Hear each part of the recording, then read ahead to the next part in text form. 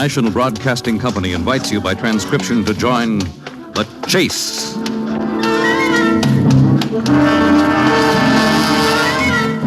There is always the hunter and the hunted, the pursuer and the pursued. It may be the voice of authority, or a race with death and destruction, the most relentless of the hunters. There are times when laughter is heard as counterpoint, and moments when sheer terror is the theme.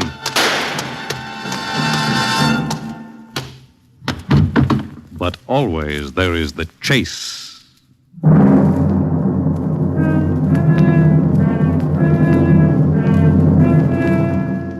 What do you have, chum? A beer? Coming right at you. Well, things is quiet today, chum, but I ain't kicking. I had more excitement lately than I had since I've been tending bar, and that's more than 15 years. What's that, chum? The bottle behind the bar? What bottle? Oh, that one. Oh, well, they call that stuff tiger lily, and don't ask me why. Comes from India. Here, take a good look.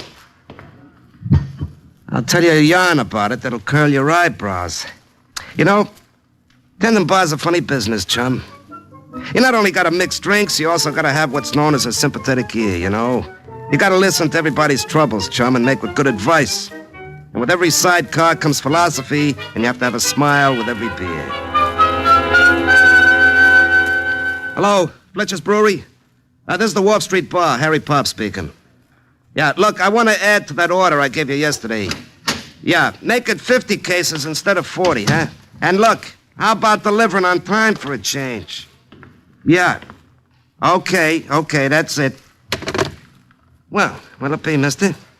What do you serve?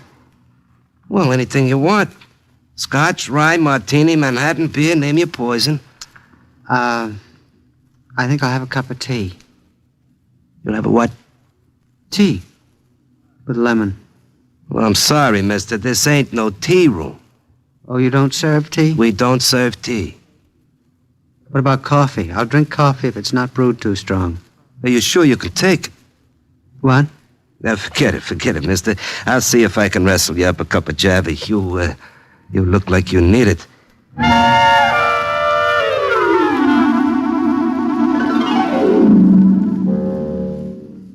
He not only needed that cup of Java, chum, but he also looked like he could use a blood transfusion. Why, you should have seen the size of him.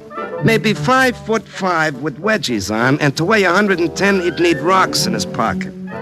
Yeah, but it was his face that got me, chum.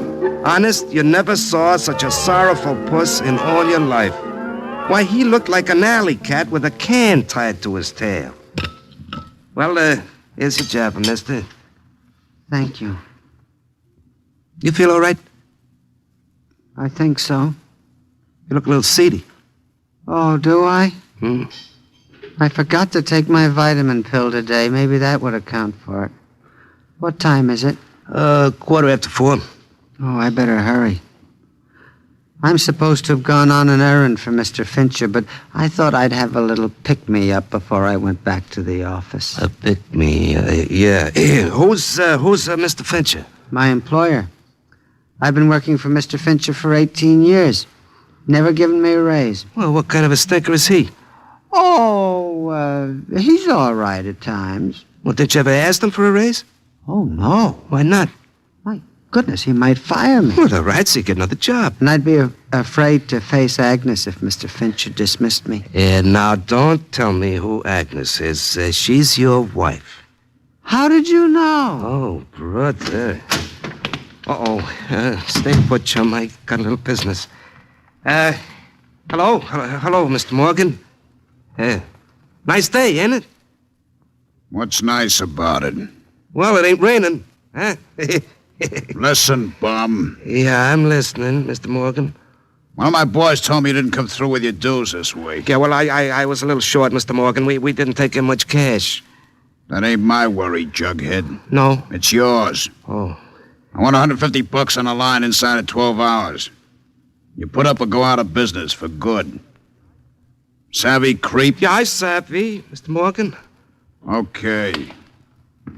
I'll be back. Oh, boy. Who was that?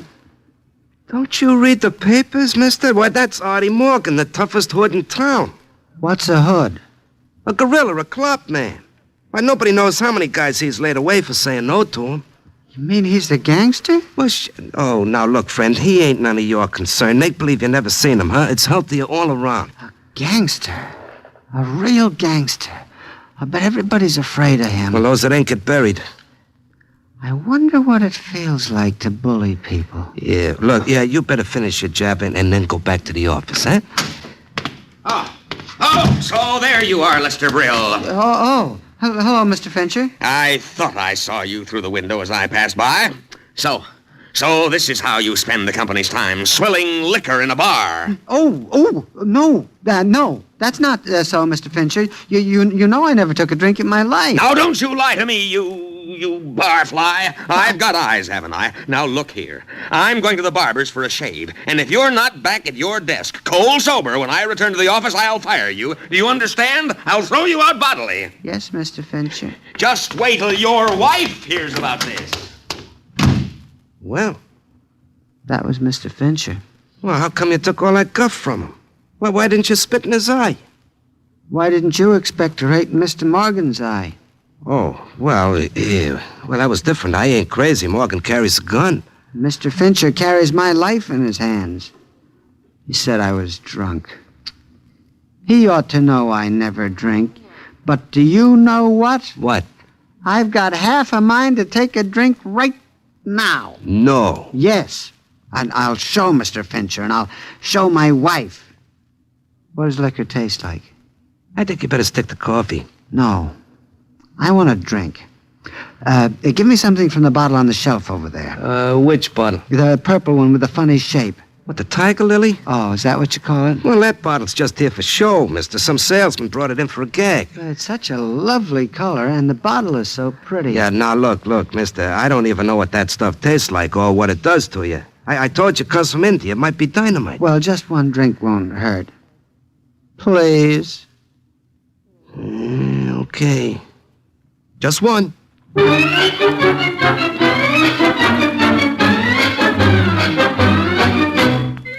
Well, don't ask me why I let him have it. Maybe I was kind of curious about that tiger lily myself. And maybe I just wanted to see what happened when this bird had a shot inside him. So I poured him a hookah and watched him sip it slowly. Life is difficult, isn't it? It ain't so bad when you get used to it. Never been good for me. I can't remember when I haven't been running from someone or something. I can't remember when I haven't been afraid. Do you know what it's like to be chased, barman? Chased by what? Fear. Your own personality. The world in general. I am afraid of everything, but I can't escape. I can't escape. All right. Take it easy, mister, and finish that drink. It might make you feel better, huh? Well, how'd it taste? Hey, your eyes are popping like marbles. Now, don't you pass out on me, mister. Don't... Oh, it's your boss. He's back again. Still here, are you? You ungrateful little wretch. Disobeying my orders completely. Listen, bum. What? Take your hat off when you talk to me. Savvy creep. What's that you're saying? You stupid-looking clown. I got half a mind to bust your molars. Now, take your hands off of me. Let go of my coat lapels. Now, this man is crazy. Oh, crazy. I'll kick the little... No, don't touch me. You're out of your mind. Wow. What you looking at, Jughead? Give me another hooker. You, want one more? You got ears, ain't you? What else do you want? A slab and a morgue? Paw me 3 fingers, Joik, and paw it fast. It's hard to believe, ain't it? One shot of that Indian red eye and this mouse turns into a lion.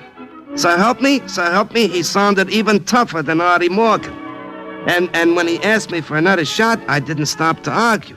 I pour him another, and he downs it fast, and he turns and swaggers out like he's running every racket in town.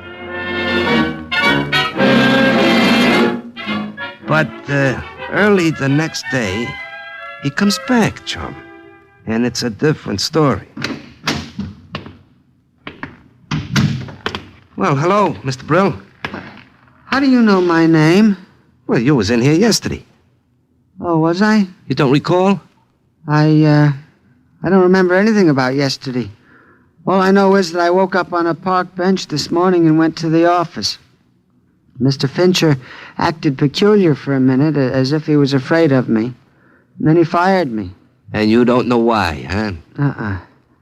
Agnes is looking for me, and I'm frightened. She called Mr. Fincher when I didn't come home last night and said she'd find me if it's the last thing she did. Agnes mustn't find me. I've got to keep away from her until she calms down. Now, you better stay away from the tiger lily. The tiger lily? Mm-hmm. That stuff you drunk yesterday over there on the shelf, it changed you into a wild man. It did? Yeah, I don't know what's in it, but, brother, it sure works fast. Let me see. No, wait a minute. Oh, I don't want to drink it. I just want to look at the label. Yeah, all right, but no touch, huh? Yeah. Uh-oh. Here comes trouble. Hello, Mr. Morgan. Where is it? Sir? Where's your dose, you chicken-headed bum? Oh, well, I couldn't dig it up yet, Mr. Morgan. I'll have a little one. It'll make me feel better. All right. So that's how you like it. No, please, sir. I'm gonna start marking you up like a backyard fence right now. I'm gonna teach you how much it costs to cross the mile. No. Give me a break, Mr. Morgan. Give me another chance, huh? Give him a break, Buster. What? You heard me, you lousy crumb. Take your paws off him. Why, I'll give you... Pour me one more, Jughead. I get thirsty whenever I swat a fly. It all happened so fast I hardly saw it. The little guy took a drink of Tiger Lily just as Morgan was going to rub me down, see? And the first thing you know, the little guy's laying a beer bottle over Morgan's skull. And Morgan is out for the count.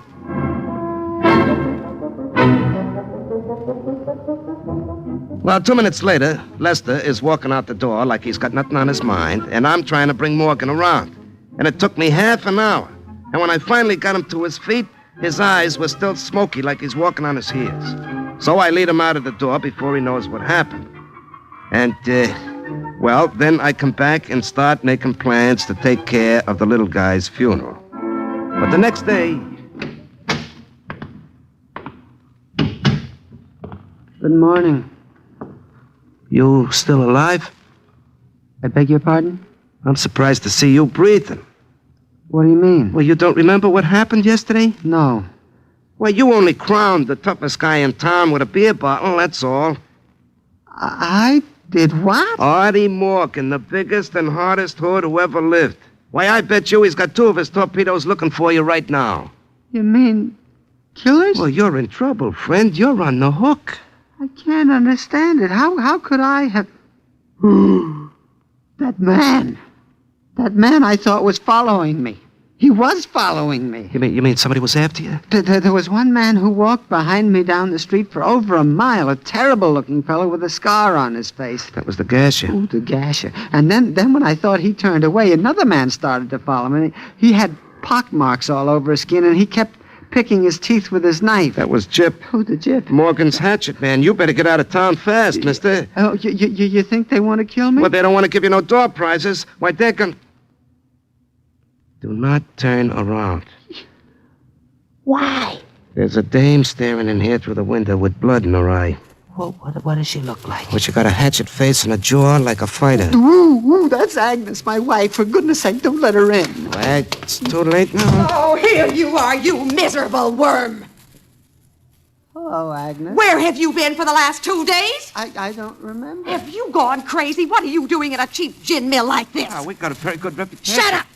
Yes, ma'am. The very idea. You must be stark staring mad, Lester Brill, staying away from home like that and getting fired in the bargain. Yeah, but I didn't. Don't interrupt me. No. I I heard all about it from Mr. Fincher. He said he caught you in a bar swilling liquor like a drunken pirate, but I had to see it with my own eyes to believe it. Yeah, but I haven't... Don't contradict me. Take a shot, Chum. Don't you dare give me any of your lip. Heaven help you when I finally get you home. What are you doing with that bottle? How dare you take a drink right in front of me, you insect? How dare you? Drop dead, sister. What? What did you say? He said, drop dead. Low. Take a powder. I'm getting tired of the yakety-yak. Lester Brill, is that you speaking? You hide me, hatchet head. Get me saw and I'll slap you down. Maniac. An absolute maniac. Scram! You done it, mister. Pour me another drink. Anything you say, champ. Hey, What's the matter? outside, Nagasha and Chip, Morgan's boys. So what? So you got a rod, mister? I don't need a rod to handle them creeps. Close the door, knuckle brain. There's a draft to me back. Hello, Chip. I see you got the gasher outside, huh? You out for a little walk, you two? Where's the guy who conked Artie Morgan? He ain't around. He's right here. Oh. Who wants him? You slugged Artie? He's lucky he's still got his teeth, the crumb. Want to make something out of it? Sure. You'd better call in that slob you got waiting outside. You're gonna need help. I want to make a deal, mister. A deal? Hey, you got a lot of moxie. And the gang could use a new chief. Get rid of Morgan for us, and you're in. I don't hear so good. Why, we got a big spread, mister. The take is over $1 million a year. And your end is 40%. If you're top banana... 40%. I'm beginning to hear better already. Well, how about it? Sure. You'll take care of Morgan for us? Anytime. Hey, I got an idea. Morgan's been saying he's gonna rub you out, see? All right. I'll tell Morgan you're in this saloon and you're plastered. He'll come down thinking you're a cinch, and you let him have it, eh? Go ahead, tell the bum I'm in here. Make sure you order up a hoist. You got a rod, ain't you? Nope. I don't need one. You better take mine. Here. What's that? A water pistol? You got a good sense of humor, mister, but you better take this Roscoe anyway. Now, what time you got, Harry? It's 11:15. Don't let no customers in here except Morgan. I'll get him down at 1 o'clock sharp. Now listen, Chip. You ain't serious about this. I don't want my joint shut up. You want to get yourself embalmed before your time, Harry? No. Just try busting this up and calling the cops. No. Is 1 o'clock good enough for you, mister? Anytime. Draw as soon as Morgan shows. He won't be looking for it. Well, I'll see you later. Now, this saloon ain't no dueling grounds, Mr. Brill. Stop shaking and pour me another drink. But when Morgan walks in here... Turn it off, you hear? When Morgan walks in, he gets carried out. Give me the bottle. I'll have a little party at the table. All by myself.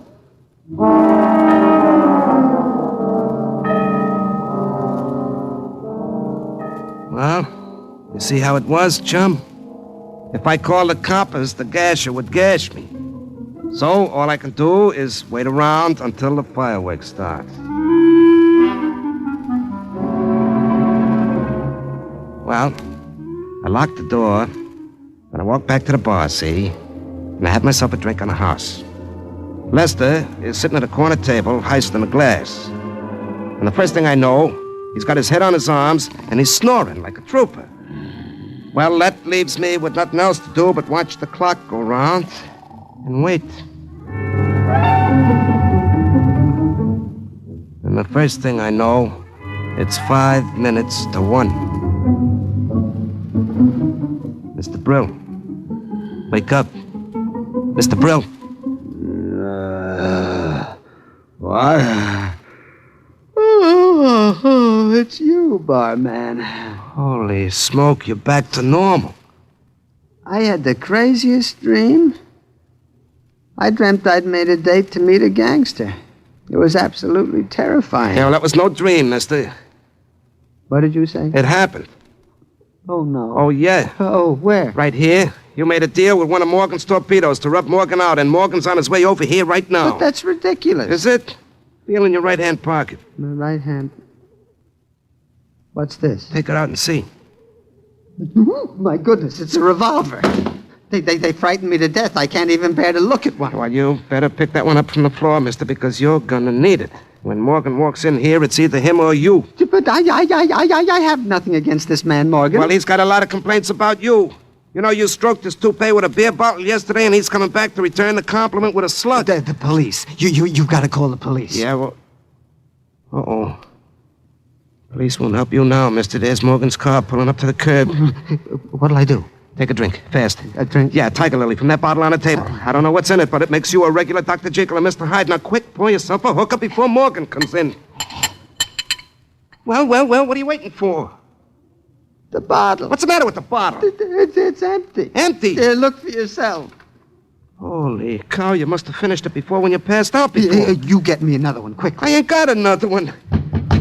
Oh, that's Artie Morgan with a heater in his hand. Open up in there. Where can I hide? Come on, let's get out of here. All right, in here. Now, this hall leads to an alley, and I got a jalopy parked there. Maybe we can make a run for it. How did I ever get into this mess? Never mind how you got in. The trick is getting out. Here, through this door. There. All right, there's the car. Now you get in.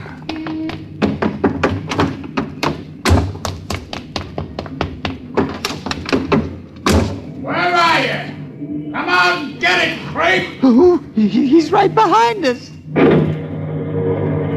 Hang on to your hat.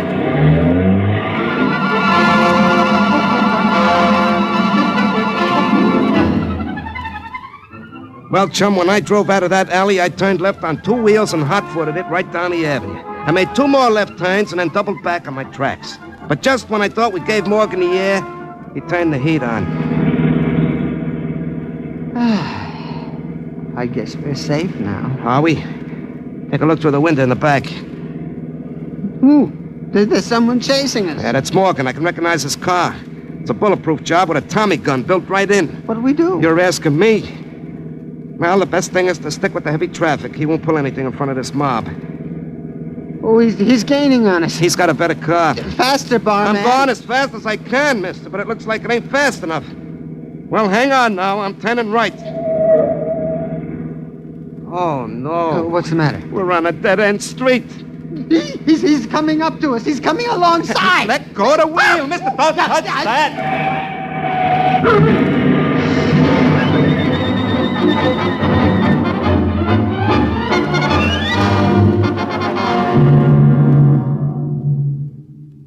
Well, chum, don't ask me exactly what happened, but as far as I know, when Lester got panicky and grabbed the wheel, we rammed Morgan's car, you see? The next minute, the street is crawling with coppers, and I'm pulling Lester Brill out of the overturned jalopy. Well, he didn't come to until he was in the hospital. How you doing, Mr. Brill? You feel well enough to talk? Where am I? In the hospital? What happened? Plenty. I came out of the crack up with a bang on the nose. They called what you got a slight concussion. Oh, what happened to Mr. Morgan? Oh, don't you worry about Morgan. He's cooling off in jail. You know, they told me the DA's been looking for Morgan for the last 6 months. And when they let him out of stir, he'll be tripping over his beard.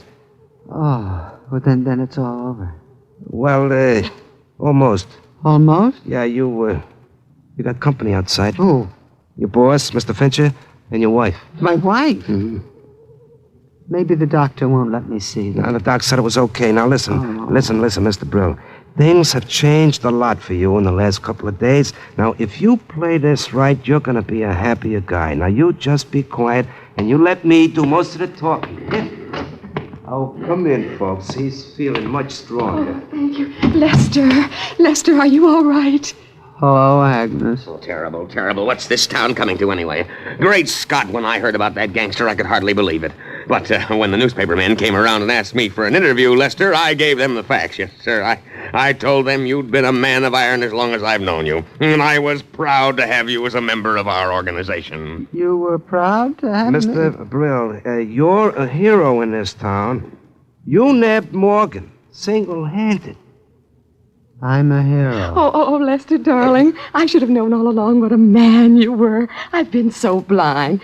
Can you ever forgive me, sweet? But, I have a few apologies to make myself, Lester, and I'm making them now. Oh, by the way, there'll be a surprise for you when you come back to the office. Oh, will there, Mr. Fincher? Yes, indeed. You'll see your name on the door. I've had you promoted, my boy. You're due for your vice president stripes when you get back. But, Lester, you must promise never to lose your temper again. You frighten me so, darling, and you're so nice when you're your own sweet self. Yeah, yes, Well, folks, I'll be on my way. I got to get back to the job, you know. Anything more I can do for you, Mr. Brill? No, thank you, Harry. No, I'll be fine from now on.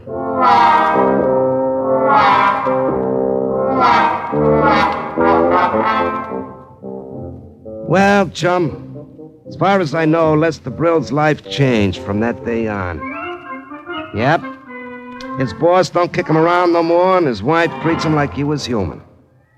Oh, I might have had a little something to do with it when I told the police that Lester was chasing Morgan and not the other way around. And when they picked up the jip, he told them the same story. So that made Lester a hero on all counts. But, you know, I like to figure maybe the Tiger Lily was really what made Lester Brill what he is today. Oh, the bottle's empty now. I just keep it around for a gag, but you know what I've been thinking? When that salesman comes in, the one who gave me the bottle in the first place, maybe I'll ask him for another one. Yeah, you know, I've been having a little trouble with my own wife lately, and, well, you never know what Tiger Lily can cure.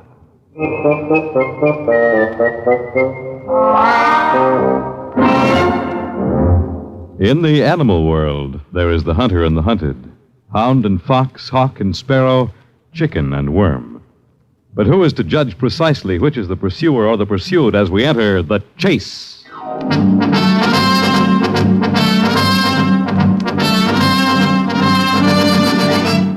The Chase was created and written for the National Broadcasting Company by Lawrence Clee.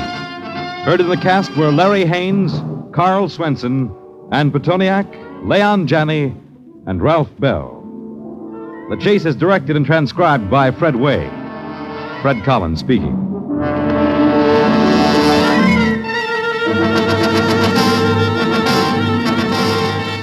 Next week, murder is in the offing when a man's personality changes and takes on all the characteristics of an evil puppet on The Chase.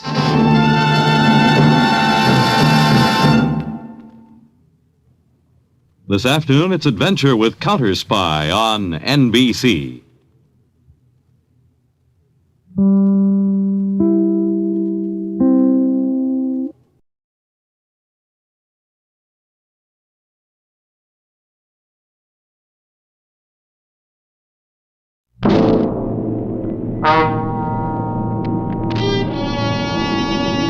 Escape!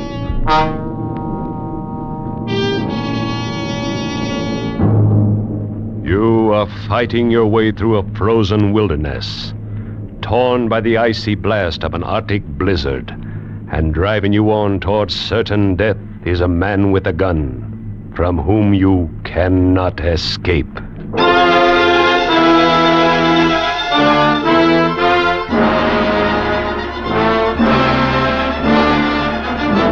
Escape, designed to free you from the four walls of today for a half hour of high adventure.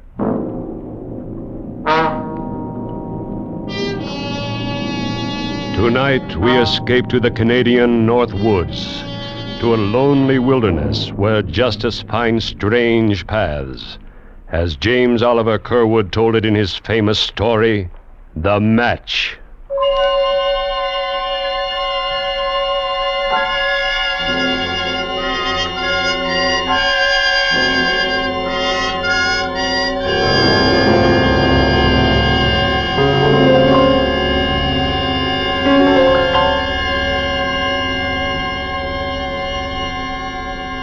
Just below the Arctic Circle, where blizzards scream in the winter and tear frozen branches from the pine trees, where the driven sleet cuts human skin like flying glass, there men know and fear the eternal spirit of the icy north, the great cold spirit that weaves the patterns of human destiny, both weaves and destroys.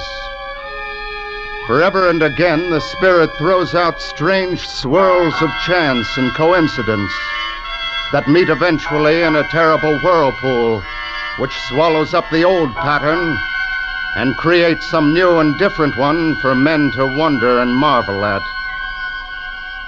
One such swirl in time and space began months ago and far to the south, in a logging camp near the southern border of Canada, where two men faced each other on a narrow trail in the light of a full moon. It began in violence and hatred.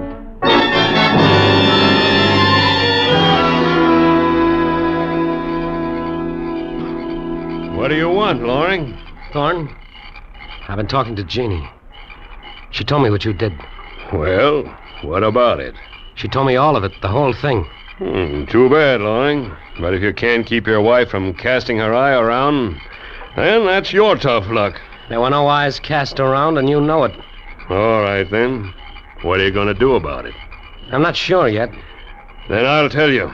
Nothing. You haven't got a leg to stand on. I'm running this camp and every man in it. And if you don't like what I do, then get out. I'm planning to stay. In that case, you'd better get used to the way I run things. Men and women. And the next time I drop in... Why, you dirty... That's it, eh? Well, then... Drop that knife, Thorne. Drop it! Get up, Thorne. Come on, get up on your feet. Get up, Thorne. What's the matter with you? Thorne. Thorne. That rock under his head. He's dead.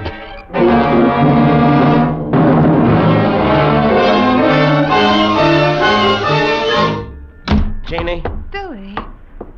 Billy, what's wrong?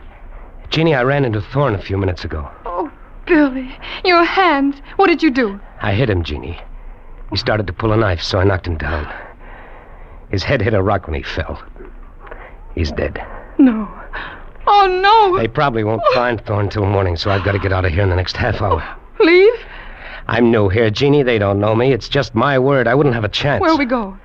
Not you. You're going to take the baby and go back to the cottage in New York State. But where are you planning to go? North, honey. A long ways north. I'll have a better chance up there in the woods. They'll catch you, Billy. They always do. Don't worry. They won't catch me. And somehow, sooner or later, we're going to be back together again. Believe me.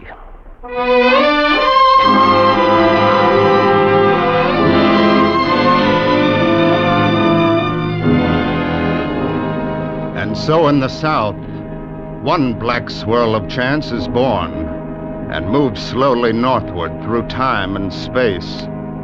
Moves even as the great Arctic storms move across the faces of continents. And there ahead of it, among the tumbled ridges of spruce and pine, another swirl of human fate moves at the whim of the bleak spirit of that frozen land. Moves first one way, then another, but centers always near one certain red-coated uniform of the Royal Canadian Mounted Police. Centers on the hard, lean figure of a man called Sergeant Brokaw. Nice shot, Sergeant. Thanks, Trooper. The captain sent me to... Wait. There's one of our targets still up out there. Dead center. Brother, I wish I could shoot like that. Work on it. Good shooting's something you'll need if you stay in the Mounties. I guess it's helped you plenty of times. Yeah, a few. What have you got there? Telegram? It's an order the captain told me to bring out to you. Here. Let's see. Special assignment for apprehension and return of a fugitive. Name, Billy Loring. Height, 5 feet 11 inches. Weight, and so on and so on. Last seen near Hobbs Landing on October 3rd and reported heading north. Wanted for murder. Sergeant Brokaw signed. Instruction, bring back fugitive. They make it sound plenty simple, Sergeant. Bring back fugitive. That's just the way it ought to sound. When you're assigned to bring a man in, you bring him in. That's all there's to it. There's no excuse and no alibi for not doing it. You can take my word on it, Trooper. I've been doing it for 12 years. And so far, you've never missed getting your men? Not so far, not ever. When I go after a man, I'm going to get him, sooner or later. And one way or another, I'm going to bring him back. Every time. And that goes for this, what's his name, Loring. You can bet your life on it.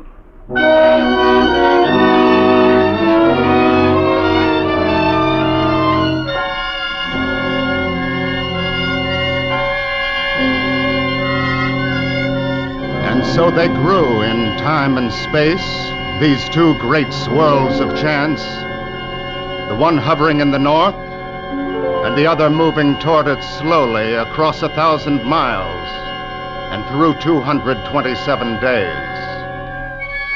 And one night at last, they met in a tiny raw pine cabin hidden in the blizzard-frozen marsh hard up against the Arctic Circle. And the wild whirlpool born from that meeting created strange, new patterns of human life and death and destiny.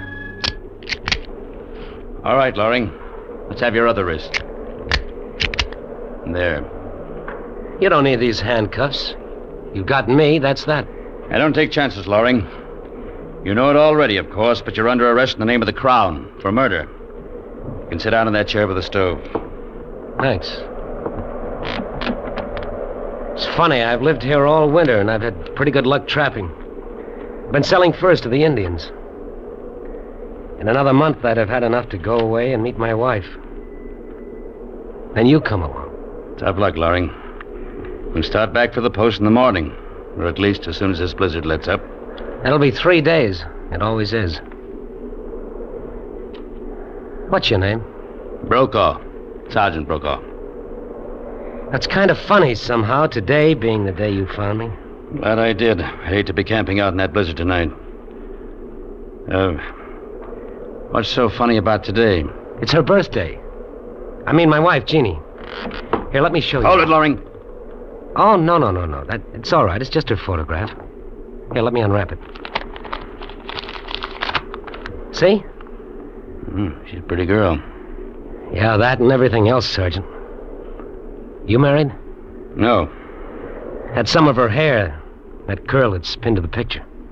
Yeah. Red, isn't it? It's like red gold. We got married on her birthday. So today's our wedding anniversary, too. She wanted it that way. She said the best things in her life always happened on her birthday. Yeah, well... Yeah, I guess it was crazy. But I was so happy when I got up this morning about what day it was and only 2 months to go and all. I put 2 places at the breakfast table and I propped her picture up by one of them. I sat there talking to her while we ate together. I guess you get like that up here alone. I haven't seen a white man for 3 months. I had a little dog for a while, but he died about 6 weeks ago, and there wasn't any chance to get another one. Jeannie always liked dogs. Dogs and kids. You don't mind my talking this way, do you, Sergeant? Kind of helps. I don't mind. Why should I? Well, the thing is, we've always been so blamed crazy about each other. We'd never been apart until this came up. And then we had to be. And in another month or two, we'd have been back together. It's your own fault, Loring. It's not my concern. My job is to find you and bring you in. I've done part of that, and I will do the rest of it. Maybe so. I warn you right now, Sergeant, I'll make it as tough for you as possible. I'm going to get away if I can. You see, I promised her that we'd be together again. It's up to you, Loring. But if you start to play rough, I can play a whole lot rougher. One way or another, I'm going to bring you in to stand trial. And there's nothing can stop me. Maybe so, Sergeant. You see, I'm probably the hardest man in the whole Royal Canadian Mounted, Loring. And that's your hard luck, too. Because you might have softened up another man with that stuff you were telling. You think that's why I talked about it? I don't know and I don't care. The only thing that matters is that I've got a job to do. I always have done it, and I'm going to do it this time. You can depend on that. I guess duty's a big part of your life. Not a big part of it, Loring. It's all of it. Now, if you don't mind, I've come 15 miles through the snow today. Last 5 against a blizzard. I'm tired. Let's turn in. All right, sure. You can take the bunk. Leave your clothes on. Is it all right if I get that photograph off the table? Go ahead.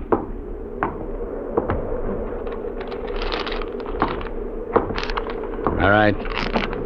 Put your feet together. Huh?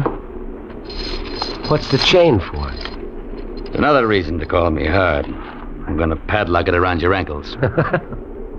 You are cautious. That's right, Loring. There. Now call out if you want anything in the night.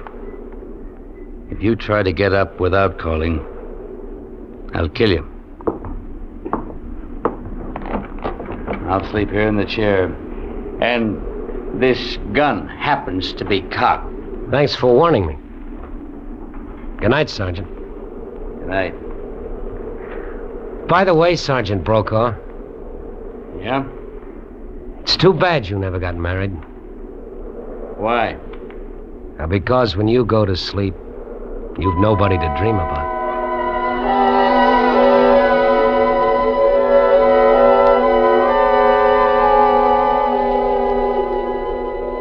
Billy, Billy, darling, can you hear me? Yes, Jeannie. Yes, darling. Never mind the blizzard. It doesn't matter. We've been in storms before. Yes, I remember. And today's my birthday. And also the day we were married. Nothing can really hurt us. Everything's going to be all right. Yes, Jeannie. Yes, everything is going to be all right. Billy. Yes, Jeannie? Remember one time in the fall, we built a bonfire and roasted ears of corn. That was in the field back of the cottage. Oh, yes, 2 years ago. That was on your birthday, too. Yes. And do you remember how the smoke would always get in your eyes, and how it would follow you around and make you cough and sneeze? Sure, I remember. Remember? The smoke, Billy. The smoke. Sure, I remember. Billy. The smoke. The smoke. What? Smoke. The cabin's on fire. Sergeant. Sergeant Brokaw. What? Wake up. The cabin's on fire. Good Lord. Will you get this chain off my feet? I can't walk. No time. The whole roof's on fire. Here. I'll carry it. Smoke. Can't see the door. Oh, here it is. Yeah, looks like we made it. Thanks, Sergeant. I gotta get back in there. All our stuff's in there. You can't make it. There goes the roof. I guess you know the spot we're in, Loring. Yes, I know.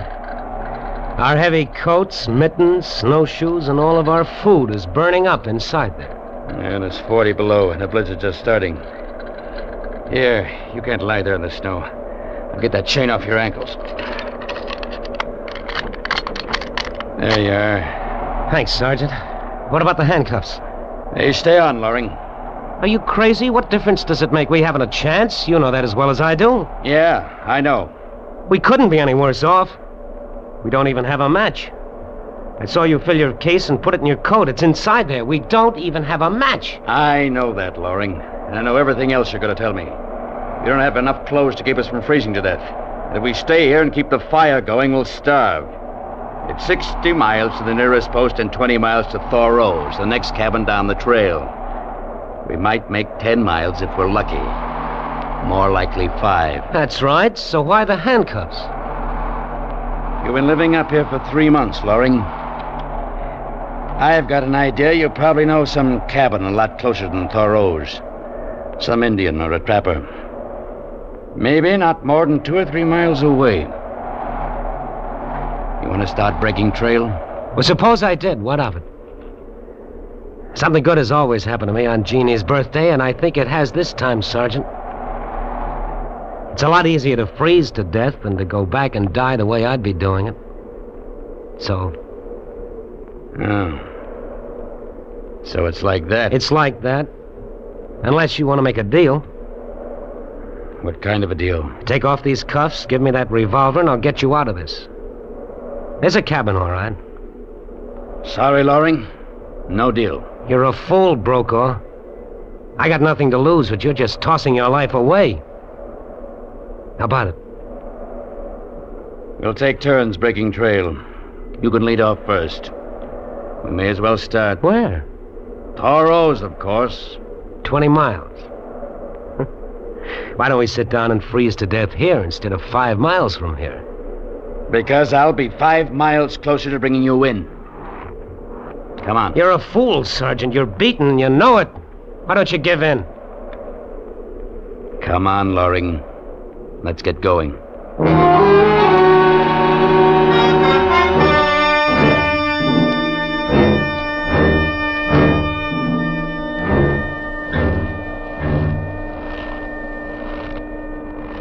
Loring, how far do you think we've come by now? I don't know. Let's rest for a minute. Yeah, I'm pretty winded myself. 5 miles, you think? I'd say about 4. 16 more to Thoreau's. Think we'll make it, Sergeant? We'll try it.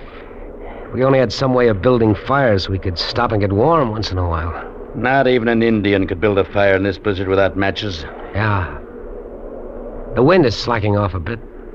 Which means it'll get colder. Come on, we better move on. Sergeant, how about taking off these cuffs? They're freezing to my skin. Look, I'm bleeding on both wrists. Then why don't you take us to that cabin you know about? Want to make that deal? No deal. No deal, no cabin. Then I'm sorry for you, Loring.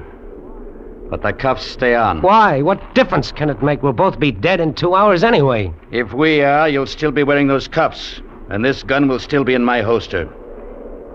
Dead or alive, you'll still be my prisoner. The hardest man in the Mounties. Are you ready, Loring? Sure, why not? I lit out for a while. Come on, let's go.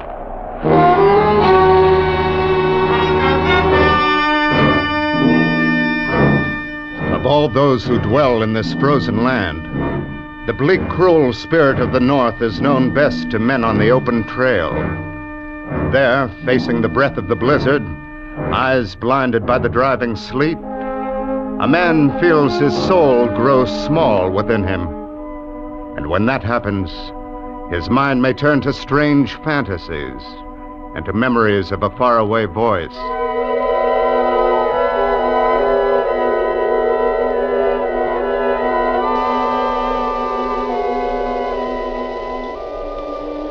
Billy?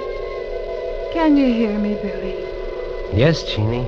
Everything's going to be all right, Billy. I love you. And everything's going to be all right. Sure, honey. The snow doesn't matter.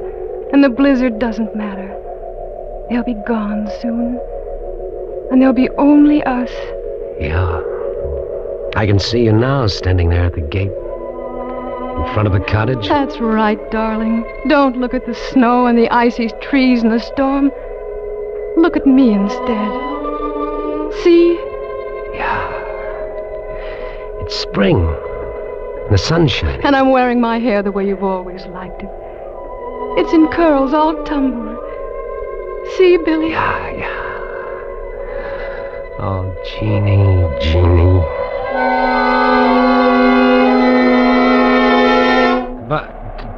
Brokaw? Brokaw, what's the matter? Held up. Tired. Rest a while. You can't lie there like that. You'll be asleep in 5 minutes. That'll be the end. Thoreau's. How much farther? Oh, around 14 miles. Come about 6 altogether. Your hands. In pretty bad shape.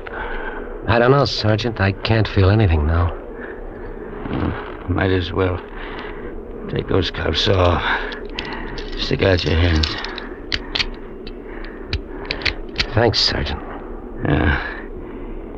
Here's my gun. How come? I'm through. Beat. I'm giving in, Laurie. Take us to that cabin. What's wrong with you? You're too late, Sergeant. What do you mean? The cabin's about 2 miles from where mine was. We're over 4 miles from it now. Neither one of us can last another half mile. Yeah, I guess you're right. Well, looks like you win, Loring. You might call it that. It's tough on you, though. I was going to die anyway. Well, you may as well keep moving. Why? This is as good a place as any. Not gonna stop trying as long as I can move. You can do what you like, Loring. I'm going on. Wait a minute, Sergeant. If we had a fire and we could get warm for a while, then we could make that cabin without much danger. Yeah, we haven't. Suppose I say the word that'll save both of us, get us out of this. Will you go back to headquarters and tell them I'm dead? No, I can't do that. In 12 years of the service, I haven't run up a white flag once. I'm not going to do it now. Dying or no dying. Duty, huh? Call it whatever you want. We'll make you a square offer, though. Pull us out of this, and I'll give you 24 hours head start. As soon as we're both on our feet again. You're all right, Brokaw. Funny, I don't even know why I'm doing this.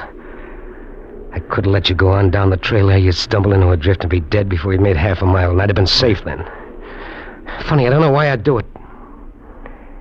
Maybe it's on account of her. What's your plan, Laurie? What have you got in mind? I'll take the offer of 24 hours, Brokaw. I've got a match. A match? Yeah, just one. I remember dropping it in my pants pocket yesterday. It's on this side. Maybe you can get to it. Your hands are in better shape than mine. All right.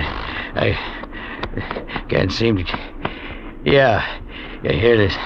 It's dry, too. Don't drop it. It's the only one. Yeah, we gotta have some branches.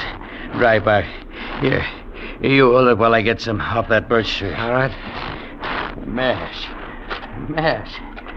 Don't drop it, Lauren. Hold it careful. Yeah, I got it.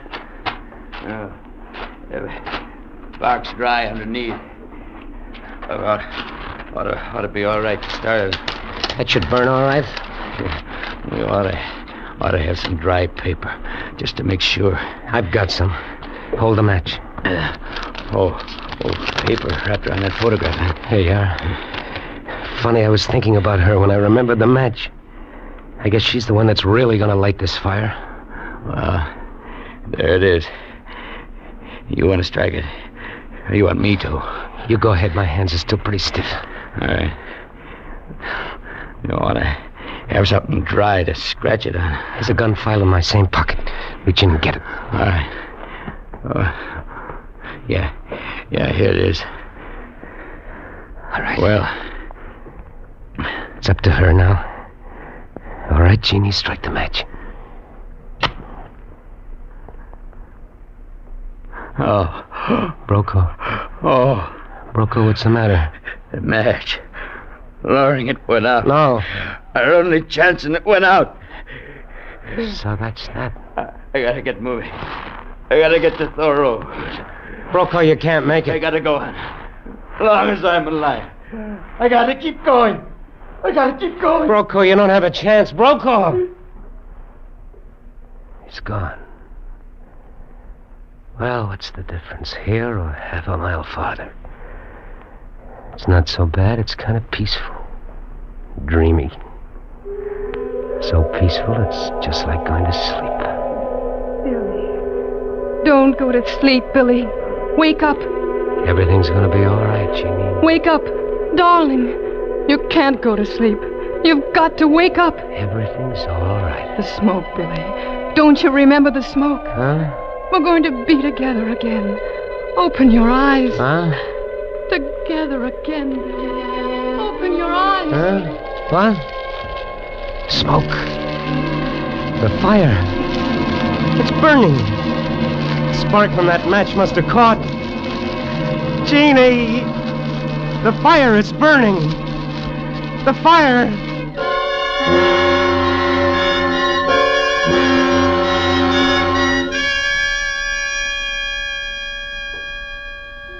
And so one man finds eternal sleep on the frozen breast of the snow, and one man dreams beside a fire, whose tongues of flame are like the red curls of a woman's hair. When the blizzard has stripped the little things away, and the soul of a man stands facing the blast, clean and bare and alone, then what is right and what is wrong?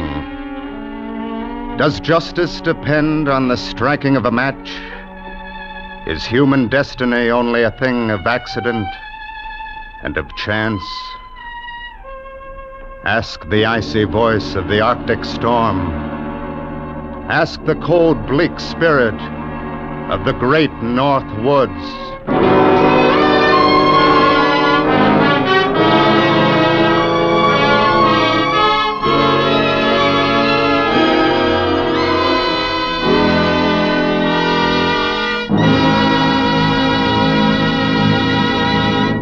Escape is produced and directed by Norman MacDonald, and tonight brought you The Match by James Oliver Curwood, adapted for radio by Les Crutchfield, with Frank Lovejoy as Billy, Wilms Herbert as Sergeant Brokaw, Cynthia Corley as Jeannie, Nestor Paiva as Thorne, and Clark Cuney as the trooper, with Stan Waxman as the narrator. The musical score was conducted by Wilbur Hatch. Next week.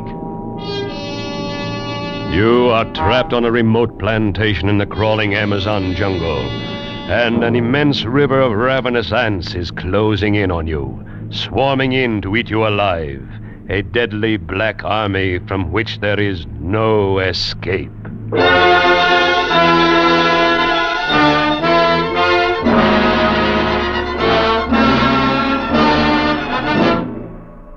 Next week, we bring back the escape story you have most requested in your letters, Carl Stevenson's gripping tale, Leiningen versus the Ants. Good night, then, until this same time next week, when once again we offer you Escape.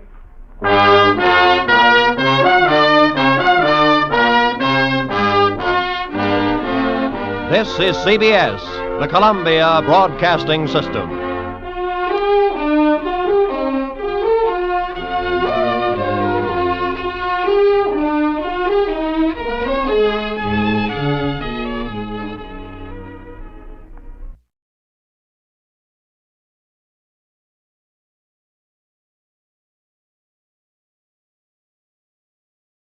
Yes, Roma wines taste better because only Roma selects from the world's greatest wine reserves for your pleasure.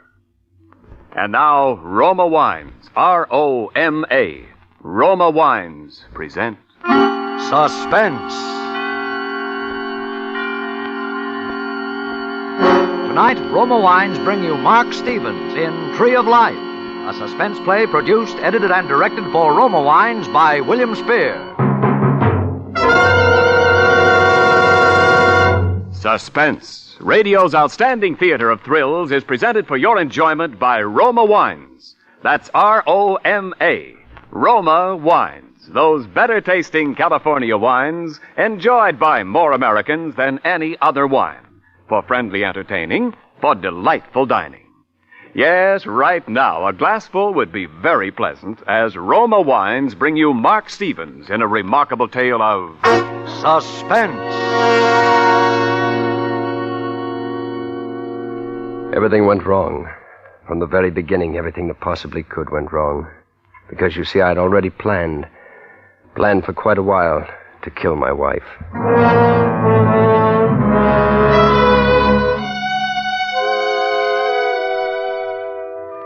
The first thing was the doors, and that's funny, too, because that was the thing that had impressed me the most about the new place, the doors. The house was a double bungalow, twin apartments, really, white stucco with 2 doors in the front center. The doors were exactly alike, made of modern yellow wood, studded with nails. The nails spread out in a tree of life pattern. Tree of life. I can still see Helen standing with her slim, elegant figure silhouetted against the door, and her hair blending with its warm color, and her blue eyes burning with that strange, acquisitive fire I had once mistaken for passion. Isn't it a beautiful door, Jimmy? I really think I'm clever to have found it, don't you? You know, it's definitely the smartest place we've ever had. Well, don't just stand there, darling. Come on. You'll positively love the inside.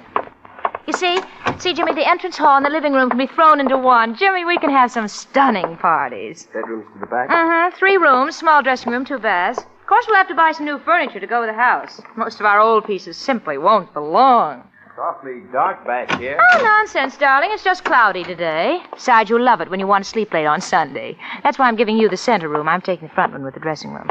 The corner room with the 3 windows? Oh, well, that'll be the guest room. Mom and the girls will be coming in every so often, you know. Then you want to bring home some of your business associates. I never have. Oh, but don't you see? Now you can. Huh? Jimmy Dawson, I'm not going to let you be an old stick in the mud anymore. We're going to have a wonderful winter, darling. There's a young couple in the other part. Their name is Roxborough. I think that's what the agent said. Anyway, I saw her from a distance. She seemed to be a perfectly stunning brunette, just our sort. I imagine the 4 of us will do lots of things together. Oh, darling, admit it. The house is priceless, isn't it? Yeah, of course, Helen, but isn't there a small room somewhere where I might do some... Painting? Well, yes. We've discussed this before. It's not healthy for you to bring your work home with you. Besides, it's much too lovely a house to mess up. Oh, I don't mean advertising layouts, Helen. I want to try some real work, well, creative work. I've told you what I think about it, Jimmy. I want to make your home your castle, darling. I want it to be a place for you to relax away from work. We must concentrate now on gracious living.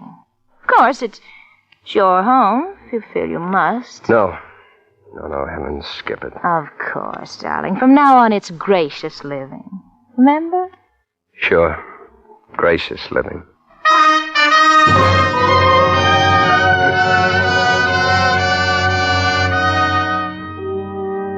I'd already begun to make some plans for Helen, for killing Helen, that is, when we moved into the new house 2 weeks later. I rode the Interurban to work that day and left the car with Helen. She said she needed it to move some of our smaller, more breakable treasures. I offered to stay and help her with the moving, but Helen said I'd be in the way. I ate dinner in town and rode the Interurban back. Walked the 7 blocks to my new home. I hated it more with each step I took. When I got there, the shades were down. The lights were out on both sides, which meant Helen was out again. I stood outside for a while, not wanting to go in. Finally, I started up the steps, but the doors made me pause. I suddenly realized I didn't know which was my door. I felt like a fool.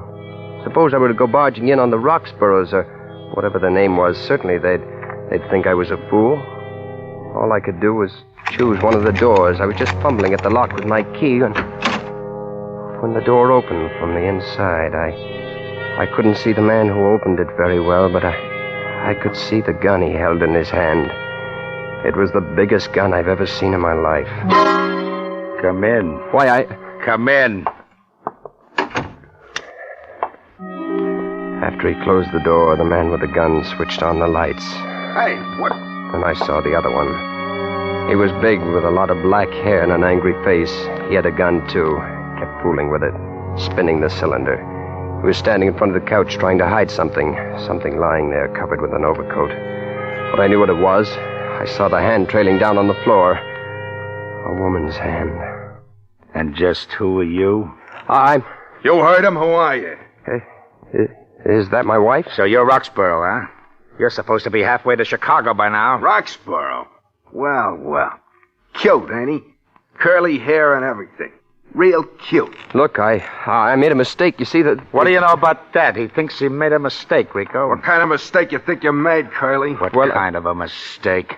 You fix this thing all up with our boss the day, the time, the alibi, the works, and then you walk in right in the middle of it. Oh, you made a mistake, all right, Curly. The biggest mistake you ever made in your life. Maybe the last, too, huh, Rico? Maybe the last. Who knows?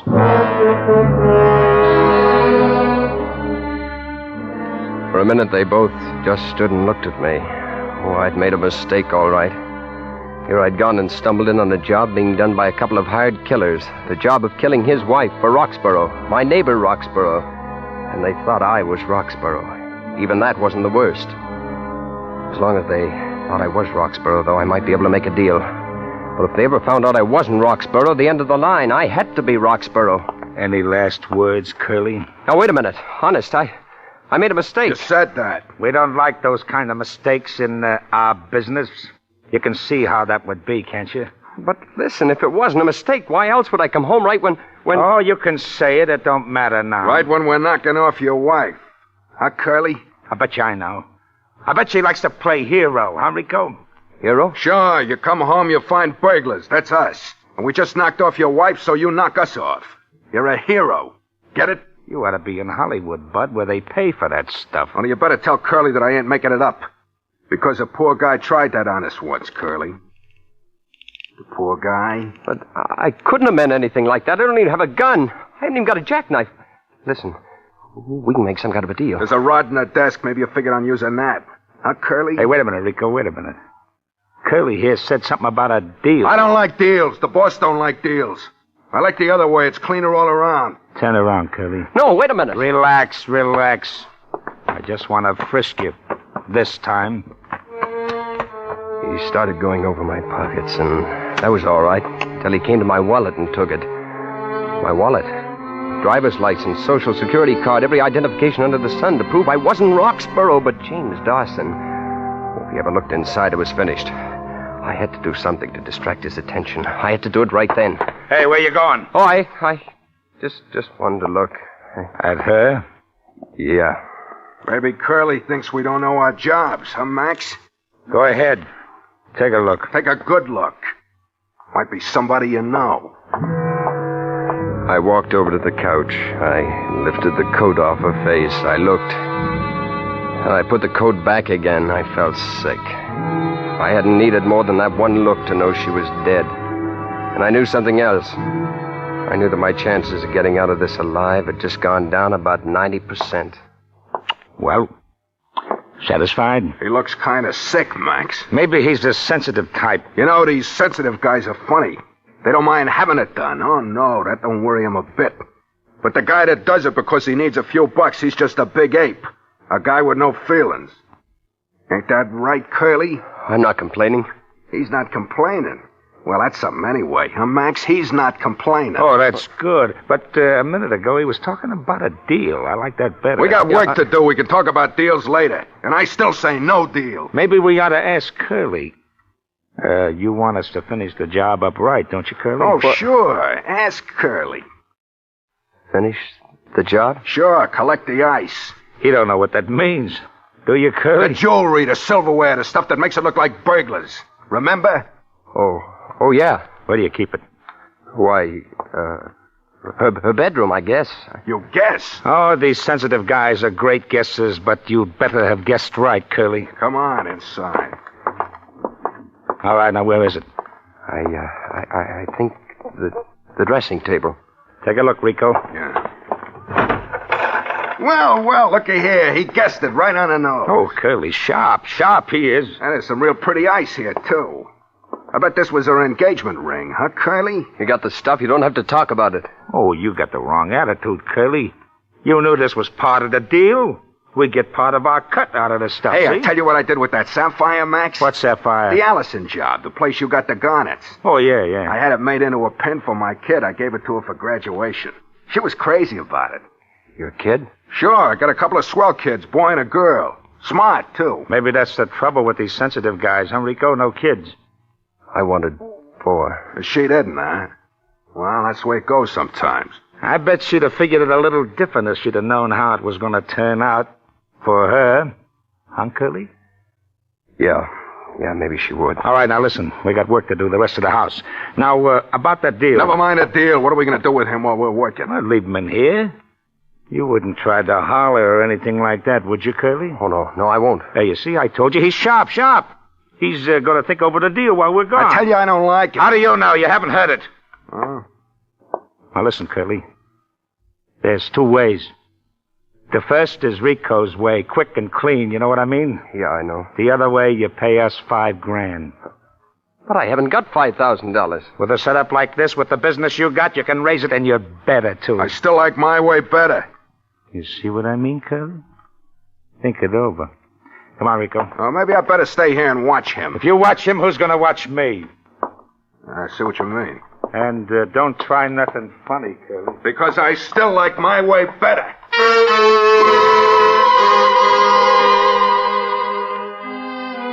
I like my way better. He knew he wasn't kidding, so did I. They'd already killed once tonight. There was already one dead body in that house. There could be just as easy be another. There could be me.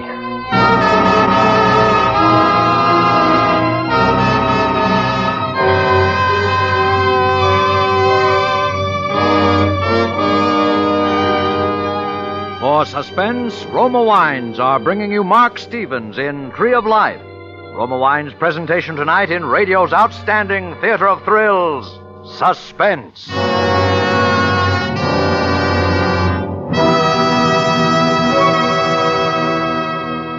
Between the acts of Suspense, this is Ken Niles for Roma Wines.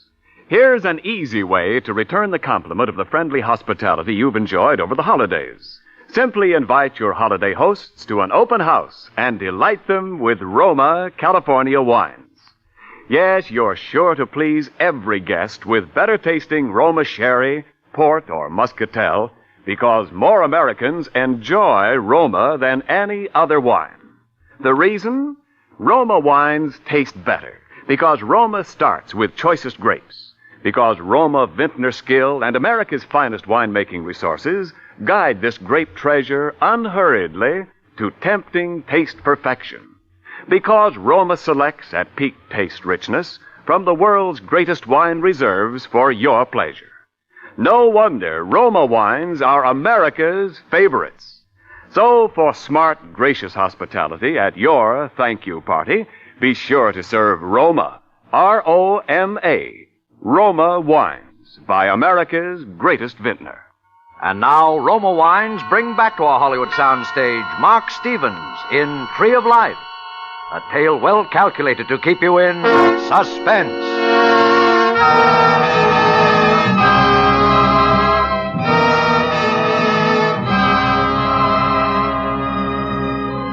There I sat waiting, locked in a bedroom by a couple of hired killers while I ransacked the house for loot.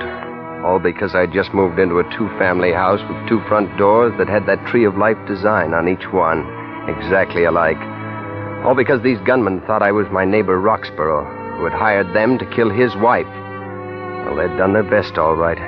There was the dead body on the couch in the front room right now. That was why I had to make a deal, somehow. A dead body. And more than that, if I did manage to put it over, I had to have money to get away. Because I knew I had to go away, far away, for a long time. They had my wallet. There was just the off chance there might be some in the room here somewhere.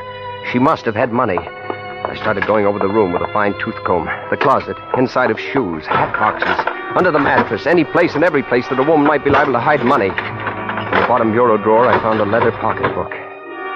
It had 2 affectionate notes from some guy named Steve, and that was all. I gave up. I went back to sit down in front of the dressing table again. I knocked something on the floor. It was a powder box, one of those musical things that keeps playing some gimmick tune over and over until they run down. There was powder in little heaps spilled on the floor. There was something else. Buried in all that powder was what I'd been looking for. A roll of bills. Nearly $400. I just had about time to put the stuff in my pocket when I heard the 2 gunmen galloping down the hall. What do you think you're doing in there? Hold it, Rico. Huh? All right, what's the idea? I just a little nervous, I guess. I knocked that thing on the floor, see? Well, put it back together again. Sure. What do you know? He's nervous. What are you nervous about, Curly? My wife's got one of them things, too. Made me get it for her last Christmas. Did it make you nervous like Curly? Curly ain't nervous about that. You got a way to get that $5,000, Curly? I can't get the cash right away. Well, maybe we could take a note, huh, Rico? Huh? Oh, yeah, note. Sure, maybe we could. Come on, Curly. You're going to come out here and write us a nice little note. All right. Now, sit down there at the desk. Make yourself real comfortable. Maybe you better tell him how the note should go. Oh, yeah. Maybe I should. Now, Curly, all you got to do is write us a nice little note telling how you killed your wife. How I killed my wife?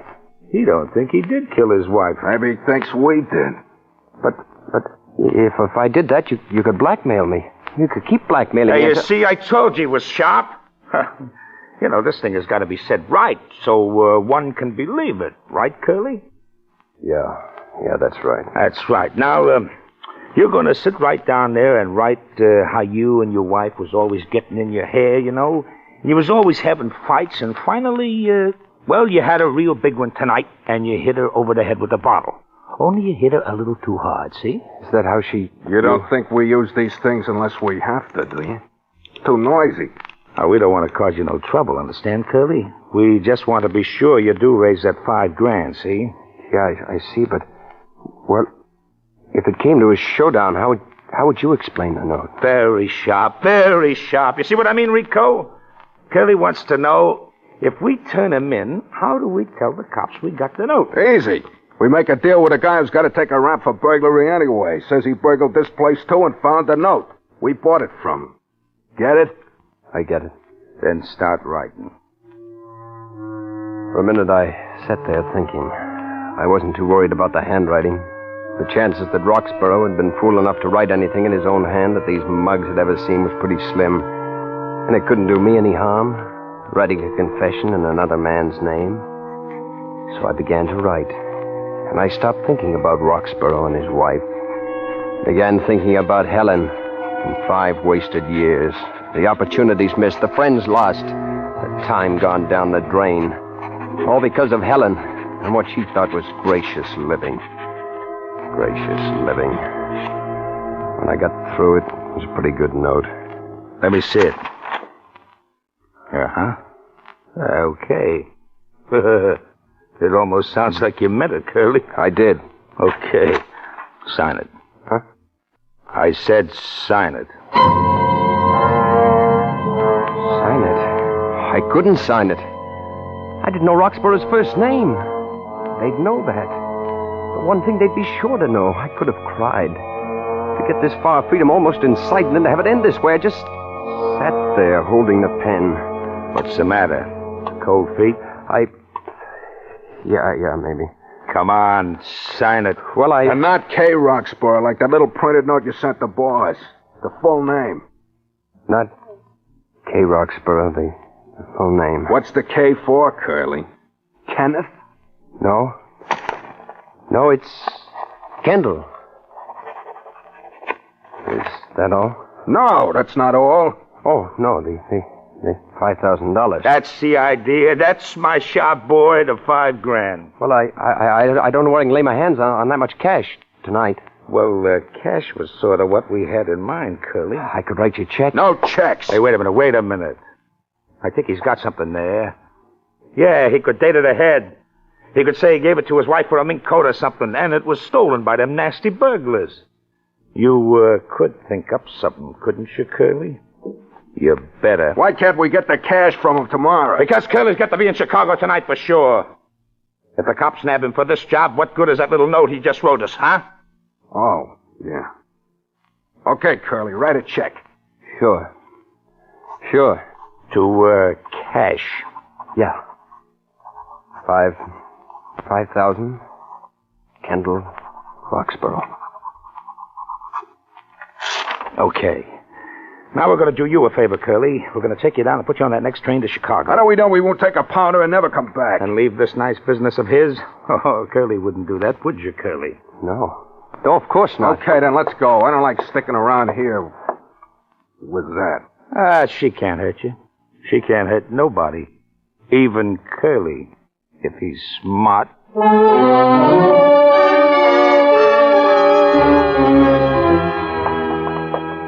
They went around wiping off fingerprints, even mine. Now, they were very good about that. And they snapped off the lights, opened the door, snapped that behind them, too. Harvey, are you sure this is the Dawson's new place? No, you said you were. I heard their voices first. Then I saw them. Lillian and Harvey Reynolds. I tried to step back, out of the streetlight, but the two gunmen pushed me forward. I just kept my head down and prayed. Oh, I didn't see you. Excuse me. Hey, what's the matter, Lil? I bumped into someone. Come on, let's go home. I want to know who I bumped into. You know, it's awfully dark, but he looks like Jimmy. Hey, are you Jimmy? No. You see, Lil, come on, let's go home. I think he's Jimmy. Who are your friends, Jimmy? They're not Jimmy. They're not my friends. Must be relatives. Don't you think so? Harvey must be Oh, relatives. come on, Lil, let's go home. Sounds like Jimmy. If you're not Jimmy, where is Jimmy? I don't know. Oh. Well, I'm going to find Jimmy. I beg your pardon, madam. I think I know where he is. What? Where is he? Where's Jimmy? You're just a little mixed up. Now, if you go 5 blocks up the street, then 4 blocks over, it's the big yellow house on the corner. Come on, Harvey. I told you we'd find Helen and Jimmy. Doggone it, Lil, I want to go home. I sure feel sorry for Jimmy if she finds him. So do I.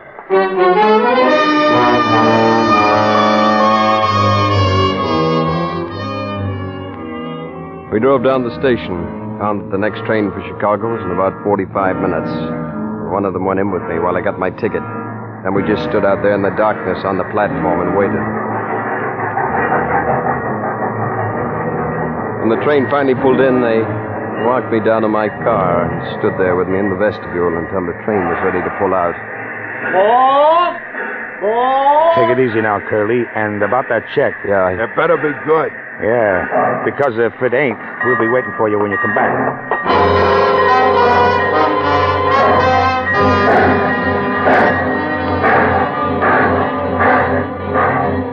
What did I care where they'd be? I was free. Well, I was going to Chicago, all right. But from there, I was going to catch a train to Detroit. From there, I was going to cross the Canadian border. I was never coming back because I'd made it. I was free.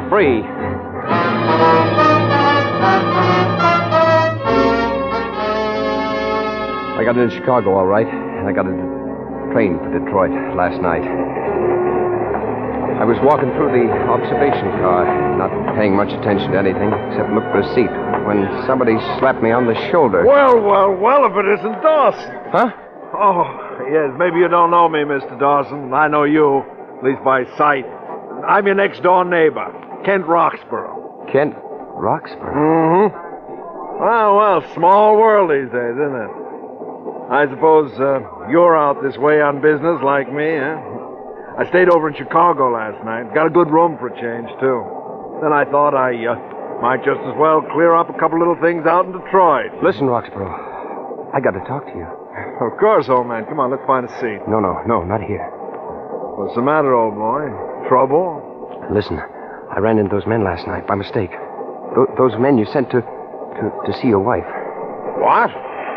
What in the world are you talking about? I never sent any... Okay, it's all right. I understand why you did it. I was thinking of doing the same thing myself, but I walked in on them by mistake. They told me all about it. They thought I was you. Let's you and me take a little stroll out onto the observation platform, Dawson. Yeah, sure.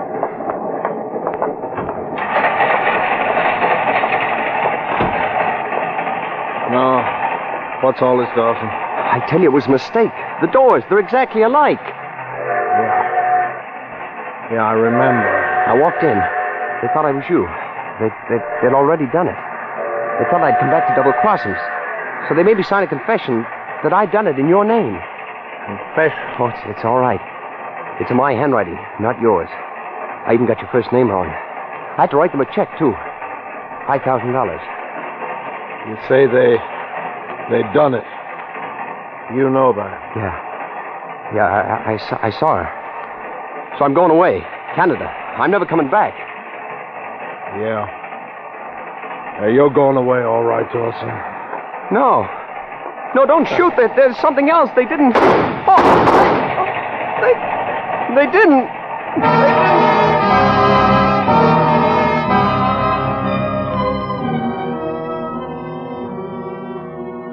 They found me beside the tracks this morning. They say I may live until tonight, maybe even a little longer. I guess I can't blame him. The cops picked him up. He'll get his. So will those two hired killers. I guess he thought he had to do it once he knew that I knew. I guess I can't blame anyone but myself. I guess it's what you call retribution. Because I'd planned to kill my wife. I'd have done it too, I guess. But what he didn't give me time to tell him was that it wasn't me that got the wrong door. It was the gunman. It wasn't me that got into his house. It was the gunman that got into mine. It wasn't his wife they killed. It was mine. Gracious living, Helen had always talked about it. Now Gracious dying. I guess that's what you'd call it. Retribution.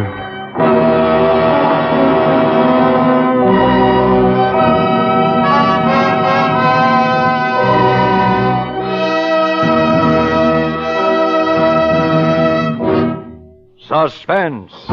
Presented by Roma Wines, R-O-M-A, Roma, America's favorite wines. And now this is Ken Niles making a curtain call with the star of tonight's suspense play, Mark Stevens. Mark, I'm sure that Mr. Webster gave the world the word suspense just to describe a dramatic performance such as you've given us here tonight. Oh, thank you very much, Ken. It was a wonderful part. And I've noticed that you make it a custom here on Suspense to provide your guests with the most wonderfully dramatic roles. And there's another suspense custom I'm sure you'll enjoy. Each week we present our star with a gift basket of Roma wines. This is yours, Mark, with the compliments of Roma, America's greatest vintner. Oh, and a pleasant custom it is, too. Well, pleasantest of all is the enjoyment you share with friends when you serve the delicious Roma California port in your basket. For Roma port adds warmth to any welcome.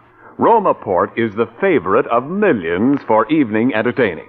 And Roma port is so easy to serve. All you do is pour, and hospitality reigns. Oh, it sounds like Roma Port is a host's best friend. Indeed it is, Mark. And Roma Port tastes so good. In fact, all Roma wines are famous for better taste. And here's the reason. Roma vintners, with ancient skill and America's finest winemaking resources, guide the rich treasure of choicest grapes to tempting taste perfection.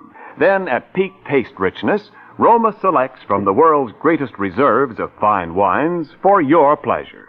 No wonder more Americans enjoy Roma than any other wine. Well, the popularity of Roma wine speaks for itself, Ken. And thank you very much, and good night. Tonight's suspense play was written by J. Douglas Ware. Mark Stevens will soon be seen in the 20th Century Fox Technicolor production, I Wonder Who's Kissing Her Now.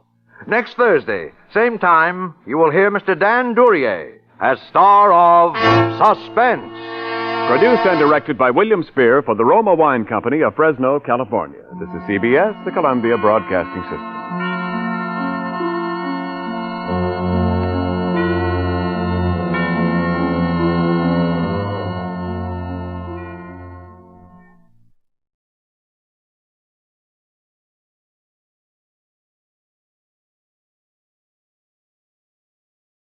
Now, Roma Wines, R-O-M-A, made in California for enjoyment throughout the world.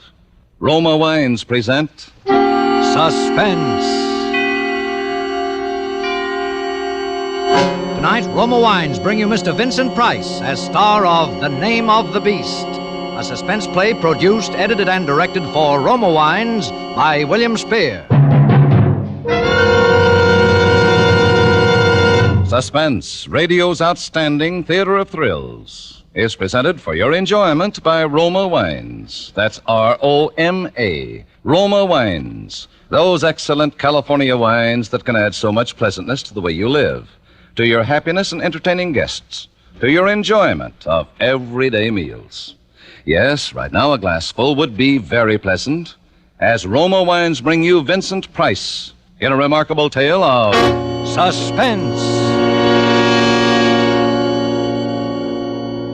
News and views in the world of art. Yesterday at the Deauville Galleries, a record-breaking crowd attended one of the most sensational exhibitions of recent years.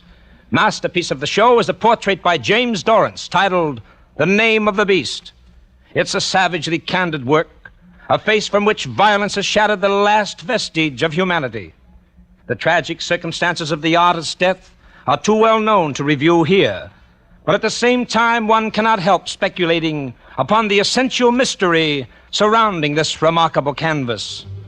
What is the name of the beast?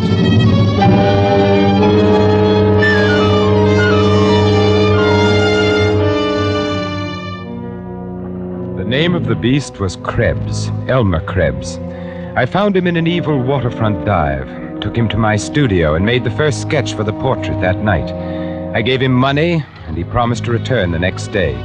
When he didn't show up, I went in search of him. He wasn't hard to trace. My search came to an end in a squalid room of a waterfront hotel. Come in.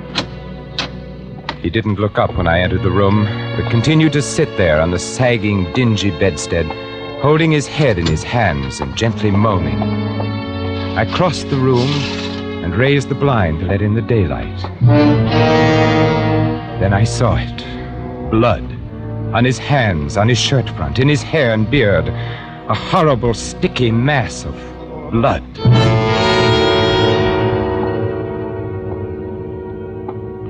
You didn't show up for our appointment today.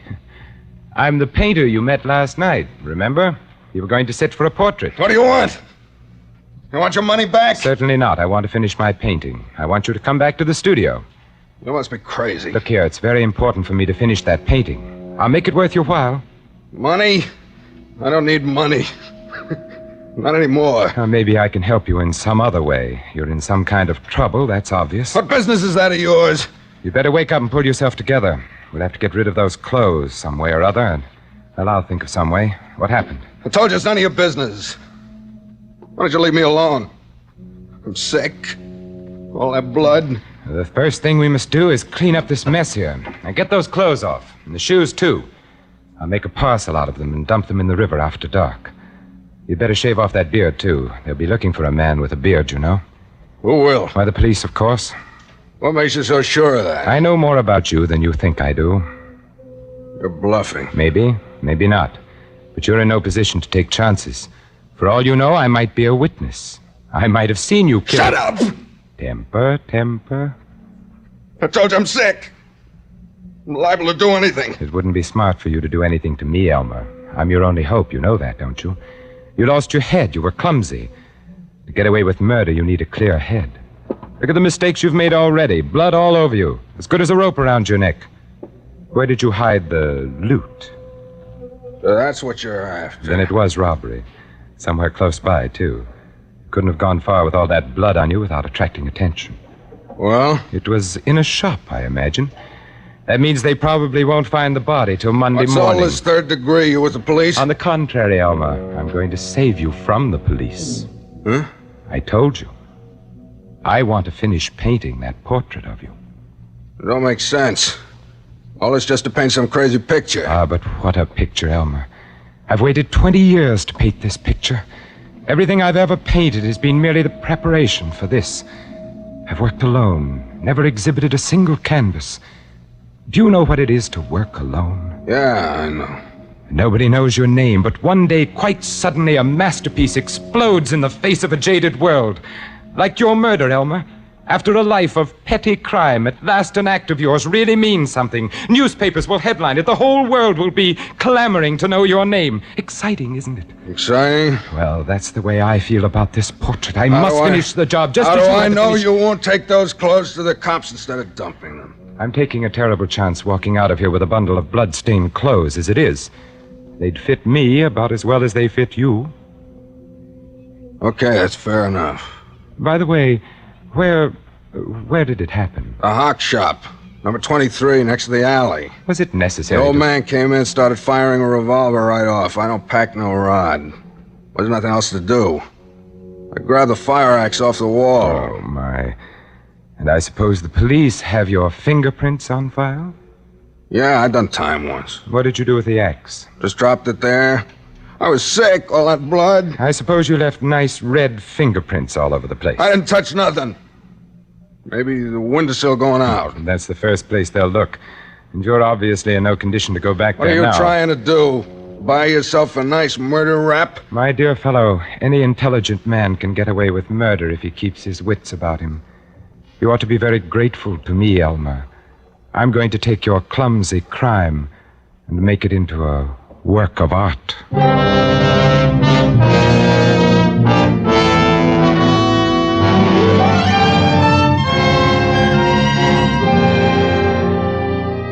For Suspense, Roma Wines are bringing you as star Vincent Price in The Name of the Beast by Robert Tallman. Roma Wines' presentation tonight in radio's outstanding theater of thrills, Suspense.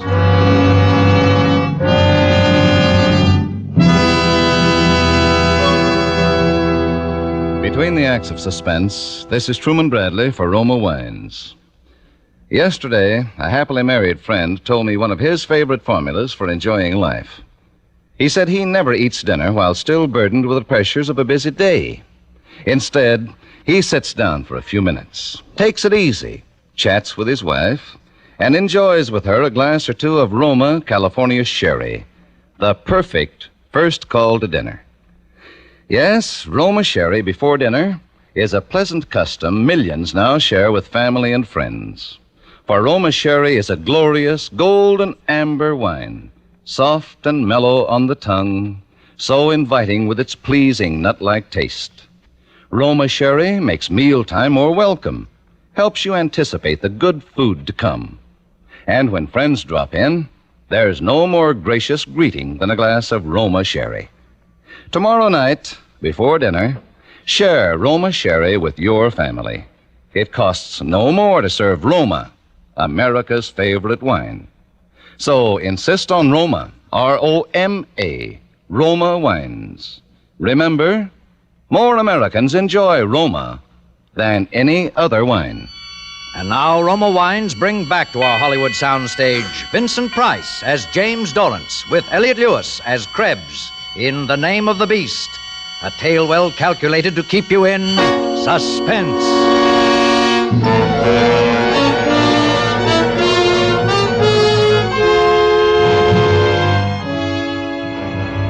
The shoes of the beast were just my size. I wore them when I went on my errand that night. It was fortunate I did. Getting into the place was simple. It was an old-fashioned lock, and the skeleton key to my studio fitted it perfectly. The shop bell jangled when I opened the door. I made my way quickly along the dark rows of counters to the rear of the shop. A pair of dusty portieres provided it from the back room. I pulled them to behind me and snapped on my flashlight. The body, or what was left of it, lay in a heap in the center of the room. The floor, well, it was lucky I hadn't worn my own shoes. There would be tracks out of that place, red tracks. The axe lay near the old man's head. I picked up the axe and carried it over to the sink. I washed off what I could and smeared out the prints with the cotton gloves on my hands. Then I made a quick circuit of the room, taking in every surface. With the wet gloves, I smeared the prints on the safe handle, the windowsill, and the jimmy the murderer had so stupidly left behind him. Then I dropped the cotton gloves on the floor and left them there. No way to trace a pair of cheap cotton gloves. Now there was only one last thing to do. Walk around the block to dry the soles of those shoes and burn them in the stove when I got back to my studio. The handiwork of the beast would remain, but the name of the beast had been expunged.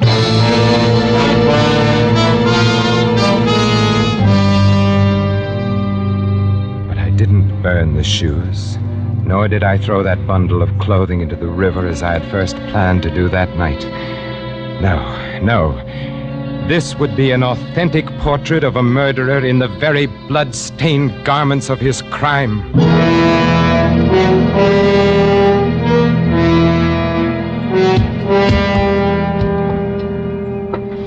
that will be all for today, Elmer. How much longer does this go on? Until the painting is finished. You can't set a time limit on the completion of a masterpiece, you know.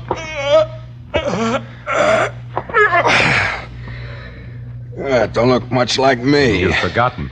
I made the first sketch before you shaved off your beard. I don't like this picture. Did you have to paint in all that blood? My dear fellow, no one in the world would ever recognize you as the man with the beard in this I don't painting. like this picture.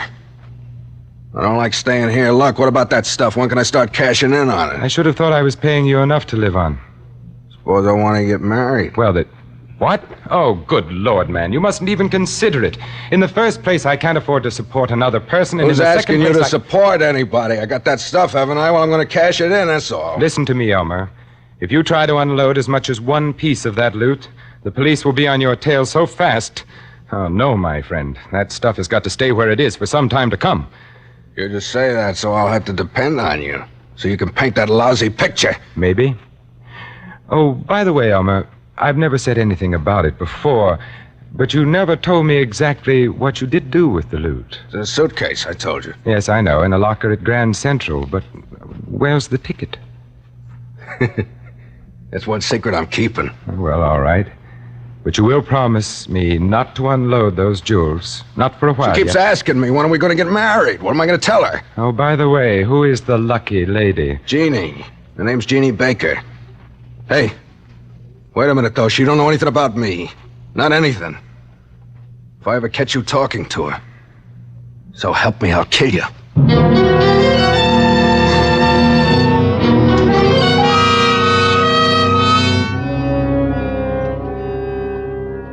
You're a friend of Elmer's? Well, not a friend exactly.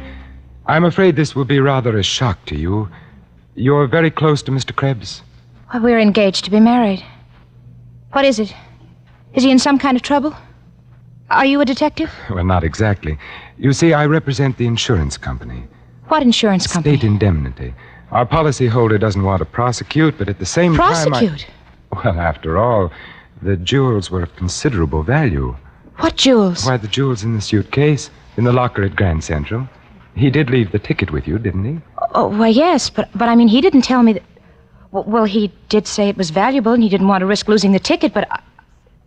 How did you know about it? My dear Miss Baker, we insurance investigators have ways of finding out these things. Now then, if you're a sensible young woman... And I can see that you're not only a sensible young woman, but a very beautiful one as well. Mr. Dorrance, what has he done?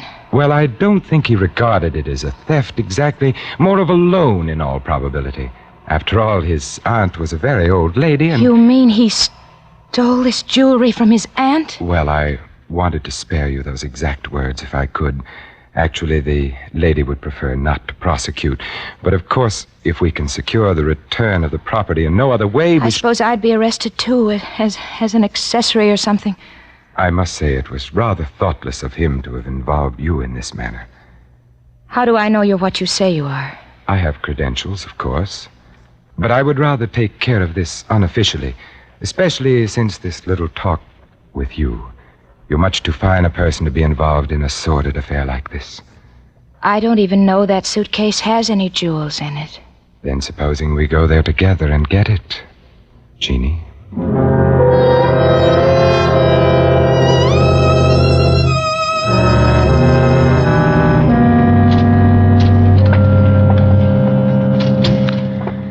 Now, let's have a look. How are we going to... Well, I think I have a key here that'll open it.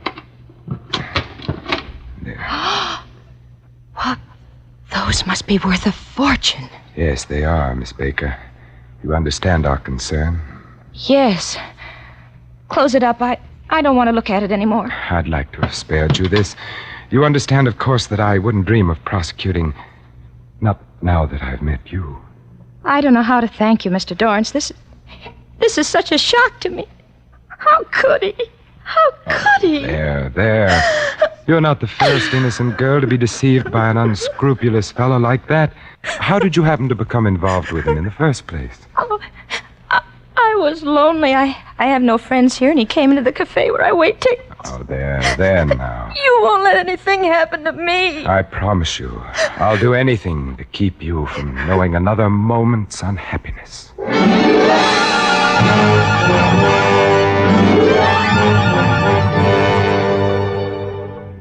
That night, I worked feverishly, like a man possessed. But as I worked, an uncanny change came over the man in the portrait. There was something about it, something that terrified and at the same time fascinated me. Yet the more I tried to make it come right, the less it really looked like Krebs. I began to regret I had had him shave his beard, in spite of the risk involved. Being clean-shaven altered a man's appearance more than I thought. But that wasn't the real difficulty. The real trouble was Jeannie Baker. How could she ever have loved a beast like Krebs? A girl so gentle, so lovely. I tried not to think of her, but the image of Jeannie stood between me and the canvas, and the painting just would not come right. And as Krebs sat there sullenly posing for me, his eyes began to grow more and more cunning and suspicious, as though he could actually read my thoughts. He would jump up every time I laid down my brush and circle the portrait like an infuriated animal, until finally, around 4 a.m, he dropped off to snoring. I let him stay there. In the dawn light, I looked at the picture for the last time and draped the easel to shut it out of my sight. My masterpiece, for which I had become accessory after the fact of one murder and sowed the seeds of a second, was, I knew it now deep in my heart, a failure. I was obsessed now with only one resolve: to prevent the second murder, which by some instinct I knew was in Krebs' mind. At whatever cost to myself, no harm must come to Jeannie.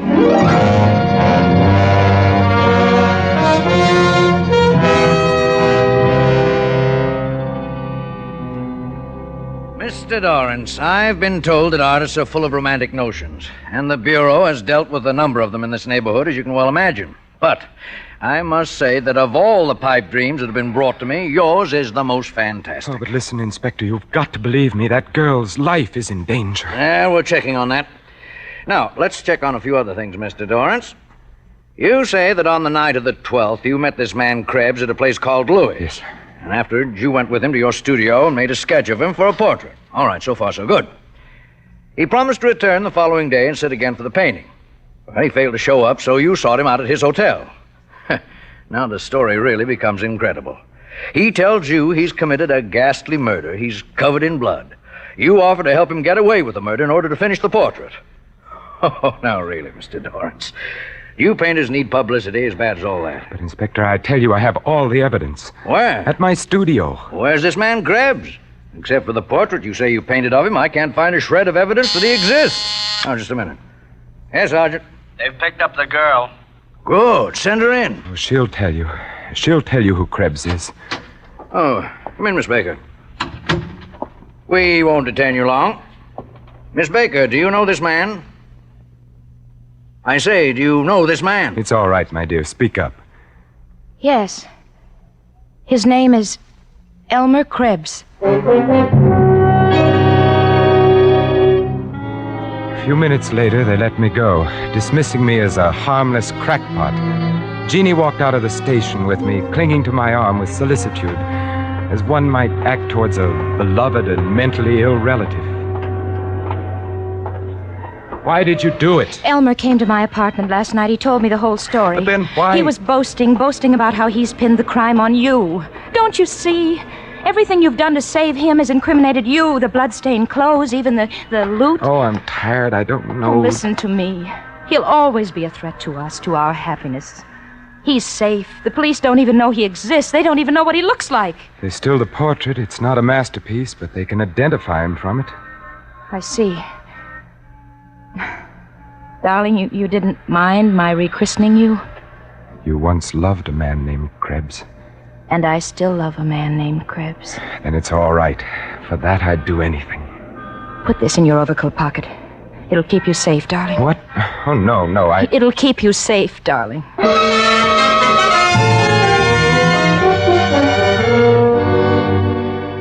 He was there in my studio when I got in that evening, waiting for me. I had more or less expected it. I hadn't expected to find him in such a cheerful frame of mind. He had pulled the drape off of the painting and was walking round it, viewing it from every angle. Hi, Dorrance. How did you get in here? Through the door. No more window jobs for me, Dorrance. Hey, the picture. How about that? Got a new model, huh? What? The picture? Oh, it's no good.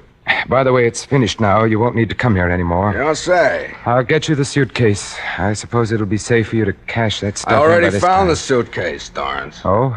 Well, take it along with you then. It's over there on the table. I opened it up. Well... Did you think I'd take it without checking on the contents? What are you talking about? What'd you do with the rocks, Dorrance? Rocks? You took the rocks, the jewelry. There's nothing left there but the settings, a pile of junk. Listen, Krebs, I swear I never opened that suitcase but once, just after we took it out of the locker. She's in it with you. Listen, Krebs, you can think whatever you want to about me, but keep Jeannie out of it. Keep Jeannie out of it? That's a laugh. I mean what I say. Krebs, where are you going? To her place. If she has those rocks, I'm gonna Krebs, come back here. get a job to do. Krebs, if you go out of that door, I warn you. All right.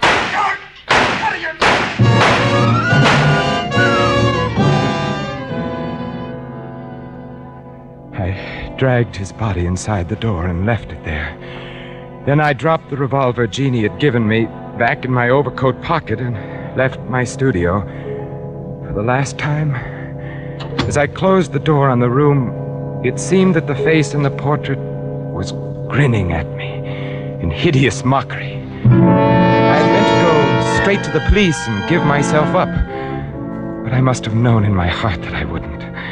Instead, I walked, and my feet took me almost against my will to the house on Grove Street, the house where Jeannie lived. I had roused her from sleep, and she seemed rather cross. What's the big idea barging in here this time of night? I had to see you, Jeannie. Well, That was an unlucky name you gave me, Jeannie. what's happened? I shot him. You gave me a murderer's name, and now I am a murderer. So you really did it. I wondered if you'd have the guts. Jeannie! Oh, What do you want me to do? Put on black and cry myself to death? you loved him once. Who said so? You were going to marry him. Maybe. I thought he was smart once. I said I'd marry him if he pulled a really big job. I might have kept my word, but he bungled it. What's worse, he involved me. When I found out he'd planted that stuff on me... You knew all the Oh, time. so what? So what? You'll get your cut. Oh, Krebs was right. You did take those stones, and I killed a man for you, to save you. What did you do with the gun? It's in my overcoat pocket. I was going to the police. Oh, you sap. Why didn't you leave the gun there? Make it look like suicide. Was, in a way, wasn't it, Jeannie? I'm Krebs now. Dorrance is dead. You planned it very nicely. Oh, stop. Stop trying to be deep. Doesn't matter what your name is. Either way, you've messed it up. Anybody have a key to your place? No. And we still have time. Time for what? The body. Any intelligent person can get away with murder if he keeps his wits about him. You told Elmer that. Yes, I told Elmer that. You're scared to go back there, aren't you? Do you want me to do it for you? No, I'll do it. I must do it. Here. Mustn't forget your overcoat. No, I mustn't forget my overcoat. It'll keep me safe. Goodbye, Jeannie.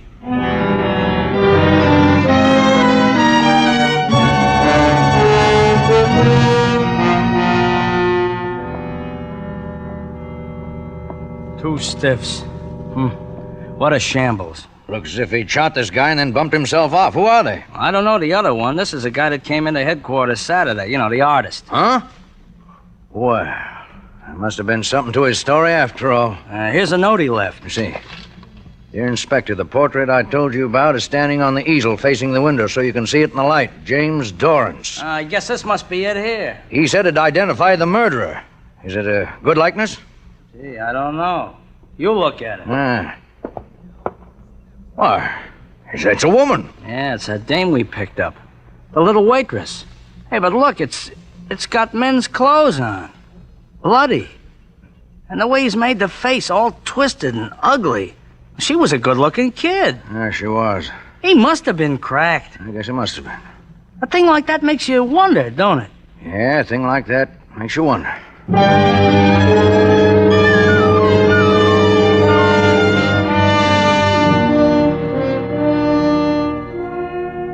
The discerning art lover will recognize Dorrance's painting as more than a mere portrait. It's the human soul stripped naked and its dark and deep and secret places shown in all their morbid, brooding fascination. But still one cannot help wondering, what is the name of the beast? Did the woman in the portrait exist, or was she only the creature of the artist's fevered imagination? Our only clue is in a quotation which the artist caused to be printed in the exhibition catalog.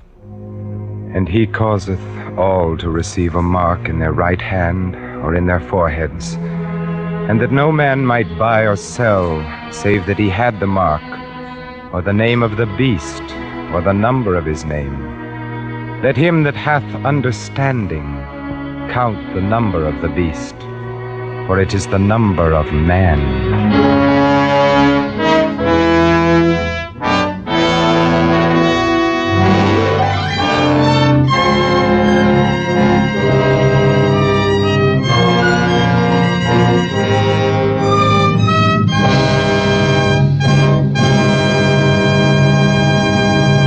Suspense.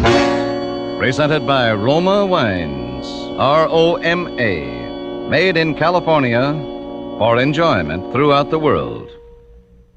Before we hear again from Vincent Price, the star of The Name of the Beast, tonight's suspense play, this is Truman Bradley for Roma Wines with a tip for you men. Every wife loves surprises, little unexpected deeds that reflect thoughtfulness. So tomorrow night, boost your stock with her. Solve her problem of how to brighten weekend dining. Add to your own mealtime pleasure, too. Take home a bottle of delicious Roma California Burgundy. One sip will convince you both that red, robust Roma Burgundy is the perfect table mate for stews, spaghetti, or baked beans. For Roma Burgundy brings out hidden flavors, adds rare goodness to every morsel. Yes, gentlemen, Roma Burgundy can make a hero of you on 2 counts, for being thoughtful and for solving a mealtime problem. And Roma Wine, America's first choice, costs no more than ordinary wines. Remember, for greater dining pleasure tomorrow, take home Roma Burgundy. Insist on Roma, R-O-M-A, Roma Wine, made in California for enjoyment throughout the world. This is Vincent Price. Next Thursday, our friend Keenan Wynn will be your star on Suspense, in what sounds like a very exciting play, which all takes place on a bus making a return trip from the State Insane Asylum. I know you won't want to miss it next Thursday. And now, let me add my voice on behalf of a very great and wonderful cause. The pennies, the dimes, and the dollars that you give when you buy Easter seals give crippled children their chance for happy living. Help a crippled child to walk again. Buy your share of Easter seals tomorrow. Thank you. Vincent Price appeared through courtesy of 20th Century Fox and will soon be seen in their production Dragonwick. Next Thursday, same time, Roma Wines will bring you Keenan Wynn as star of Suspense, radio's outstanding theater of thrills. Produced by William Spear for the Roma Wine Company of Fresno, California.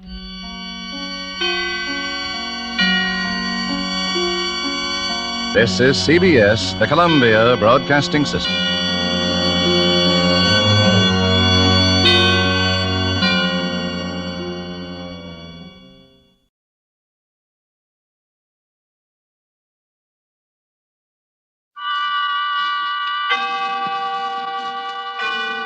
Autolite and its 98,000 dealers bring you Mr. Tyrone Power in tonight's presentation of Suspense.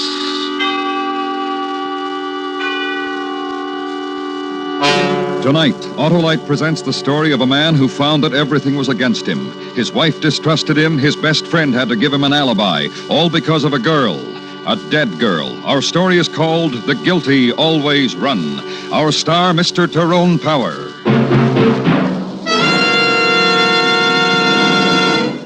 $100,000. That's the huge total to be given away in cash through the Autolite family charity drawing.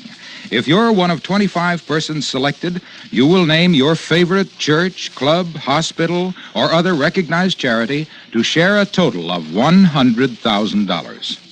And now, it's our privilege to hear what Fleet Admiral William F. Halsey, campaign chairman of the Mental Health Fund, says about this great opportunity.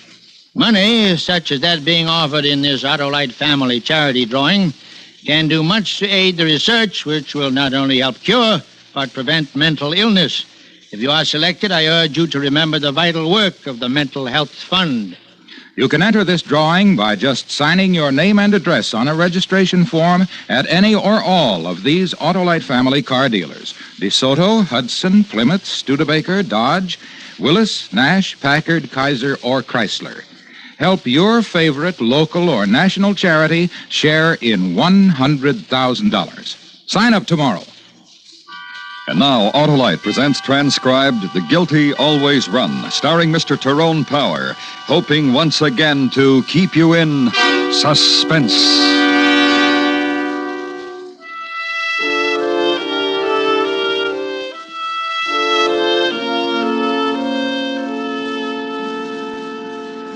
To leave me alone all evening like that.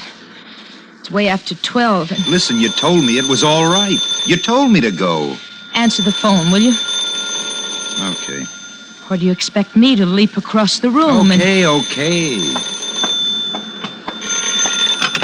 Hello. Hello? Hello? Hello? Anybody there? Well, Nobody there. what's the matter? I thought I heard something. Hello? Hello? Hello? Somebody playing a joke, Jeff? I guess so. Karen? Don't start anything, Janie, huh? Was it Karen? Janie, baby. Janie. What? Listen. Sure, sweetie. What do you want me to listen to? It's not my fault you've got your hip in a cast. It's not your fault I've got my hip in a cast, dear. Oh, cut it out, will you? I'm clumsy. I go along on vacations to the beach and fall off a surfboard and break my hip, and my husband meets another...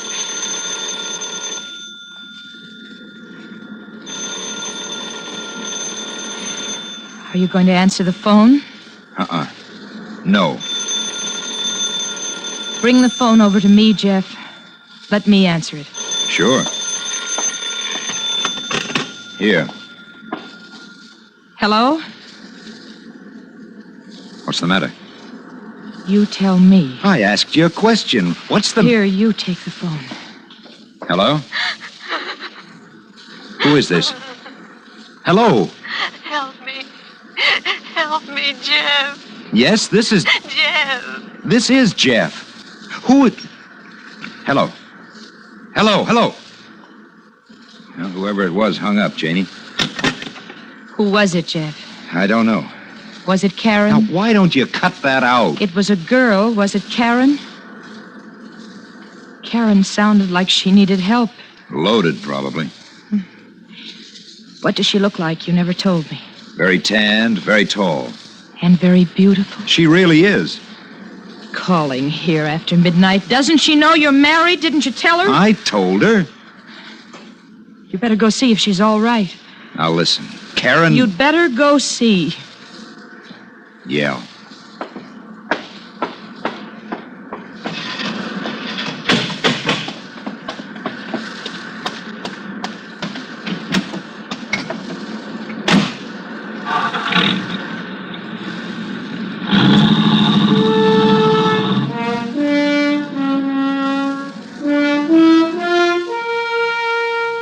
The drive was 8 miles from Zuma Beach. Nearly 2 in the morning and a full moon and a few clouds and phosphorescence riding the lip of the surf. No one was home at Karen Lawrence's house. Her white convertible wasn't there either. I went home. Janie was sleeping, so I waited till morning to tell her. Then I went out on the beach and started to work on the surfboards with Lou, a friend of mine who'd taken the place next door. You know how I'd raise this dent? How? Put a beer bottle cap on it, then set a hot iron on the cap. The dent will pop right up. Yeah, I might try it when... Hi, Oh, hello there. Hello. I'm Phyllis George. Which one of you is Jeff? Not Lou, huh? Jeff. It's always Jeff. Me? What did you do with Karen? What are you talking about? I drove out to see her. We were going shopping today. She's not home. The inside of her house is a wreck. Why ask me? She told me yesterday she was going to load up her surfboard and try to trap you into some moonlight surfing. How did she make out? She made out good. Yeah, we went surfing. Where's Karen, Sonny? All right, baby. I'm going to the cops.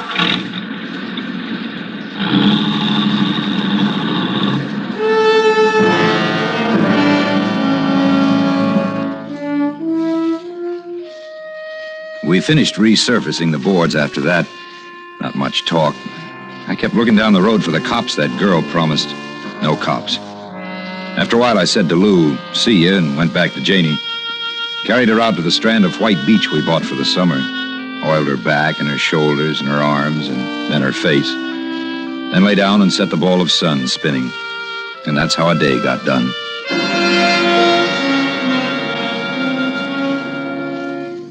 Around 10 that night, the moon was low but gaining altitude fast. Jeff, Yeah, honey? it's a beautiful night out there. Very beautiful. Uh-huh. No sense you sitting around listening to the radio. Why don't you take the board, go surfing in the moonlight? No, Janie, Listen to me, sweetie. If I could, I'd go with you. There's nothing right now I want more to do. So you go, huh, sweetie? Don't let me ruin all of it for you. Janie, I don't You mind. go, take the board and go because I asked you to. Because I want you to.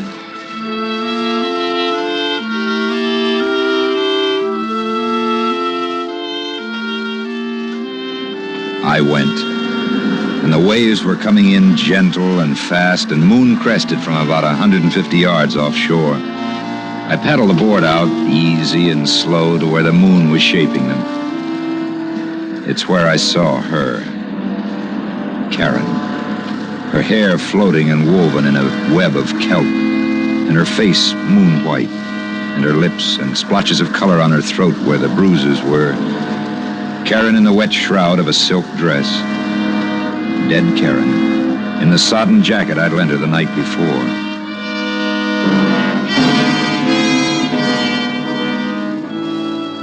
When I got back to the house, Janie was asleep. I didn't wake her. I got into some clothes, went out to the car. Hey, wait a minute. Is that you, Jeff? Yeah, it's me, Lou.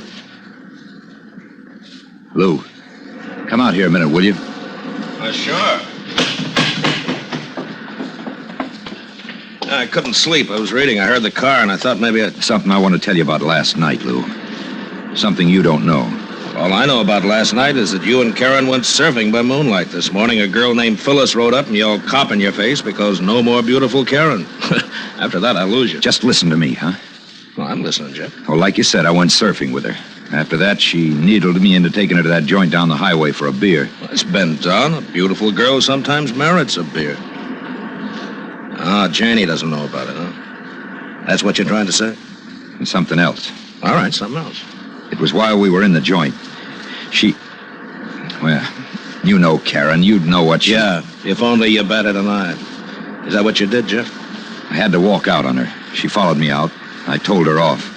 Put her in her car and told her off for the rest of time. Married, you said to her. Happily married. And a couple of other things I said. She cried, and then she drove off. I walked the beach for a long time. Jeff. It's the last I saw her, Lou. I swear it. I swear it. What's eating on you, kid? A little while ago, I found her. Floating in a kelp bed. Dead. I think murdered. Where were you going just now, Jeff? To the police. Jeff. Yeah? Police is where grief is. What? You told Karen off, you said, and never saw her again. You swore it when I didn't even know what you were talking about. Don't you believe me? Don't... Police is where grief is. Police and Karen murdered can burst wide open what you got with Janie. Hey, you forgot a thing, Jeff. What? You didn't walk a lonesome beach last night. You left Karen, you came to my house. We sanded the surfboards. Isn't that what you forgot?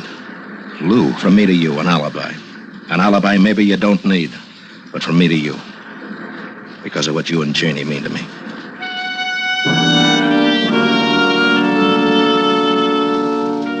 Because of what he said. Because it was a big grief. Because it might kill what it was Janie and I had together. The summer and beach and sky and sea and a love I had for her. I waited till Lou had gone back into his house. Then I swam out to where Karen was.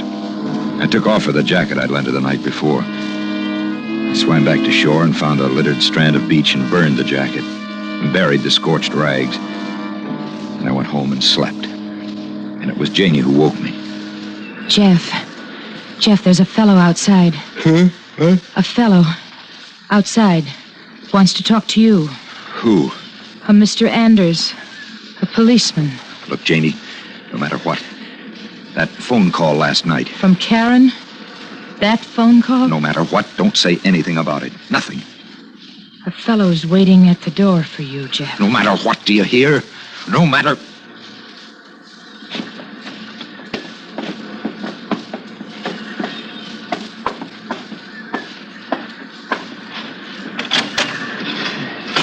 You want to see me? You Jeff Marlowe? That's right. Swimmer found a girl out in the kelp this morning. Girl we all know around here. Karen Lawrence. Well, what's that got to do with me? She was murdered, Mr. Marlowe, strangled. Somebody killed her and put her out on the tide. Let's go inside and talk about it.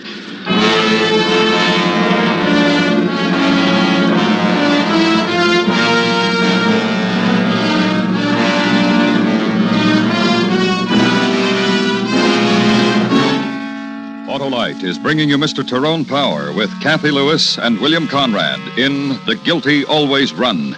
Tonight's presentation in radio's outstanding theater of thrills, Suspense.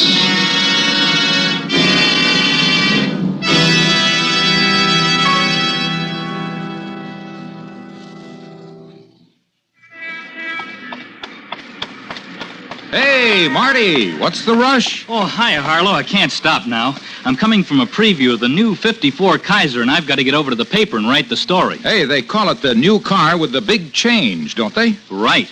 There's a big change in styling, front, back, and inside. And there's more room and comfort than ever before. Man, the new Kaiser is luxurious. How about the new Kaiser's power? Oh, there's a big change there, too, with new superpower. The Kaiser has a revolutionary new engine that gives you power on demand. It's like having two engines in one. For normal driving, you get Kaiser's famous economy. But when you need an extra burst of power and pickup for passing, or for zooming up hills, you get it. On demand. Wow, that sounds exciting, Marty. And tonight we are privileged to salute Kaiser as an outstanding member of our Autolite family. Autolite is proud of its long association with Kaiser and Kaiser dealers everywhere. And now, Autolite brings back to our Hollywood soundstage Mr. Tyrone Power in Elliot Lewis's production of The Guilty Always Run, a tale well calculated to keep you in suspense.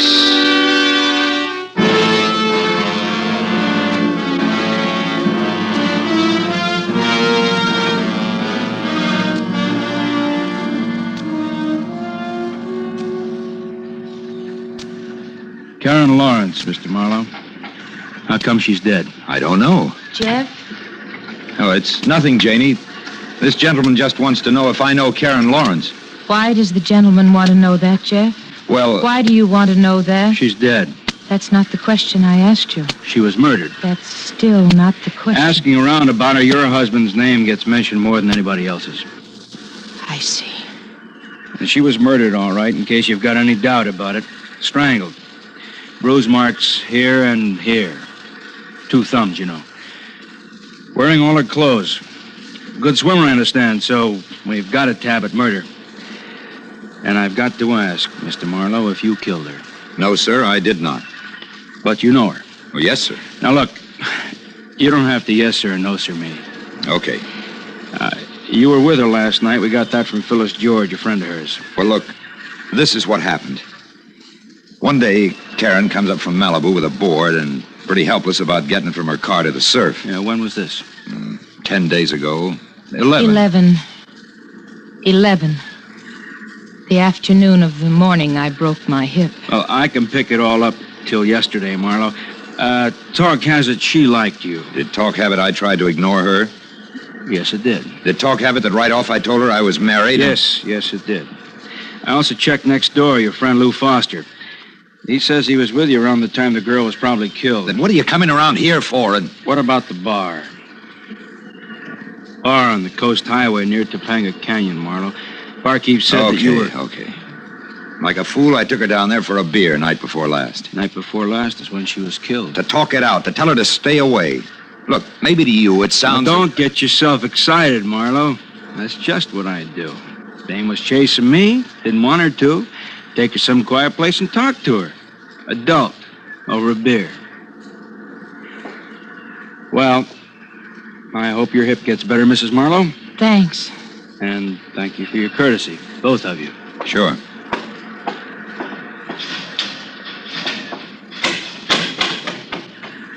Jeff, Yeah? you didn't tell me you took her for a drink. Just for a beer. Oh. Now look, Janie. To tell her not to love you anymore, Jeff? What's been going on, anyhow? Hello? Mr. Marlowe? That's right. Who's this? Norm. Norm? Yeah, Norm Sloan, Mr. Marlowe. I got the Topanga Eatery on the Coast Highway. You've been in here. In fact, night before last, you were in here with Karen Lawrence. I understand from the police that Karen... What do you want? I can't talk to you over the phone, Mr. Marlowe, but I wish you'd stop in here any time in the next half hour or so. If I were in your shoes, I would, Mr. Marlowe. Bye.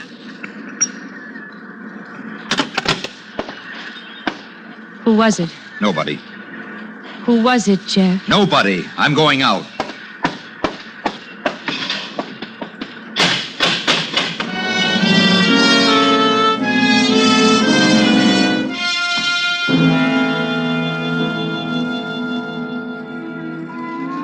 You don't want to hear my troubles, Mr. Marlowe, so I'll just tell you this. I didn't tell that policeman about the argument you and that girl had in here. Since you were the only ones in here, then I'm the only one who knows about it.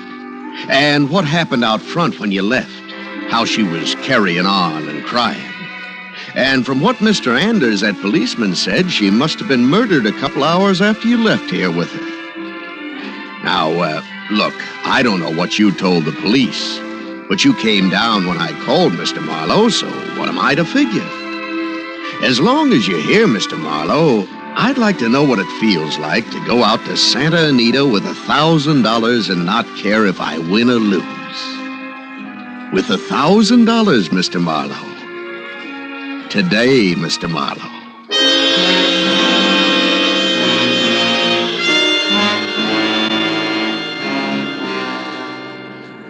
1,000? For what, Jeff? For what I need. To buy off a murder charge. Are you crazy, kid? You got it, Lou. You gonna give it to me? You're crazy? How deep into it can you get? 1,000 now? 1,000 a week, maybe, for the rest of your life, and You're then not gonna do it, huh? You're not gonna give it to me. Who you buying from, Jeff? Sloan. Runs the beer joint on the highway. He saw me and Karen outside his... 1,000, huh? He must have seen a lot. You'll get it back, Lou. Every nickel. All right, Jeff. Drive me to my bank. And Jeff... Thanks. Thanks. That's not what I meant. This is what I meant. This'll do it, Jeff. It's as far as I can go. So luck and a long life, kid. We just stared at each other for a while. Then I had to lift his hand from his side to shake it. No more talk. I drove him to his bank. Lou got the money. He gave it to me. I drove him to his house and then went to Sloan's joint. Bought a bottle of beer. Drank half of it. Paid him $1,000 for it. Sloan laughed from deep in his stomach.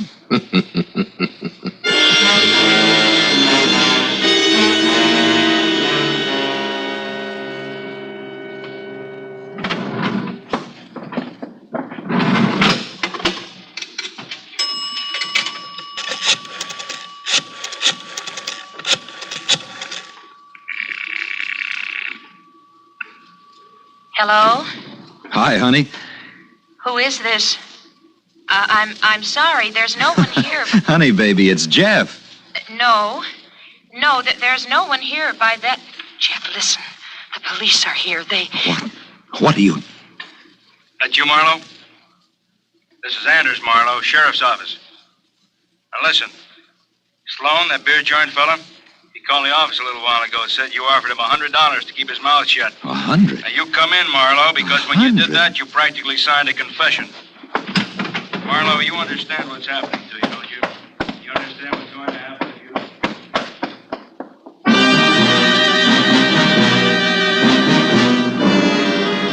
I let the receiver hang and let him talk into nothing, and I ran. Off the coast highway, down the beach. A couple of miles. Farther to Santa Monica Pier. Farther to Ocean Park. Me. Wanted for murder. Because Karen, dead Karen, wanted a part of my life, and I wouldn't give it to her. Because her girlfriend stuck her face into mine and yelled, "Cop." Girlfriend, Phyllis George.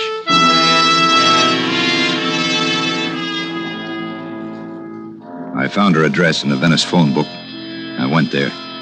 Rooming house overlooking one of the phony canals they have. Second floor rear. Phyllis. Scared. Staring. Holding it in. You just get out, you hear? Just keep away from me. You gotta help me understand.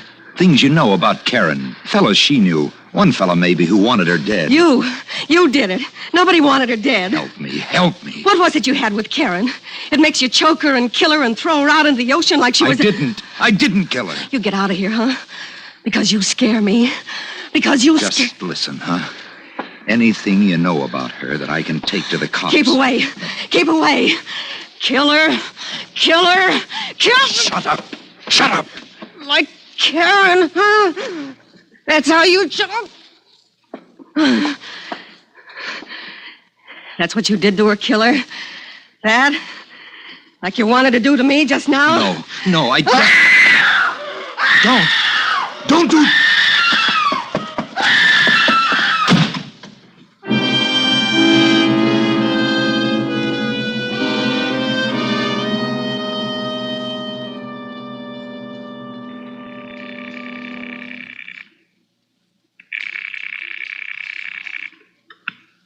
Hello.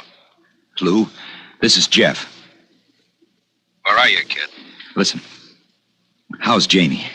I didn't call her because the line's probably tapped or something. How's Janie, Lou? She's okay. Where are you? I want you to meet me, Lou.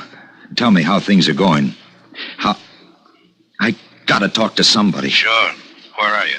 Phone booth outside a drive-in laundry in Venice. Rose and 3rd Avenue. I'll pick you up there, kid. Right away, Lou. Right away.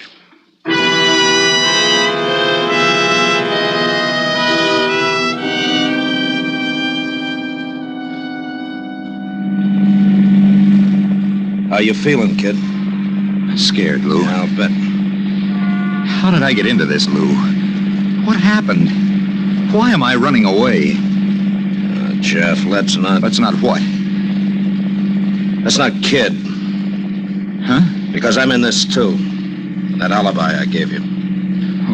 What do you mean, let's not kid, Lou? The way you pounced on the alibi, paying blackmail. Is that any way for an innocent... You're saying what, Lou? Come on, Jeff. You really think I killed her, don't you? Listen, Jeff, Janie and I were talking. Janie thinks I killed her. Yeah. Yeah, she does, Jeff. You ask and I told you. Okay. What are we stopping for? This is where you're getting out. What are you talking about? Hey, what is this? Open the door, Marlowe. That's the boy. Now come on out. That's it. You can slide out too, Mr. Foster. Sure. Lou. That's right. I told Mr. Anders I'd bring you here, kid. Look, I didn't kill her. I did a lot of things wrong, but I didn't... Just don't whimper, Jeff, huh? The old nerve, kid. Like sliding in on a big one. Like the thrill things, kid, huh? Like you and Karen. It wasn't like that. How was it, kid, huh? What was the formula? Flex the muscle and be polite, brown eyes looking up at you, and here, take my coat, you must be cold, and let's have a beer, and back to the beach. Lou. Back to the beach, and after all of it, she was only kidding all the time? What did you strangle her for? The coat, Lou. How did you know about it? What? The coat. My coat I put on her. Sure, the one she was drowned in. There was no coat. I went back there after she'd been murdered, took the coat from her and burned it. The same crazy reason I did everything wrong. How'd you know about the coat, Lou? Now, look. Nobody knew about that coat but me. And whoever killed her. Then why did you come running to me for an alibi? I didn't, Lou. You suggested I ought to have one. You would be my alibi. That way you'd have one, too. What about it, Foster? What can he say? Those phone calls. Call and hang up till Janie got on the line. Then let Janie listen to her in pain and calling out my name. Start suspicion right at home base. You really built it, didn't you? We better go. Hey, don't do that, Foster! Stop! Hey! Hey, don't!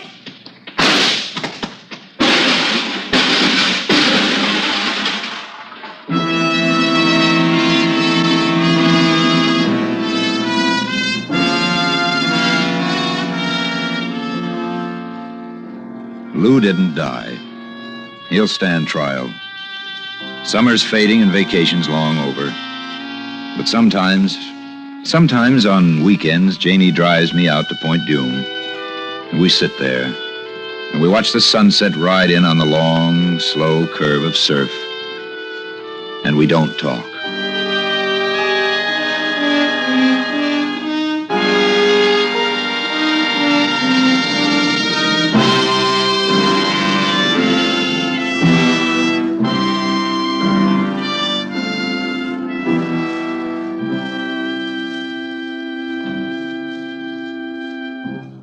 Suspense, presented by Autolite. Tonight's star, Mr. Tyrone Power.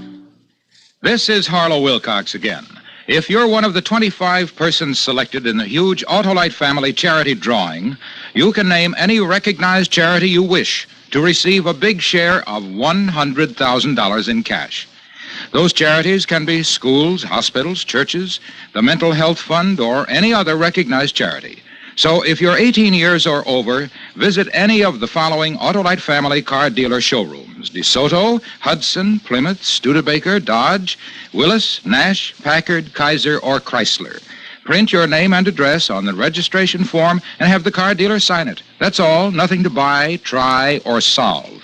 So help your favorite recognized charity share in this $100,000 total. Visit any Autolite family car dealer showroom and sign up for the Autolite family charity drawing tomorrow.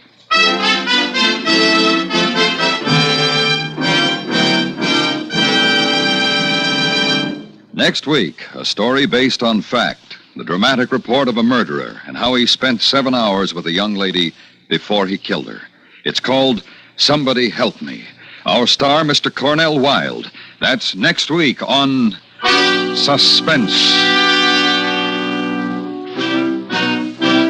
Suspense is transcribed and directed by Elliott Lewis, with music composed by Lucien Morawick and conducted by Lud Gluskin. The Guilty Always Run was written for Suspense by Morton Fine and David Friedkin. In tonight's story, Kathy Lewis was heard as Janie and William Conrad as Lou. Featured in the cast were Charlotte Lawrence, Frank Nelson, and Jack Crucian. Tyrone Power may currently be seen in the 20th Century Fox picture, King of the Khyber Rifles, in CinemaScope and Technicolor. And remember, next week, Mr. Cornell Wilde in Somebody Help Me. This is the CBS Radio Network.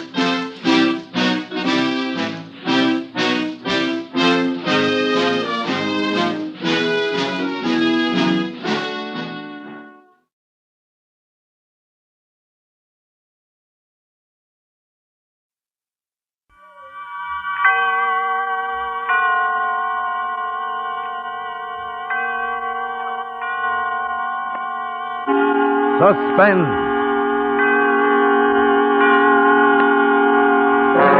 Autolite and its 96,000 dealers present Mr. Burt Lancaster in The Long Wait, a suspense play produced and edited by William Spear.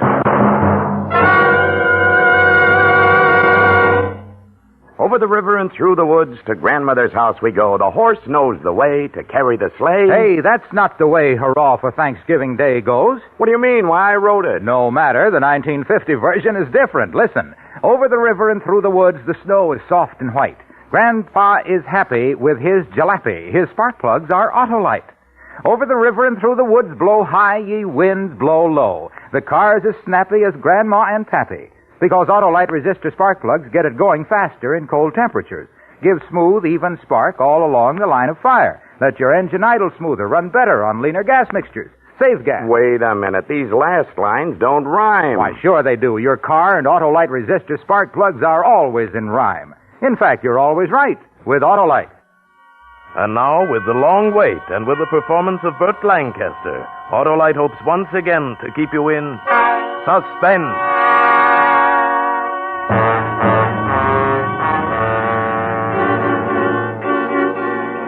When I stepped off the train at Grand Central, I spotted Len Bush waiting for me. All the heat of my body sucked into my head. I knew that feeling.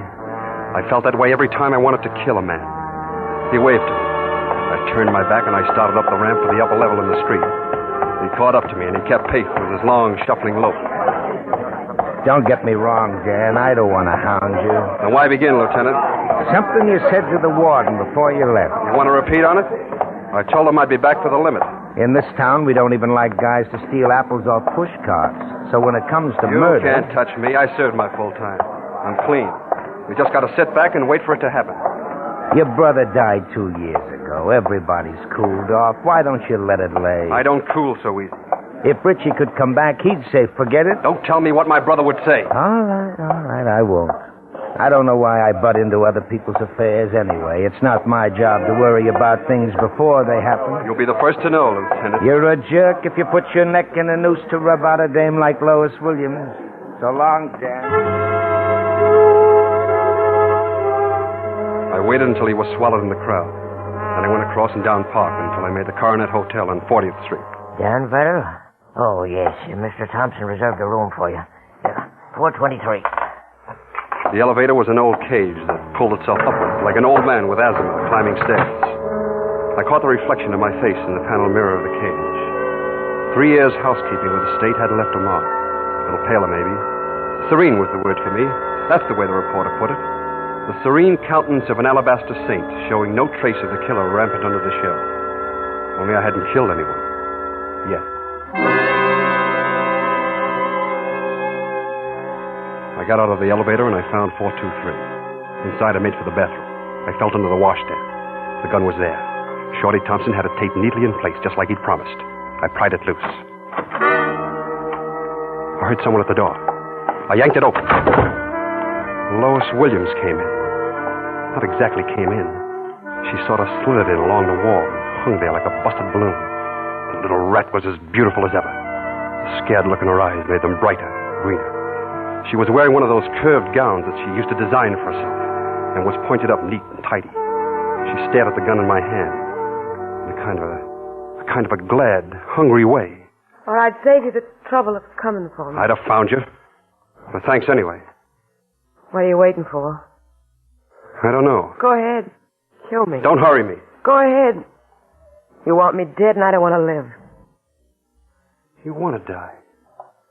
That's why you came to me. Just one thing, Dan, about Richie. I didn't think he'd kill himself. You figured he'd enjoy looking at his wife and kid through bars for the next 10 years, huh? I've lost every friend I had because of that. Nobody will speak to me, have anything to do with me. I can't get a job either. No club will hire me. They're all afraid of me. What do you expect? They all knew how I felt about my brother. By the way, how is Tim Grady? I'm going to look him up, too. That's a kick. I ratted on Richie to save Tim, and then he shook me loose. He didn't want anything to do with a squealer, he said. And you still love that dirty... It took him to make you miserable enough to want to die, huh? All right, so now you know. No job, no friends, no Tim. I got nothing to live for. My brother had everything to live for, and you... He killed himself. That'd save the postmortem till after you do the job. This was the dame who caused my brother's death. But she wasn't scared. She was begging for it. Something was wrong. She came closer to me. She looked up at me with that haunted thing all over her. Desire for an end of life. I thought of her suddenly dead, still looking like that. I couldn't do it. It wasn't right. I put my gun back in my pocket. She saw me do it. Even when I try to get myself killed, I fumble. I'll take care of it myself. Hey, watch it, you crazy little... Come here. I'm allergic to people jumping out of windows, especially out of a room registered in my name. Come here. Why? Why did you stop me? You always were a high-strung dame. Now go on, go home. Go home and sleep it off like it was a jag. I don't have a home. You really don't, huh? I got nothing. I told you I got nothing. No. No, it's no fun this way. Oh, well. Wait a minute. I'll take you to a room in the hotel. Here, have a drink. You'll feel better. Thanks. Lois. Lois, I'd like to help you. You help me? Why? To tell you the truth, I don't know. But I know what Richie meant to me. I was with him when he died. I heard the way he called your name. Dan, listen to me. Before you became a singer, you were a dress designer. Oh, what does that prove? Well, it proves your troubles are over if you want them to be. The only way my troubles will be over is for you to use that gun. There's a way that doesn't hurt so much. The nerve doc says there's nothing like starting your own business or cracking a safe to get your mind off trouble. What do you know about psychiatry? Nothing. But I know plenty about cracking safes. And I understand business is almost the same thing. Go into business. I haven't got a dime. I'll supply the coin. We'll be partners. Yeah? And what? The dress business. Dressed it. The boys would laugh you out of town. Nobody laughs at Dan Verrill. Well, come on, what do you say? Partners? I haven't designed this dress for years. Oh, it'll come back to you. Once you're in business, you're sure to make a lot of new friends. Get a new slant on life. I'll tell you what I'll do. I'll talk to the old gang into giving you a break again. If things are going smooth, you'll be happy again. You think so? I looked at her a minute, and then I put across the clincher. Lois, I'll bet even Tim Grady comes back. I was always baffled by the effect a guy could have on a dame. I watched hope push some of the unhappiness off her face. Mentioned the guy, and the dame's heart changes places with her brain. She hesitated a second. I'll give it a try. Good. Now, do you think you can make it past bridges and open manholes, or do you need protection? I'm all right now. After all, we're partners.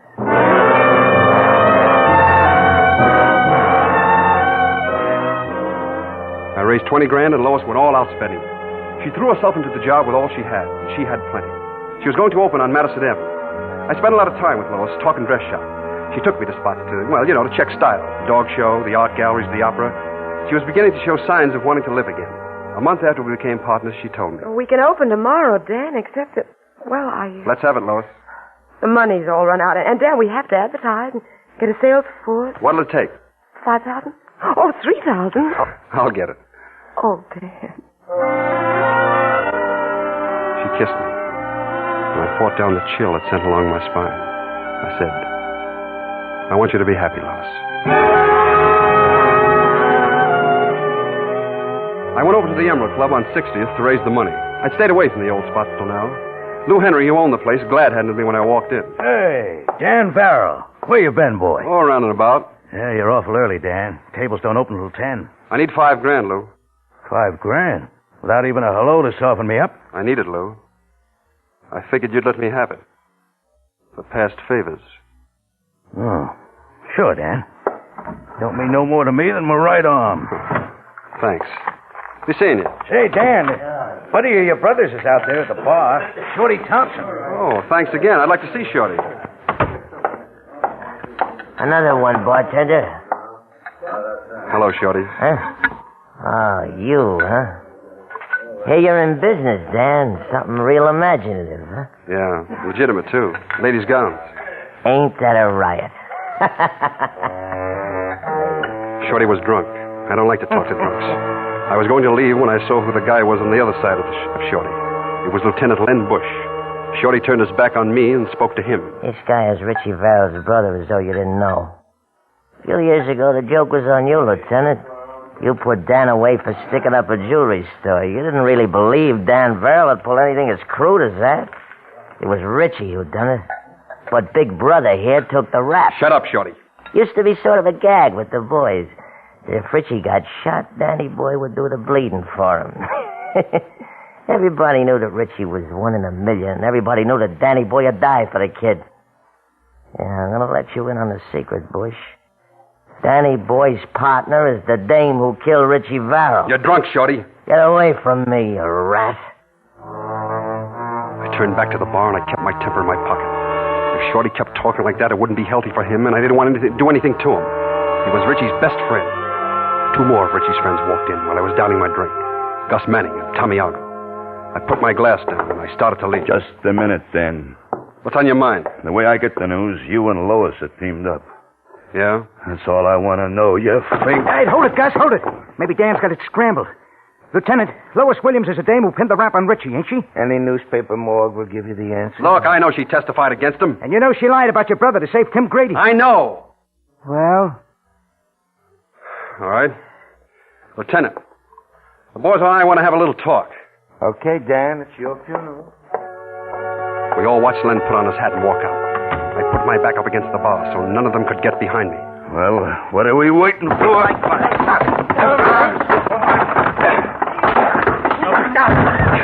it out, you guys! Cut it out! Dan, you okay? Yeah. What happened? Boys don't like me just now. They want to keep me from making a girl happy. Yeah, the girl responsible for your brother's death. Yeah, that's right.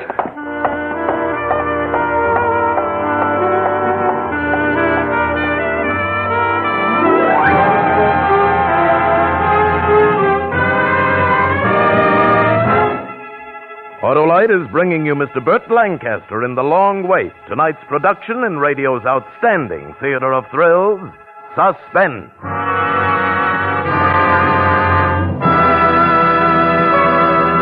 And now it's time for my Thanksgiving fairy tale. Last night, my car called me out to the garage. Harlow, I don't feel good. I think you ought to do something about it. Well, open your hood and say ah. Ah. Ooh, your spark plugs need replacing. I'll buy you a new set of Autolite resistor spark plugs with the exclusive Autolite 10,000 ohm built-in resistor. Gosh, Harlow, would you? That's better than turkey on Thanksgiving. Just think how I'll run. Yes, you'll start faster in cold temperatures with Autolite resistor spark plugs. Give smoother idling and better performance on leaner gas mixtures, which means you'll even save me gas. And the neighbors will be thankful because they know Autolite resistor spark plugs reduce spark plug interference with radio and television reception. I know all that, so why wait? Well, I hustled up a set of Autolite resistor spark plugs, and those Autolite bullseye headlights lit up with joy. You're a good boss, Harlow. Now, the moral is, if you want your car to thank you for helping it run better, see your Autolite spark plug dealer and have him replace old worn-out narrow gap spark plugs with a set of the sensational new wide gap Autolite resistor spark plugs. Remember, you're always right with Autolite. And now, Autolite brings back to our Hollywood soundstage our star Burt Lancaster with Betty Lou Gerson in The Long Wait, a tale well calculated to keep you in suspense. I sent the $5,000 to Lois so that she could open the doors while I went after business. And I knew where to get it. Nobody spends dough on a dame like a hood when he's loaded. On Thursday, the Third National Bank was held up. Friday morning, I knocked on a door on 8th Avenue.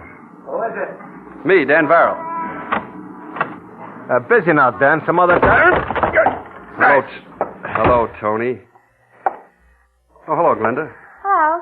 What do you want, Dan? You knocked over the Third National. What is this, a hijack? No. Your dame looks like she needs a lot of clothes.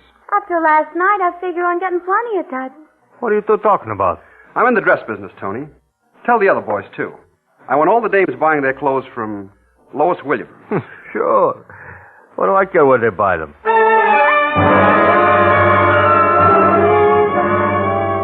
The next day, I ran into Numbers Johnson. He ran the policy racket on the east side. I don't have a dame, Dan. You know that. Yeah, I know. It's about time you gave your wife a break. If I buy her clothes now, she'll expect me to every time I hit. That's the idea. Do you see it my way, or do I... I don't figure it. You, in the dress business. Well, if I keep happy in the dress business, I'll stay out of the numbers business. Which way do you want to play? The doll will get some new duds.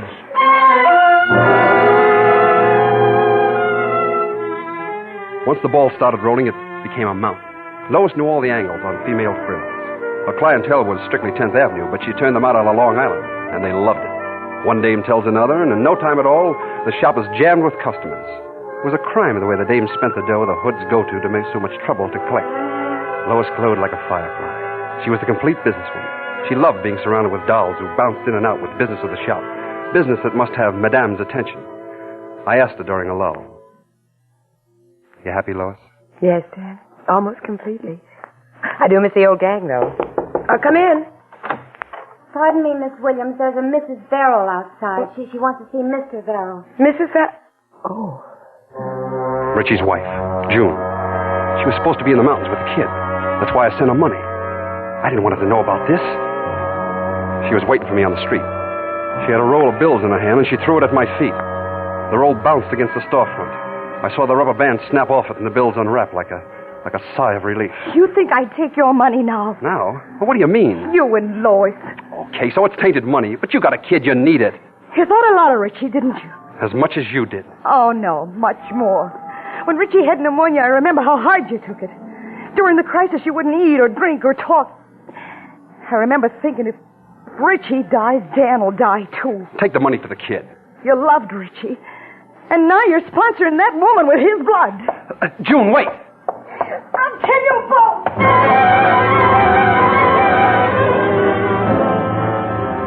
Nobody was going to keep me from doing what I wanted. Not Len Bush following me around, or Shorty Thompson hating my guts, or Richie's wife itching to kill me. I'd given Lois back an urge to live. I swore I was going to make her happy, and I was on first base. She had a going business. Lois's old gang hung out in the village, the bolo room. Richie, Lois, and Tim Grady used to pal around with the musicians who played the spot. They used to wait until closing time, and then huddle with the jive artists until morning. When Lois and Tim double-crossed Richie, the other kids cut Lois out of their hair, and Tim Grady left town.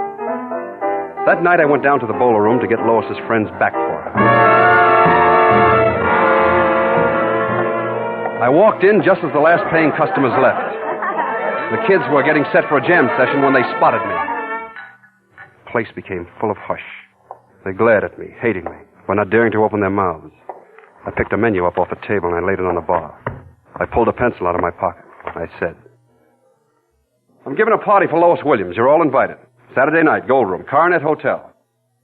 Whitey Jones? Yeah? I'm putting you down, plus your dame and 3 guests. Suppose I can't make it. And throw away your piano. You'll never play it with broken hands. Phil Blass? You, your dame, and 3 friends. And your horn. Well? Okay, yeah, sure, Dennis, sure. Jerry Barton? Mel Foley? What? Joe Ward? Les Seltzer. Your dames and 3 friends. Okay. And make sure that Lois knows that you're all tickled to death to see her. I'll be checking you off as you come in. I'll be seeing you Saturday night.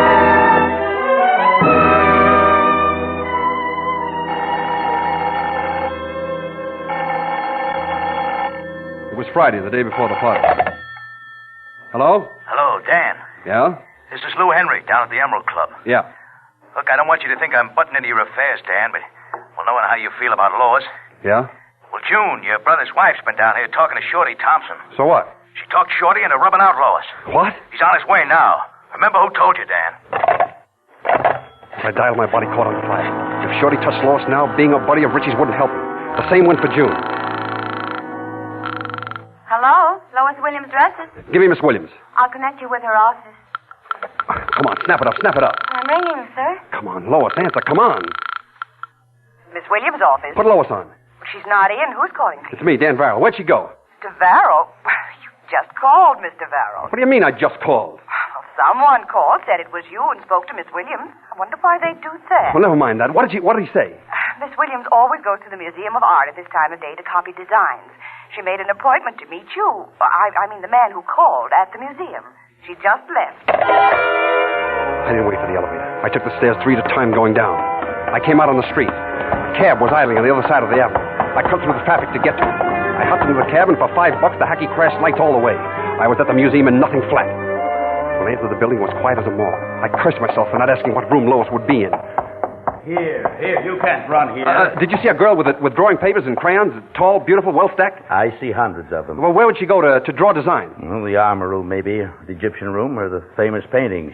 2nd floor. I had visions of her dead in some corner. I thought of her all twisted in the heap. I hit the Egyptian room in a run, and I stopped short. Lois was standing at the other end. She was behind a mummy case. And on the other side of it was Shorty. He had a knife in his hand. They didn't see me. I sneaked up on them, and I watched Lois fighting to move her lips. You ain't fit to live. Please, Shorty. Lois, run! Run to me! Right, here it is. I hate to do this, Shorty! Came this way, Lieutenant. Daddy tried to kill me. Tough to keep up with you, Dan. Still with me, eh, Lieutenant? I always keep an eye on my friends. Who's this laying here? Oh, Shorty Thompson. You better take him in. He tried to kill Miss Williams. Yeah, guess I'd better. Come on, Lois. Oh, by the way, Bush. Huh? You better pick up June Varro, too. She was in on it. In case you don't know who she is, she's my sister-in-law.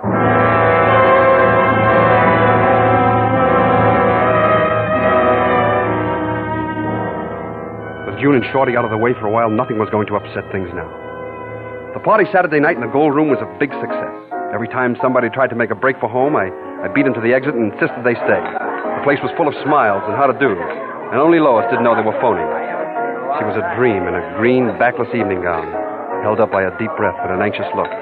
She bubbled around, greeting people. Thank you. I enjoyed it. Lois! Dan, where have you been hiding? No place. Tell me, Lois, you happy? Dan. Just be happy. That's all I ask. Just be happy. I'm doing like that, Dan. Is there any guy here you like? Anybody? There's just one guy for me, Dan. He's not here. But he is. He's back in town. He's at the Sphinx Hotel. Tim. Yeah. Lois, I think I'll drop over and see him now. Dan, you're not going to do anything? Don't worry, Lois. I'm going to fix everything.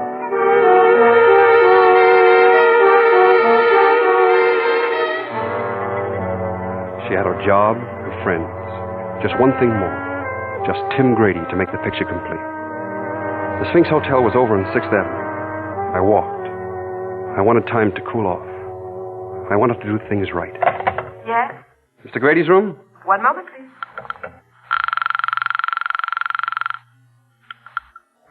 Yeah? This is Dan Barrow. Dan, Yeah, remember? it's 3 a.m., Dan. I won't take much of your time. Won't tomorrow do? I'm coming up now.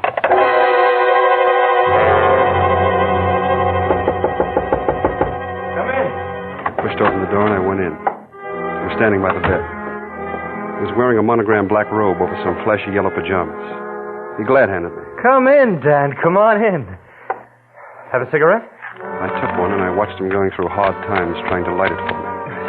I let him sweat for a while and then pulled out my lighter, lit my cigarette, and shoved the lighter under his face so I could light his. Couldn't stand still. He moved around the room like a cat on hot coals. He was a big, good-looking chick, broad shoulders with all the trimmings, curly hair, dimple on his chin. I just got back. Out on the coast. That's the place to be, Dan. You never saw anything like it. Boy, the things that go on in L.A. Someday... Light someplace. Anything you say, Dan. Lois is a great dame. She sure is, Dan. She sure is. Anybody says different should get slugged. Yeah. Listen, Dan, there never was anything between me and Lois. Anybody says different's a no good liar. We were just good friends. We hardly ever even went out. Relax. Here, you and Lois are partners. Yeah. She must be pretty near the happiest girl in town. Pretty near. You know, when I first saw Lois a few months ago, she was all set to kill us. Oh, wait a minute, Dan. I tell you... Sit down, Tim. You make me nervous. Nobody's blaming you for the way she felt. Now, tomorrow I pull out of the partnership, and Lois will be alone again. I don't want her to be alone. It's not good for her. Anything I can do, you know. She's in love with you. I'd like to see her get married. A woman with $75,000 business, well, she needs someone to look after her interests. The mention of the 75 grand, his eyes lit up like Broadway after dark. Reading his mind was like looking through a dirty window into a filthy room. It hurt to think a foul ball like Tim Grady could make a girl do anything for him. Well, Dan... It's about time she got a proposal for marriage. Yeah. Why don't you call her up, Tim? Yeah. A good idea, Dan. I mean, right now. Stuyvesant 1541. Now? Well, sure. If you think... I won't know what to say. It's been so long. Say you want to marry her. Yeah, sure. Lois? Hello, baby. Well, so you knew the old voice. I closed the door. I didn't know if I'd be able to control myself if I'd listened to anymore. I got to the dress shop at 10 o'clock the next morning. Lois was floating around like a waft of loveliness. She touched the inkstand on her desk, moved a chair, straightened a picture. Wasn't conscious of what she was doing. She talked fast and happy about things that didn't mean a thing. She flung open a window and hugged the inrush of air. She spoke with her back to me. Oh, Dan, it's wonderful. It's wonderful. Isn't life beautiful? You're happy, huh, Lois? Tim was waiting when I got here this morning. He proposed. He said you wanted it that way, too. I guess I'm the happiest woman in the world. Can I use your phone? Sure. Call Paris, Bombay, Shanghai. Imagine it, Tim. Homicide, Lieutenant Bush. Dan Verrill talking. I'm at Lois's shop. He said we'd be married. If you get here in 5 minutes, it'll be about right. Yes, Dan, I'm the happiest woman in the world, and I owe it all to you. She turned from the window and saw the gun in my hand. Now you're worth killing.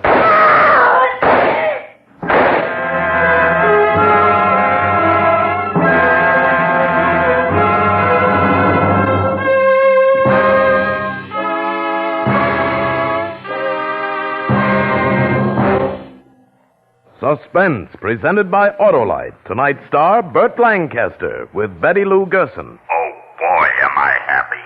Thanks again, Harlow. That's my car talking, folks. I ran great today, didn't I? With those new Autolite resistor spark plugs. Like a charm. Friends, if you want your car to run better, switch to Wide Gap Autolite resistor spark plugs. The spark plugs that get you off to fast starts in cold temperatures. Made by Autolite, they're one of more than 400 products for cars, trucks, planes, and boats produced in 28 Autolite plants coast to coast. These include complete electrical systems used as original equipment on many makes of America's finest cars. Spark plugs, batteries, generators, coils, distributors, starting motors, bullseye sealed beam headlight units. All engineered to fit together perfectly, work together perfectly because they're a perfect team. Don't accept electrical parts supposed to be as good. Ask for and get Autolite original factory parts at your neighborhood service station, car dealer, garage, or repair shop. Remember, you're always right with Autolite.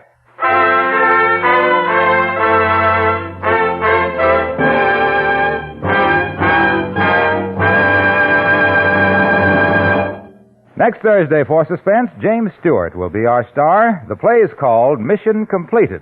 And it is, as we say, a tale well calculated to keep you in suspense.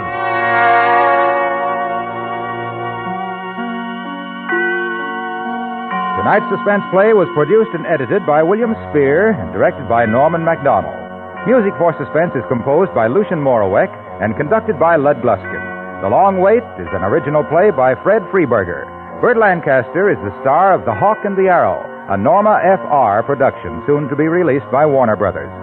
In the coming weeks, you will hear such stars as Mickey Rooney, Lana Turner, and Eddie Cantor. Don't forget, next Thursday, same time, Autolite will present Suspense, starring James Stewart. Meanwhile, see the very informative story about suspense in the current issue of Quick magazine.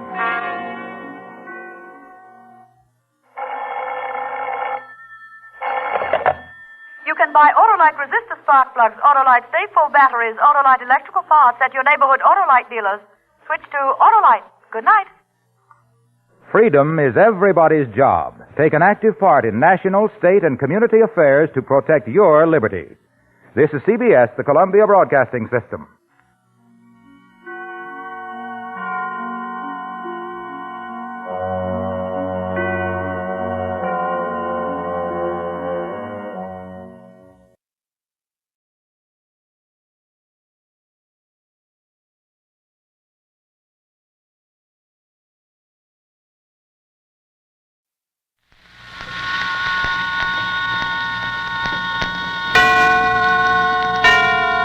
And now, tonight's presentation of radio's outstanding theater of thrills, Suspense.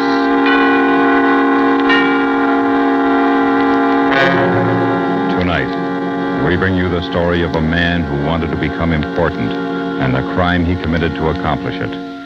So now, starring Mr. Tony Barrett with Mr. William Conrad, here is tonight's suspense play, The Man Who Threw Acid.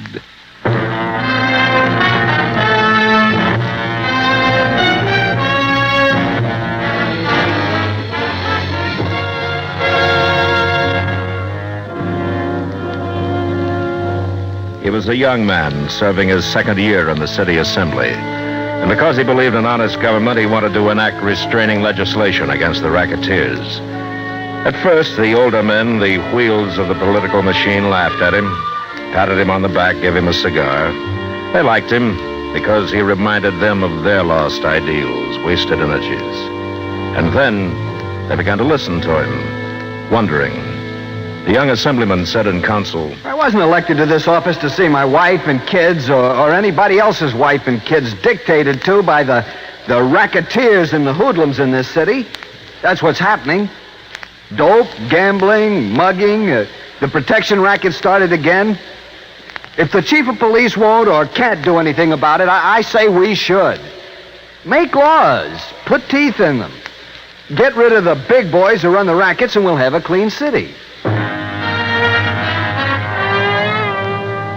It wasn't a brilliant speech, not in content or in delivery, but it made its point. And the young assemblyman kept on making his point.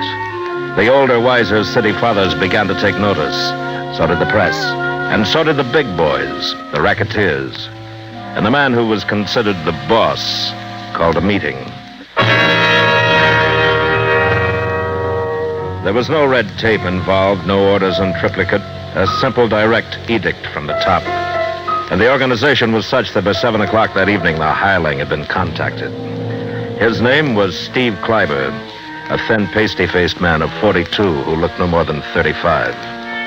He lived on the fringes of gangster society, and like so many of his kind, was still considered a punk. He was desperately trying to gain a toehold before it was too late, because a middle-aged punk is the lowest form of underworld life, a lackey. The boss's contact explained the situation about the assemblyman. That's a snap, Steve. Just throw acid in his face and beat it? Yeah, that's it. 200? For doing nothing. You get the acid for me, huh? Sure, Steve. You put the finger on it? It'll be all set. There's nothing else to it? I told you. This assembly guy, he's important. Look, you want the job. It's none of your business. How come? Just do you want to do it? I'm just thinking, if it is kind of important and you want me, maybe you put in a word for me, huh? With the boss, maybe? Oh, now, Steve. The boss don't know anything about this.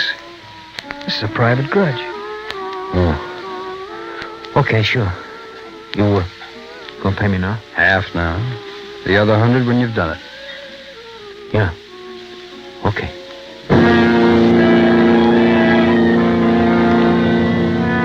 Kleiber was told to wait until he was contacted again.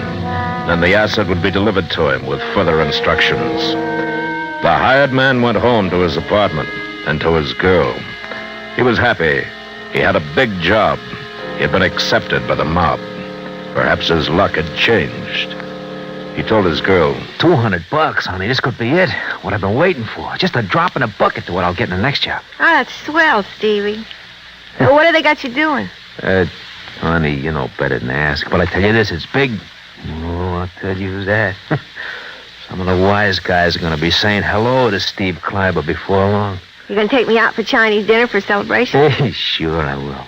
We'll have anything you want.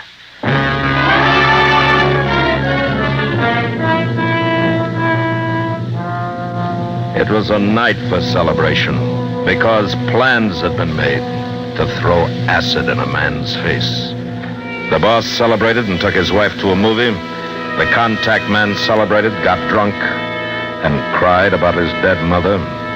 And Steve Kleiber went to bed with indigestion following a too-rich dinner. The assemblyman sat up late into the night writing the draft of an anti-racketeer speech to be made at Rotary the next day.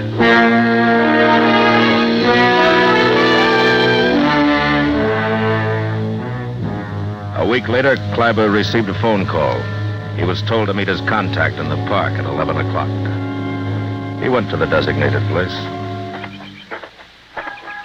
Hi, Steve. You're on time. That's good. Gotta get ahead, boy. I don't like being late. Here's the stuff in this bag. Mm-hmm. It's in a pint jar with a wide mouth. That way you won't have as much chance missing. Oh, you better wear a glove, too. You don't want to get burned. There's a glove in the bag. You right-handed? Lefty. So wear it on the left hand. It won't matter. When do I do it? 5:30. Today? Yeah. Where? You'll be coming out of the athletic club. He's got a 6 o'clock appointment. You'll leave the club about 5:30. How am I going to know him? Pictures, here. Take a look at him. Yeah. Now, he looks like these pictures, so you won't have to worry. You can't miss him. Mm-hmm. Yeah. Can I keep these? Yeah. What do I do after I throw the stuff? Ditch the bottle. Break it. And don't touch it without you wearing a glove. No prints on it. Okay. Then what? Take off. Ain't gonna have a car to pick me up? It's too risky. Cars can be traced. Someone sees the license. You shouldn't have any trouble, though. It's a quiet street, buildings, nothing. Well, you know where it is, in the corner. Yeah, I know. Okay, you're right off the main drag. Just get lost in the crowd and don't run. By the time anyone figures out what happened, well, you ought to be home. Hey, seems to me I'm taking some chance for a lousy 200. Give me back what I gave you. I'll get somebody else. No, wait. It's okay. But I sure hope you guys appreciate the risk I'm taking. We appreciate it. Oh, and Steve. Yeah. If anything should go wrong, like say you do get picked up, you don't talk. Huh? No names. Not even mine. Oh, nobody gets me to talk. That's my boy. Well, I'll be seeing you. You come round to the bar for your dough when it's finished, and I'll leave it there for you.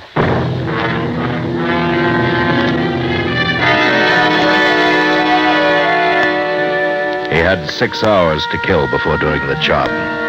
Standing outside the entrance to the park, he was undecided. 6 hours. And he moved casually to the bus stop and correctly, obediently took his place in line behind 3 other passengers as the bus pulled in. A very ordinary man, carrying a paper sack in which was a jar of acid and a glove. He went to a favorite hangout, a bar at the east end of town, not because he needed a drink. He wasn't nervous, but rather because he hoped to run into some of the boys. Well, he wouldn't tell them anything, but he'd let them understand that he was onto something big. Hey, what do you say, Harry? Steve. And the boys been in, huh? Kinda early. What's it gonna be? You want a beer? Nothing like that. Something fancy. I'm celebrating, boy. Give me something fancy. Huh? What do you want? Oh, I don't know. Something with bourbon, huh? Good bourbon. Soda, water? Old-fashioned, huh? Put everything in it. Make an old-fashioned. Oh, make one for yourself, Harry. And me. Too early. Come on, help me celebrate. I never celebrate till after 5. Well, at 5, I'm going to be tied up. I'm sorry. At 5, I got an appointment. Big appointment. Uh-huh. How are you, Harry? Morning, Lou. How's everything? It couldn't be better. Fine. What do you say, Lou? Oh, Steve. Well, you've been keeping yourself, huh? You're on. Hey, Harry, break a quarter for me. I gotta make a phone call. Yeah, sure. How about joining me, Lou? Old-fashioned. Why not? Well, it's good drink. Say, Lou, you got any good tips? I Here's got a your few... change, Lou. Oh, thanks. Lou? What? I said anything good running a day. Thought I'd put 50 across the board if you got... Where'd you get $50, punk? You know, it's funny the way you guys call me. That's really funny. Old-fashioned, 65 cents. Huh? Oh, sure. Thanks, Harry. Hope you can change your 20. It's the smallest I got. Yeah, Lou, that's what it is. Hearing you guys call me punk, it's pretty funny. You got a little surprise coming to you, boy. Yeah? Well, I'll live. Thanks, Harry. It's okay. Forget the tip, Lou. I just thought I'd do you a favor, give you a fin if the horse comes through, but from now on, I do my business uptown direct. You do that. Punk. Nerve of that guy, you hear him? Small time, and he's calling me... Oh, it's good old-fashioned, Harry. That's the best. You sure know how to make them, all right. Uh-huh. The drink was too sweet. He didn't like it, but it was gulped down. He wanted to show them the bottle of acid. Tell them. That would make them know he wasn't a punk anymore. Instead, he pocketed his change and sauntered out. There was little better than 5 hours to kill, so he went to a movie.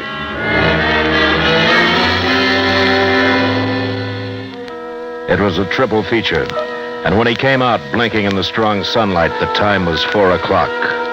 Holding the paper sack carefully, he took a bus uptown and noted that traffic was getting heavy. At 4:30, he walked past the athletic club and into a drugstore across the street. Sitting at the counter, he leafed through a detective magazine and drank 2 large Cokes. The assemblyman had played handball, taken a shower, and by 5 o'clock was dressed and on his way out. His companion suggested a cocktail, but because of his appointment at 6, he begged off. Wish I could, but it'll take me an hour to get out there. I'll take a rain check for next week. So long. Say hello to the wife and kid. Steve Kleiber was waiting outside the drugstore when the assemblyman emerged from the athletic club. He recognized the man immediately and crossed the street. By the time the assemblyman reached his car and was unlocking the door, Kleiber was behind him, the jar held firmly in his gloved hand. There was no one else in sight. Hey, mister. Yes? Here's something for you.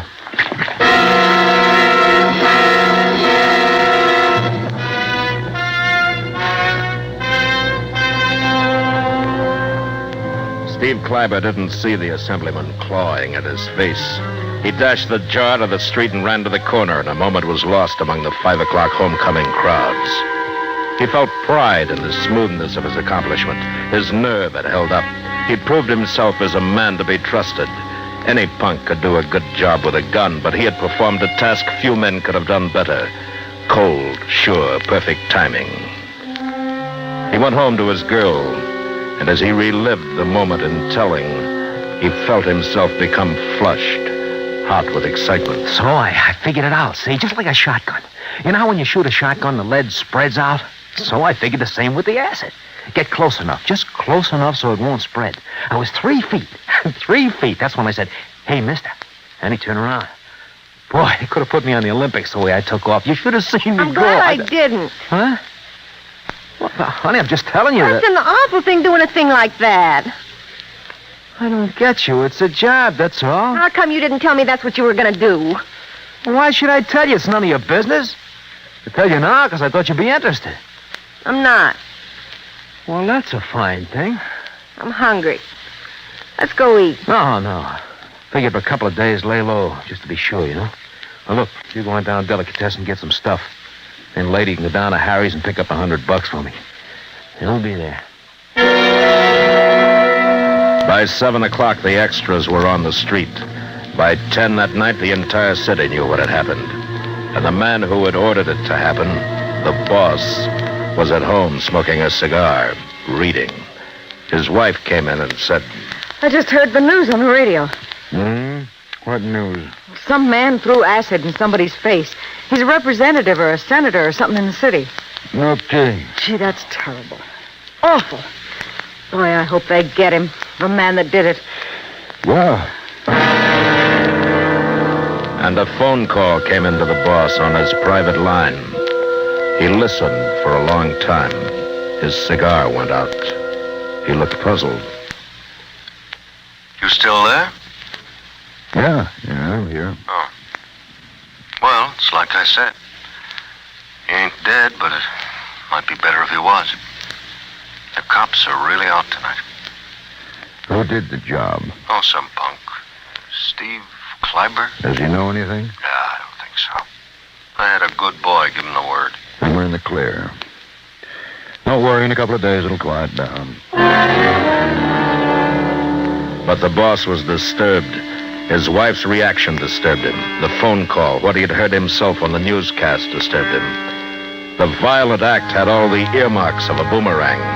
Rather than instilling fear, the purpose for which the deed was done, it had brought out swift and great anger. Kleiber was worried, too. His girl had gone to the bar and returned empty-handed. The second $100 installment of his payment was not there. His contact had not been seen that day.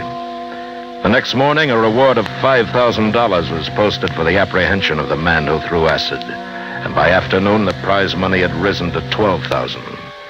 Kleiber read the newspapers that night and was frightened. Listen, honey, I better get out of here. Some of these rats get an idea to turn me in for that kind of dough. I'm in trouble. Yeah. Maybe you better. Look, honey, you go down to Harry's again, huh? I need that $100. I'll have to get out of town for a while. What's the use? He ain't gonna be there. They made you a sucker. After what I done for him, you crazy, a nice clean job. Now listen, I'm gonna hide out. I know a place. It's in town here. Till you get the dough for me, huh? How can I get it? Well, try, will you? Here's a flop house. I'll write you down the address. If I'm not there, I'll be in the Grand Theater. You know where it is? I know. Okay. If anybody asks you seen me, you say no. I left town, all right? Okay. Hey, what about me? What do I do for money? Honey, I gave you $10 yesterday. Well, it might take a couple of days to get your 100. What? Yeah. You're right here. There's 20. I can't give you more. All right. No, look, you won't let me down, kid. You'll find him. You'll give me the door. What do you want me to do? Write it in blood? All right. Thanks, honey. I'll make it up to you. I'll bet. I'll see you. What a dirty little punk. At first, only a handful of people knew who had done the job.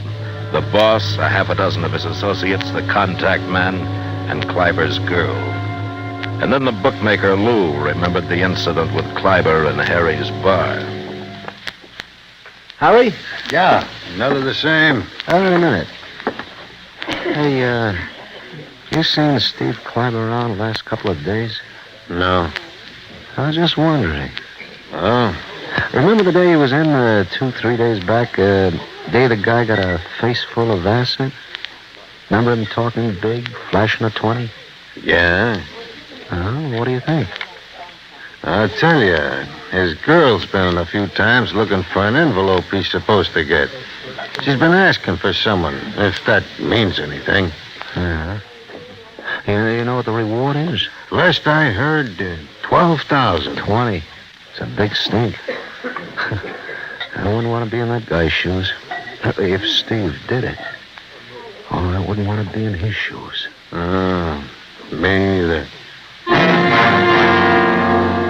The police had no leads, but they had an aroused city on their side. They weren't working alone. Every citizen was a potential ally, every news agency a powerful voice. The reward mounted. In a week, it had reached $40,000. The money was offered by the city, by indignant groups and individuals.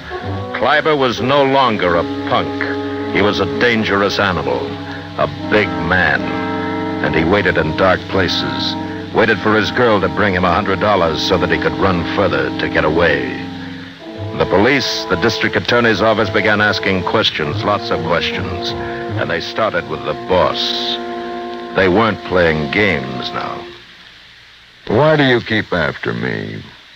I don't know anything about it. Some nut probably who doesn't like a no-smoking law or something. Why don't you guys lay off me? But they didn't lay off him, and he knew something had to be done quickly.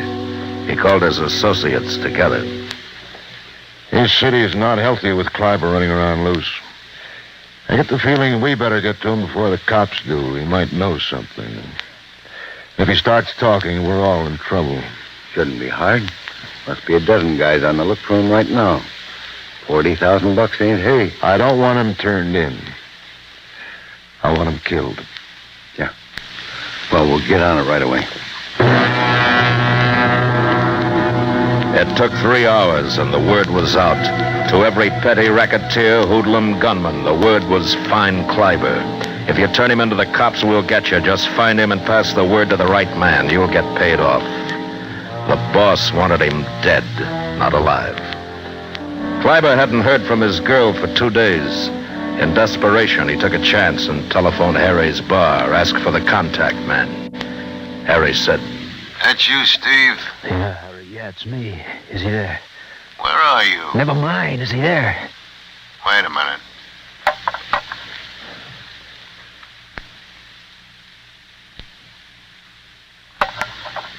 Hello? This is Steve. Listen, I want that money. I've got to have it. What are you trying to pull? Oh, now, don't get excited, kid. We had a little trouble. Had to lay low. I'm sorry about it. Where are you, Steve? I'll get it to you right away. Never mind where I am. You give it to... Your girl? Well, Steve, I would, except haven't you heard? She left town yesterday. She's gone out the coast. Now, Steve, why don't you tell me where you are and I'll get... He was afraid. More afraid than he'd ever been in his life. He'd read the papers, knew the whole city was after him. And now he knew from the sound of that voice, they were after him too. There was nobody to trust now. His girl, everything gone. And even in his fear, he still didn't quite understand why it was happening. He'd done the job he'd been told to do, done it well. and they'd all double-crossed him. The big boys. He didn't understand. One thing he did know now, however, he was valuable. He was worth money. But was it his life that was valuable? Or perhaps they'd find him, kill him, and then turn him in. The rewards didn't say anything about being alive. As he left the cigar store, he didn't see the proprietor pick up the telephone. Hello? This is Shackley on the corner of 5th. I thought you'd like to know Steve Kleiber was just in here, making a phone call. Yeah, he just went out, walking east.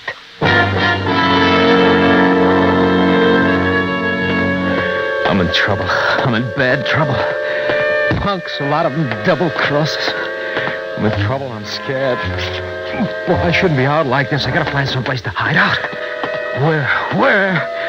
They'll get me. They'll be looking. They'll get me. And he felt safer walking because every place, any place that he might want to go as shelter, was now a trap. He saw the police station at exactly the same moment he saw the black car around the corner, and a sixth sense told him what was about to happen. He started to run toward the police station.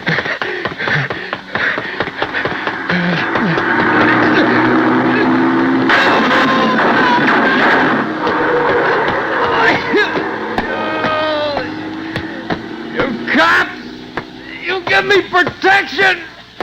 I'm the guy through the acid! I'm the guy!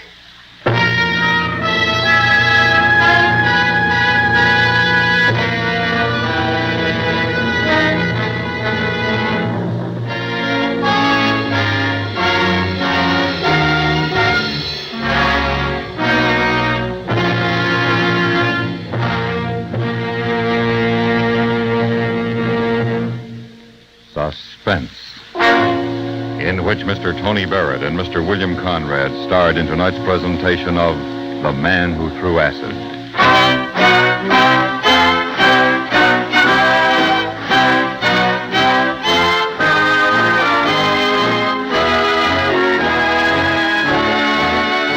Suspense has come to you through the worldwide facilities of the United States Armed Forces Radio and Television Service.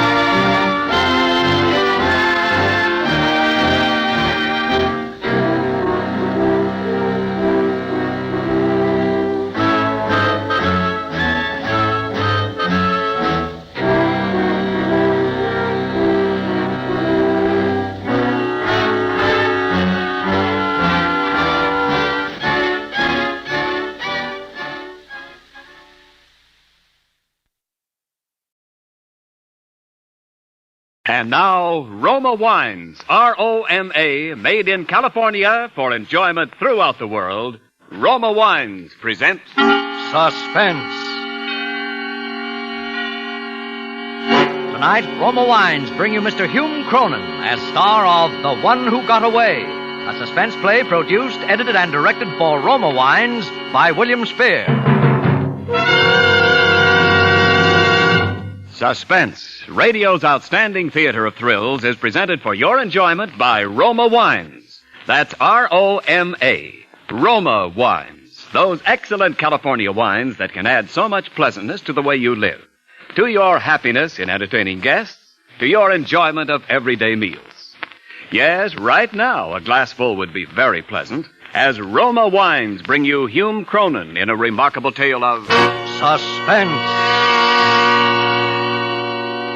Well, and I certainly told her, listen here, I said, if you think for 1 minute that I intend to stand for that sort of thing, you've just James, you're not listening to me. Put down that paper and listen to me. Yes, dear, I'm listening. So I said you're very much mistaken. I did not come in here to be insulted. Perhaps you don't know it, young lady, but the war is over. And the sooner you people appreciate that fact, the better it will be for all of us. And Mabel backed me up, too. You bet she did. We went to the manager, and what we didn't tell him about that clerk, we certainly did. Are you listening to me, James? Yes, dear, well, dear, I'm the nerve listening. trying to tell us that merchandise was hard to get. And so were salespeople. Didn't do him any good, I'll tell you. I'll bet it didn't. What'd you say, dear? I'll bet No, he wished nothing. he'd taken a little more time and trouble hiring clerks, and we got through with him the very eye. It's just like I said to Mabel. It's just like I said. I said, if they have a hat department, they have to sell hats. And if they want to sell hats, they have to allow the customers to try them on. Honestly, if I want to try on hats, it's none of their That's the way it how was. many I want to try on. Talk, Mabel talk, said that the least talk. they could do is to train their clerks to be a little Every more morning at and that's breakfast. right. But Every you know, night from the minute I got up in the house until I finally got to sleep. 39 hats, and I know it wasn't that much. Every weekend, now from show you Saturday what morning hats until you get. Sunday Which to buy night. or Talk, talk, Well, talk. I said, we'll just see about this. Even in the movies. You are anyway, I said. Mightn't have been so bad if I'd had a traveling job, but, well, then I didn't have a traveling job. I worked for a bank. I had a job there as a spot auditor. Job was to make spot checks on tellers and cashier's accounts between the regular audits. Bank had been stuck a couple of times by embezzling tellers. No wonder the money they paid. So they fixed up this job making spot checks to catch any funny business before it got very far. Expensive, all right. Had just as much money as hers. Are you listening to me, James? Yes, dear, I said I was listening. Well, and if my husband gave me as much money for clothes as hers does, I'll bet I could look a whole lot better than she does. Of course, Ethel had been talking like that for, 10 years. Practically ever since we got married, I guess. And there wasn't anything I could do about it. I'd tried to make her shut up, but she wouldn't. I tried to leave her once, but she followed me and talked until I came back just to shut her up. I couldn't get a divorce. I tried that once. Once. But I couldn't stand this any longer. I had to do something. It seems to me that if you'd only cut down on some of your expenses, we ought to be able to save enough money for a car. Now, I think that James, well, for heaven's sakes, how you startled me getting up that way. Where are you going, may I ask? I'm just going down to the drugstore for a minute. Well, what do you have to go to the drugstore at this time of night for? Good heavens, I work hard to make a nice home for you, James. I don't see why you're always getting up in the middle of a nice chat to go out. Do you hear me? James, answer my question. Why must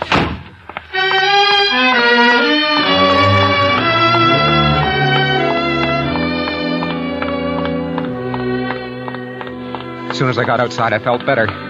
But the thought that I'd have to go back there again and listen to her talk every day, every night, the thought that I'd have to go back there kept hammering in my head. I suppose I knew what I had to do a long time before that. But I'd never admitted it to myself. There was only one way to shut that woman up. That was to kill her.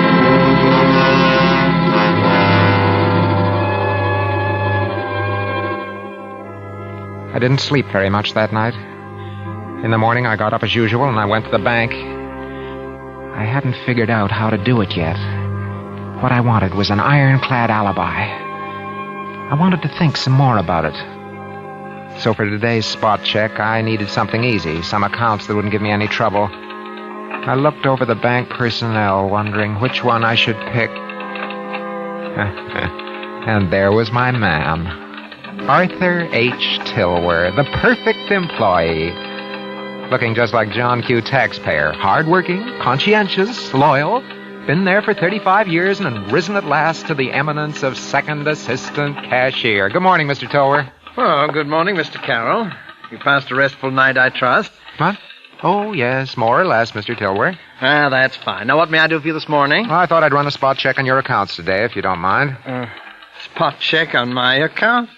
There's really no need for that, is there? No, of course not. It's strictly routine. You know that. But surely there must be others that you haven't. Oh, come now, Mr. Tilwer. There isn't anything wrong with your accounts, is there? Oh, of course not. Of course not. Very well, if you insist. Here are the books, and you may proceed. And so I went to work on Tilwer's accounts. I'd done this sort of thing so often I didn't have to pay much attention to it. So while I worked, I thought. I thought about Ethel and about an alibi. Well, aren't you finished yet, Mr. Carroll? Closing time, you know. Just about, Mr. Tilwer. Quite a bit of work here. You seem to have handled a lot of transactions last month. Oh, yes, I did. A busy month, this last one.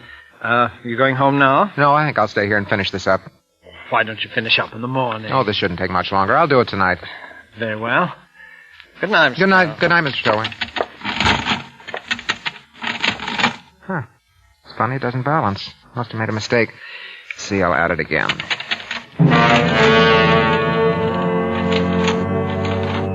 But it wasn't any mistake. His books didn't balance. And by the time I'd finished the check, I knew he hadn't made a mistake either. Mr. Arthur H. Tilwer, the prize employee of Consolidated National, was deliberately short $3,756.23. When I'd finished, it was quite late. I locked up. But before I started for home and some more talk from my loving wife, I paused for a moment, leaning on the bank doors, and lit a cigarette. Something was beginning to stir in my mind. I didn't know quite what, but it was something important. As I was thinking, I happened to glance down the street, and I saw somebody coming toward me. Thought the figure looked familiar. Yes. When he passed under the street light, I recognized him. It was Tilwer. I waited for him. Hello, Tilwer. Mr. Carroll. How are you? Weren't headed for the bank, were you, Tilwer? Well, yes. As a matter of fact, I was. Some work I wanted to clean up. Yeah, I can imagine. Never mind about that now, Tilwer. You can't clean it up. Come on down the corner and have a cup of coffee with me. Well, thank you for the invitation, but really, I think you'd better come along. See, I want to talk to you. No, really, Mr. Carroll, I don't think that Look here, Tilwer. I have a report in my pocket concerning your accounts. You just might like to see it before I turn it in. All right. I'll come. Just for a moment. Let's go. I got Tilwer into a booth and ordered 2 cups of coffee and handed him a carbon copy of the report. He read it all the way through. And the further he read, the whiter his face got. Stop shaking and give me that before you spill your coffee. Oh.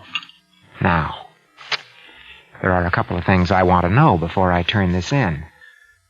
What have you done with the money? Mr. Carroll, I have a sister. She's desperately ill. Every penny of that money has gone for her treatments. Every penny. That isn't going to make any difference. Embezzlement's embezzlement. Well, she'll die. She'll die, Mr. Carroll. I didn't mean to steal that money, and I'll pay it back. Please don't turn in that report. My sister will die if I can't continue her treatments. I'll find some way to pay it back. That's what they all say, Tilwer. Mr. Carroll, I've lived a life of probity and honesty for 50 years. I only did this because I couldn't bear to see my sister die for lack of money. I had to have it. You must help me. I must help you? Do you realize what you're asking me to do? Yes, I realize it. Surely there's some way I can make it worth your while. Now, I haven't any money, but I'd do anything for you. Absolutely anything. Just don't turn in that report. Then it came to me. Please. This was it. You don't realize it. The perfect alibi. Tilwer would provide it. Tilwer would have to provide it. I listened to him run on until I'd thought it all out. And she thinks I have some money. All right, Tilwer. All right. I'll help you. On certain conditions. Thank you so much, Mr. Carroll. You don't realize... First, I want a written confession from you. Just in case. And then I want you to be prepared to swear that I was with you all evening on one night that I'll pick out. You understand? Oh, yes. Yes, I'll do it. Anything. Anything at all. Good.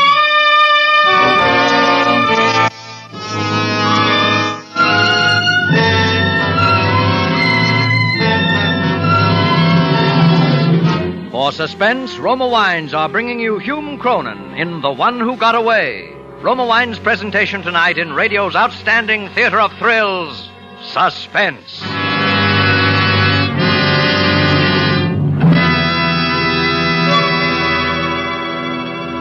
Between the acts of Suspense, this is Ken Niles for Roma Wines. Traditional as going to the big game are those friendly get-togethers and fireside reunions afterwards. If you're playing host this weekend, enrich your hospitality by serving delicious Roma wines. For Roma California Sherry, Port, or Muscatel, add warmth and friendliness to any occasion. And because Roma wines taste better, more Americans serve Roma than any other wine. Roma wines do taste better because Roma master vintners start with California's choicest grapes. Then, with America's finest winemaking resources, they patiently guide this glorious grape goodness to tempting taste perfection. Later, along with Roma wines of years before, this abundant treasure awaits selection from the world's greatest wine reserves for your pleasure. Take advantage of Roma's present low prices. Buy Roma by the case for your holiday needs and save. That's R-O-M-A, Roma wines. America's favorite wines. And now, Roma Wines bring back to our Hollywood soundstage Hume Cronin as James Carroll in The One Who Got Away, a tale well calculated to keep you in suspense.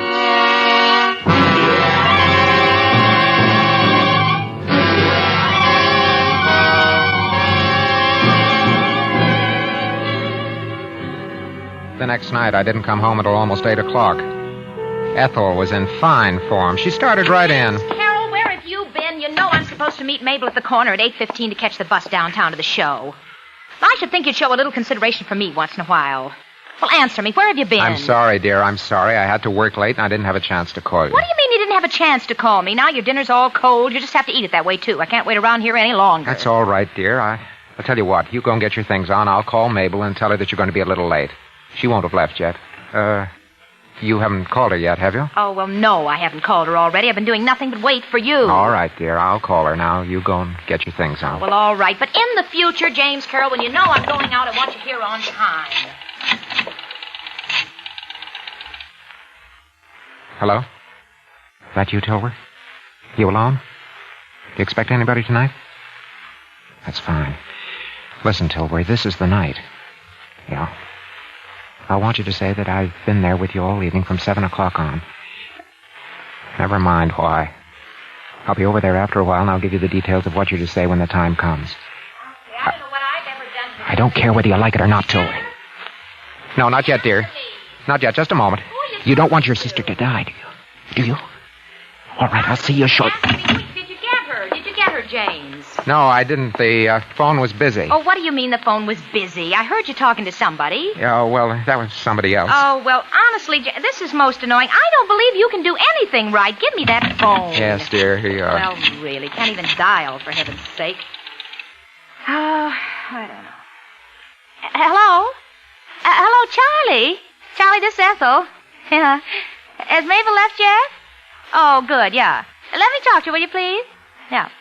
For heaven's sake, James, don't just stand there behind me like that. You know how nervous it makes me. Wait. Mabel, this is Ethel. Listen, hon, I'm sorry, but I'm just going to be a tiny bit late. Yeah? Oh, I'll catch the next bus, sure. Well, it's really very annoying. I had a Hello? Hello? Hello, Ethel? Ethel, can you hear me, Ethel? Hello? Hello?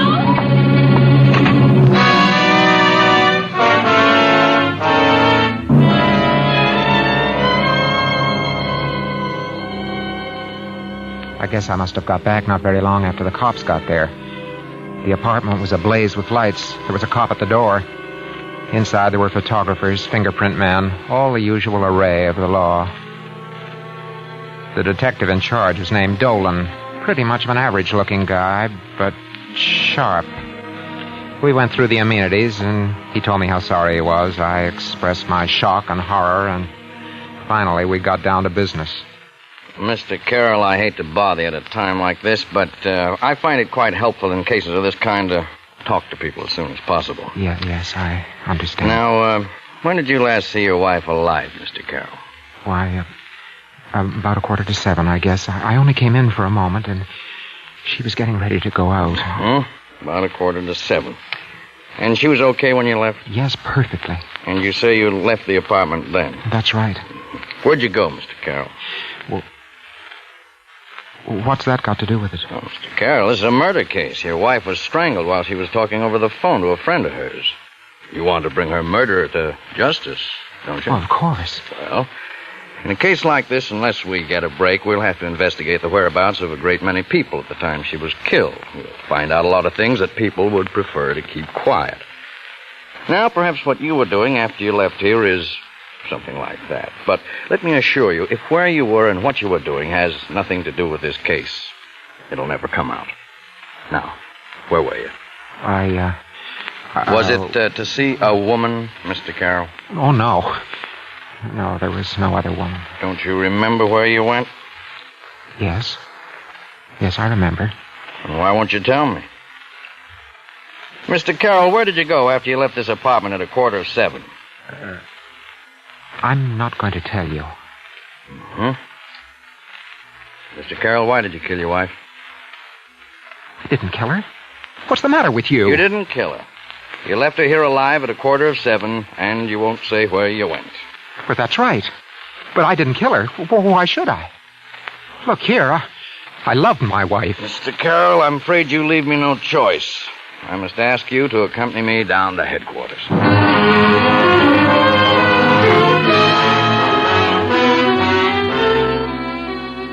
Down at headquarters, we went through it all over again, and again, and again. In the end, always the same 3 questions. And always the same 3 answers. Why did you kill your wife, Carol? I didn't kill her. Where did you go that night? I won't tell you. Why won't you tell us where you went? I won't tell you that.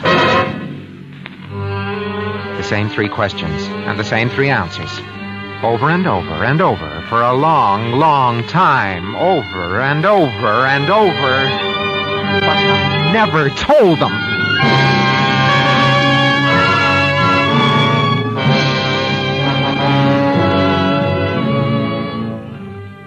The case came up for trial about 2 months later.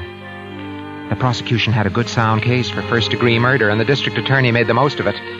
It looked open and shut until the last witness for the defense, the only witness for the defense, Arthur Tilworth, took the stand. On the evening of the 14th of September, I went straight home from the bank and had dinner. At about 2 minutes past 7 o'clock, I remember the time exactly because my favorite radio program, that's the Symphony Hour, had just come on. The defendant, Mr. James Carroll, joined me and remained in my presence until about 11 o'clock. Order in the court! Order in the court! Order! They went at him hammer and tongs, kept him on the stand for an hour and a half, but he never changed his story and never contradicted himself. He made as admirable a witness as he did a bank employee. The jury was out for a long time, 12 hours or so. And when they came back... Ladies and gentlemen of the jury, have you reached a verdict? We have, Your Honor. Do you find the defendant, James Carroll, guilty as charged or not guilty? Not guilty, Your Honor.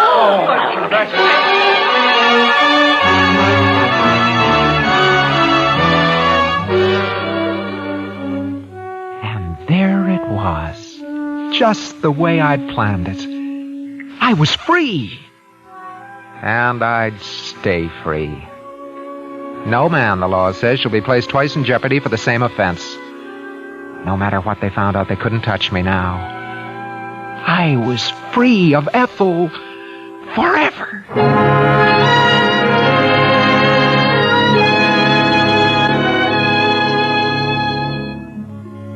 After it was over, I took about a week off. I got a cabin up in the hills, and I just loafed around for a whole week. All by myself. It was nice and quiet. Nice and quiet. When I got back to the apartment, I saw someone standing by my door. It was Dolan. Hello, Carol. Hello, Dolan. Want to see me? Yeah. Just for a minute. I've been away for a week, you know. Yeah, we know. Come on in. Thanks. Sit down. Thanks. Cigarette? Cigar? No, I don't think so. Thanks anyway.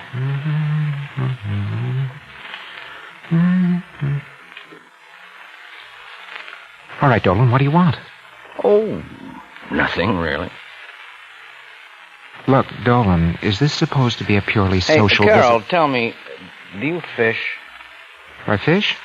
No. Why? Fishing is my favorite sport. I was raised around Winnipeck Lake, you know. Fishing's fine there. Yeah? There's one particular spot on Winnipeck that's a favorite of a lot of fishermen. It's deep, cool, and rocky. There was a big speckled bass lived there. Very cagey creature he was, too. A lot of fellows thought they had him. Hooked him even. But he always got away. This is all very interesting, but if you don't As a mind, matter of fact, that fish got to be quite famous. Got to be known as the one who got away. And every time anybody did any serious fishing there, they'd always have a try at landing. Oh, yeah, they tried everything. All sorts of flies and lures and bait. Went on for years. Look here, Dolan, I don't know what you want from me, Well, but I gotta go now, Carol. It's a fascinating story, don't you think? Mm-hmm. Very. By the way, Carol, you know how much that fish weighed? 7 pounds and 12 ounces. How do you know? We got a little careless one day. Took a long time, but I finally got him. Bye now, Carol.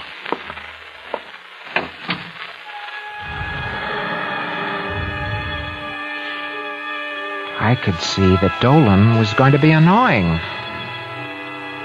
But I didn't care. I figured he'd stop after a while. There was only one more thing I had to do to clean this whole thing up. I'd made a bargain with Tilwer, and I intended to keep it. Yes, sir, I'm a man that keeps his bargains. That night I went around to his apartment. There was no answer when I knocked. I noticed that the door was unlatched, and so I pushed it open.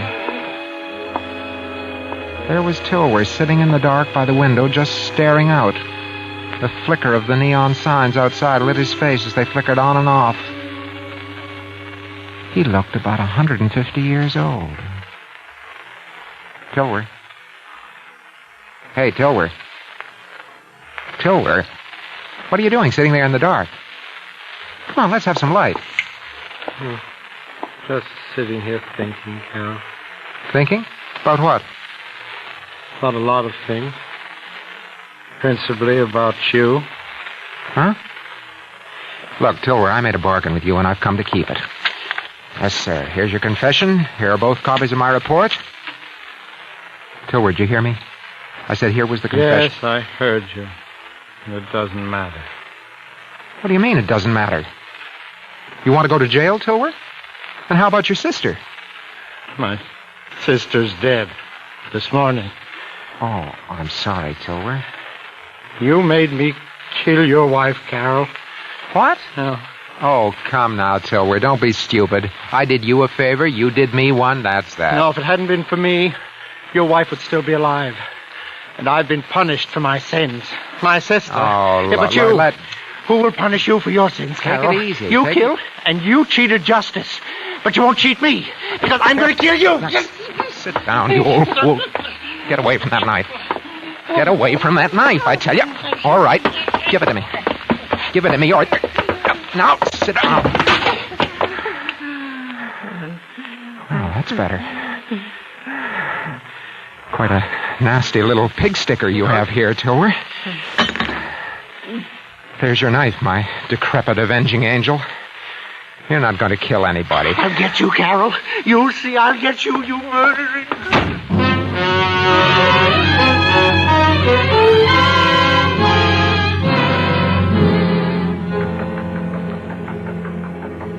Yeah. Who's there? Just a minute. Hey, wait a minute. Hold on. I'm coming.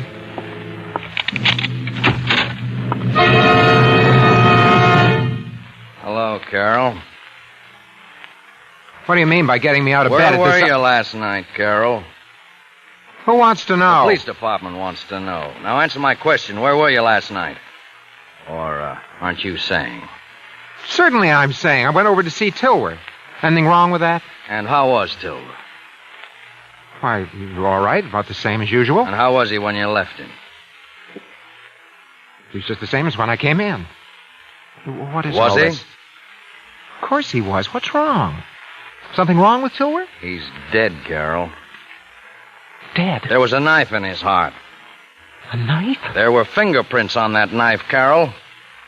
Oh, it was in his heart, and your fingerprints were on it, Carol, and on the door and on the lamp. No, listen, I didn't kill him, I tell you.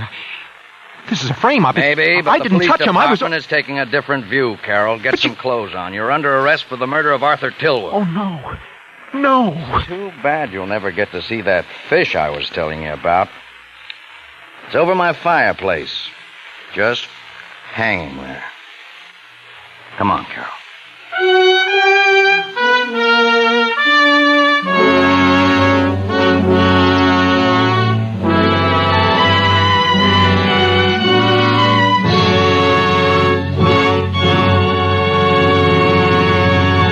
Suspense. Presented by Roma Wines, R-O-M-A, selected for your pleasure from the world's greatest reserves of fine wine. This is Ken Niles introducing our suspense star of the evening, one of Hollywood's most accomplished villains, Hume Cronin. Tell me, Hume, wouldn't you like to give up roguery and play a nice guy just once? Not me, Ken. Look what happens to the nice guys on Suspense. They always get killed in the first act. Give me a cloak and dagger anytime. Well, as far as you're concerned, then, villainy is its own reward. That's it. My sentiments to a teaser. A tea party doesn't go on this program, Hume. But since you're a party to Suspense this evening, this goes to you. Roma presents you with this gift basket of Roma wines selected for you from the world's greatest wine reserve. Why, thank you, Ken. And thanks to Roma, too. My. For a man of my moderate tastes, Roma wine's an ideal gift. And for moderate entertaining, Hume, you can't beat the Roma Muscatel in your gift basket. Share with your guests the golden richness of Roma Muscatel, delicious with cake or nuts. Or enjoy delightful Roma Muscatel with dessert. Let the naturally sweet, mellow taste of Roma Muscatel enrich your quiet evenings at home. Roma Muscatel? That sounds very tempting. Oh, it is, Hume. And Roma Muscatel tastes better because Roma starts with California's choicest grapes, guides them skillfully with America's finest winemaking resources to tempting taste perfection. Later, at peak richness, Roma selects from the world's greatest wine reserves for your pleasure. That's the reason more Americans enjoy Roma than any other wine. And reason enough, too. And now, Ken, before I go home and murder my wife again, who's slated for the spotlight on Suspense next Thursday? It's yours and mine and everybody's dream girl, Hume. Judy Garland. Oh, that's wonderful. Well, what kind of a play will Judy do? Well, we don't want to tip too much of it, but Judy will appear as a girl who works as a waitress in one of our Hollywood drive-ins and who gets into a situation that is, believe me... well calculated to keep you in suspense? Right. I'll certainly be listening. Good night, Ken. Good night, Hume.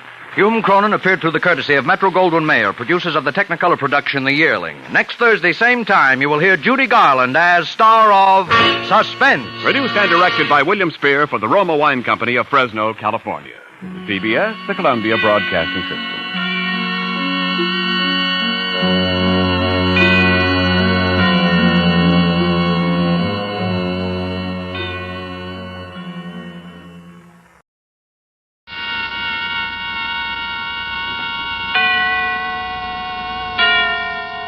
Suspense.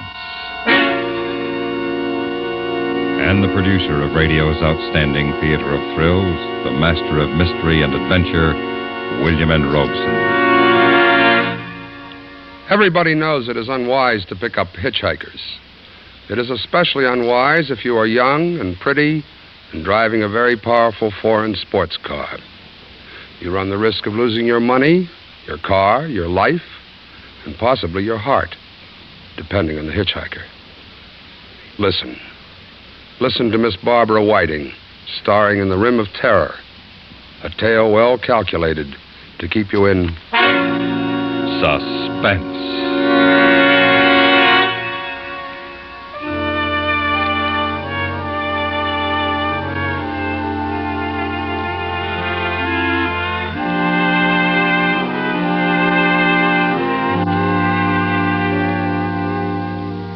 I don't know why I gave him a lift.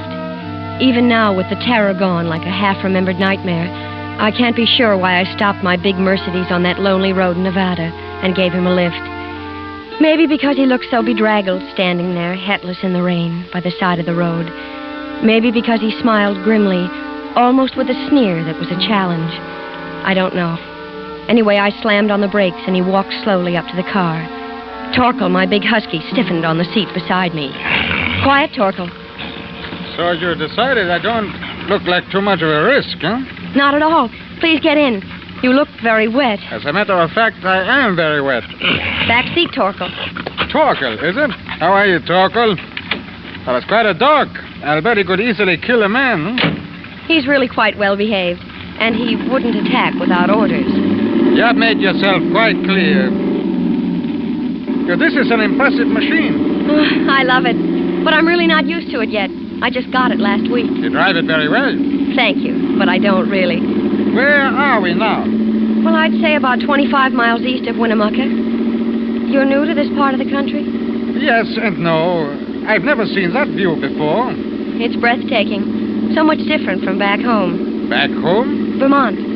This is the first time I've ever been in the West, and I love it. The scenery is so... Yeah, but this particular scenery doesn't appeal to me very much at the moment. Why not? I'd say that there's someone waiting for us down there. Look. I looked. Far below on the valley floor was a fork in the road and an abandoned building. Near it was a black speck that looked like a wagon, and two smaller black specks that moved. Men, no doubt, though from here they looked like ants. I'd suggest slowing down. Not much, though. I expect they are watching us through field glasses. Who? You let me out here. What? This cut hides us from them. Stop the car. Sorry, our ride together must end so soon. Now, don't be afraid. You have your dog sit on the front seat and keep him there until you are safe in Winnemucca. I don't understand. You know what a roadblock is? A roadblock? Are the police after you? Not the police of this country. You just tell them that you haven't seen me and they'll pass you on all right. Huh? Goodbye. Thank you. He turned and started climbing the steep bank at the side of the road. He stopped halfway to the top and impatiently motioned me to go on. I slipped the car into gear. I motioned Torkel into the front seat and started down the pass into the desert valley.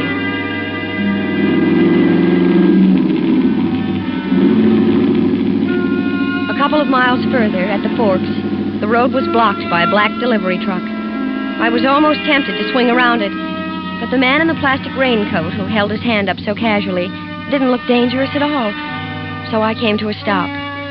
Another man in a black raincoat was leaning against the truck, trying to clean the mud from his shoes. Across the panel of the truck was a sign that read, Nevada Public Opinion Surveys, Carson City. I felt a little silly for feeling scared a moment before. Howdy, miss. We're making a traffic check. Yes? You mind answering a few questions? Only take a minute. What do you want to know? Well, now, let's see. Where are you from? Vermont. Vermont? Well, I declare. We don't get many tourists from Vermont. You come all this way all alone? Well, I don't suppose you'd count my dog as a passenger. Guess not. Although I always say a dog's a man's or a woman's best friend. Nobody else with you? No. Have you given any rides to hitchhikers? No. Through the windshield, I saw the man in the black raincoat reach into the van. There was a smear of yellow paint on his raincoat, and the letters on the neat sign were blurred. It had been freshly painted, and the paint had rubbed off when he leaned against the sign a moment ago. Well, even if you've given somebody just a short ride, we have to put it down. It's for the statistical average. I'm sorry, but I've lost too much time already. I can't answer any more of your questions. Let's quit stalling, Mr. Smith. The man in the black raincoat was beside the car now, peering in over the interviewer's shoulder. Somebody's been sitting in the seat next to Curlyhead there. You can see where the seat's wet. Ma'am, you can see for yourself. You've had somebody sitting in that seat not very long ago. My dog. Your dog's dry as a bone, ma'am. I'll search the trunk compartment. Maybe she's got him hid in there. Get her keys, will you? Take your hand off the steering wheel. Now, ma'am, just give me the keys. Torkel?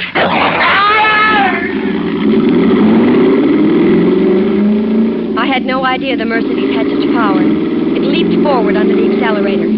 As I swung it around, clipping the front bumper of the delivery truck, skidding across the wet road, throwing a sheet of liquid mud over the two men. Through the rearview mirror, I could see them, running up the road after me, then stop and give up.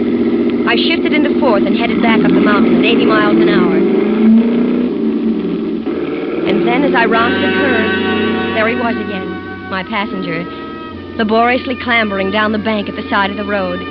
He waved to me when he heard the car. And again, I don't know why I stopped.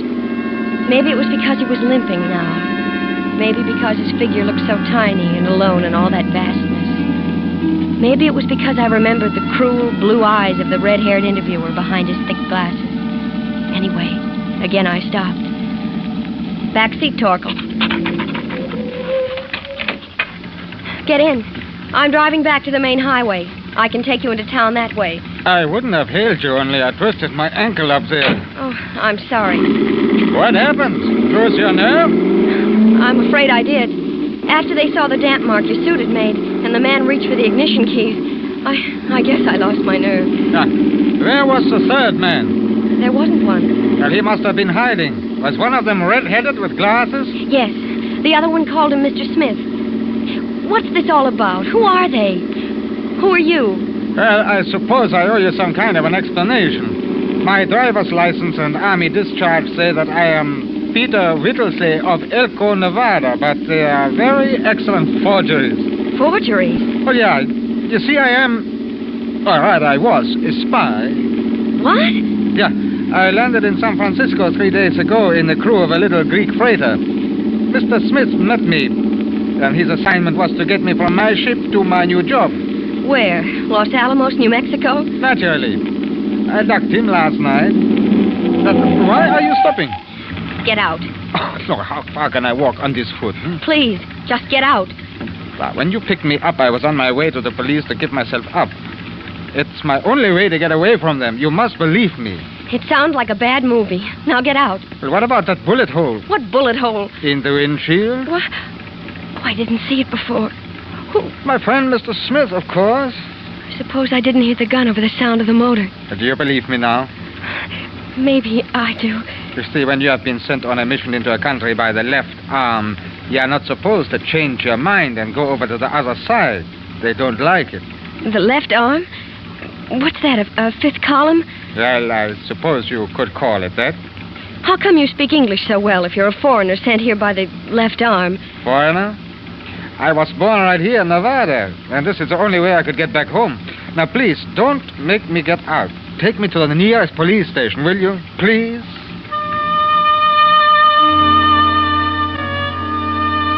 I suppose it was my New England conscience, or maybe just plain old curiosity. Or maybe, well, he was attractive. On the twisting downgrade into Winnemucca, I learned his story. How he'd been born in Nevada of Central European immigrant parents. How he'd been taken back to their homeland when he was a little boy. And after the war, had been educated by the new regime as an undercover agent. How he had passed every test and resisted every temptation his teachers offered in his one desire to return home to America. And believe me, America is home. I was born here. I want to live here, work here, and to die here. Do you think the police will believe you? I don't know. Do you? I want to, but it's a pretty wild story. But it is true, every word of it. I know it is. I feel it is. Thank you. And now, tell me a little bit about you, poor little rich girl. Don't let this beautiful car fool you. I came into a little money a while ago, and, well, it's the only extravagance I've ever indulged in my life. Well, I must say, when you decide to be extravagant, you don't do it by halves. There's the city hall. The police station must be there. You can drop me here on the corner, and you won't waste any time getting through town. Yeah. You know, I don't even know your name to thank you. Elizabeth Whitehill. I shall never forget it. Nor your face. You're forgetting your coat. Huh? Oh, thank you. My real name is Alex Peck. Well, I hope I shall see you again someday. Until then, you wish me luck? I do, Alex. Yeah. Goodbye. And thanks.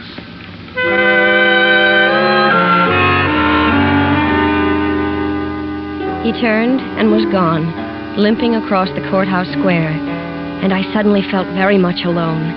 I wanted to call after him, but of course I didn't. No, I slipped the Mercedes into gear and followed the main highway out of town.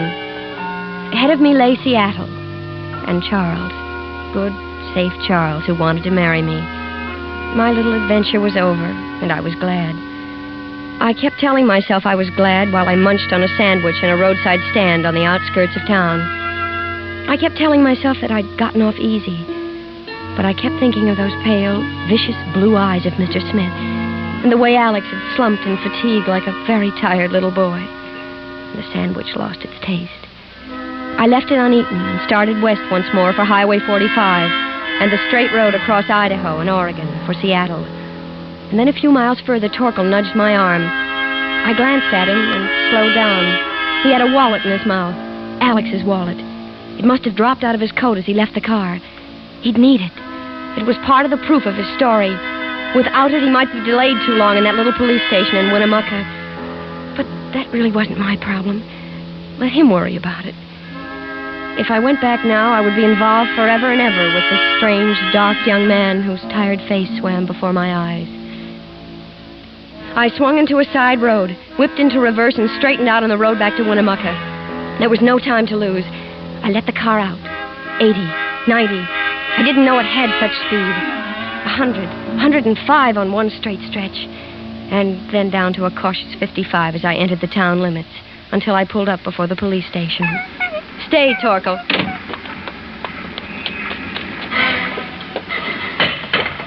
Ma'am? Are you the officer in charge here? I'm Sergeant Helding. I'm looking for Mr. Alexander Peck. I drove him here not more than half an hour ago. Mr. Peck left his papers in my car. I thought he might want them, so I brought them back. He's gone, ma'am. Gone? Ma'am, you don't know how lucky you were. That fellow was a lunatic. Lunatic? Sure. His name is Peter Whittlesey from Elko. Nuttier than a fruitcake. He escaped from the Carson City Asylum last night. They came for him in a wagon. A black panel truck? That's right. Had Carson City State Asylum painted on the panels. In fresh paint. Pardon, ma'am? Oh, you've made a dreadful mistake. That's the same truck that stopped me back at Indian Forks. It must be. You're one of the most stupid, incompetent ignoramuses that ever sent a man to be tortured. Yes, and perhaps murdered. Now, ma'am, them's mighty hard words. And I mean every one of them. Now, ma'am, let's not have any sass out of you. You're too nice a gal to go around picking up strangers. Just run along now, ma'am. We're pretty busy here. But you don't understand. Understand you're wasting our time. Good day, ma'am. Oh. Just a minute, miss. What? That your car over there? That imported hot rod? Yes. Do you have any idea how fast you were going when you passed the airport? Why, I'll tell you. I was doing 90 on my motorcycle, and you walked right away from me. I've got a good mind to throw the book at you.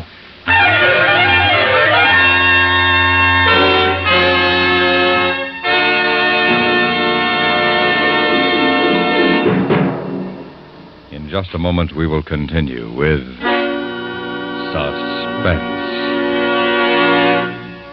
On Sunday, December 16th, CBS Radio will recapitulate the news stories that impressed you most during 1956 on a special broadcast called The Big News of 56.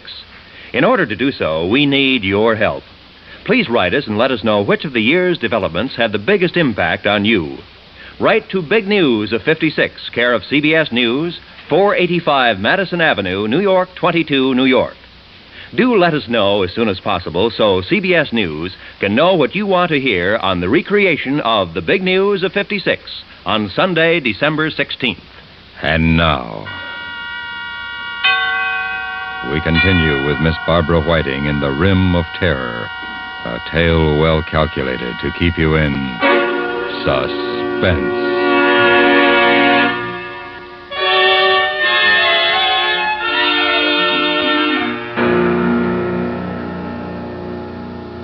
He was tall and capable looking, this state trooper.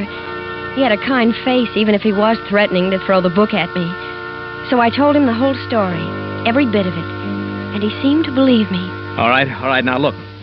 That van can't go much faster than 50, 55. My bike can do close to 100.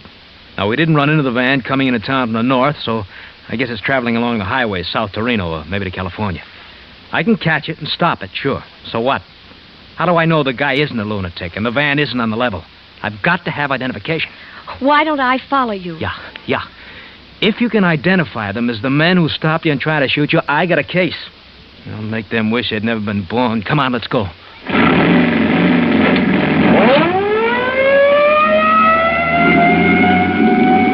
Once outside the city limits, the motorcycle leaped forward. I held the car at 60 until the officer was a half a mile ahead of me. Then I accelerated to keep the distance constant. The tachometer crept up to 4,500, 5,000, 6,000 revolutions per minute. The cars we passed were silent blurs, respectfully pulling to one side at the scream of the motorcycle siren.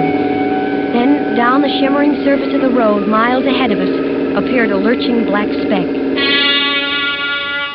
It was the van. The trooper waved his arm for me to slow down and swung alongside the truck. It was like watching a jerky movie from a great distance. Suddenly, the motorcycle swerved away, and the trooper was firing his gun. The van lurched into the ditch.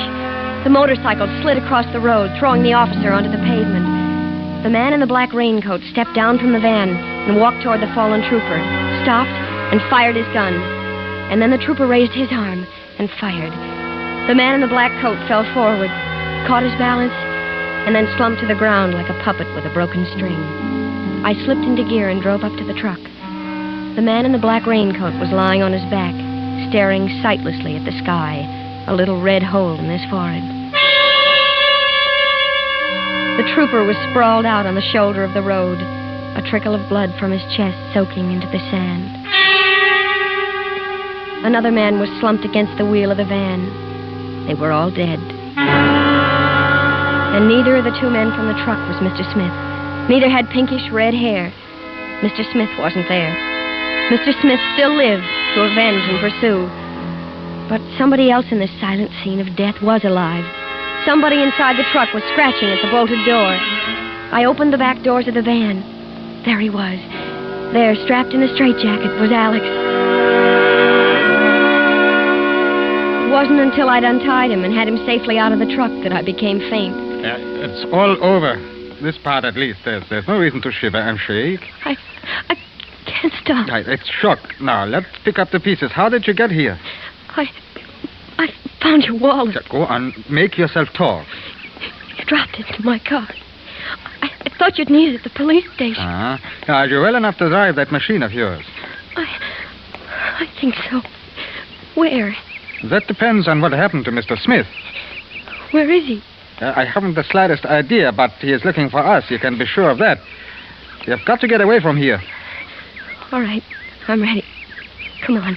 Wait a minute. What happened to you? What do you mean? That red stain on your jacket, is that blood? Oh, no, I don't think so.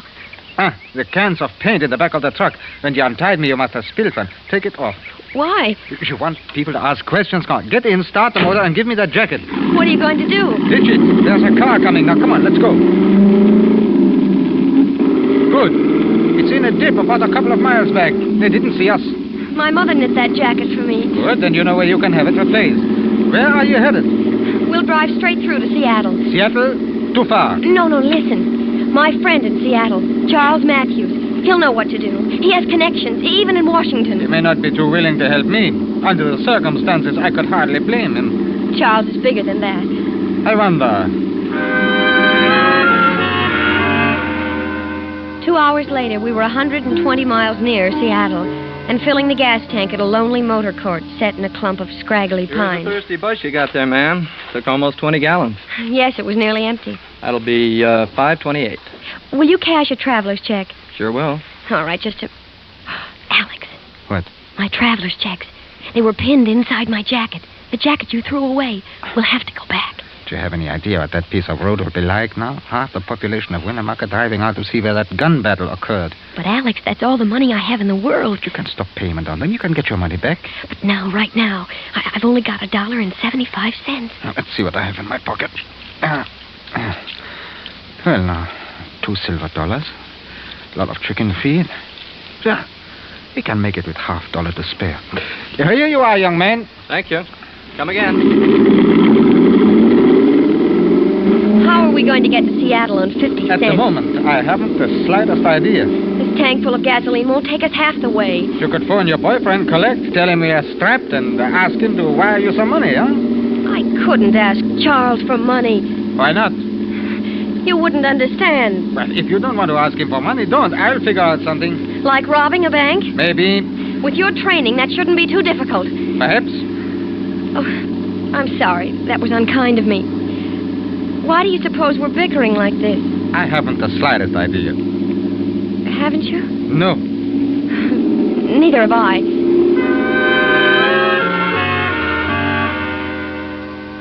Payette, Idaho was the first big town. It was dark when we got there. Alex told me to pull up in front of the hotel. You can get a room and a hot bath while you're putting in your call to Charles. I can't get a room for 50 cents. Look across the street. That's what I've been waiting for. What? A pawn shop. My watch should be good for a few dollars. It's Swiss. International currency, you know. Swiss watches. Now beat it. Get a bath. I'll take Torkel with me and call you in your room in half an hour. Come on, Torkel. The hotel clerk showed me to a room on the second floor. It wasn't a very quiet room. On the corner beneath my window, the people of Payette were celebrating Old Timers' Day. They had set up a kangaroo court and were trying their fellow townsmen who had failed to cooperate by refusing to raise beards and wear pioneer clothes. But I couldn't waste time watching the fun. I had to get through to Charles. I placed the call and started the bathwater running. When there was a knock on the door. Who is it? Here are your towels, ma'am. As I unbolted the door, I happened to glance into the bathroom. There on the rack above the tub, fluffy and white, were my towels. I tried to push the door shut, but it was too late. Mr. Smith shouldered into the room. I started to shout for help, but the sound never came. He hit me in the pit of the stomach with his fist, and I fell across the bed, gasping for breath, as the phone started to ring. I couldn't move. I couldn't make a sound. I lay there with the wind knocked out of me, watching Mr. Smith as he picked up the receiver. Hello? How much delay? Well, just a minute. I'll ask my wife. She says to cancel the call. We'll try later, thank you. Now, young lady, no monkey business. You try to yell and I'll cut off your wind for good. You two, you and Peck, have caused me a deal of trouble. You shouldn't have done that. How did you find it? The left arm never fails. Where's Peck? I don't know. I'll wait for him here. He's sure to return for you. I had to get to Alex. I had to warn him. The bathroom door was open. Smith was holding my arm. For a moment, he relaxed his grip. I swung away from him and threw myself into the bathroom, pulling the door shut and locking it. I expected him to shoot through the door, and I ran to the window, ready to jump. But it wasn't necessary. There was a rickety fire escape. I crawled through and ran down the shaky stairs, dropped 6 feet to the mud, and ran around the corner of the building, toward the Old Timers' kangaroo court on the corner. And there was Smith coming toward me through the crowd. He reached his hand out. Well, sir, I whirled around and shouldered my way through the crowd to the table where the announcer was sitting at his microphone. Well, Mr. Tatum, just goes to show you don't raise a beard, you pay a fine. What's that fine, Judge? $5. Suspended for the president of the bank. Well, Mr. Tatum, I tried to be easy on you, but the jury of your peers... Please help me. Oh, hello there, miss. Give me your microphone. Now, just a minute, miss. You can't interrupt the proceedings. Please, it's a matter of life or death. Well, now, just... Alex, stay where you are. They found me. Again, Smith came for me. He and a big man with a beard. And then a tawny streak tore through the crowd. Torkel! He had heard my voice. He ripped the big man's leg. He jumped for Smith's coat. But before he reached it, the man with the beard pulled out a revolver. What's going on here? What is that? And Torkel lay there quiet. Mad dog! Mad dog! I tried to bend over him, but I knew it was no use. He was dead. And Smith had me now, holding me. I told her that dog was sick. Your dog? Yes. To see how you think my wife cared more for the dog than she did for me. I told her 12 times that dog was sick. Let me go. I'm not your wife. Listen to me, please. You people, this man is a spy, a monster. He's trying to kill me. Listen to her. Go on, folks. Listen to her. Drunk. Dead drunk. Such a thing to say about your own husband. Now, I declare. Now, I'm going to take you on home to the ranch and put you to bed. You ought to be ashamed of yourself. Now, wait a minute there. Just a minute. What? Maybe you don't know, but I'm the county veterinarian, and you can't leave that dog dead in the street. According to law, we got to make an examination of any dog, dead or alive, suspected of rabies. Now, you get that dog in the police wagon. But my wife... I don't care about your wife. She wasn't bit. You say you own that dog? Well, your friend here was bit in the leg, and you was scratched on the arm. Now, you get that dog in the wagon, and you follow him. Now, look here. Now, you look here. That's the law. Now, get. Or do you want a little help from the rest of these good citizens? Smith loosened his grip. I turned and edged through the crowd, which was moving in on him and the bearded drunk. I got to the fringe, to the open street, and ran toward the car. And there, coming toward me, was Alex, coming from the pawn shop. Alex alive. Oh, limping but alive. Alex, oh my dear. Get in the car, quick. Torkel, they killed Torkel. Get in, you tell me about it later. You've got to get away from here. Smith said he was a mad dog. They're holding him. They said he'd have to have a rabies test because he was bitten. Good. We'll call the FBI from the next town. I've got enough for the watch to buy gas to get us to Seattle. Did you reach Charles? No, Smith got into the room. He hit me. No, you tell me about it later. Now, slow down. Here's the highway signs. San Francisco left. Ah, there we are. Seattle right turn. Hey, I said right. You said San Francisco left. Yes, but... We're not going to Seattle. Well, what about Charles? Who's Charles? But I only got $20 for the watch. I think I can get a little more for the car in San Francisco. Hey. Go to sleep, darling. You must be worn out.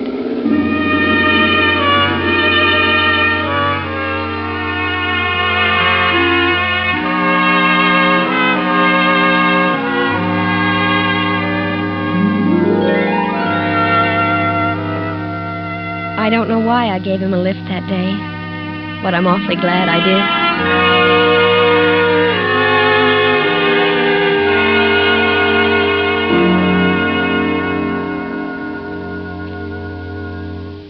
Suspense, in which Miss Barbara Whiting starred in The Rim of Terror, adapted for radio's outstanding theater of thrills by William N. Robeson, from the novel by Hildegard Teilhett. Listen. Listen again next week when we return with another tale well calculated to keep you in suspense. Ben Wright supported Miss Whiting as Alex. Others in the cast included Joe DeSantis, Byron Kane, Junius Matthews, Tony Barrett, and Bill James. The original musical score was composed and conducted by Lynn Murray. Sound patterns by Ray Kemper and Gus Bays. Suspense is produced in Hollywood under the direction of William N. Robeson.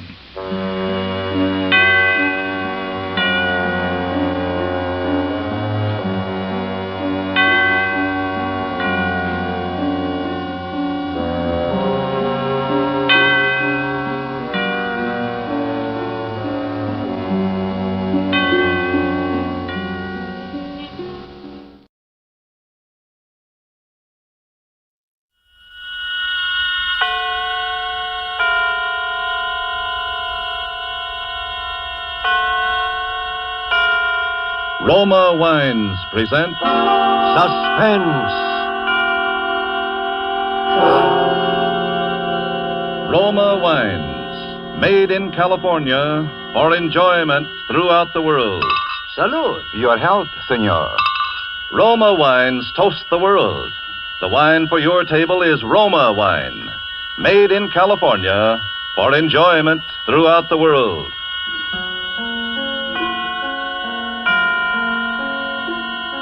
This is the man in black, here for the Roma Wine Company of Fresno, California, to introduce this weekly half hour of Suspense.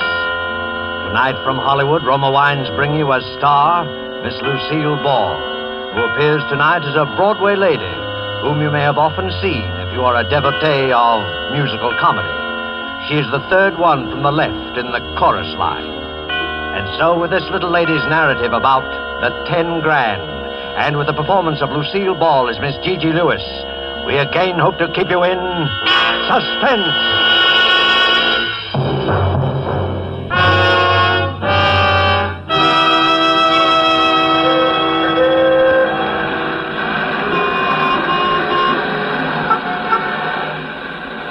Well, on this particular night, I'm standing in front of the Broadway Lindy's with my nose practically pasted against the window. It's late and I'm hungry. I've been pounding the pavements all day doing the rounds of the manager's offices. You'd think a good hoofer like I ought to be able to land something with all the shows on the big street. But here I am, standing like General Sherman's statue in front of Lindy's, looking at the pasted-up menu and mentally overindulging in a big, thick, juicy T-bone steak smothered with onions. A comfortable crowd inside there can toy politely with their chicken sandwiches and their shrimp cocktails for all I care. Just give me a T-bone smothered onions. Here I am with 5 cents in my handbag, literally. Enough for the ride home in the subway, no extra charge for the empty stomach. Well, anyway, I could take my shoes off when I get in the subway. I turn around and give Lindy's one last sorrowful gander and then make for the subway entrance.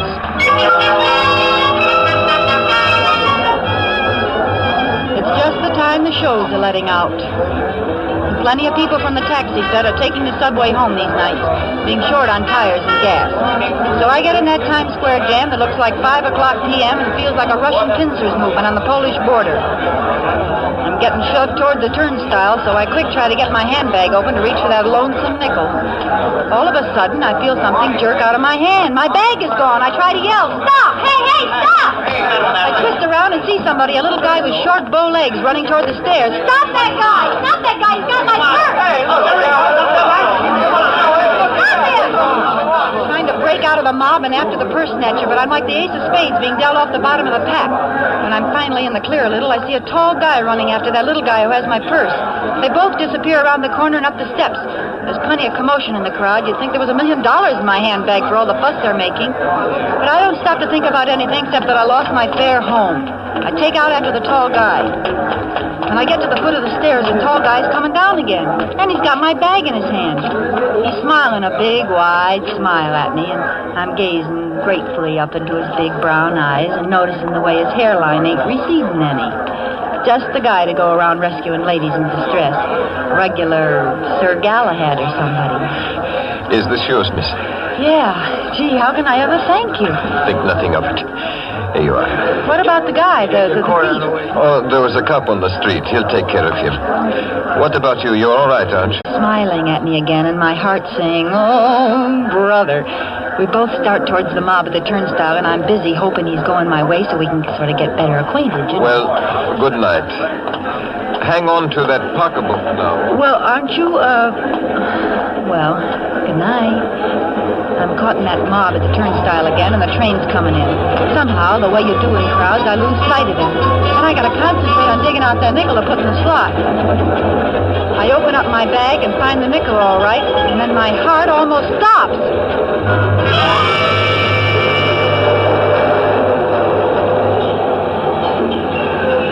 There in my handbag sits a great big wad of bills, folding money, cash. I managed to get the nickel in the slot and get myself through to the platform and on the train, all the while hanging onto that bag as if there were 10 grand in it. $10,000. Gee, it could be that much. The roll is big enough. My head's going around in crazy circles. The doors close behind me and everybody in the car is rushing to find a seat. Over the noise, I hear some contented soul whistling. I grab a seat next to a fat man who's taking up most of it. I sit there hanging onto my bag, not daring to look inside. I tell myself I'm dreaming. There's not really a big roll of bills in there. Extreme hunger is giving me the DTs. How would I get a bankroll as big as your fist? What am I doing with money? Then I remember the purse snatcher. He must have put it there. But why? The fat guy next to me tries to drum up a conversation. Nice night, ain't it? Yeah, cold. You the young lady what got her purse snatched? Yeah. Lucky thing you got it back, ain't it? Yeah, very lucky. I always say it ain't good for a young lady, especially a nice-looking dame like you, to carry a lot of money around when she's out nights. Huh? What makes you think I got a lot of money? Well, the way you carried on when that fella snatched your purse. Oh, yeah. I'm showing this fat palooka by my attitude that I don't go for conversing. I'm sitting there looking straight at the wall ads, and the one across from me is a big photo in natural color of Miss Subway in 1944.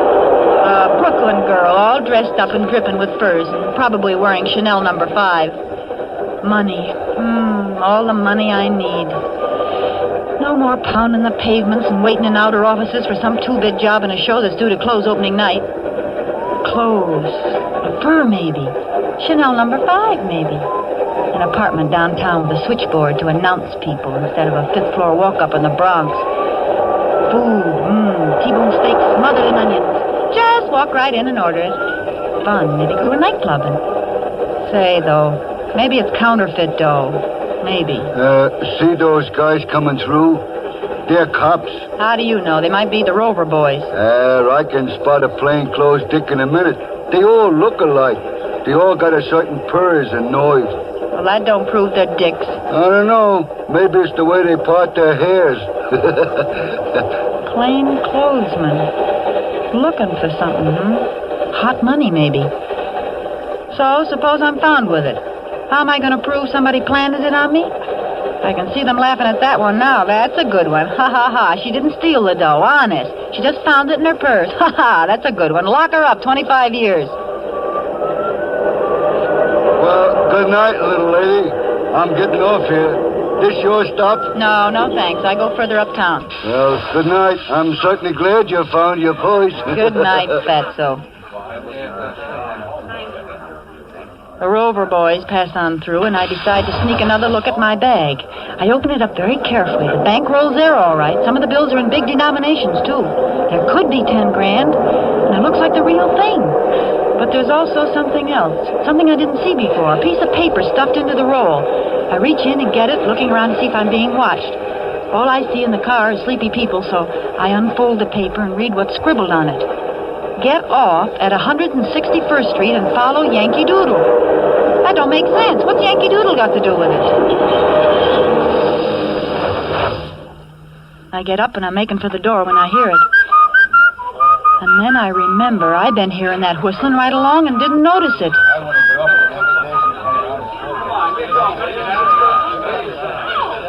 I back into the first empty seat and prepare to do some thinking. Somebody in this car wants that bankroll again. Could it be Sir Galahad? I just can't bear to think of him as a criminal type, but he was awful quick to go chasing after my purse. And he could have been in this car all along without me seeing him. I try to get a quick look around, but there's people in the aisles. And a dear little old lady's pushing her way forward. She sits down next to me. I was sitting next to a man who kept snoring. Do you mind if I sit here? No, not at all. I didn't know there could be so much confusion in the subway this late at night. Well, in New York, you get to confusion 24 hours a day. Well, I guess I'm just not used to it, that's all. Say, you look like there's something wrong. What's the matter? Do you feel sick? I'm all right. Oh. Hey, she's passed out. Won't somebody help me? This woman's sick. Here. Look out. Here, give her a slug of this. This'll bring her to. Thanks, that's swell. Now, look, lady, just take a swallow. Won't hurt you. Go on. Swallow it. That's it. Oh, I'm terribly sorry, really. Forget it. How do you feel? I can't imagine what happened. All at once, everything seemed to whirl around. Sure you're all right now? I'll be fine in just a moment. Here's your medicine, mister. Thanks. It's okay. You're awfully kind. I didn't think people were so kind in a big city like this. You better take it easy now. Where do you get off? What's that? Where do you get off? Oh, 169th Street. That's where my sister lives. I'm visiting her, you see, and I just thought I'd go downtown tonight and see a show and have a good time. Evelyn told me how to go on the subway, and everything was fine until just now. You're not hungry or anything? Oh, no. It's not that. I have plenty of money. At least I did have. Yeah? What happened to your money? Somebody stole my life savings. No, not really. Who'd do a thing like that? Eh? Who'd do a thing like that? Thing like that? Oh, I don't worry about it, you understand. I'll get the money back. How? Well, don't you remember the old saying? It takes a thief to catch a thief. I suppose so. Yes. Well, that's just how I plan to catch the person who stole my money. How much did you lose? What's that? How much did you lose? Oh, lose. Well, I had been saving it all my life, and there was at least, $10,000. Gee, that's too bad. Well, am I going to give it back to her if it turns out to be her money? How do I know she's not pulling a fast one? I remember that in shows, it's always the dear old lady who fakes a faint to get sympathy when she's really the brains of the mob. Yeah. I noticed she got a big gulp from the bottle while she had the chance. Well, supposing she is on the level, would I give her the money when I have it here? 10 grand? And me practically in the lap of luxury? Would I? Oh, my. Listen, do you know how to whistle? What a strange thing to ask me. As a matter of fact, yes, I do. Well, I'm awfully fond of whistling. Yeah? Are you? Well, you know, I was judged the champion whistler of the Ladies' Auxiliary at church back home. Well, isn't that nice? Yes. Won't you whistle something for me? Oh, well, I couldn't. Not here. People would turn around and look at me. Well, you already caused quite a stir when you fainted. Oh, did I? Mm-hmm. Well, then, what would you like to hear? Yankee Doodle. Well, I'll try.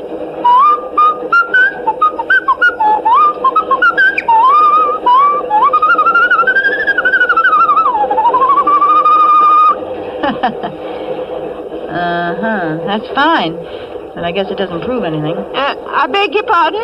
I meant, how was it you say you lost all that money? Oh, the money. Why, the bank teller back home just ran off with the savings of practically everybody in town. Oh, it happened back home, huh? When? Well, now, let me see. Why, it must have been 5...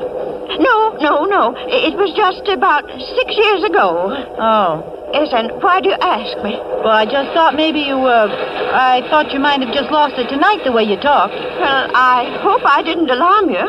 But I just keep knowing I'm going to get that money back someday. Yeah, I'm sure you will. Oh, listen. Somebody else is whistling Yankee Doodle now. That's very fine whistling, too. Isn't it, though? Yes.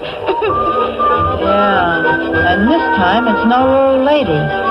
I got an idea it's somebody who just possibly could have a slight case of murder on his mind.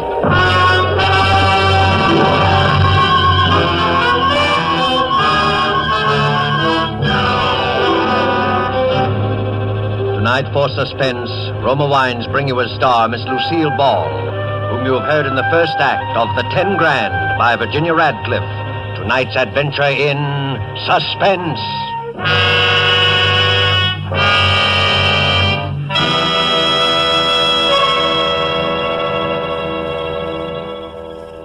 Far to the south of us is our good neighbor country, Ecuador, land of towering mountains, sweeping vistas. Let's imagine ourselves there now, dining on the roof terrace cafe of the exclusive Hotel Metropolitano in Guayaquil, Ecuador. Near us, an American has just complimented his hosts on the magnificent dinner, to which his host quickly responds, "Ah, yes, it is true that our foods are famous. But from your land comes a rare delicacy also, one which has spread the fame of your own California to many far corners of the world.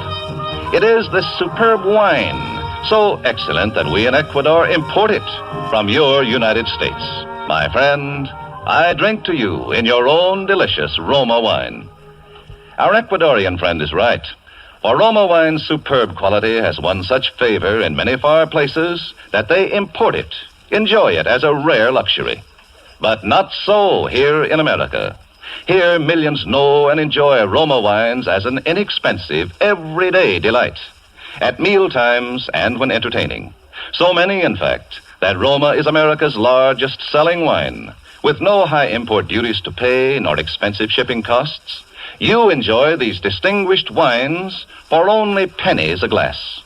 Ask for Roma wines, which bring you old-world winemaking skill, plus Roma's own modern scientific controls and testing.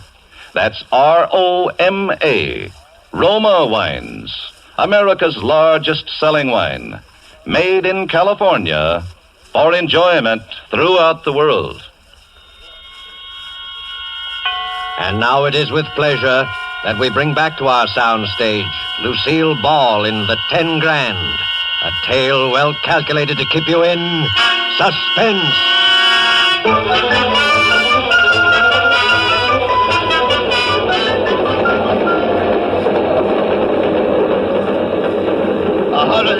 Street. 161st Street. Well, this is it. Oh, must have been dozing. Is this your station? Yeah, and the next stop is yours. Don't fall asleep and miss it now. Well, I won't. You've been very kind. I do want to thank you. No, think nothing of it. Well, good night. Good night, my dear. Now be careful crossing the street. Sure, don't worry. I'll be plenty careful. Get to the rear of the car. I get off the train. Stand for a minute on the platform looking around. I don't see Sir Galahad, but he could have gone through to another car and come out down the line. Several guys are on the platform, and they all hurry up the steps of the street. I go up, too. I look ahead at the block I have to travel. Then I hear it again, from the darkness of the street. I can't tell exactly where it's coming from, but I'm standing in the light, and whoever's after me has a pretty perfect target. I walk away, hugging my purse and shaking like 6 hangovers. I tell myself that pretty soon Yankee Doodle will grab me and take the money. Any second now. He wouldn't need to kill me. I haven't seen him, so I can't identify him. He could just take the money and leave. But suppose he enjoys killing people. Suppose he gets panicky all of a sudden and his finger slips on the trigger. Suppose he's a maniac. I think about screaming, but nobody'd hear me in time because screaming probably makes Yankee Doodle's trigger finger tremble. Why doesn't he do something? Why doesn't he take the money away from me and get it over with? Does he want me to offer it to him on a gold platter? Not Gigi. She's got a T-bone steak smothered in onions waiting for her if she ever gets out of this in one piece. But now I'm getting toward the next corner, and there's a dim street lamp on the other side. I see him. That's strange. He's been walking ahead of me all this time. Then I hear something else. Footsteps. Somebody behind me. I listen. That doesn't sound like the tread of somebody hurrying home to the little woman. That's a steady tread of somebody trailing somebody. I don't know how I know it, but I know it. There's Yankee Doodle up ahead, but here's also somebody behind me I don't like just by instinct. I'm sandwiched. I'm the ham between two slices of rye. I listen again. He's getting closer. By the time I reach the corner, he'll catch up with me. I try walking faster. He's walking faster, too. I turn around. I can see his dark shape behind me with a distant street lamp back of him. Then I see something else. Back away, across the street, is another man, walking fast. Now I got 3 of them. I'm in a triple-decker sandwich now. I want to scream. I want to yell help. But my heart's got all mixed up in my larynx somehow, and I know I'd never be able to project my voice past the next crack on the sidewalk. They're catching up to me fast. If this is the end, sister, this is it. I'm already imagining the cold steel on my back, and then...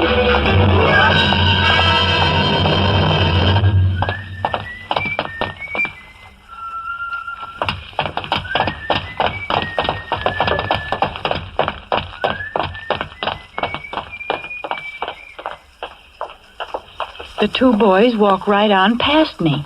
Don't even give me a tumble. They're making time, and as the one on my side gets ahead of me, I see him nod to the one across the street. They're not tailing me. They're after Yankee Doodle. They heard him whistle, and they'll be catching up with him any minute now. I heave a big sigh of relief and consider a quick exit back to the subway with my 10 grand. I can just barely see the 2 of them as they come close to the next street lamp. They could be plainclothesmen, but I don't think so somehow. In that case, they got an illegal desire to get something they think Yankee Doodle's got. Or maybe Yankee Doodle's the illegal part of the deal. Suppose he turns out to be Sir Galahad. It's pretty confusing, and I ain't happy about it either way. But something, I don't know what, makes me take after the 2 Rover boys instead of going my own way while I got the chance. I look up ahead. Yankee Doodle's a block away now, and he stops for a second under a streetlight. He's listening, I can tell that, even though he's too far away for me to tell if he's Sir Galahad. Then quickly he disappears into the shadows again. I'm trying to keep my heels from clicking too loud, but they sound like drum beats, so I take my shoes off quick. The Rover boys are up on the corner now, but I'm making it by the time they're halfway down the next block. The street lamp must have burned out along here because it's blacker than a Schiaparelli dinner dress. If only a police car would come by or something. Maybe Winchell would be cruising with the boys, yeah, and then he'd give me a plug in his column and it'd be easy for me to get a job. Oh, what am I thinking about things like that for now? Besides, there ain't a car on the street. There hasn't been one since I got off the subway. Suddenly, out of the blackness, a hand grabs my arm, another covers my mouth. Be quiet. Don't scream. It's me. Here, let's get down in the stairway where they can't see us against the light. Now. You didn't need to choke me. They'll come back this way in a minute. As soon as they found out they'd lost me. How'd you get here? I thought you was way ahead of them. I was. I ducked in here and let them pass. Are you with me? Why should I be? It's my life or theirs. So what? I got your purse back for you. Yeah, Sir Galahad. You got my money. It could be their money. Yes, but it isn't. Wait, they're coming back. I got an idea. I'll step out and say something, and you... All right. Get up there quick. They're coming. Well, hiya, boys. Fancy seeing you here. Nice night, ain't it? Never mind, sister. We ain't got time to chat. Well, you needn't blind me with that flashlight. I just wanted to pass the time of day. Well, it ain't that time of day, so step aside and let's... Hey, let him go. Hey, he was trying to get up. Let's make sure they're really out. Are you kidding? They're both out farther than the 12-mile limit. Then let's get away from here fast. Come on. Wait a minute. What's the matter? You don't want to be picked up around here, do you? Well, I gotta put my shoes on first, don't I? Say, do you know I broke my heel on that heel?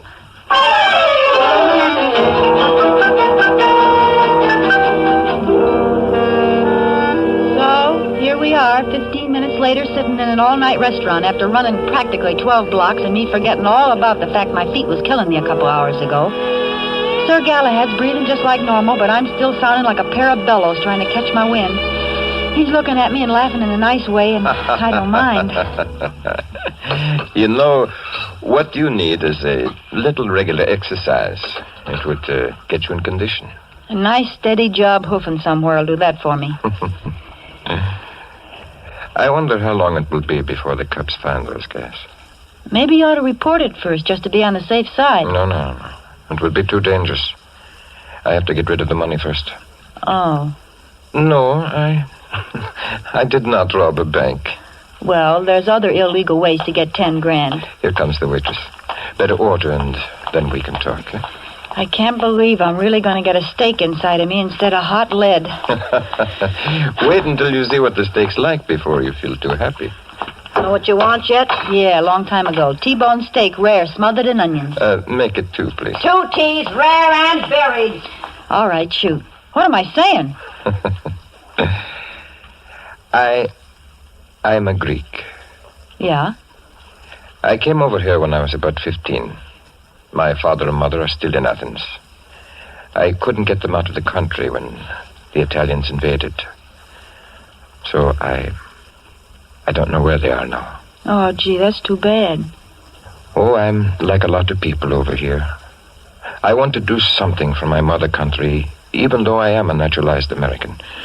So, in my spare time, I collect contributions from other Greeks living over here. Oh, you mean for the Relief Society? Oh, no, that's different. This money supports the Greek underground. It has to be gotten and sent very quietly because certain people over here would like very much to know who's operating the underground in Greece. You see? Yeah, I'm beginning to. What about the Rover boys? Who? The 2 kids we lulled to sleep back there. Oh, well, I can't prove it yet, but I think they're Axis agents. They've been following me ever since I left home this morning. Today was my day off, and I've been making the rounds, collecting. You did pretty well. How much is in that bankroll? $10,415. Oh, boy, you're quite a salesman. I've got a good product to sell. Anyway, I thought I could shake those guys in the subway. But then when you got your purse lifted, I did a little quick thinking and decided the money would be safer with you for a while. And I do want to thank you. Oh, that's all right. Always glad to help out. Well, I guess you'd like to have your 10 grand back now, huh? You know, in Greece, they have a law that whoever finds money gets to keep 10% as a reward. No kidding. Yes. So the way we'd figure it, you get $1,041.15. Say, that's wonderful. That's a great custom. I wonder why they don't adopt it in America. Well, I guess America has a lot of things that Greece doesn't have. T-bone steaks, for instance. Yeah, that's true. Well, here you are. I hope you get the dough into the right hands. Thank you very, very much. Aren't you going to count out your 10%? Mm-mm. I got to contribute something to winning the war, ain't I? Say, miss. You want me? Yeah, what happened to them 2 T-bone steaks? Oh, well, I'm sorry, but when I took your order for the steak, I forgot this was Meatless Tuesday. Oh, no.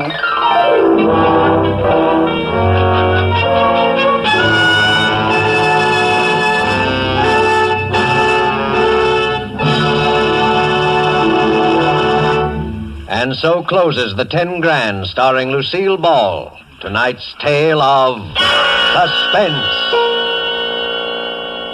Suspense is produced and directed by William Spear. Have you had the thrilling experience of enjoying a meal prepared and served with delightful Roma wines? Well, tomorrow evening, we suggest that when preparing your dinner, whether it be fish, meat, or poultry, just add a generous portion of your favorite Roma table wine, Sauterne, Burgundy, or Claret.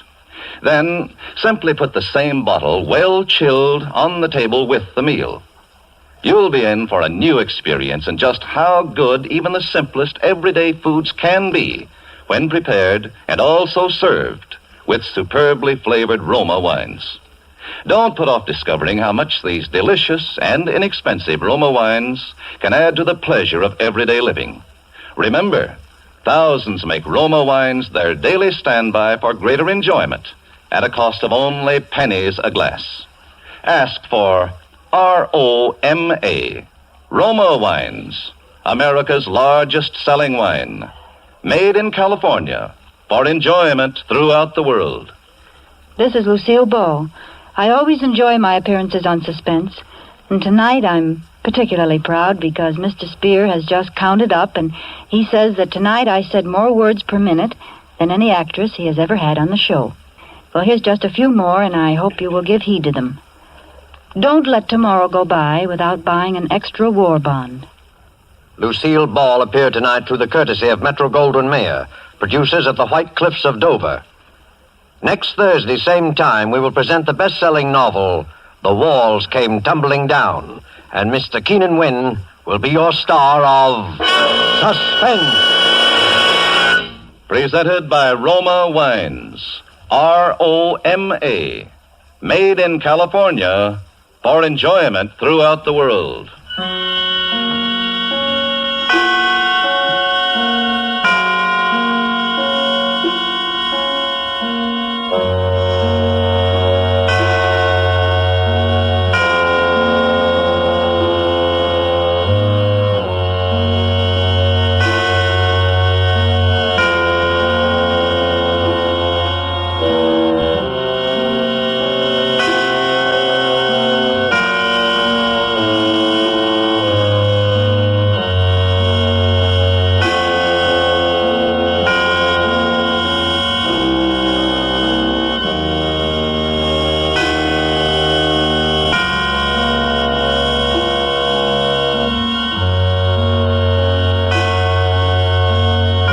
CBS, the Columbia Broadcasting System.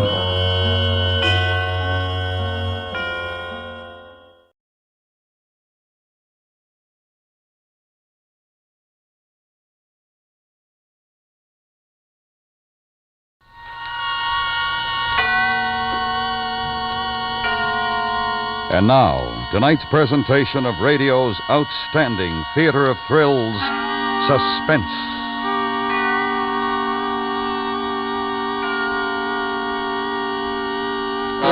Tonight, a story of devotion in which a woman risks her life in order that her husband might be spared. It's called The Tip. Our star, Miss Lorene Tuttle.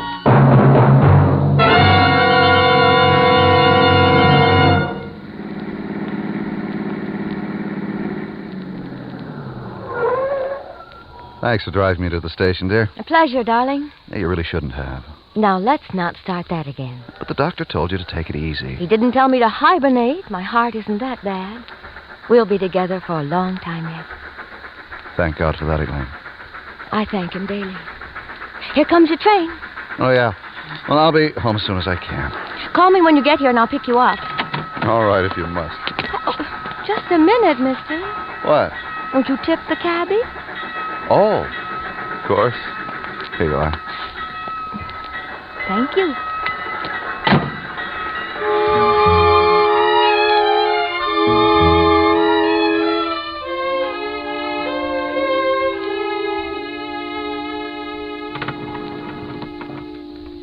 Eighth floor, Mrs. Stratton. Thank you, Mr. Raymond.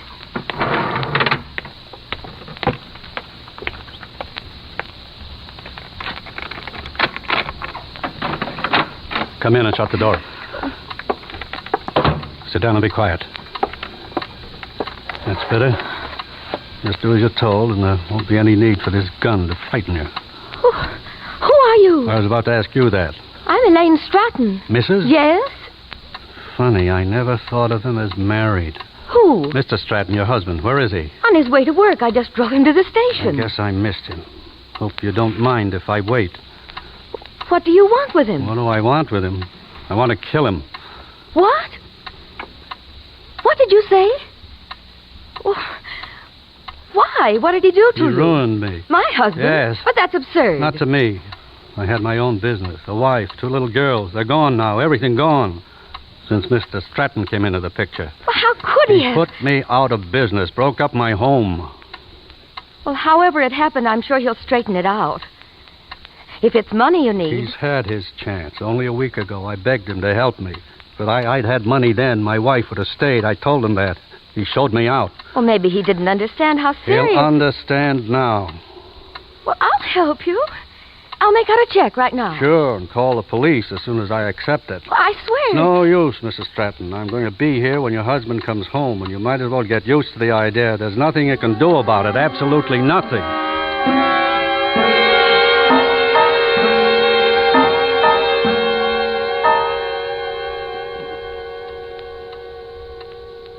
Maybe if I just talk, you'll understand. All right, I know you hate him. I know you don't care if you're hung for killing him. I care, though. I love him. George and I, we grew up together.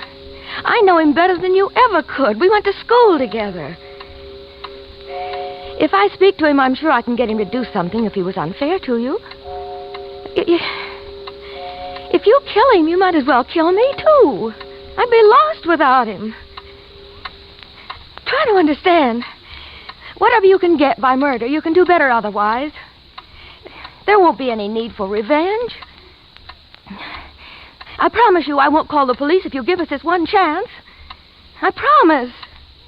I promise. I promise. I don't hear a word.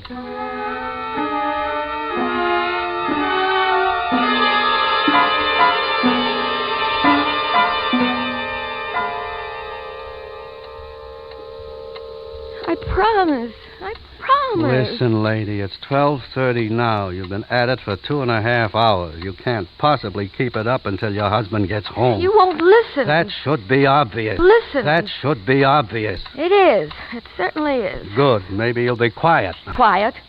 You expect me to sit here and calmly wait to see my husband shot by a madman? What else can you do? Well, I can call the police. And I can stop you. You can try. Get away from that phone. Go ahead, fire. Don't point that gun. Use it. Put that down. I said put it down. Don't. Get away. Oh! I'll try it again. I'll keep trying and trying. Not with the wires ripped out, you won't. All right. Now you can play with the phone all you want to. What's the matter? Not interested anymore? Why didn't you shoot me? It wasn't necessary. Is that the reason? Or were you afraid to? Don't get any wrong ideas. The noise might attract attention, isn't that it? It might. Then for all your threats, you wouldn't use it. Not until I had to. Well, you have to. Right now. No. All I have to do is tie you up, gag you until your husband comes home. Would you rather be tied up? What was that? I don't know. Expecting anyone? I ordered some groceries on the way home this morning. Could be the delivery boy. All right. Here's your chance to hear the gun go off. One wrong word out of you and I'll fire.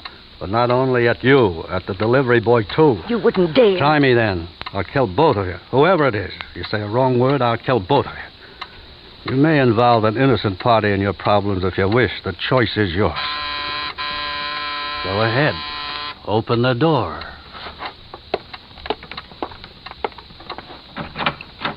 Good afternoon, madam. I represent the Better Products Company, and I wonder if... Come right in. Why, thank you, madam. Oh, man of the house? No. Just a friend. Oh, I see. Well, now... We're kind of busy right now. Maybe you'd better come back later. Oh, not that busy. He may have something I need. Oh, I'm sure I have. Of course, I don't mean to intrude, but if you'll just take a moment, the Better Products Company, by way of introduction, is letting you have at no obligation to you one of these 3 items. We're busy. Please. These are free, is that right? That's right, madam. Absolutely free at no obligation to you. Now, first, there's this handy little cuticle pusher. Second, this dandy plastic cover. Fits over any dish. And third, this beautifully carved letter opener. Take your choice, madam.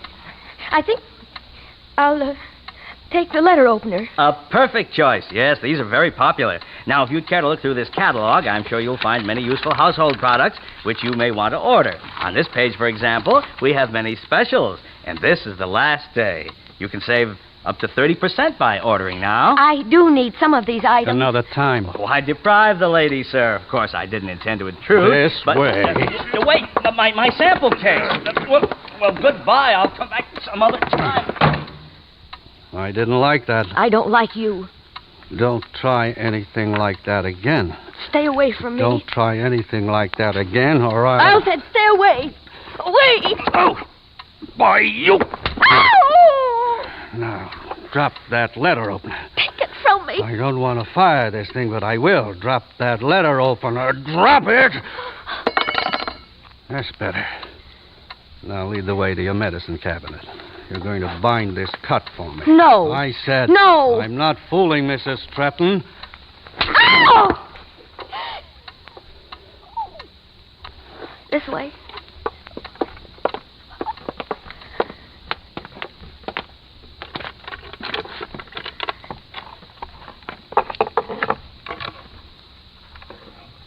Oh, that hurt. I'm glad. There. Thanks. What's that bottle you take? My pills. You look healthy to me. They're for my heart. Oh, that's too bad. You shouldn't excite yourself. Good advice. Where are you going? I'm following your advice. I'm going into the kitchen. I intend to calmly take my pills and calmly drink a cup of coffee. I'll go along. I was sure you would. And brew an extra cup for me.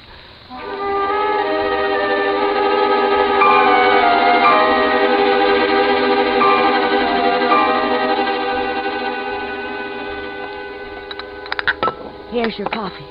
Sugar. I'll get it. Here it is. It's hot. I like it hot. Glad to please. Drink yours. Not at the same table, thank you. It's a little too chummy. I'll have mine over here. Suit yourself.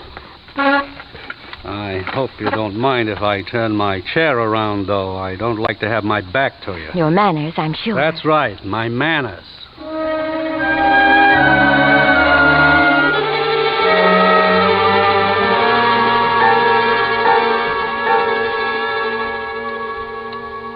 What time is it? Look at the clock.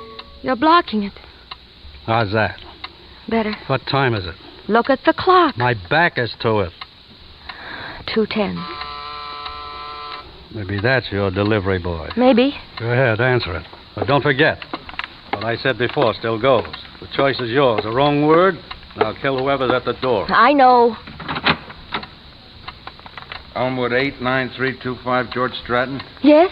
I'm from the telephone company. An operator's report said they couldn't get through to you. May I look at your telephone? Of course. Come in.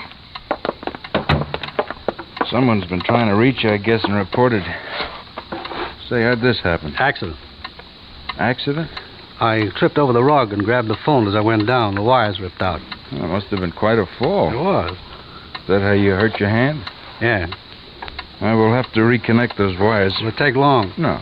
I'm sorry you have to go through the trouble. Well, that's my job.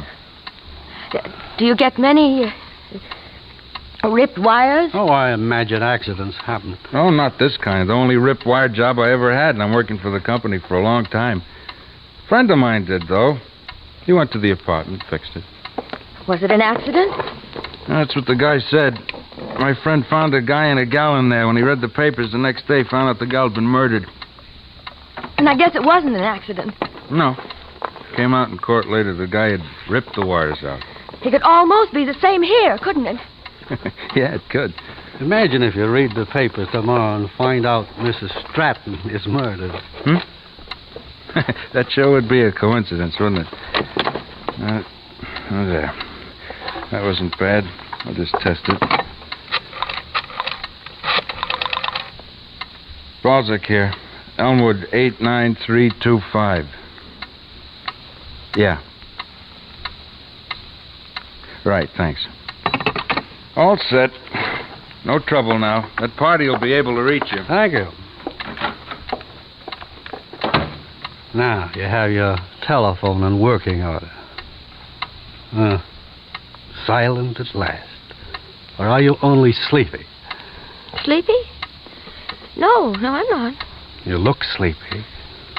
No, I can't be. The pills.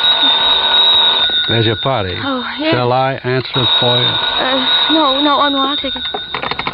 Hello? Oh, Mr. Street. You were? Well, my telephone was out of order. That's all right. Those things happen. How late?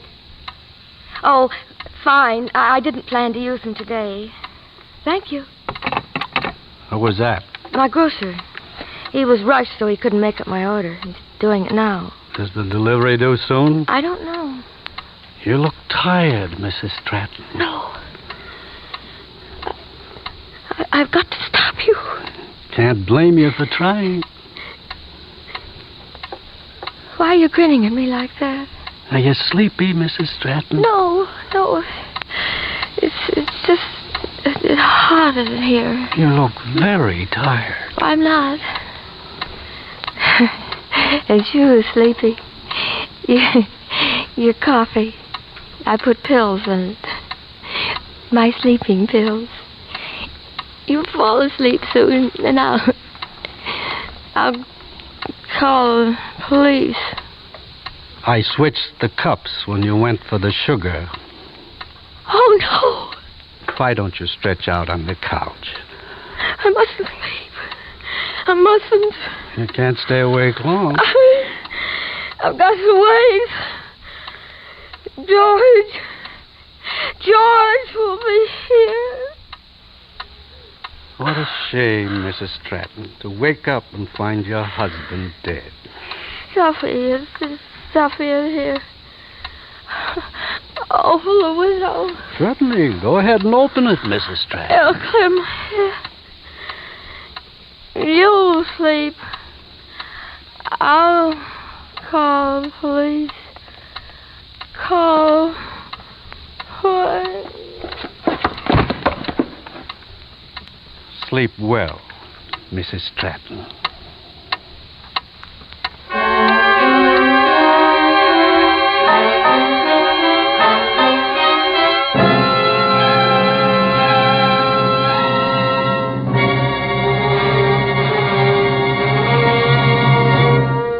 You are listening to Miss Lorene Tuttle in Carl Abrams' story, The Tip.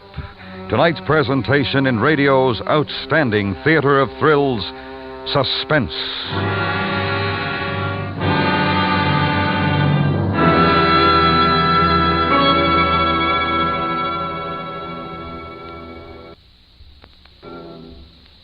Later this evening on most of these same stations, John Lund makes his latest tour de force as yours truly, Johnny Dollar. Dollar wades in when fraud, murder, and double-cross dovetail neatly with the reappearance of a long-missing painting. Listen for the flowering Judas matter, involving yours truly, Johnny Dollar, up to his neck in trouble, later this evening. And now we bring back to our Hollywood soundstage Miss Lorene Tuttle in Elliot Lewis's production of The Tip, a tale well calculated to keep you in suspense.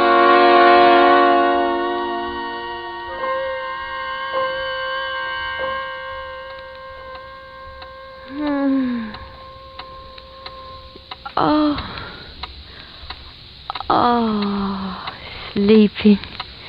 I was sleeping. It was a dream. A nightmare. I'm afraid not, Mrs. Stratton. You? That's right. It wasn't a dream. How long did I sleep? Long enough. It's 5:30. No. Well, he must be due home soon. No, he's not coming home. I forgot to tell you. He gets through about this time. I guess it takes an hour to get here. I've got to get help. Stay away from that door. I won't let you kill Stay him. away. Oh, stop. Maybe this will convince you. You're joking. You'll do as I tell you. Let go. Let go. I should have tied and gagged you while you were sleeping. Why didn't you? Because it's more interesting this way. You are a madman. No, just a little bored with a full day of waiting. Bored with murder. No murder has been committed yet, Mrs. Stratton. I'm sure things will be more exciting when your husband comes home. I won't let you. I won't. Won't you? I don't think you can stop me. What have you done so far? You tried to drug me, a kid stunt, so it backfired. Worst of all, you've been trying to stop me with brawn. That might be brave, but let's face it, I'm stronger.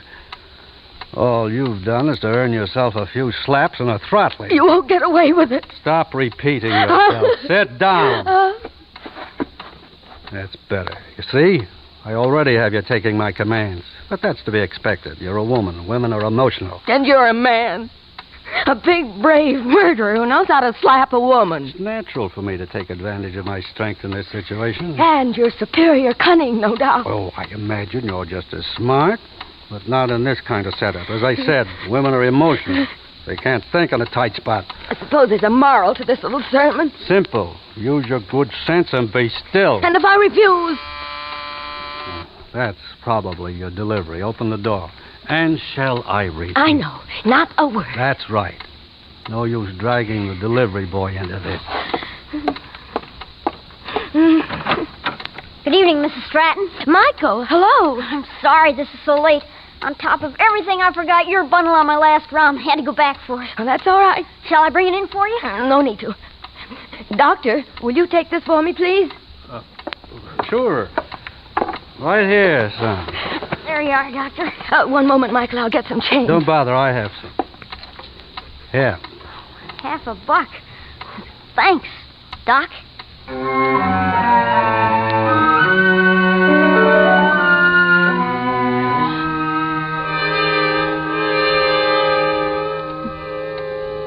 Five after 6. Pretty soon now. You don't know what you're doing. Not much, I don't.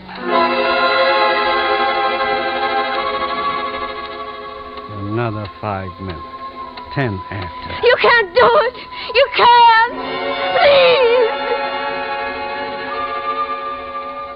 He should be here in about 15 minutes. Kill me instead. Kill me. No. Open it. I won't. Open it. No. Please. No. Ah!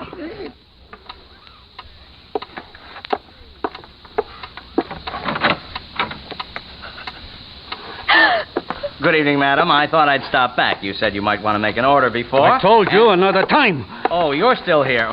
Sorry, I had hoped you were gone. I didn't mean to intrude again, but... Stubborn, isn't he? He's stubborn. He's stubborn. Come on, Mrs. Stratton. Come on. You don't want to miss the fun, do you?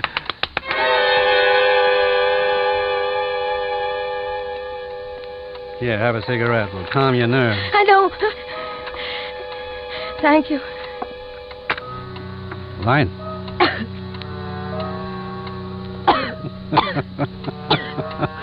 Doesn't look like you ever smoked before. I smoked. I used to. I'm not accustomed to it anymore. Oh. Now drag deep, Mrs. Stratton. We've only got about 10 minutes left.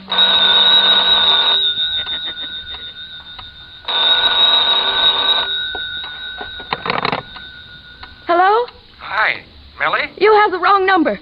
Isn't this Evergreen 35964? No. You sure? Positive. Well, you sure sound like Millie. I'm not Millie, whoever that is. Okay, I'm sorry. Goodbye. But you sure sound like... Goodbye. Annoying at a time like this, isn't it? What do you think? Well, I think... Hey, don't you smell something funny? No. Something burning? I don't smell anything. Well, I do. What'd you do with your cigarette? My cigarette. Couch. It's smoking. Well... Threw your lit cigarette on the couch, didn't you? Yes, I did. Well, there's nothing like a fire to attract attention. Oh, right, you are. Move. What are you going to do? Put your little campfire out. But first, I've got to be sure you're safely out of the way. Move. No, but this isn't the way out. I know, right here. Into the closet. No, I won't. Get in there. Let me out. Let me out. I'll let you out if I can get that fire you started under control. If not, too bad. Let me out. Please, please, please, let me out. Beast. Is that nice? After I rescued you. Beast, beast. Don't get hysterical, Mrs. Stratton. The fire is out. Raised more smoke when I poured water on it, though, than when it was burning. I hope it didn't frighten you. I could kill you. Well, I guess I should have let it burn. If I had that gun. Shut up. It's George. Come now, Mrs. Stratton. Your husband has a key of his own. Open the door and see who it is. And make sure you get rid of him fast. Mrs. Stratton, the neighbors, they say they smell smoke. Smoke? You better let me look around. Really, Mr. Raymond, there's no need. Oh, what's this? Oh, that. It's all right now. A cigarette. Slip behind the cushions. I see. Well, it's all out now. Only took one pot of water. I see. Oh, is Mr. Stratton home? Not yet. I see. You see too much. Well, I don't see anything. I see a lot, but I don't see anything. All right, you see. Now go. Huh? Oh, yes. Oh, well, I suppose I'm in the way. No, Mr. Raymond, you're not in the way. In fact... Well, that's all right, Mrs. Stratton. I pride myself on not being naive. I understand how things happen. Just be careful not to set the building on fire, please. Goodbye. What are you trying to do? What kind of ideas were you trying to put into his mind? They were already there. I can't help the way he thinks. That might be something, though. Husband slain in love nest. Quiet! All right. And my apologies if I seemed rude. But don't try it again, or I might use that alibi. My pills. Oh, please get me my pills. Get them yourself. Please. I told you I wouldn't trust you alone for that long. I'll be still. Here, take it. Hello? Hi. George? I'm down at the station now. You still want to pick me up? Pick you up? I... Careful. I'd love to. What's the matter? Matter? Nothing. Nothing's the matter. Elaine. George. Did you get another attack? No. No, George. Hold on, darling. I'll take a taxi. No, George! No! No, don't come home. Don't come home, George. Don't come home. Don't.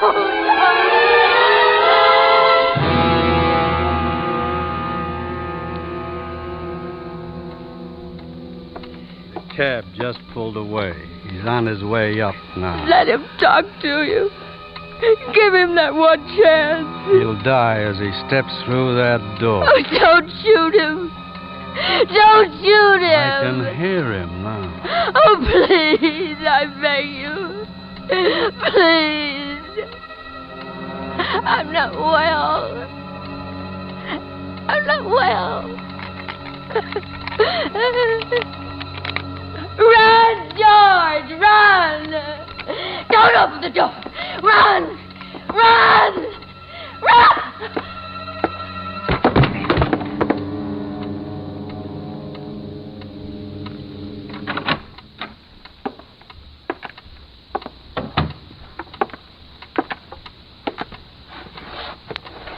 Well, Mrs. Stratton? It worked. She's dead. Took her long enough. I gave her a pretty hard time. I don't want to hear about it. Pretty smart idea you have. Yeah.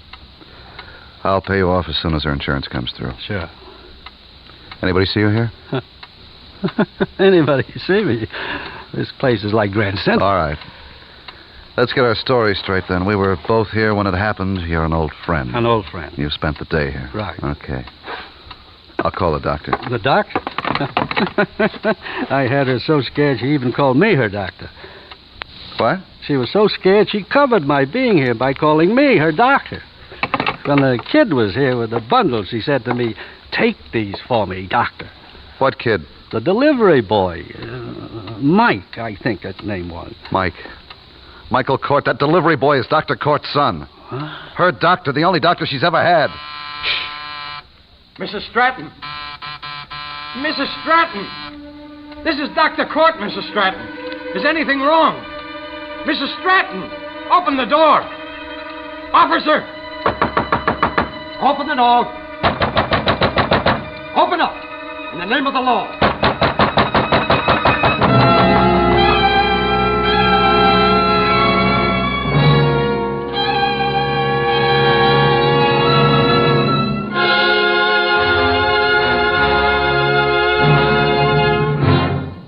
Suspense, in which Lorene Tuttle was starred in The Tip. By 1960, our population will top 180 million. Every year, there are more families and bigger families creating new consumer needs, asking better roads and transportation, seeking new communities with more elbow space. The future of America can look very bright to you and your neighbors when you think of the new roads, new factories, new services, our increasing population demands. Have faith in the future of America. Next week, the story of a man who killed and a woman who helped him try to get away with it. It's called Run, Sheep, Run, and it will star Kathy and Elliot Lewis. That's next week on Suspense. Suspense is produced and directed by Elliot Lewis with music composed by Lucien Morovic and conducted by Lud Gluskin. The Tip was written for Suspense by Carl Abrams. In tonight's story, Herb Butterfield was heard as the stranger and Hy Averback as George. Featured in the cast were Howard McNear, Jerry Hausner, Shep Menken, Dick Beals, and Eddie Fields. And remember, next week, Morton Fine and David Friedkin's new play, Run, Sheep, Run, starring Kathy and Elliot Lewis. America listens most to the CBS Radio Network.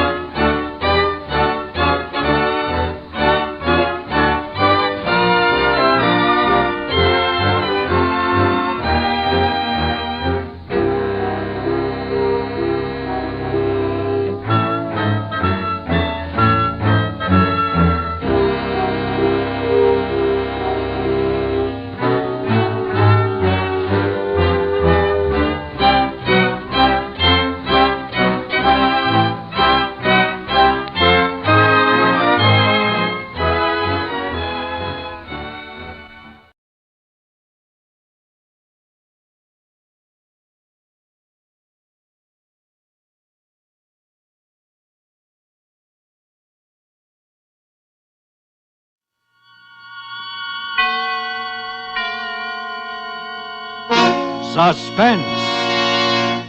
The highest honor that a California sherry can win has just been bestowed upon Cresta Blanca. Cresta Blanca. Cresta Blanca. Yes, at the recent California State Fair, in the keenest judging of California wines ever held, Cresta Blanca Triple Cream Sherry was the judge's choice to receive the gold medal, top award for outstanding excellence. This is another tribute to Cresta Blanca Triple Cream by America's leading connoisseurs of fine wines. Proof indeed that when you pour distinguished Cresta Blanca, you serve the best. Shenley's Cresta Blanca Wine Company, Livermore, California. And now, Shenley brings you radio's outstanding theater of thrills, Suspense. Presented by Roma Wines. That's R-O-M-A. Roma Wines, for your everyday enjoyment. Tonight, Roma Wines of Fresno, California bring you Michael O'Shea in The Twist, a suspense play produced, edited, and directed for Shenley by William Spear. Listen, Gus, you've got to do the show. I can't do it. You've written for all the big comedians. You'd turn out a hit. I don't have the time. Oh, but Gus. Look, I don't have the time. Anyways, I couldn't do it. Ridiculous. A guy with your reputation. Yeah, a guy with my reputation, yeah. What do you know? Listen. 12 years ago, I was under cabs. Gustav Green, the hack license read. Cripes, how I hated the cabs. Work like a slob, 12 or 14 hours a day for a lousy $27 a week. Now, do you blame me that I took to daydreaming? Like maybe it was my limousine and I was driving because my chauffeur had a day off? I used to sit at the wheel figuring out the darndest situations. Like I'd pick up some rich old dame and she'd leave me $1 million, or I'd save a guy. All kinds of situations. But all I got was 27 per a week. Until the night I met Fan. Hey, Cabby. Take me home, driver. Home? Your home or my home, wise guy? Wait, well, you got talent and you're driving a cab. Where can I get a job driving a cab? You want the radio on? Definitely no. Oh, now don't let's be bitter, shall we? You know, radio was quite a medium. Yeah. Just think, some guy says a few words into a microphone and you can hear it as far west as Georgia. Gustav Green? Well, Mr. Green, meet Van Houser, the best gag man in the radio business. Currently freelancing, unemployed, on the beach. Well, if you're so good, why aren't you in there writing them yaks, wise guy? Why? 'Cause words I know, rib-tickling words, gags, jokes to make a corpse laugh. But plots, situations. Situations? Yeah, that's another story. I could coin 1,000,000 if I could figure them out. Well, look, situations. Now, let me tell you, I am a veritable Scheherazade on situations. I got 1,000,000. Now, look, for instance, the guy who says that if other fellas...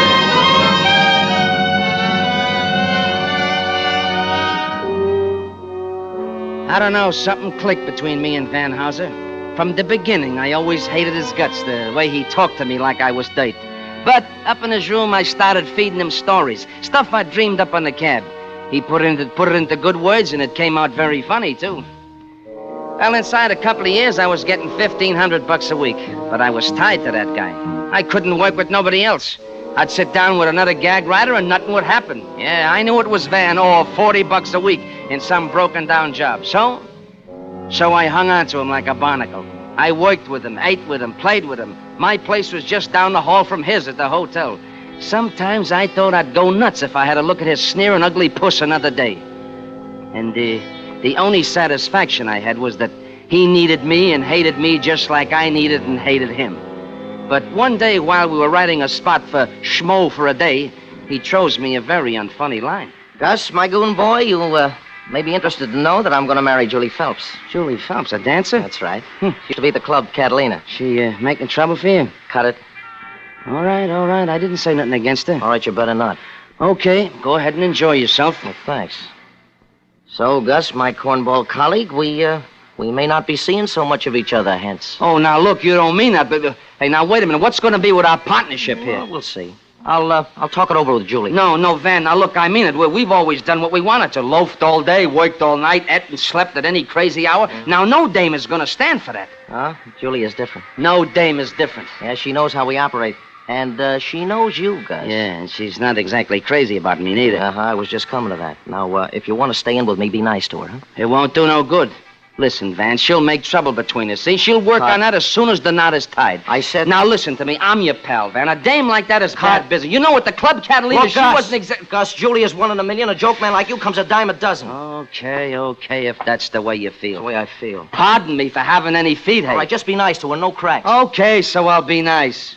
Now, look, about Sunday show... I said be nice to her. If you're not, Gus, we're finished.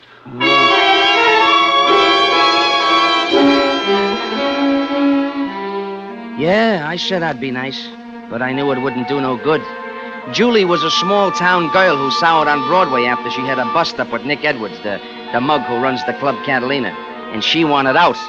And she was going to take Van with her, too, so it came to me that I'd better figure out a situation and pronto. She didn't like me because she was scared of me. I knew about her and Nick Edwards, and Van didn't. So I says to myself, I says, Gus, maybe the dame will scare away, hey? Who is it, Van?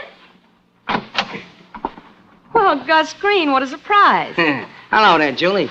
Yeah, this is for you. Flowers? Yeah, Van told me about you, too, see, and I figured... They're lovely. Come on in, Gus. Thanks. I miss flowers so much in the city. Back home, the garden's always full of them. Yeah. Say, this is a nice place you got here. Thanks. Yeah, very swanky.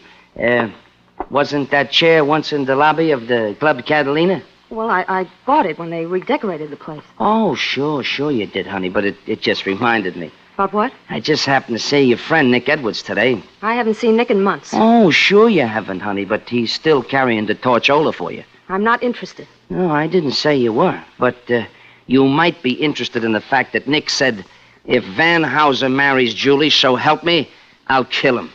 Did he say that? Now, would I lie, honey? Well, that settles it. I've had enough of show business. Van and me are going back home. Oh, no, you can't do that to Van, Julie. This is his life. What's he going to do in a small town? I don't care. I'm sick of it. Sick of all the cheap characters, the bums, and the hangers-on. If I want him to, Van will come with me. Oh, look, maybe he would. Well, I'm sure he would. But, Julie, what I really wanted to say was, why don't you give me a few days? I'll go talk to Nick, and who knows, maybe I can fix the whole thing up. Would you, Gus? I'd like to stay for Van's sake. I'd like to see him get a good job with regular hours. Maybe an advertising. Sure. Nick will listen to me. Well, at least I can try, huh? Thanks, Gus. You're nice. I didn't know. And then I got another idea. What's that? Maybe the three of us could all work together. Oh, I can't write. I can type. Well, we need a secretary. We could dictate our stuff to you. I don't know shorthand. You don't have to. After all, what is a comedy script? Along the left-hand side of the page, you put the name of the character, and then you write out what he's supposed to say. Simple? Sounds simple. Well, you could spend more time with Van. How would you like to try? I'd love to. Gus, it would be wonderful.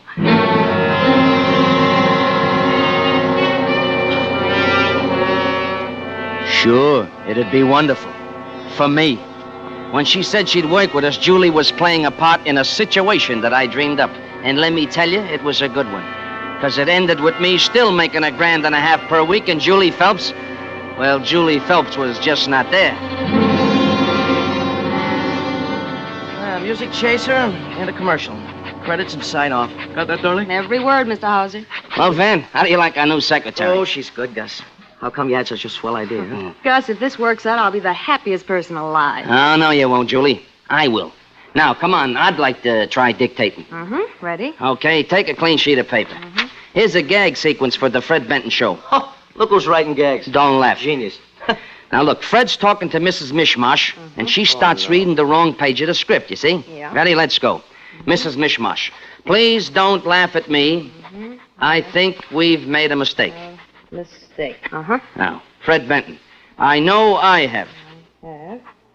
Mrs. M, let's start all over from the beginning.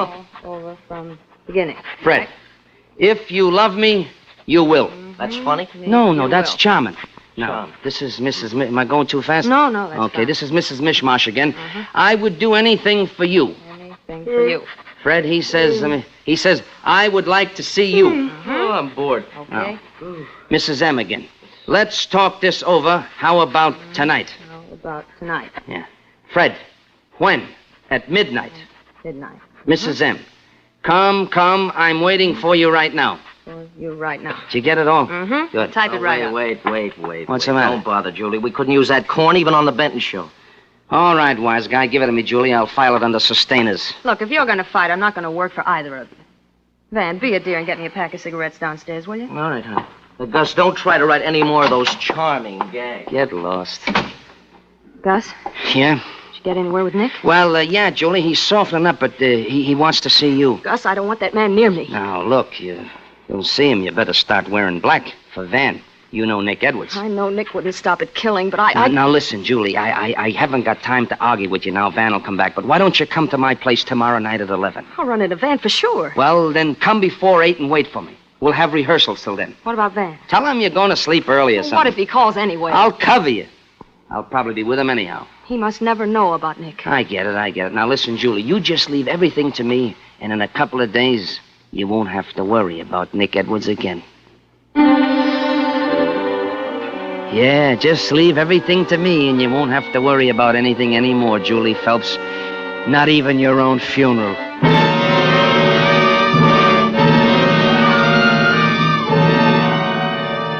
Come 8 o'clock the next evening, I paid a little visit to my apartment. Long enough to see that Julie was comfortable, and also to get the keys to her place out from her handbag. I drove over there and went upstairs to do some interior decorating. My kind.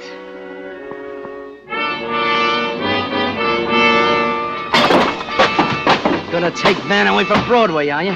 Gonna send me back to $40 a week in a pig's ear, you are, Julie Phelps? Get that? In a pig's ear.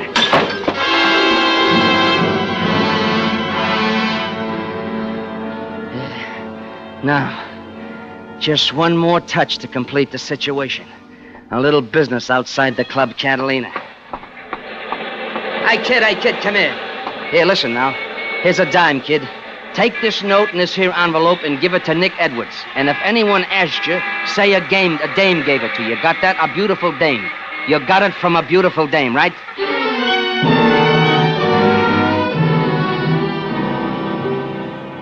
Look, Gus, no more work. Let's knock off. What's the matter, Van? You tired? No. Well, what's eating you? Oh, you wouldn't understand. All right, so don't tell me. I don't care anyhow. All right, it's Julie. Said she had to go to bed early tonight. So what? It ain't legal? I called a half dozen times, no answer. Uh-huh. Afraid she's two-timing you, huh? I didn't say that. Yeah, but I know how you feel. Yeah, well, mind your own business. Look, my friend, I'll do you a good turn. Leave me dial the number for you. The number's on the pad. Let's see what your fat fingers can do. Okay. You could talk to her while I go down to my room to get my hat and coat. I'll take you for a drive before we hit the sack. Well, sometimes you're even human. Okay, here, take it. It's ringing now. I'll be right back. I'll see.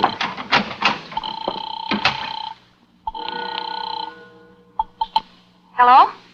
Julie, darling. Van. Honey, I'm sure glad to hear your voice. Where you been? Why? Well, I've been trying to get you all evening. No answer. Then Gus tried Van, dear, I told you. I was going home to get some sleep. Well, when I phoned, you must have... Maybe it didn't wake me. Well, now, baby, that's hardly likely with a phone right near your bed.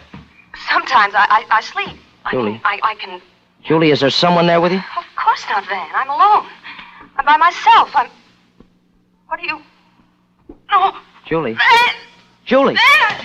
Julie, what's the matter? Julie!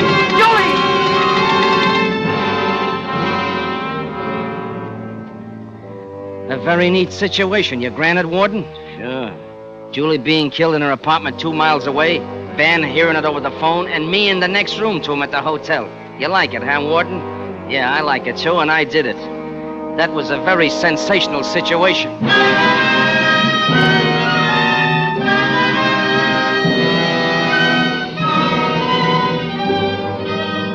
For Suspense, Roma Wines are bringing you Mr. Michael O'Shea in The Twist. Roma Wines' presentation tonight in radio's outstanding theater of thrills, Suspense.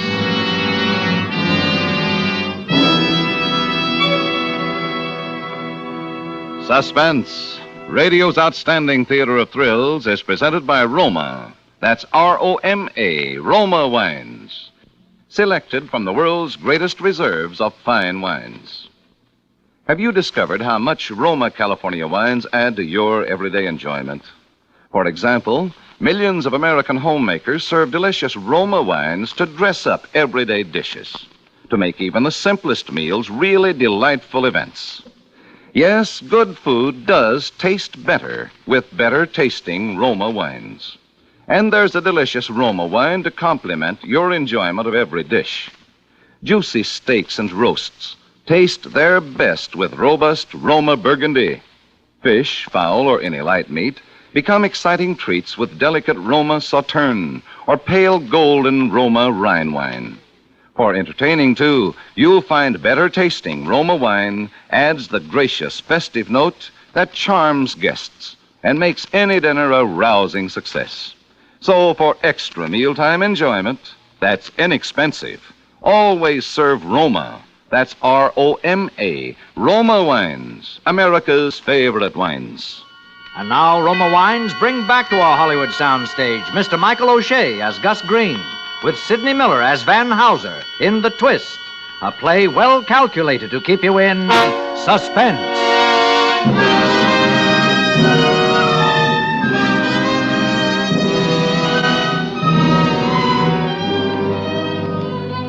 Van was still screaming into the phone when I came down the hall from my place a minute later with hat and coat draped over my very shaking arm. I opened the door. Gus.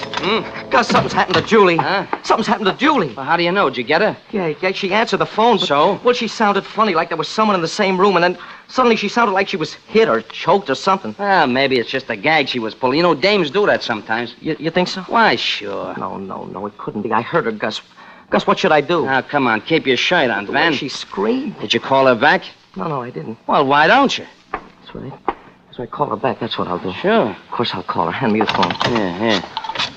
Something's happened. I know it has. Line busy? No answer. Yeah, but you just spoke to her a minute ago. Oh, Gus, I'm worried. I'm worried sick. Forget it. She's all right. Come on out for a ride. Oh, no, I couldn't. Look, tell you what I'll do for a pal. I'll drive you over there. You can check up for yourself.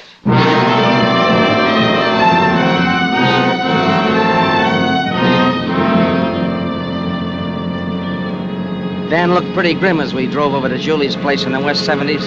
I checked over everything I'd done and figured how I'd work out the rest of the situation. And we turned off Central Park West into the side street where Julie lived on the second floor of a converted brownstone.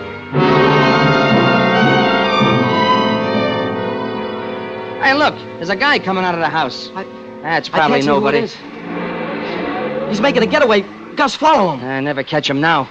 Oh, gosh, Gus, if you'd only got close enough to see his license number. Well, I did. What was it? LK573498.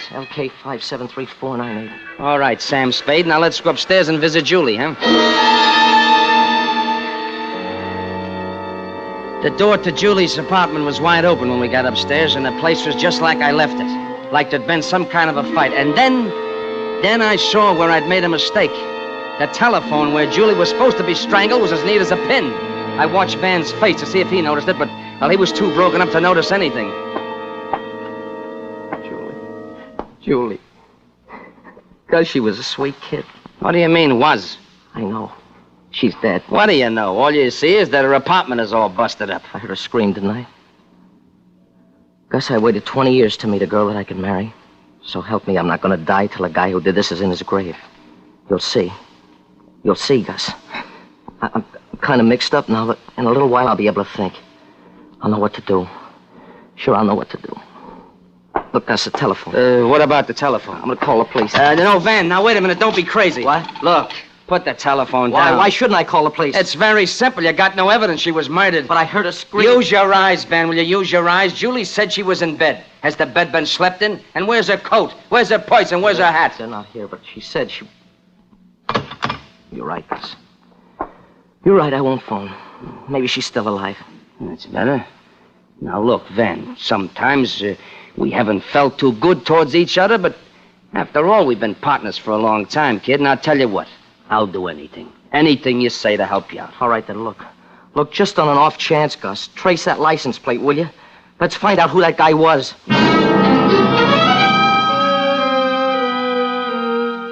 We went back to our hotel. I slept like a log because I knew that Julie was 10 feet from my bed in the closet, very dead, where she couldn't come between me and Van anymore. Next morning, I told Van I'd checked at the license bureau. Whose car was it? Nick Edwards. Catalina Edwards? That's right. Why, that dirty goon, Now, look, you don't think that he I don't have to think. I'll let the police Now, do this wait a thing. minute. Hold it. Look, Van, I never told you this before, but I knew all along that Julie was playing around with Nick Edwards. With Nick Edwards? Yeah. That's why I never liked her.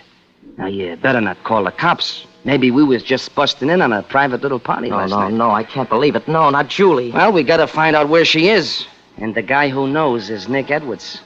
What makes you think he'll tell? I'll tell you what. I'll call him at the club tonight and ask him over. I think maybe he'll accept me invitation.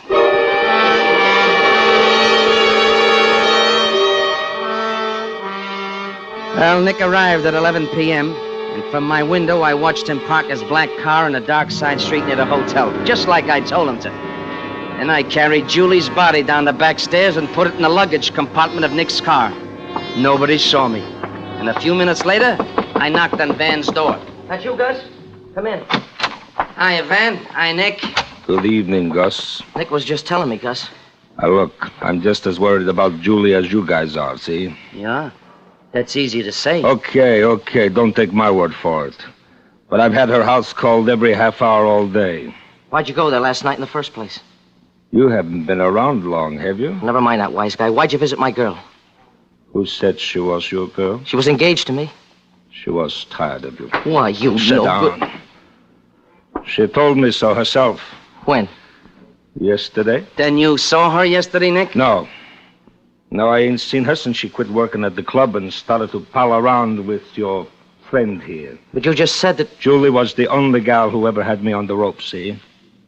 But when she called it quits, I went along. She was too good for an ex-con like me anyway, I figured. But last night, someone gives me a note in her handwriting. Oh? What did the note say, Nick? It was the most beautiful thing I've ever seen.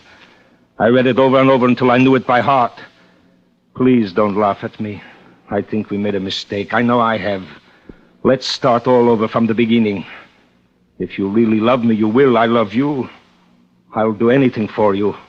I'd like to see you. Let's talk this over. How about tonight? When? At midnight? Come, I'm waiting for you right now.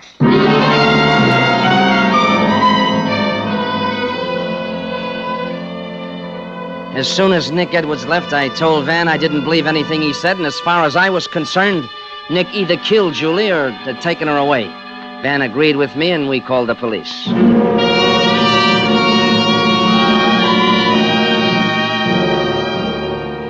Ah, yes, it all made a perfect situation. The best I'd ever dreamed up. All of Nick Edwards' high-powered lawyers couldn't save him from being sentenced to the chair. Yes, sir, life looked pretty sweet, but there was just one thing wrong. Van's comedy was getting worse and worse. Fred Benton told us we'd have to get better or else. Now, we sat in Van's room sweating out a Benton program that was a day overdue. Van, for the love of Mike, will you pull yourself together? Gus, I can't think. You don't have to think. I gave you the whole situation. All you gotta do is write the gags for it. Gags. Now, look. In the first scene, Fred and Mrs. Mishmash steal a horse. But here's the twist. The horse is blind. You get it? Yeah. Well, come on, then, Gib. You know hundreds of horse gags. Now, just give them a twist and fit the situation. I can't. They just won't come. Look, if we don't get this script in tomorrow, Fred will can us. Now, come on, guy, will you write? I'll write yourself. Then you know I can't write. I'm no good without a gag man. Get yourself another gag man. I'm through. Look. Washed up. You know it won't work, Van. You know that. I've tried it on the QT. I was afraid that someday would break up, but it never worked. With you and me, Van, something happens. We're a great team. Without me, you're just another guy making with words. Without you, I'm just another Joe. Now, don't you see, kid? That's why we gotta stick together. Even if we do hate each other's guts. That's why nobody can't never break us up. Now, come on, guy, write, will you? I can't think of anything. Look, how we got something in the files we haven't used. You had a scene you dictated to Julie. What was that? Huh? That Mrs. Mishmash or no. something. Fred. Was it Please Don't Laugh at Me or something? I think we made a mistake. No, Van, look, that's a no-good situation. That's dead. Let's get something new here. It's a good situation. No, a very clever situation. All I need are the lines. Please don't laugh at me. Now, Van, I'm telling you, it's no good.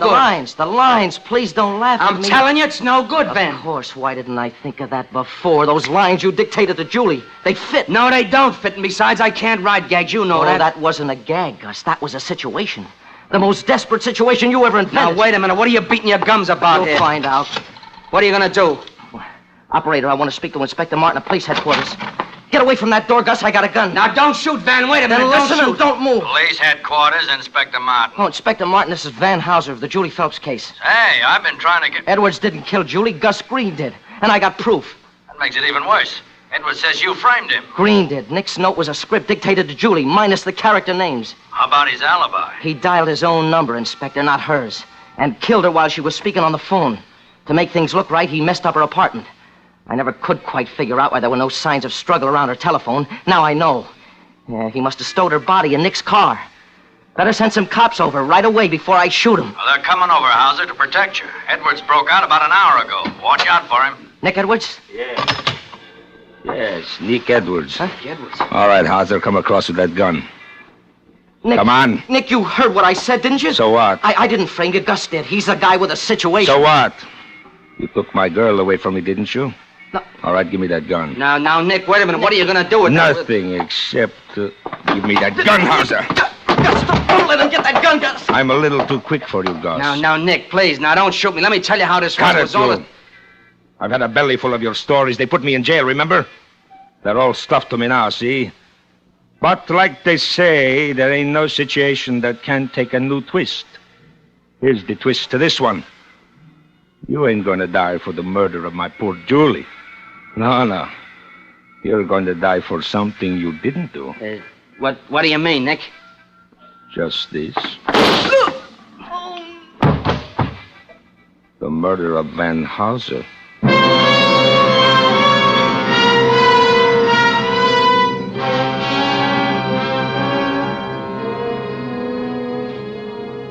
Well, they didn't believe me at the trial.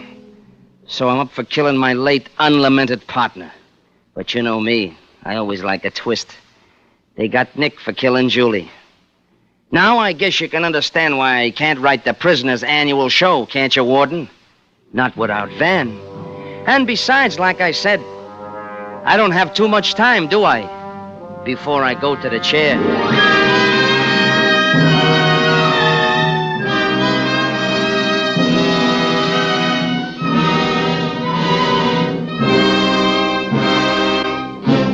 Suspense. The Twist, starring Michael O'Shea, presented by Roma Wines. That's R-O-M-A, Roma, California Wines, America's largest selling wines. When your family and friends enjoy glorious golden amber Roma Sherry or ruby red Roma Port, you share the rich reward of choicest California grapes, selected and gently pressed at peak taste richness, with ancient skills and winemaking resources unmatched in America. Roma master vintners guide this grape treasure unhurriedly to full taste perfection. These choice wines then are laid down with mellow Roma wines of years before, and from these, the world's great reserves of fine wines, Roma later selects for your taste pleasure. Tomorrow and every day, enjoy this naturally better taste of Roma wines. Whether your favorite Roma wine is nut like Roma Sherry or rich Roma Port, you'll find that every Roma wine is better tasting wine. That's why more Americans enjoy Roma than any other wines. Tonight's suspense play was by Baif Blau. Next Thursday, same time, you will hear Donald O'Connor as star of Suspense. Produced and directed by William Spear for the Roma Wine Company of Fresno, California.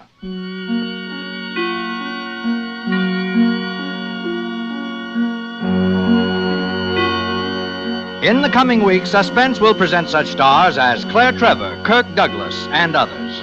Make it a point to listen each Thursday to Suspense, radio's outstanding theater of thrills.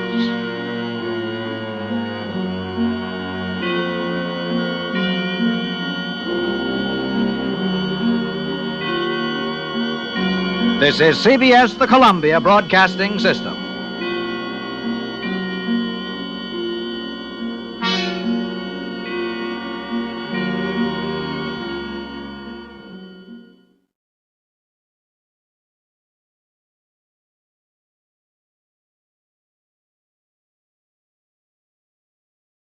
And now, Roma Wines, R-O-M-A, made in California for enjoyment throughout the world. Roma Wines present Suspense.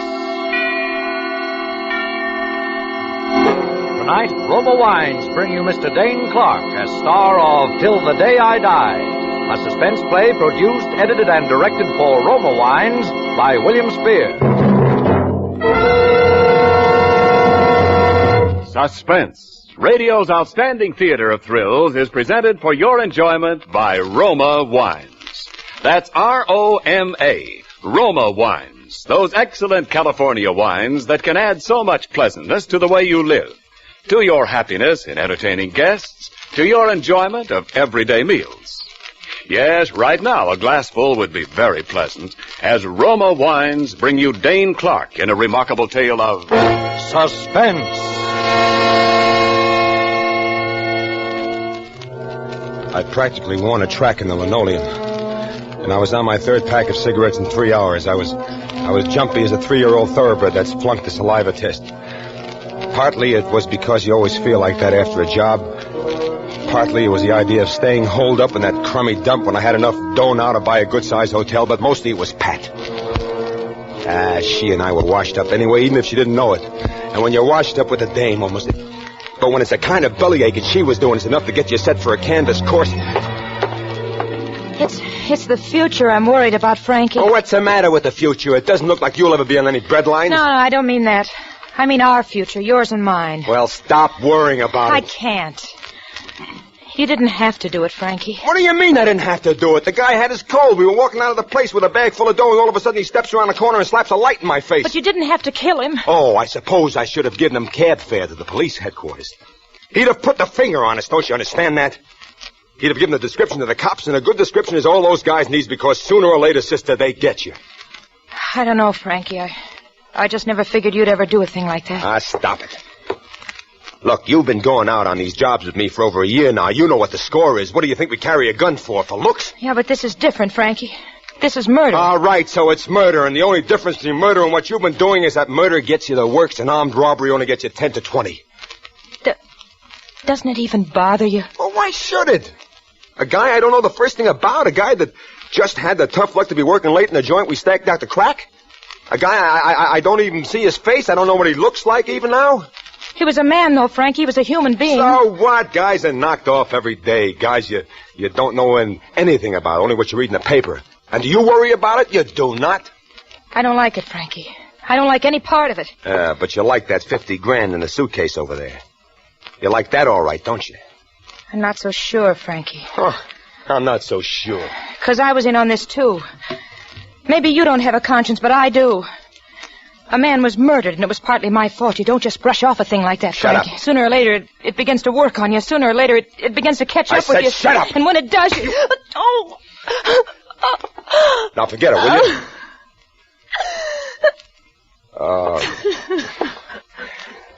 I'm sorry I hit you. Look, I'm a little nervous now. Pull yourself together, will you? Anyway, it's time to go out and get the papers. Come on. Run down for him like a good kid, will you? All right. And see if you can get me a couple of packs of cigarettes while you're at it.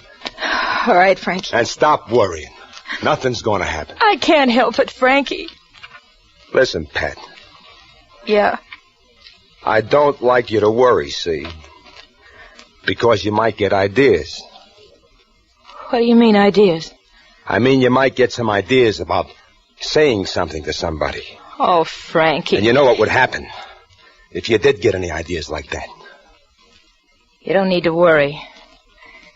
'Cause I do know. Now.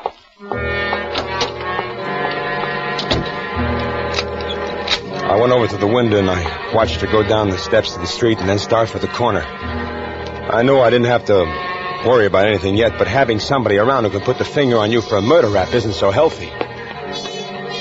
I was just starting on my 4th pack of cigarettes when I heard her running up the stairs. All right. Hurry up, Frankie. Open the door. All right. Well, you don't have to knock the... What's the matter? Somebody after you? No, but look at the paper. Let's see. Oh, front page, huh? Pear Loot Brokerage Office. No, the picture. What about the picture? It's me. It's me. Listen, Pat, there's only one place in the world they could have got a picture of me. No, don't listen, Frankie. Don't you? You're hurting me. Look what it says. What about it? Look at it. Look what it says under it. Huh? Philip Abel, accountant, shot down... No. It couldn't be. It can't be. It is, though, Frankie. It's the man you killed. It couldn't be, I tell you.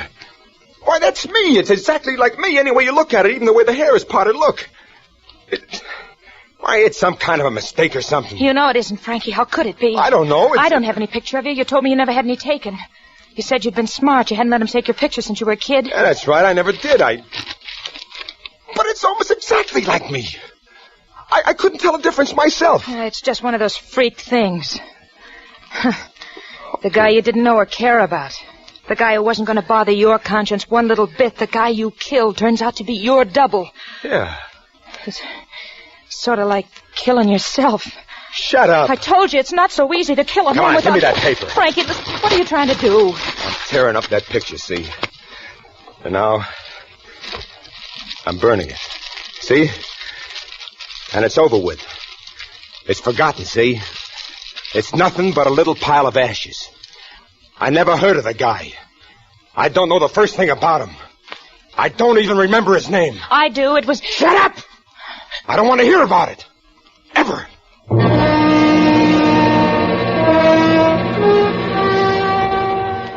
Maybe I should have let her talk about it then when she wanted to. If I'd really got to thinking about the face in that picture, it might have made some difference. I don't know. It might have saved my life, but I don't know.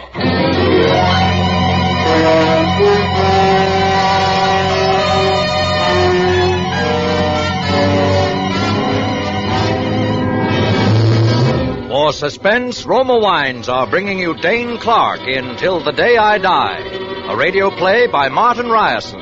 Roma Wines' presentation tonight in radio's outstanding theater of thrills, Suspense.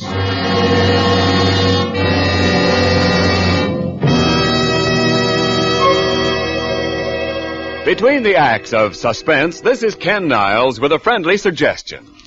Now that summer is over, this is the time when friends drop by to say hello again and swap vacation yarns with you.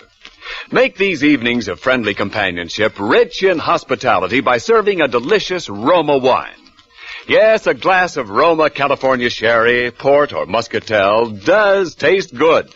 And with Roma wines on hand, you're always tastefully prepared for unexpected guests, because delicious Roma wines lend an air of graciousness and goodwill to the most casual get-togethers. You know, there's a solid reason why more Americans enjoy Roma than any other wine. That reason is finer taste. The finer taste of Roma wine is born in California's richest vineyards. There, each year, a vast, juice-laden treasure of choice grapes is patiently, unhurriedly guided to tempting perfection by Roma's unmatched skills and resources. Then, along with Roma wines of years before, this treasure of taste awaits selection from the world's greatest wine reserves for your pleasure. No wonder so many Americans insist on Roma, R-O-M-A. Roma wines for unvarying goodness at reasonable cost. And now, Roma Wines bring back to our Hollywood soundstage Dane Clark in Till the Day I Die, a tale well calculated to keep you in suspense.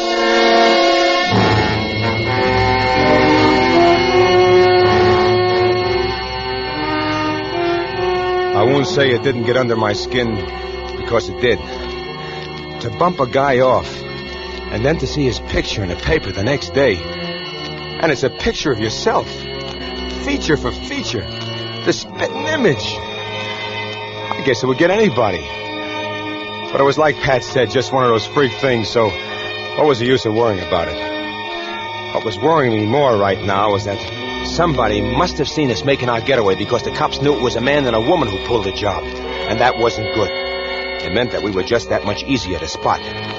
It meant that with 50 grand in a suitcase under the bed, we still had to stay cooped up in that crummy rooming house day after day waiting for the heat to slack off.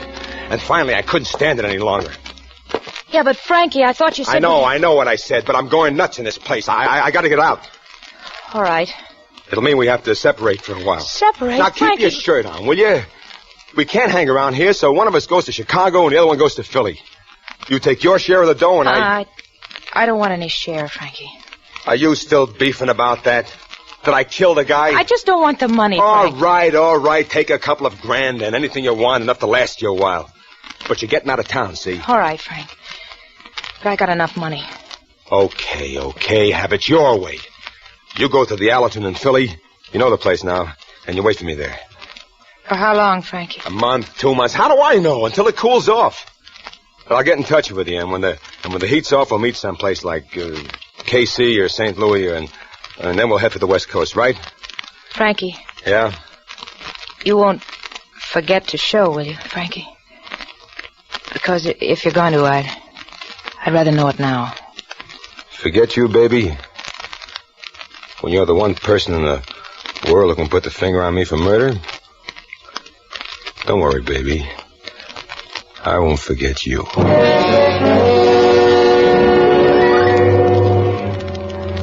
I walked Pat to the subway station a couple of blocks from where the room was, and I said goodbye to her there.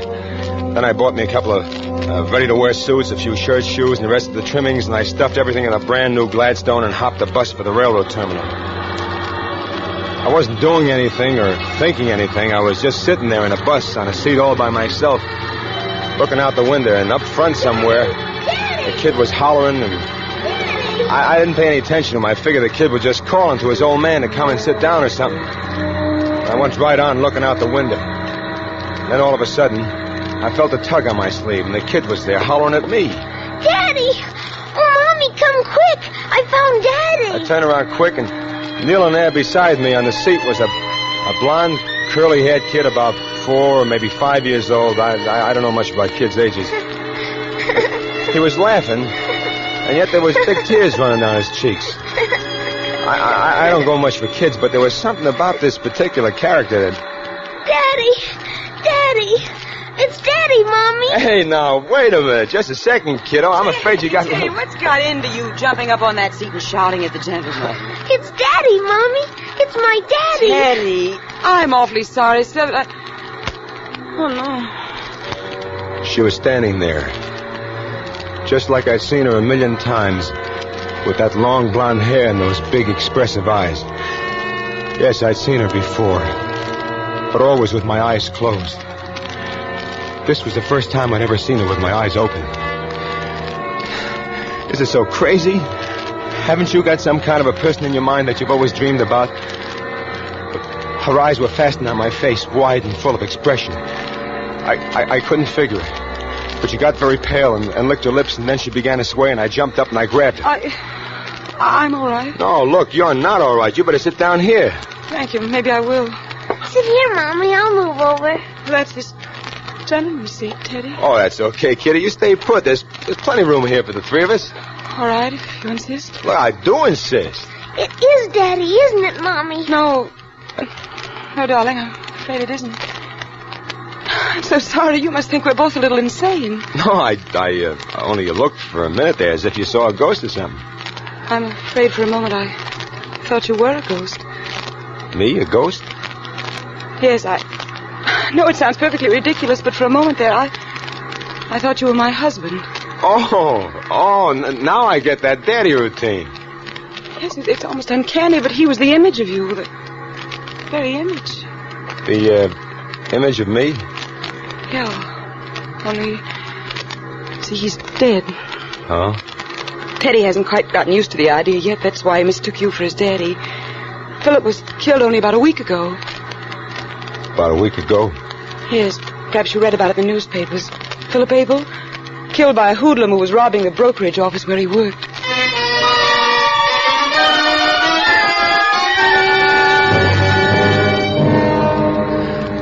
There was a terrible knot inside my stomach. I tried to speak, but the words got lost somewhere in my throat.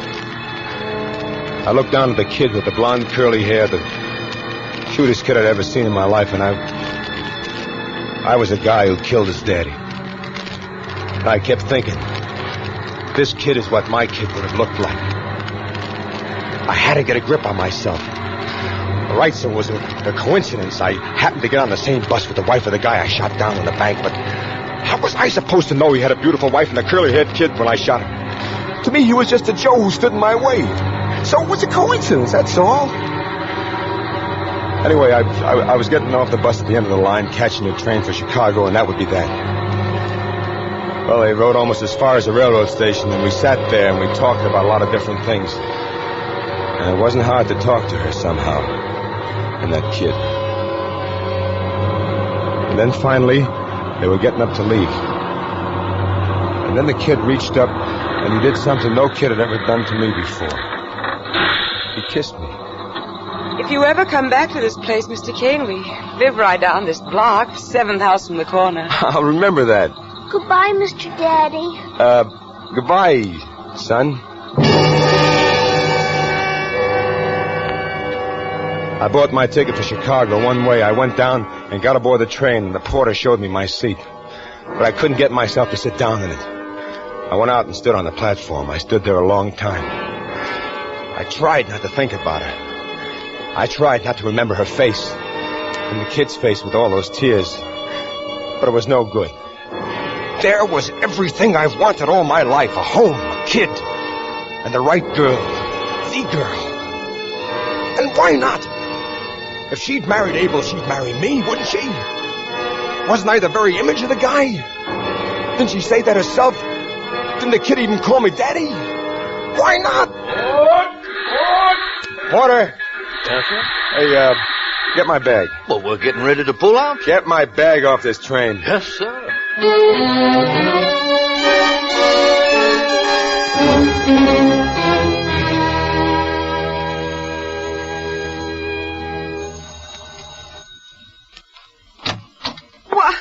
Why, Mr. Kane. Hello. It's Mr. Daddy. Hi, Teddy. Hi. Oh, gee. I thought you were on your way to Chicago. There was a wire waiting for me when I got to the station that told me that the business deal I had there had been called off, so there wasn't any need of me going. And then I remembered your invitation, so I... Certainly never expected it to be filled so soon. Well, if it's too soon, I'll go and I'll... Don't be silly. Come in, please. Gee, I'm glad you're home. I mean... I went into the house. It was everything I knew it would be. Neat, well-furnished, nothing overdone, just a real solid home. Then we went into the living room, and there in a big silver frame on the baby grand piano was the same picture that had appeared in the newspaper. A picture of him. That's Philip. He does look like you, doesn't he? Yeah, he does. He does. Quite a lot. You can hardly blame Teddy very much, can you? Or me? No, I guess I can't.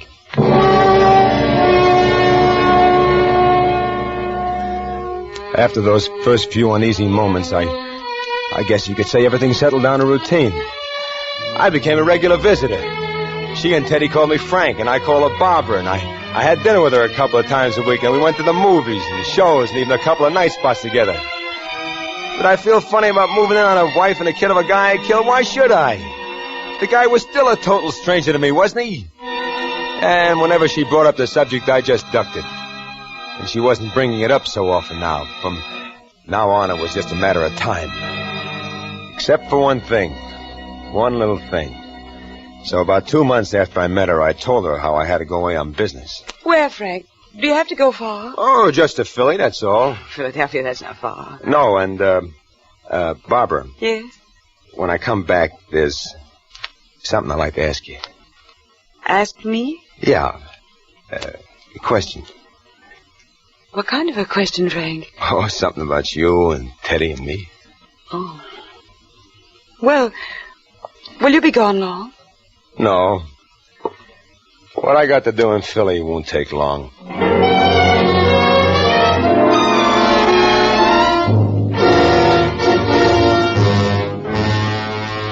I knew the Allerton Hotel in Philly like I knew the inside of my hat. I knew how to get in without being seen and how to get out without being seen. So I just went up to her room. Who is it? Just an old friend. Frankie. Hi, baby. Oh, Frank. Well, take it easy, will you? Take it easy. Don't you want to let me in? Oh, sure. Sure, come on in. Oh, Frankie, I thought maybe you wouldn't. Yeah, but I did, didn't I? Sure you did. Gee, you look great. You look relaxed and happy. Yeah, I'm happy. And what have you been doing with yourself, Pat? Oh, just waiting. Well, nice and private here. Yeah. I guess we better get it over with. Get what over with? I'm afraid I have some bad news for you, Pat. Bad news? Yeah. I'm going to have to kill you. Kill me? Oh, Frankie always did have a lousy sense of humor. Only don't kid that way. Yeah. Oh, I'm not kidding. Frankie, put away that gun. For heaven's sake. Sorry, Pat. But why? What have I done? Nothing yet. Well, then... You see, Pat, I met a girl. All right, take her. But you'll come back. No, this is different. She's the wife, was the wife of a guy named Philip Abel. Philip Abel? That's the man you killed. You see, Pat, you got too good a memory. But I wouldn't talk, Frankie. You know I wouldn't talk. It's a chance I can't take, Pat, because from now on I'm not taking any chances. From now on I'm going to be happy. Happy? How could a thing like you be happy? A cold-blooded butcher like you. You think all you got to do is spill enough blood around and you'll get what you want, you'll be happy. Happy? Try and be happy with all the blood you've got on your hands. You'll never be happy until the day you die. Through? Yeah. Go ahead. Kill me. Murderer. I will.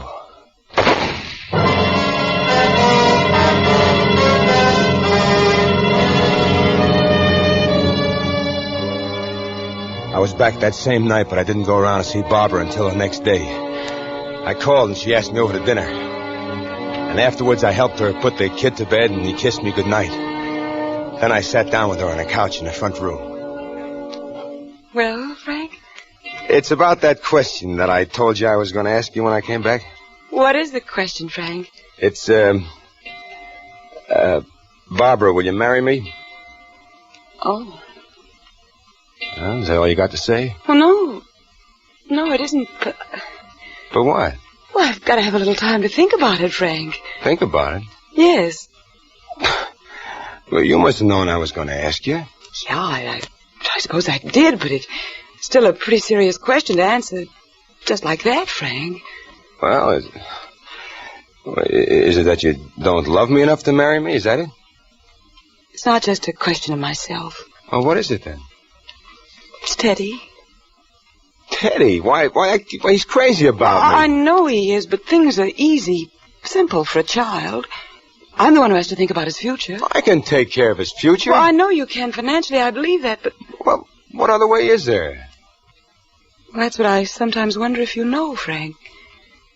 You see, you're a little different from other men I've known. You're from a little rougher mold, a little harder. Oh, I can be changed. I could... Yes, I think you can, but I want to be sure first, Frank.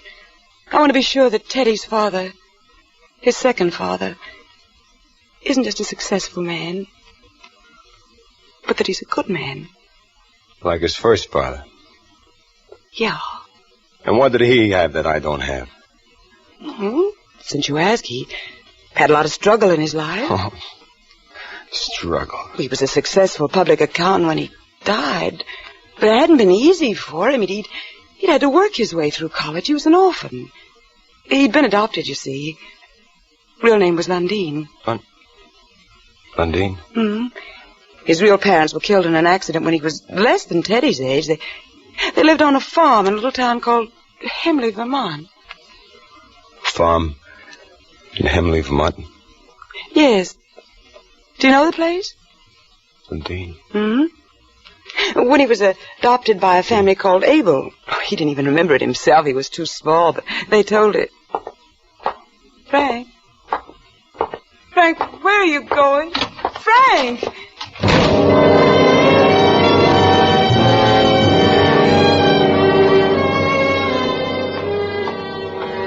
I started walking. I tried to put it out of my mind like I had everything else. But it was no good. It grew and grew until my head was bursting with it. Until it was the only thing in the whole world, the thing she told me. So when I got back to my room, I knew what I was going to have to do. And I sat down to write this. To tell her before I do it. It wasn't just what I'd done. It wasn't realizing that a man with another man's blood on his hands can't be a fit father to that man's kid. Or a fit husband to that man's wife. It was what she had told me. A kid named Lundeen. A farm in Hemley, Vermont. And I remembered. I knew now why I looked like Philip Abel. Because I had been a kid named Lundeen. On a farm in Hemley, Vermont. I had been adopted by a family named Kane, and I'd grown up. But in reform schools mostly. And I'd lived to shoot and kill a man named Philip Abel. Who was my twin. Who was my brother. The gun is by my hand. Pat said I'd never be happy until the day I died. I guess she was kind of right at that.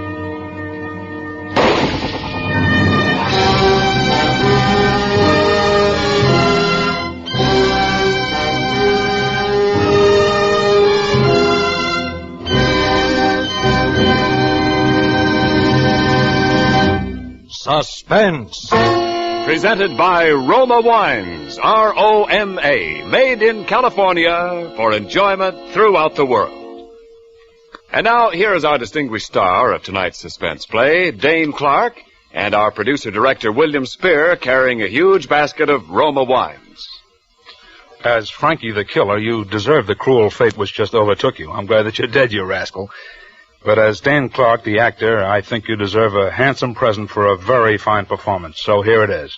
A basket of fine Roma wines from Roma and me, Dane. Well, thank you, Bill. And while we're tossing compliments around, it so happens that Suspense is my favorite radio show and that you're my favorite producer and that Roma my favorite wine.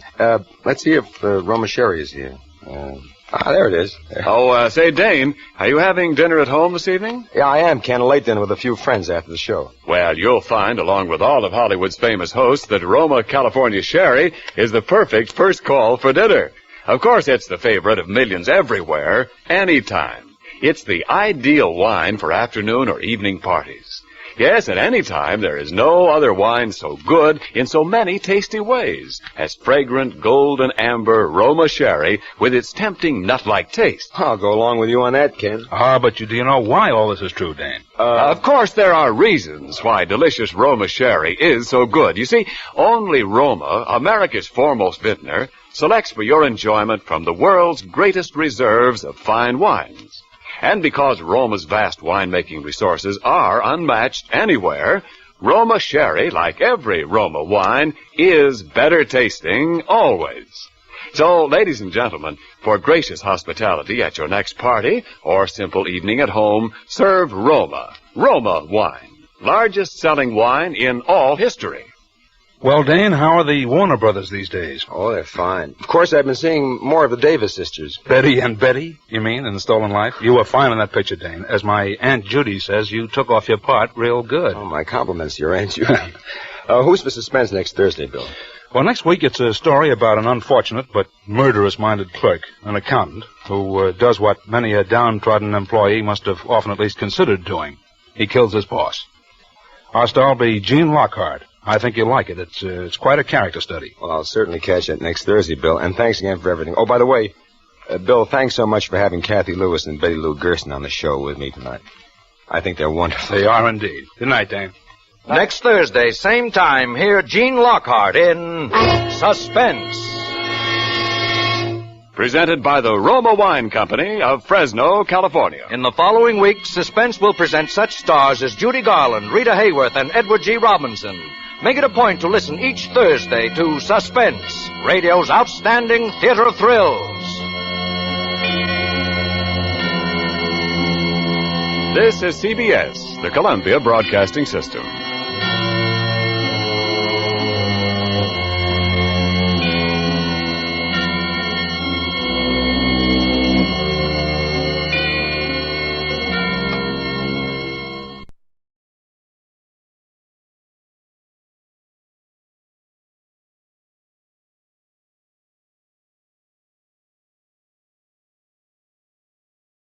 Tired of the everyday grind? Ever dream of a life of romantic adventure? Want to get away from it all? We offer you Escape. Escape, designed to free you from the four walls of today for a half hour of high adventure.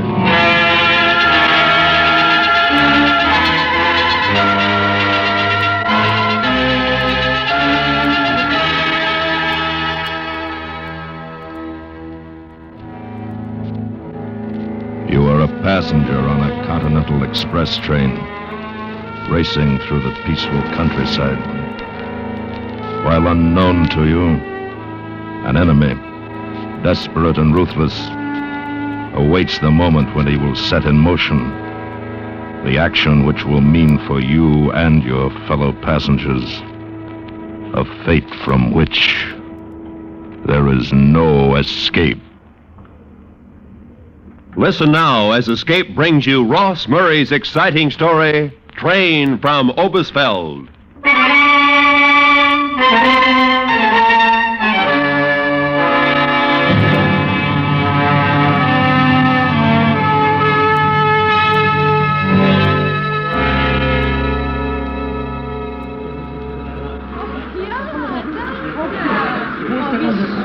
Wo sind denn unsere Frauen?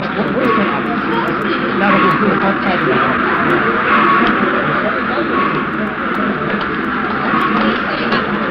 Marina! Well, it's about time, Ernst. Yes, but we did not make contact until half an hour ago. Oh. Look, you have the tickets? Yes, I have them. Third class. That's all I could get. Well, that will do. Oh, no, Mr. Herrick here. This is Mr. Callender. He will take you to Hanover. How are you? Bruce, better now to get on the train? No. We wait for the whistle. Oh? Why? Use the crowd for cover. Here, Mr. Herrick, turn your face to me. That's it. Keep your back to the train. Now, wait.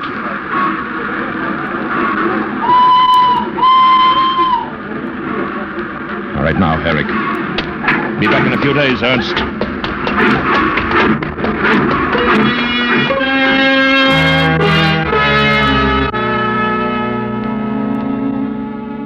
As the British zone terminus of the East German Underground, I'd had my share of surprises, but none to match finding Lawton Herrick in my custody. This was the man who had disappeared behind the Iron Curtain nearly a year ago, voluntarily. Brilliant nuclear physicist and authority on thermonuclear reaction, he'd been swallowed up in the gigantic red maw of Eastern Europe, highest bidder for his brain. And now he was back. It was up to me to escort him safely to Hanover to British intelligence. And as we rode, I speculated on why he had come back.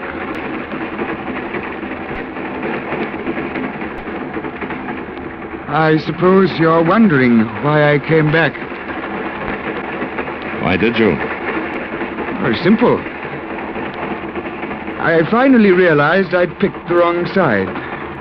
So I chucked the whole show and came home. Just like that? As you say, just like that. You sound pretty casual. How else should I be? I don't know. If it's my conscience you're concerned with, don't bother. I got more from them than they got from me. Oh? Yes, I know every installation they've set up, what the fissionable material output is per day, and what their potential is for producing the hydrogen bomb in quantity. Uh-huh. Where are your records, notes, that sort of thing? Memorized. Paper and pencil were too risky. I had a security guard with me constantly. How did you get away? I walked out of Magdeburg. What about the guard? I imagine they'll bury him with full military honors. Yes, I imagine they will. Yes.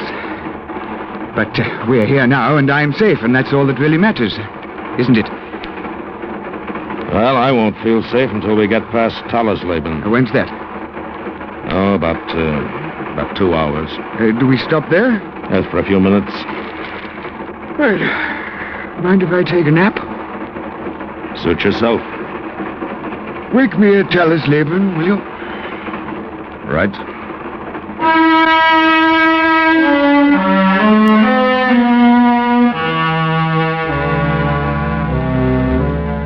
So he went to sleep.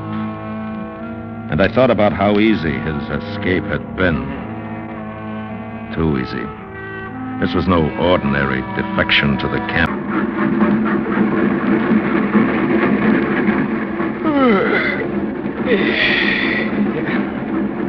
Did you sleep well? Very. Where are we? Leaving Tallersleben. You slept? No, Yes? Who is it? Conductor, sir. Come in. Bruce. Now, will you please tell this stupid... One moment, if you please. But there is no time for... Easy does it, Ernst. Go ahead, identify me, but hurry. It's all right, conductor. I know it. What about his fare, sir? Well, I'll take care of it later. Now, if you please. Of course, sir. Forgive me, but my job, and I have a wife and... Yes, we know all that. Now, will you go, please? Yes. Bruce, now we are in trouble. Oh, what's the matter? They know where we are. What? They have an agent aboard this train. Well, when did he get on? Just now, at Tallersleben. Oh, we just left Tallersleben. Yes, I know, and that idiot of a conductor would not let me find you in time to get you off. Well, then we stay here in this compartment till we get to Hanover. Now, that is the problem. We won't get to Hanover. Why? There is a bomb on board. A bomb? Yes, in a suitcase. And the plan is to destroy the train when we get on the Oka River Bridge. Well, then we'll stop the train. No, I thought of that, and that's no good. Because whoever it is has orders to explode it if the train stops for any reason before we reach the river. When did you learn this? An hour after you left. I received a message from the man in Magdeburg. They found the body of that guard soon after Herrick left. They missed you in Urbesfelde, and they arranged this Tallersleben interception. But how did you... I drove. And when I got here, the train was pulling out of the station just. If it had not been for that stupid conductor... Oh, it's too late for that now. Yes. We've got to find the bomb. Is the agent a man or a woman? No, I don't know, Bruce. Yeah. How soon before we reach the Oka River? But from now about, an hour and a half. Hour and a half. Well, between the three of us, we should be... No, Herrick. You stay here. But at least I should... Herrick. Yes? We know nothing of atomic reactions. That is your field. This is ours. Just do as you're told. Will you, please? I'm sorry. All right. Ernst? Yes? Get the conductor. Yes, And hurry.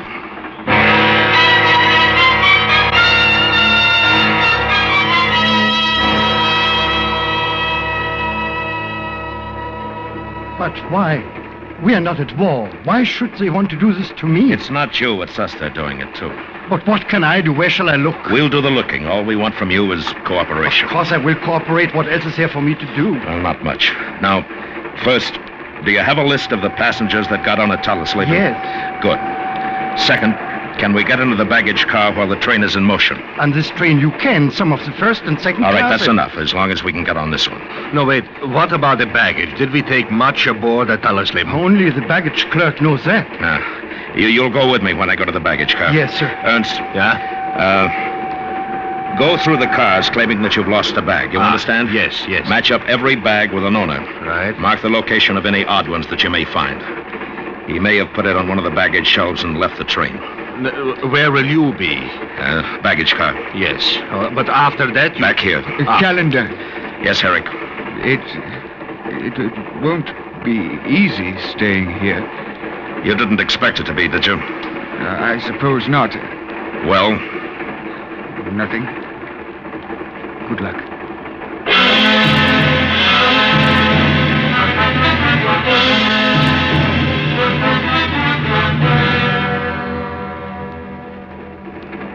But if he's not a policeman and not a soldier, why should I let him in? This baggage car is not... Carl, do not argue with us. There's no time. But why should Here, let me. Carl, this is an emergency. I must be permitted inside to check the baggage. But where is your permit? Badge, credentials, anything that I may look at. Jobs are hard to get. My wife and children will... All right, then I'll tell you. Someone has planted a bomb on board that's going to go off. Ein Bombe? Yes, ein Bombe. And if I don't find it in, well, let me see, an hour and 15 minutes, none of us will be able to hold a job anymore. Now, may we come in? Yes.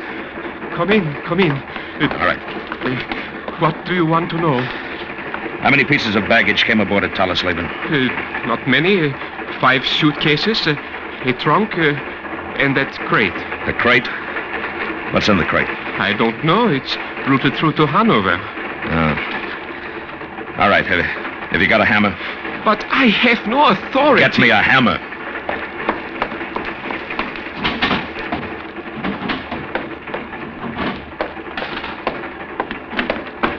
All right, thanks. Oh, careful, please. Careful, oh no.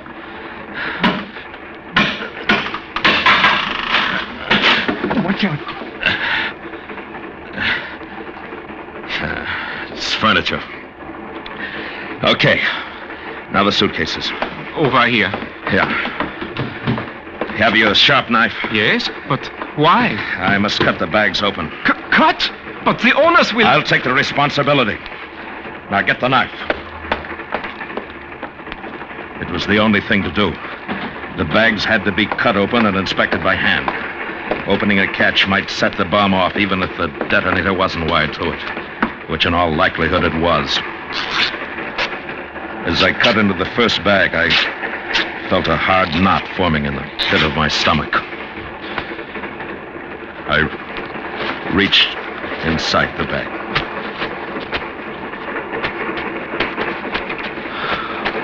Close. The second case.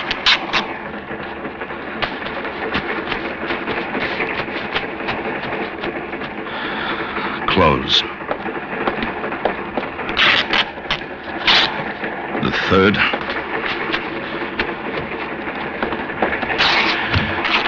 The fourth.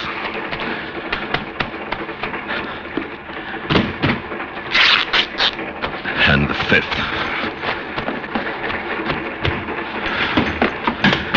Then we broke open the trunk.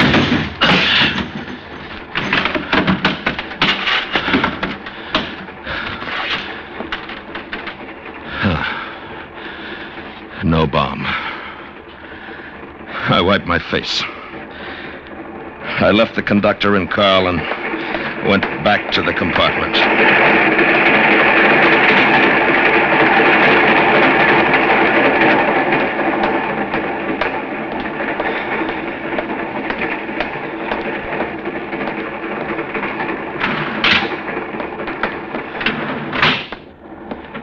Nothing? No, nothing. Where's Ernst? Still checking the bags, I suppose. How much time do we have? Not quite an hour. Time enough? I don't know. You're sure the bomb is aboard? Yes, I'm sure. Ernst doesn't make mistakes. What do we do now? Well, you do just what you've been doing. Stay here. I'm going out and check the passengers that came aboard at Telesleven. Anything you want me to tell Ernst when he gets back? Yes, if he gets back before... We're doomed, I tell you. What's the matter, Dietrich? The engineer's going to stop the train. Stop? What do you mean, stop? He can't. I told you what would happen if we stopped before we reached the Oka. Nevertheless, the engineer's going to stop. Well, why? He says he has a bad coupling on the coal tender. Well, did you tell him why we couldn't stop? Yes, he says he can see the bad coupling on the coal tender. The bomb he cannot see. Oh, no. Therefore, the bad coupling must take precedence. And he's going to stop the train.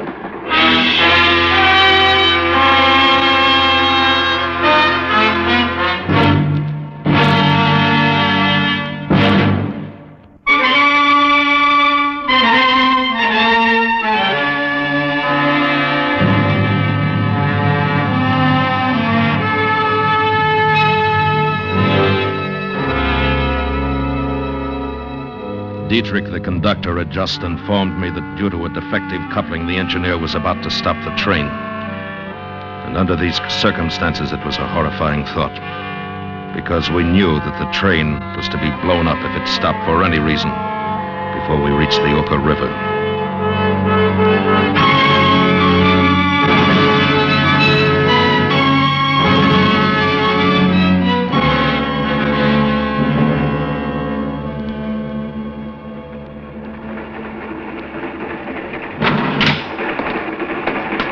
Bruce, I thought you would still be in the... What's the matter? The engineer's going to stop the train. No, he can't. I told you Yes, what I know, I know. Dietrich told him. What more can I do? It's out of my hands. Well, there's one thing more you can do. What, Mr. Cullen? Go back to the engineer. Tell him we want 15 minutes. And tell him that if he refuses, I'll personally kill him. But the coupling, what about the I don't care about the coupling. If it breaks, we're dead anyway. So let's at least try to find the bomb. Yes, Mr. Cullen, I'll tell him. Bruce, what shall we do if that engineer refuses? And I will kill him. Or at least get him out of the cab and let the fireman run on the train. You know, there is still the possibility that agent may have planted the bomb and himself then left the train. I might, but we don't know. No, that we don't. What about that baggage car? That's clean. The passenger's luggage? Oh, no. Every piece matched up. Yeah. Now, where can we go now? Dietrich gave you a list of passengers that boarded at Tallesleben, huh? Yes. All right, give it to me. All right, here. But they are all checked, Bruce. Except one couple in second class. What? One couple. Couple? Yes, it's married couple, newlyweds. They could not possibly be the one. That would be very clever of them. Wouldn't it? Yes, very. Where are they? In this car. The compartment third from the end. Have you a pistol? Yes. All right, give it to me. Here. Do you want me to come with you? No. Give me 5 minutes. Right.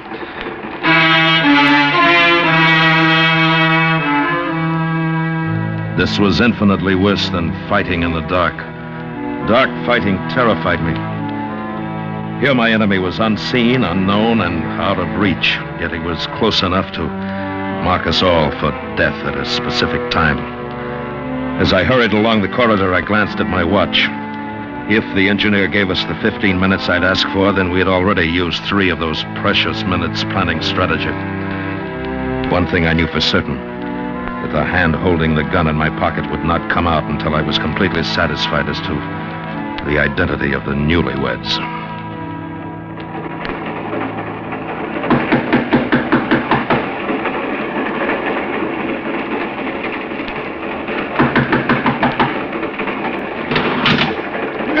What can I do for you? My name is Bruce Callender. There's been a bit of a stir aboard, and, well, the conductor made me a kind of deputy to make an inquiry. May I come in? Of course. Thank you. I'm Lieutenant Crofton, Royal Navy. This is my wife, Gerda. Gerda, this is Mr. Callender. How do you do? How do you do? You're American, aren't you? No, Canadian. Oh, good show. Have a drink with us, old boy. Well, not right now, thank you. Oh, all right. Well, what's all the fuss about, Mr. Callender? Well, it seems that there was a jewel robbery in Tallesleben.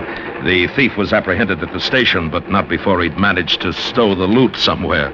The authorities believe that he may have put it in someone's baggage with the view toward recovering it sometime during the journey. Oh, then you'll want to inspect our baggage, is that it? Oh, no. I have no authority to do that, but if you will, see for yourself so that I can report it to the conductor. I doubt very much whether it could be in either my valise or Gerda's. They haven't been out of our sight since we arrived at the station. But you won't mind making the inspection? No, not at all, my dear fellow. But I'm afraid you'll be wasting your time. Oh, look here, do have a drink, won't you? No thanks, anyway. We're on our honeymoon, you know. Oh, really? Yes, I've been trying to get Gerda to marry me for a long time now. It wasn't until yesterday that she finally made up her mind. Yesterday? That's right. I finally wore down her resistance, didn't I, Gerda? Yes, Roger. Of course. The bags, if you please, Lieutenant. Oh, yes, forgive me. Only 2, mine and Gerda's. I'll get them down. Mine. Shirts, socks, ties. Sorry, Mr. Callender, there's nothing here. Ah, good. Now, Mrs. Crafton? I'll do it, Gerda. No, you may not open it. Then, if you will open it yourself. I can't. Why not, Gerda? Don't ask me why. I can't do it, that's all. You have to have a reason. Please, leave me alone. This is no time to be stubborn. You can't obstruct the law. I don't care about the law. My valise will not be opened. Yes, it will. I will not open it. Then I will. He snapped open the catches of Gerda's valise. And then he saw it. A picture of a rosy-cheeked boy in a Luftwaffe uniform. Proud, arrogant, with a super race. The lieutenant turned away. His face looked like it had been slapped hard. I stood there for a moment. It isn't very pleasant to see a man's world disintegrated by a photograph.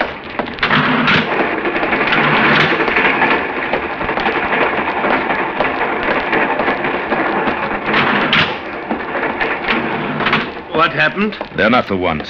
Oh. Now what? I don't know. I do. I'm jumping off the train. What? Why? They're after me, not you. If I'm off, the train is safe. Oh, sit down. You're making a fool of yourself. How do you propose to let him know you've jumped when we can't even locate him? I can't even die nobly, can I? Wait here for me, Ernst. Where are you going? To find Dietrich.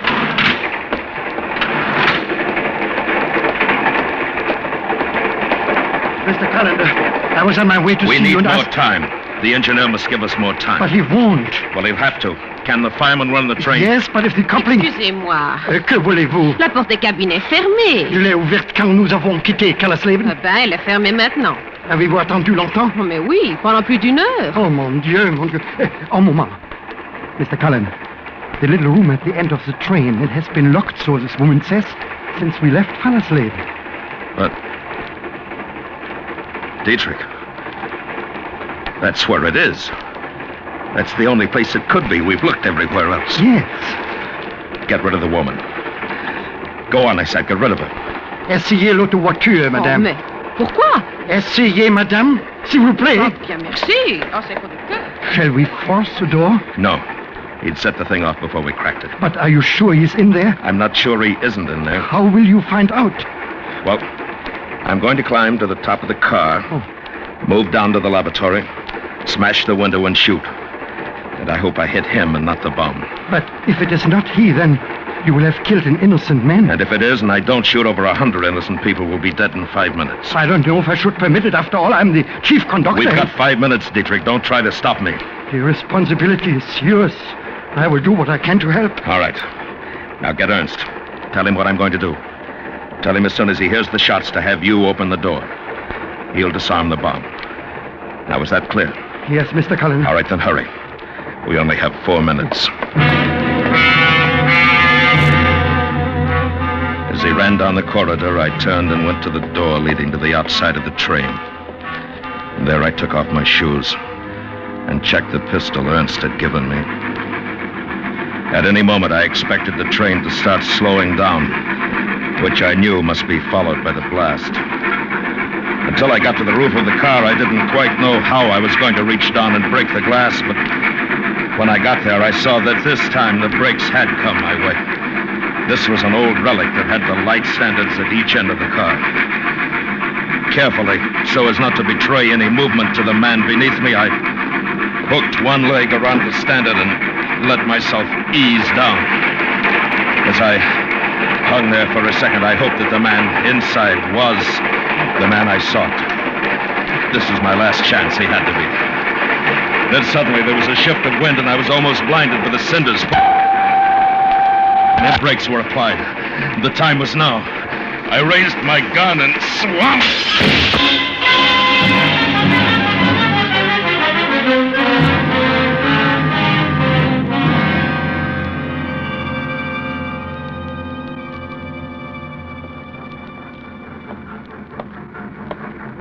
Hello, Dietrich.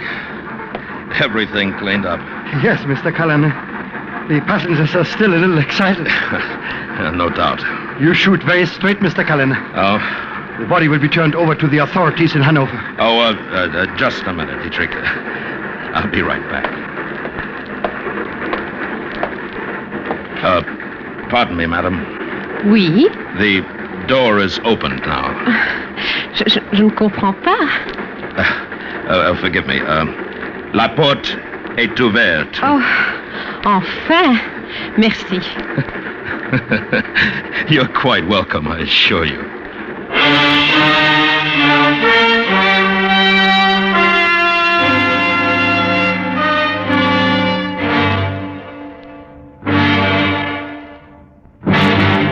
Under the direction of Anthony Ellis, Escape has brought you Train from Oberstfeld, a story by Ross Murray, starring William Conrad as Bruce. Featured in the cast were Lawrence Dobkin, Fritz Feld, Alistair Duncan, Byron Kane, Richard Peel, Jerry Gaylor, and Gladys Holland. The special music for Escape was composed and conducted by Leith Stevens. Next week... You are high on the frozen slopes of a great mountain, terrified and caught in a blizzard. while the thing for which you've been hunting has suddenly become the hunter. And if it finds you, then for you and your companions, there can be no escape. So listen next week when Escape will bring you Anthony Ellis's exciting story, The Abominable Snowman. This is Roy Rowan speaking.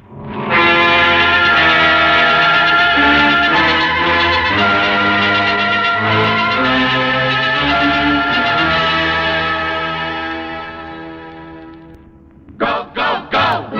Go with CBS Radio. CBS goes wherever you go, go, go, go! Go with CBS Radio. That is where you'll find your very favorite shows. Everyone knows you'll get the best on CBS. Go, go, go, go, radio!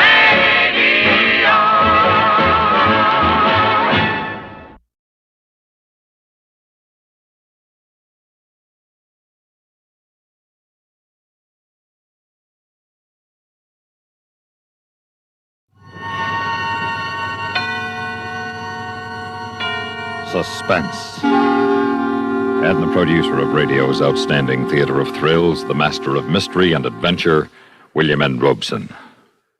Some years ago, Ernest Hemingway's great short story, The Killers, was made into a movie. Anyone who saw it will never forget the menace and brutality of the two gunmen in the opening sequence. Two nastier heavies have rarely been seen together on the screen. Feeling that their type of tough guy should not be allowed to languish in limbo, we have brought them together again in a rather different kind of story, yet still a story of heavies. Listen then, as William Conrad and Charles McGraw star in Two for the Road.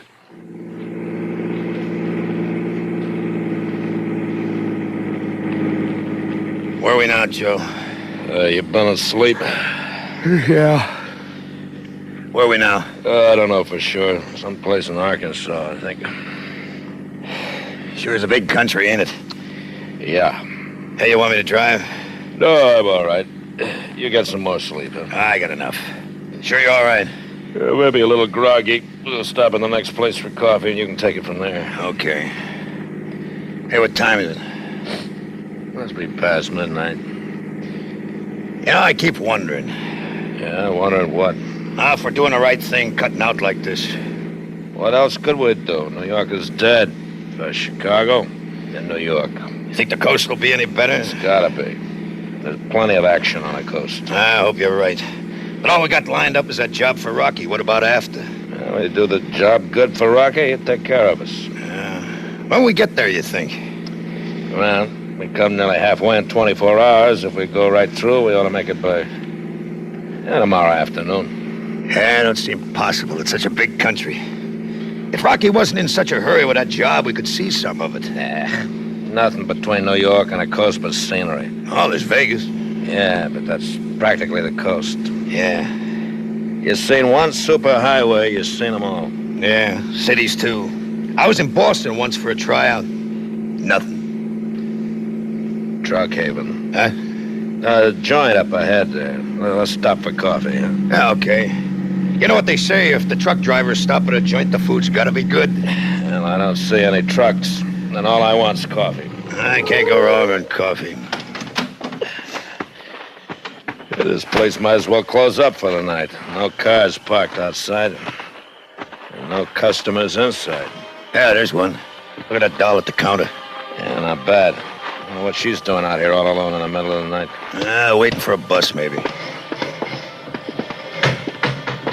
Evening. Aye. 2 coffees, make mine black. Yeah, same here. 2 coffees. Hey, Mac, what's the matter with your TV? Huh? It's about the lousiest picture I ever saw. Best we can do. We ain't close enough to Little Rock, and we're too far from Memphis. Must drive you nuts all fuzzy like that. You get used to it. 45111, and one of our friendly operators will take your order. If you're outside the dining area, Hi. just call. Hello. Say, ain't I seen you fellas before? I don't know how. We ain't never been here before. Well, neither have I. I'm from Memphis. We went through Memphis this evening. Funny. I'm sure I seen you someplace. No, in New York, maybe. I never been east of Chattanooga. We never been west of Weehawken. Well, excuse me for butting in. Not at all. I got it all. Hey, Joe. Not bad, not bad. Yeah, that seems better. Yeah, not all the time. What do you mean? Well, the magic didn't get to him. I had to use a direct method. Tough. We was running a nice, clean operation. Dad knew I'd seen you before. Don't remember how to make cement Where? Right there on the TV, ain't that you? Huh? I can't tell through all that snow. Charlie, look. How about that? It's an old Kenny of the plain clothes. Yeah. Well, that is you, ain't it? Sure looks like you. Yeah, it's us. Yeah, but do you mind reaching up and turning it off? It stinks even when you can see the picture. Gee, you're actors. Yeah. I always watch your program. Ah, glad to know we got an audience in Arkansas. What you fellas doing way out here? Driving to the coast. Hollywood? Yeah, that's right. Hey, you want a lift? Sure. What? Why not? Well, we're driving right through. It wouldn't be very comfortable for Oh, I don't mind. I won't take up hardly any room at all. And I don't have any luggage, just this purse. Well, I don't know. I got a little money. I'll pay for my share of the gas. Well, it ain't that. It's just... Ah, come on, Joe. Let's give the kid a lift, huh? Oh, Charlie, haven't you heard about picking up strangers on the highway? You don't mean you're afraid of me? Well, no, but you gotta admit it's a little kook finding a girl out in the middle of nowhere without any baggage wanting to go to the coast. All right, it's like this. I'm running away from home. Why don't you run back? We don't want your husband gunning for us. Oh, no. I'm running away from my old man and my old lady. Tonight we had a big beef and I walked out. Got a ride out of Memphis as far as here. What's so funny? You worry about giving me a ride. I'm the one that's got the worries. This fellow that gave me a lift out of Memphis wanted me to pay for the ride. The price was too high. That's why I'm out here in the middle of nowhere. Oh. What a dirty, no good... But you guys don't look like that type. Oh, we're not. So I trust you and I'll accept your invitation. Well, okay. You finished your coffee, Lothario? Oh, yeah, sure. All right, let's hit the road then.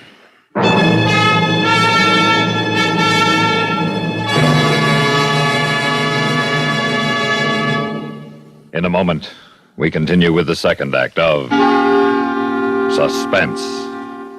Come on and go, go, go in a Plymouth, a go-kart through and through. You really go, go, go for a Plymouth, and Plymouth will really go for you.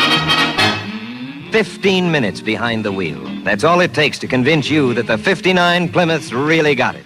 Got the newest of new design, new sport car handling ease, new Fury performance, new get up and go. Just tell your Plymouth dealer you want to sample the go. Then you turn the key and Plymouth's new Golden Commando V8 leaps into life. Now you just push a button and go on your way to the most fun-filled 15 minutes of your driving life. See your Plymouth dealer. Take your fun drive in the 59 Plymouth real soon. You really go, go, go for a Plymouth, and Plymouth will really go for you. And now, starring Charles McGraw and William Conrad, Act Two of Two for the Road.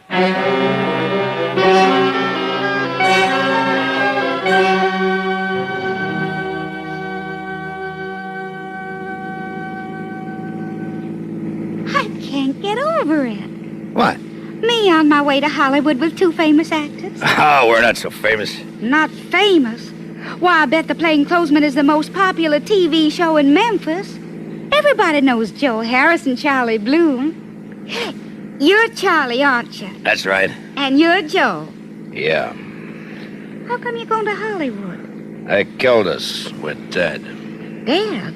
Yeah, but what Joe means is we got too big for the Plainclothesman, see? And the star of the show, Hubert Bromley. Oh, I can't stand him. Yeah, well, anyway, he's the star, and he didn't like how big Joe and I was getting, so he had the writers get us killed in last week's episode. Well, that was mean of him. That's showbiz. And being as how we was typecast as hoods, we couldn't get any good parts in New York. Actually, Joe and I are pretty serious actors. Oh, I know you are. Yeah, we just look like hoods. That's what I liked about you in the Plainclothesman. Yeah. Well, we got this pal in Hollywood, Rocky Lamont. He used to hang around Walgreens, but he's a director now, and he's got a couple of swell parts for us in a pilot he's shooting. The Three Musketeers. Well, I thought that was a kid show. Musketeers, not Mouseketeers.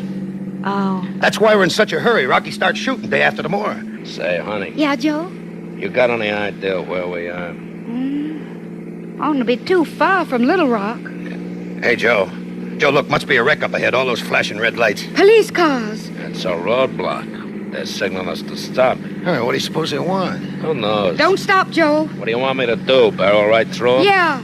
Are you crazy or something? They'd shoot us full of holes. We'll shoot back. With what? With this. Hey, Joe, look, she's got a rod. What? Are you nuts? You put that out of sight. Help! What's the matter with her? Well, don't ask me. She was your idea. What's the trouble here? Thank heaven you stopped us, officer.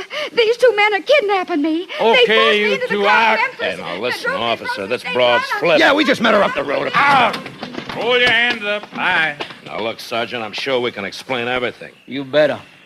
Now, you, young lady. Hey, Sam. Yeah? The gal ain't here. The door on the other side's open. She must have got out that way. There she is. She's on Jerry's sickle. Hey, stop! Stop! I'll shoot! Look out, she's got a gun. Oliver! Son! Hang on, man, dog! You got son. My, how chivalry has fallen in Arkansas. Shooting at women. It'll be children next. All right, mister. It's my duty to tell you that anything you say may be used against you. Frisk 'em, Sam. Aye. Where you from? New York. Where you going? Hollywood. Yeah, Sergeant, we're just driving through. They're both clean. Check 'em against those descriptions. You in Memphis tonight? Yeah. Doing what? Just driving through. Let's see your driver's license. Okay. Yeah. It's gone. My wallet's gone. So's mine, Joe. That broad, she's a pickpocket. Yeah, she stole our wallet. You gotta arrest her. Oh, don't you worry. We'll arrest her as soon as we can catch her. Descriptions fit, Riggs. So's the car. Blue and white convertible, New York license plates. Check their registration. What's your name? Joe Harris. And what's yours? Charlie Bloom. Whose car is this? Mine. The car's registered to Yusuf Horowitz. Now, come again. What's your name? Joe Harris. And that's your car. That's right. And how come it's registered to Yusuf Horowitz? You see, Joe Harris is short for Yusuf Horowitz. Why'd you steal the car? Look, I didn't steal the car. It's mine. All of it, it's paid up. That's my name, Yusuf Horowitz. Joe Harris is my stage name. That's right, officer. Hey, listen, you don't believe that crazy broad, do you? You don't think we kidnapped her? Nope, not for a minute. I think she was in this here thing with you from the beginning. I think she drove the getaway car. Get away from what? The holdup of the Cotton State National Bank in Memphis this afternoon. What? Snap the cuffs on him, Sam. Yeah. Now, look here. You're making a terrible mistake. You haven't got any charges. Oh, yes, we have. Armed robbery and murder. That bank teller you shot died an hour ago.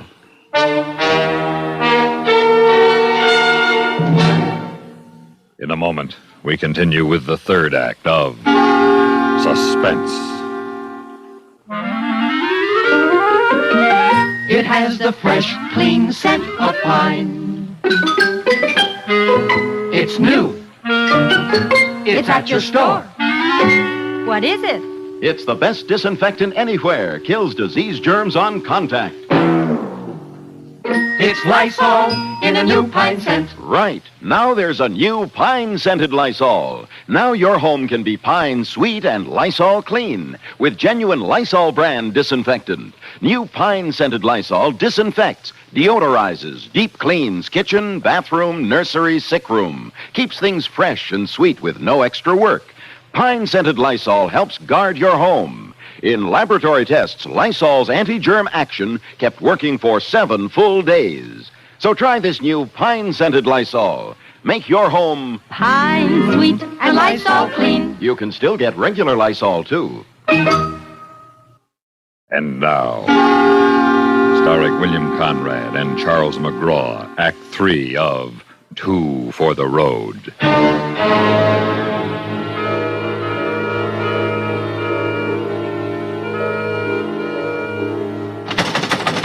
Hey, donkey! Hey! Knock it off down there. I gotta talk to you. I said knock it off. You got no right to rap him across the knuckles. I got any right I want to take. Now listen, where's the sheriff? I told you I want to talk to the sheriff. I know you did. What did you tell him? Maybe I did, maybe I didn't. Now, you can't keep us in jail like this. You're in, ain't you? Where's the sheriff? I wouldn't know. Now, look, listen, we got to get out of here. We got an appointment in Hollywood. You better cancel it. All right, Sam. You can bring in the prisoners. Yes, sir. This way. Sit down, boys. I hear you want to talk to me. You're darn right we do, Sheriff. Well, good. Because I want to talk to you. What about?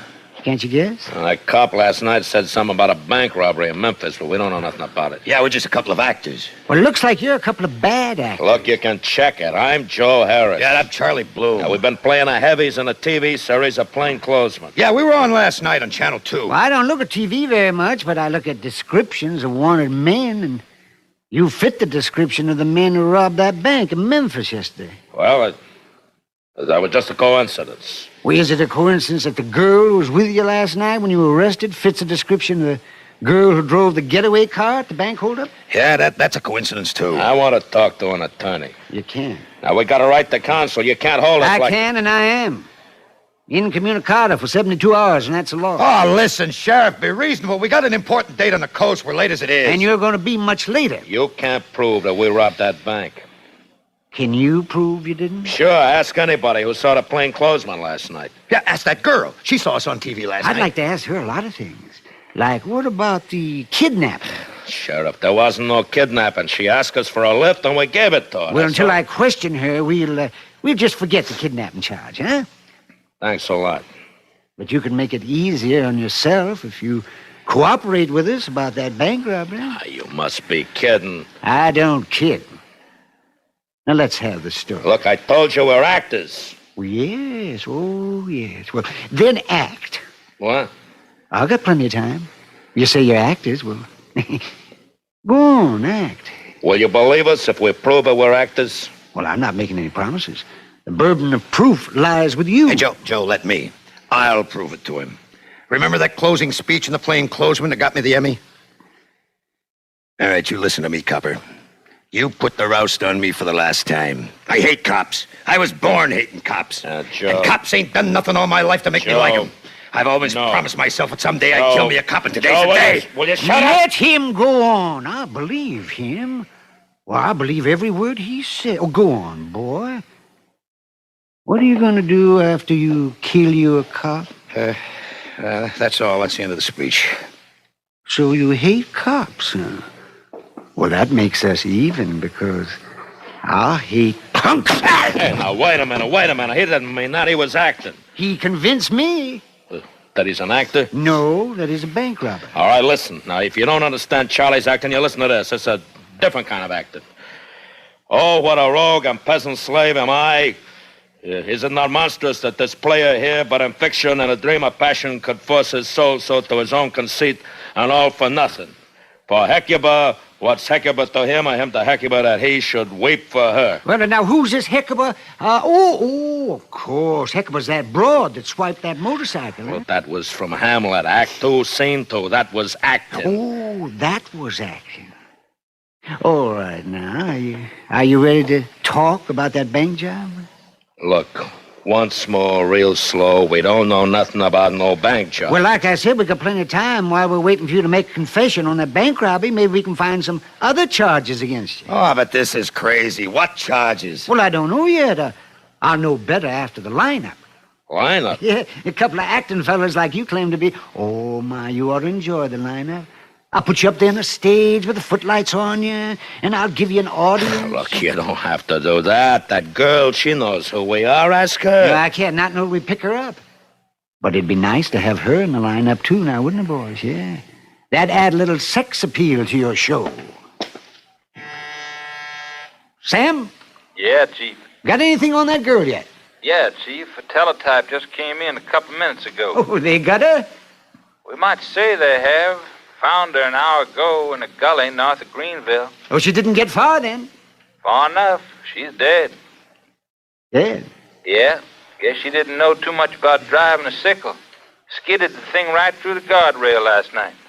Well, thank you, Sam. You hear that, boys? Yeah. Oh, you gotta believe us. I don't gotta do anything. You gotta get a new alibi.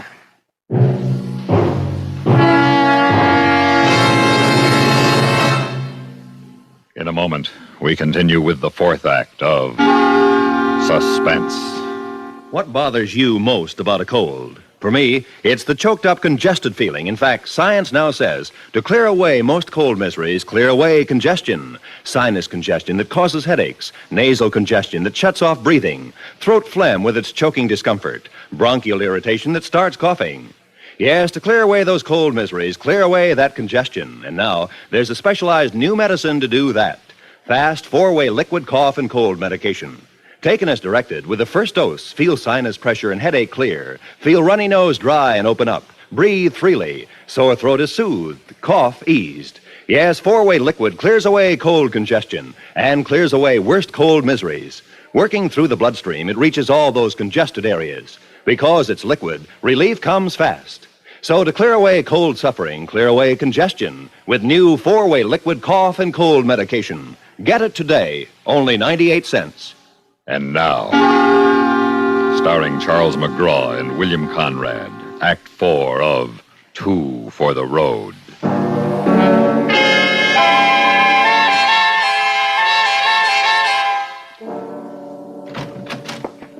All right, get up there on the platform.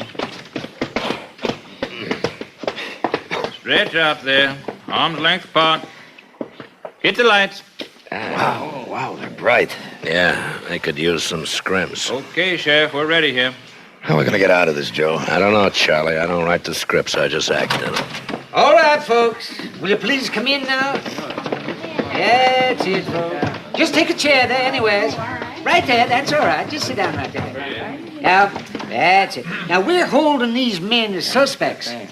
Any of them look familiar to you? I don't know about that, do you? Well, it's hard to say, Sheriff. The holdup happened so fast. Well, maybe if you heard them speak.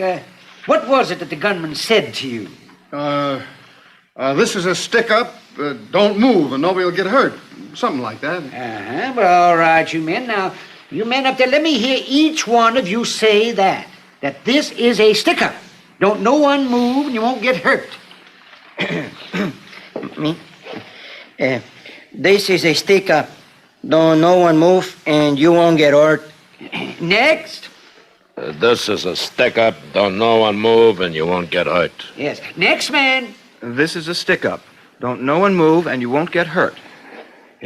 Last man. This is a stick-up. Don't no one move and you won't get hurt. That's him! That's him! I'll never forget that voice as long as I live. I couldn't see him, of course. It was pitch dark. In the bank? No, in my bedroom. He crept in through the window, and he stood over my bed, and I could hear him breathing. And then he spoke. He didn't say those words, of course. And then I screamed. Yes, well, you can testify to that in court? Oh, yes. Well, thank you, Mrs. It's Miss Freilenhausen. Oh, I see. Well, thanks, ma'am. Yes. Now, Mr. Johnson, about the bank robbery. Well, I'd like to hear that second man again. Okay. You, number 2. Huh? Speak your piece again. This is a stick-up. Don't no one move, and you won't get hurt. Well, Mr. Johnson? Yes, I'm fairly sure that's the voice. He was the only one who spoke. That other one there stood by the door and covered him. He was the one who shot the teller. Yes, I'm positive now. There's no doubt about it. They're the ones. Good. I want to thank you folks for doing your duty as citizens, taxpayers, and voters. Take them back to jail. Book 'em. Well, boys, I guess we can stop the play acting. You ready to confess? We haven't got nothing to confess, Sheriff. Well, you heard the people. Mr. Johnson will testify in court that you stuck up the bank. And we got you on a break-in, entering, and attempting... I wouldn't go near an old bag like that if I was alone with her in a desert. Of course, they've seen us before, and they heard us before, every week on a TV set. I'm satisfied with their identification, and the court will be too. But I'd like to save the county a lot of time and money, and you could make it a lot easier on yourself by just giving me a full confession. You can save yourself a false arrest suit by letting us go. On your own say-so? No, you got our fingerprints. Why don't you send them to Washington? We don't need the help of the FBI in this county. We solve our own crime. Excuse me, Sheriff. Yes, Sam? They just brought in the body of that girl. Here's her purse. Guess there's no doubt she was the one who drove the getaway car.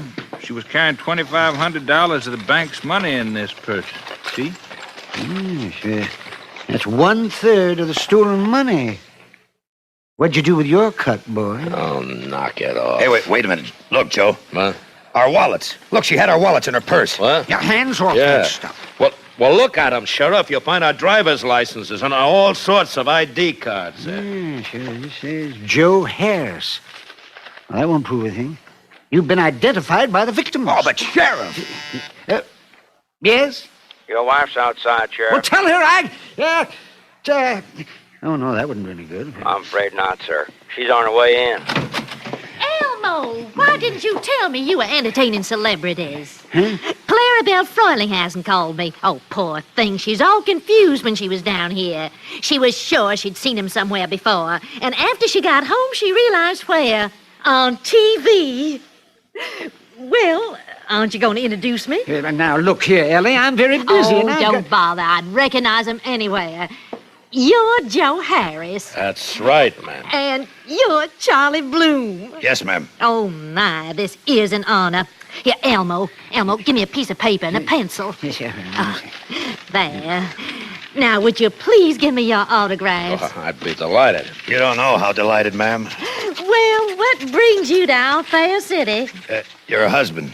Why didn't you tell me, Elmo? We could have had a parade and a civic celebration. Oh, but it's not too late for an impromptu reception, at least. I'm afraid we couldn't make it, ma'am. You see, we're under arrest. Arrest? What for? Your husband thinks we're bank robbers, ma'am. He wants to send us to prison for the rest of our lives. Elmo, have you lost your mind? Don't you know that these two gentlemen are famous actors?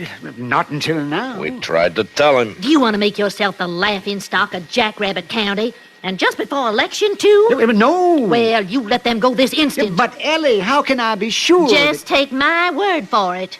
Oh, honest, I don't know what would become of you if it weren't for me. Yes, Ellie. Well, boys, here's your wallets. I guess you can go. Oh, my goodness, I don't know how I can make this up to you.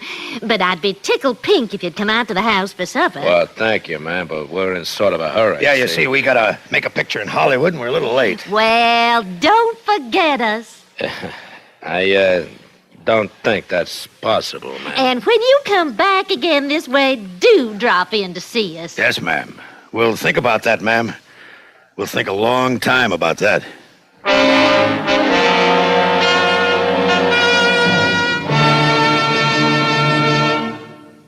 Suspense, in which William Conrad and Charles McGraw starred in Two for the Road, written, produced, and directed by William N. Robeson. In just a moment, the names of the supporting players and a word about next week's story of Suspense. Of all leading filters, cigarettes, Kent filters best, Kent filters best. It makes good sense when you smoke Kent, Kent filters best. Of all of the brands of cigarettes, Kent tastes the best, Kent tastes the best. A richer taste than all the rest, Kent filters best.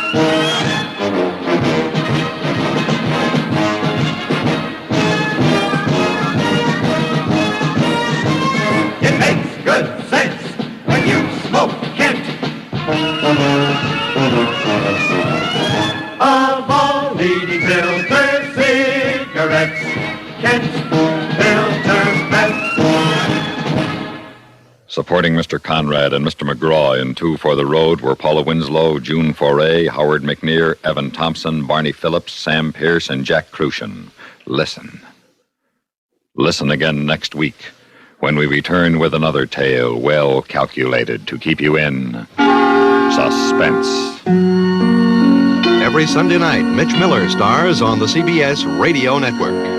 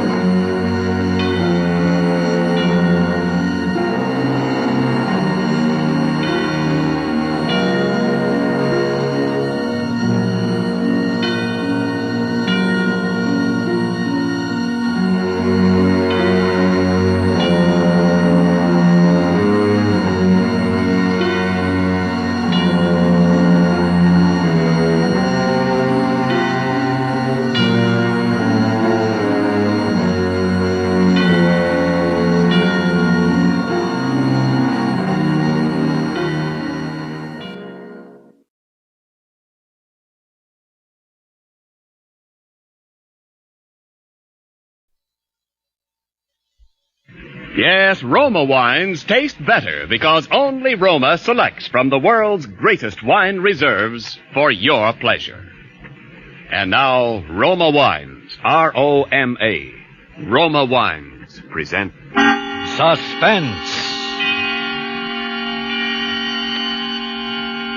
Tonight, Roma Wines bring you Mr. Van Heflin in Three Blind Mice, a suspense play produced, edited, and directed for Roma Wines by William Spear. Suspense, radio's outstanding theater of thrills, is presented for your enjoyment by Roma Wines. That's R-O-M-A. Roma Wines. Those better-tasting California wines enjoyed by more Americans than any other wine. For friendly entertaining, for delightful dining. Yes, right now, a glassful would be very pleasant, as Roma Wines bring you Van Heflin in a remarkable tale of suspense.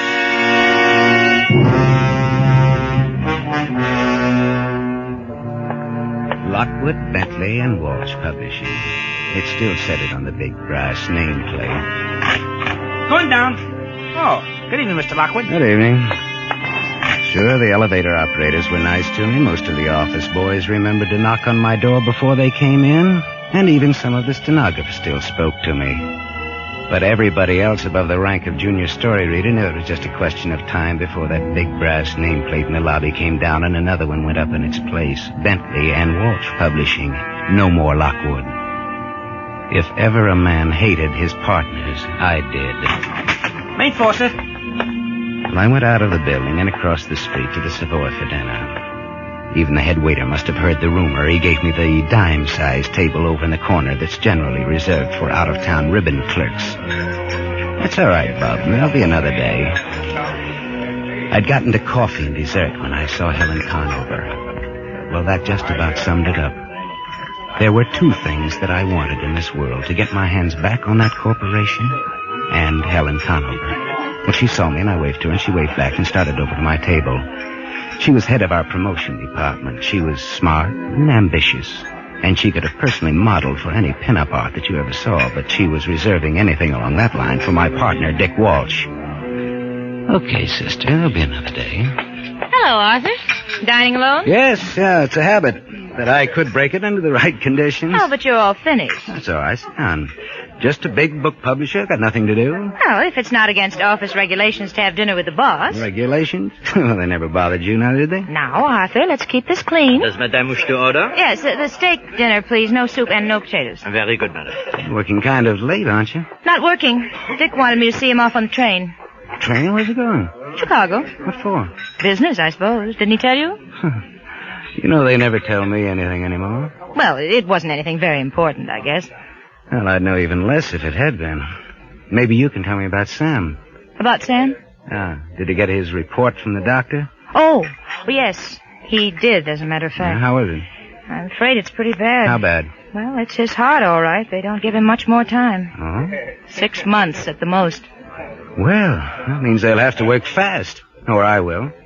What? Wouldn't you say so? Arthur, I don't understand you. I've just told you that one of your partners has only 6 months to live, and you don't even seem to care. Now, look, let's be grown up about it at least. Sam Bentley and Dick Walsh have been trying to ease me out of the firm for the last year. Now Sam's going to kick off. Why should I care? You really hate him, don't you? Me? I don't hate anybody. I just hope he kicks off tonight instead of waiting 6 months and the Dick Walsh's train runs into the Hudson River, that's all. I don't hate anybody. I just wish they were dead. Oh, Arthur, how can you? What's the matter with that? I wish my partners were out of the way, and you wish... Well, I know what you wish, too, only I'm honest about it, and you're not. This isn't a very pleasant conversation.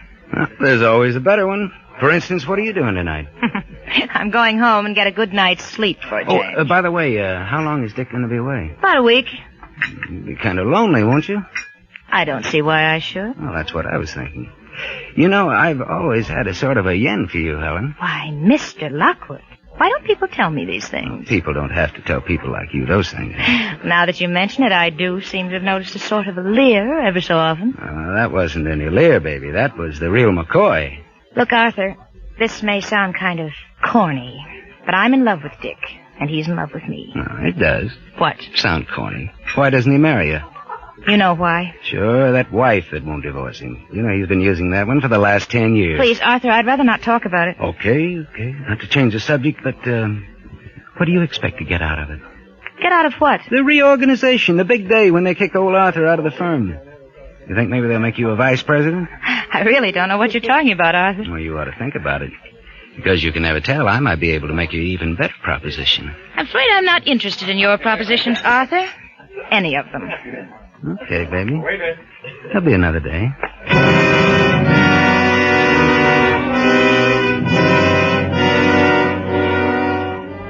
It was mostly bluff, and she knew it.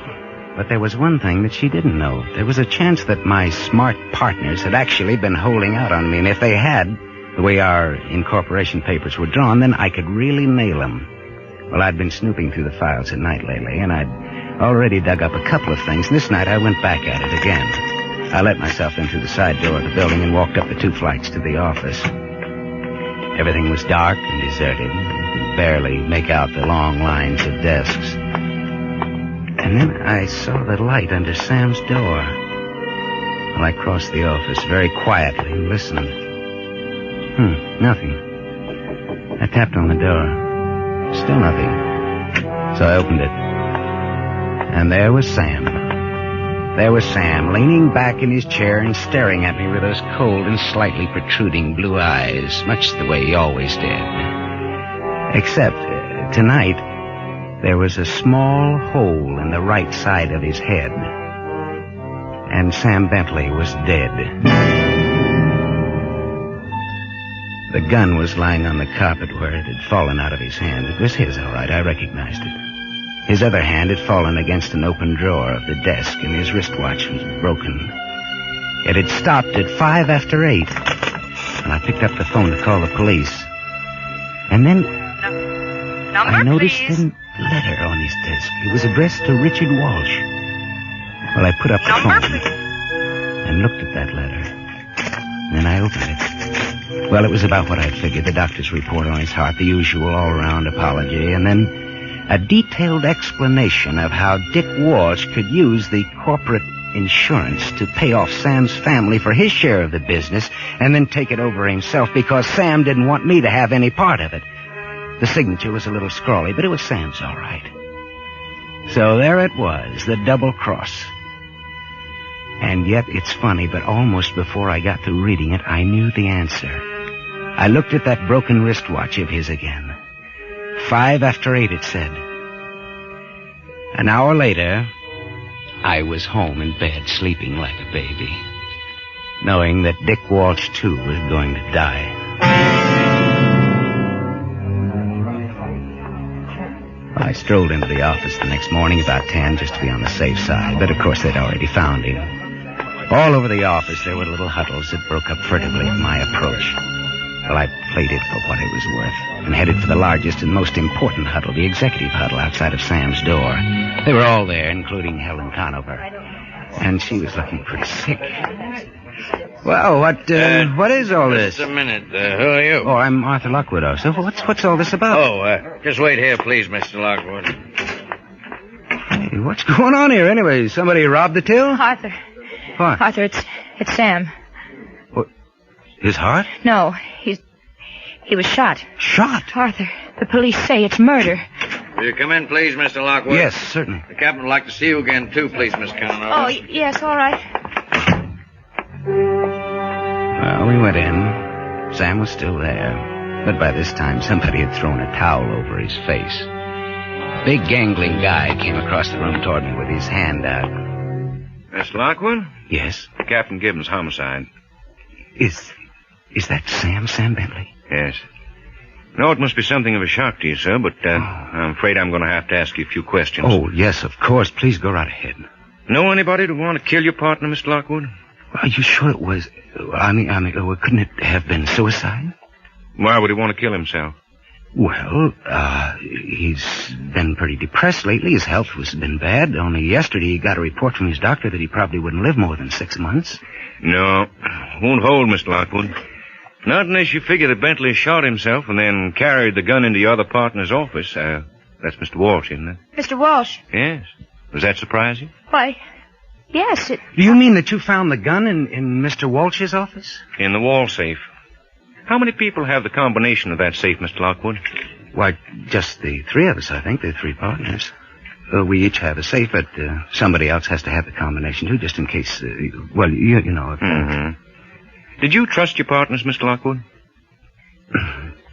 Well, Captain, I'll be frank with you. There hasn't been a great deal of love lost between us lately, but, yes, we trusted each other in our own way. Where were you at 10 after 7, Mr. Lockwood?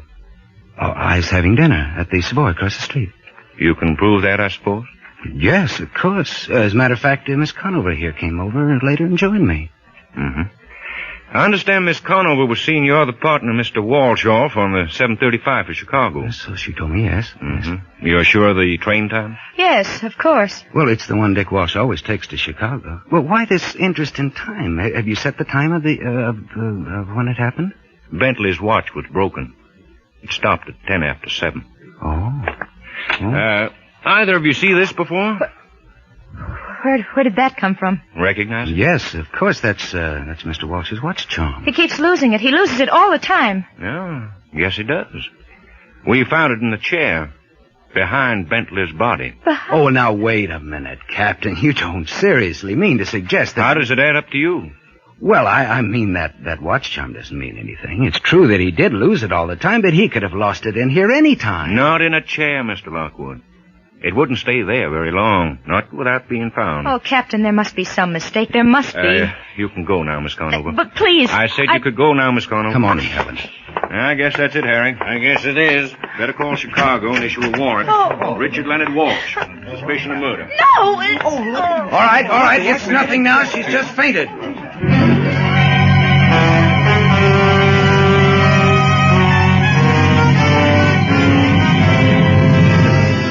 For Suspense, Roma Wines are bringing you Van Heflin in Three Blind Mice. Roma Wines' presentation tonight in radio's outstanding theater of thrills, Suspense.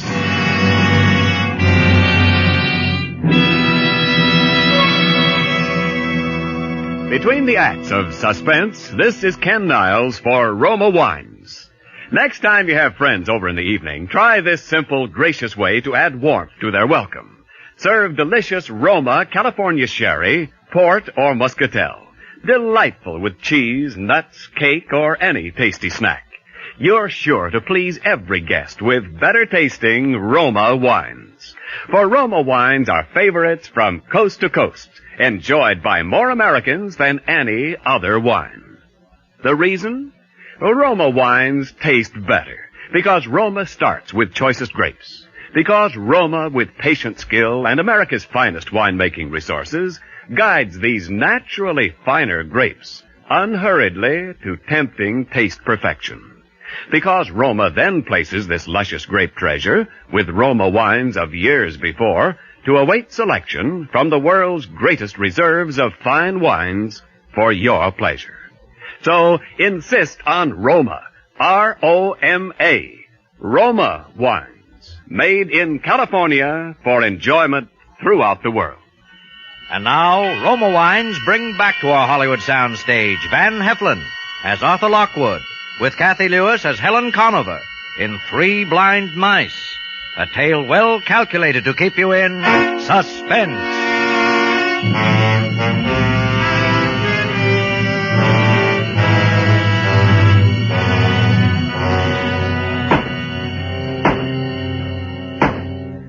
The defendant will rise and face the court.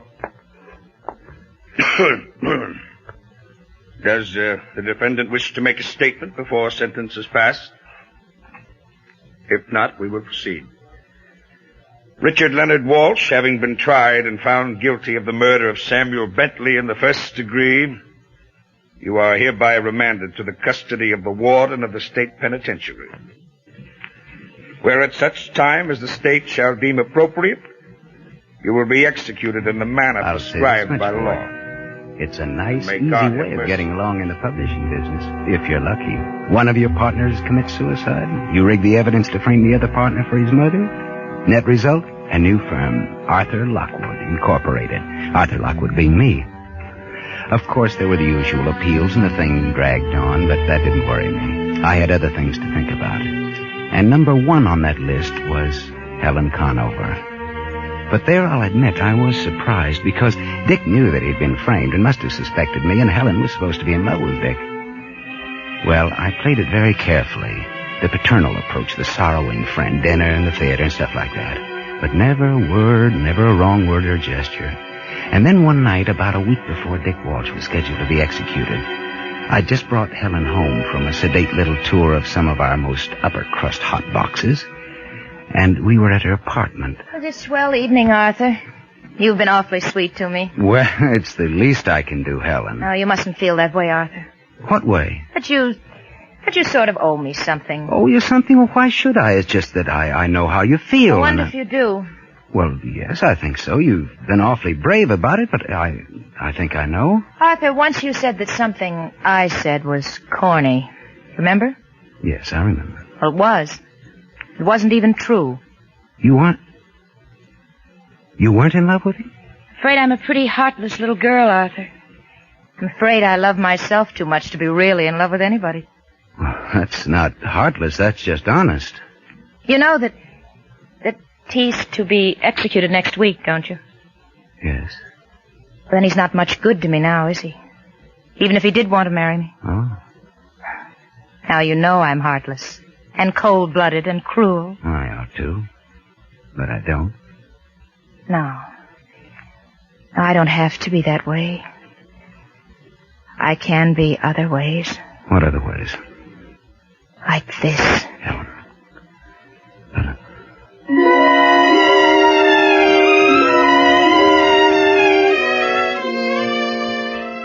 Well, that was that.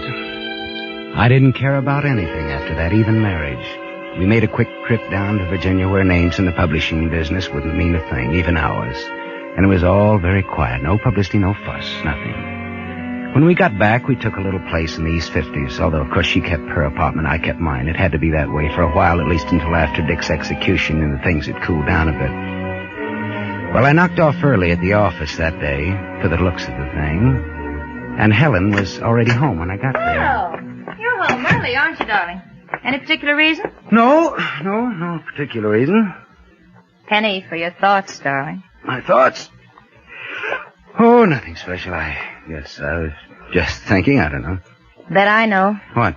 You were thinking about Dick. That he's going to die tonight. Well, maybe I was. I don't know. Well, I'm glad you did come home anyway, darling, because I wanted to have a little talk with you. Sure. Sure, about what? You really shouldn't let it bother you, you know. Let what bother me?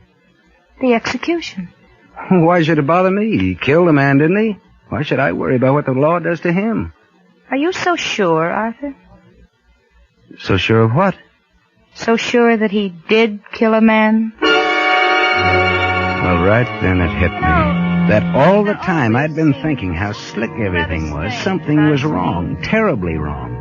That all this time she'd been playing with me like a smart young cat with a silly, blind old mouse. 3 mice, and one of them dead. And another with them as good as dead. And I was left. All the evidence and everything. Wasn't like Dick to do a thing like that. You don't think he killed him? Arthur, do you remember, it was a long time ago, you asked me what I expected to get out of it? If Sam and Dick squeezed you out of the firm. Yeah, I remember. And you said you might have a better proposition? Yeah? Well, I've decided what I want. Well, sure. You really want to be a vice president? We can fix that easy enough, although I sort of had the idea that you'd be pulling out after a while now that we're married. Arthur, you're priceless. No, I'm afraid a vice presidency isn't at all what I have in mind, and I don't know where you got the idea that I'd be pulling out of the firm. Ever. All right. What do you want? I want a full partnership, Arthur. A partnership? Yes. Is that so strange?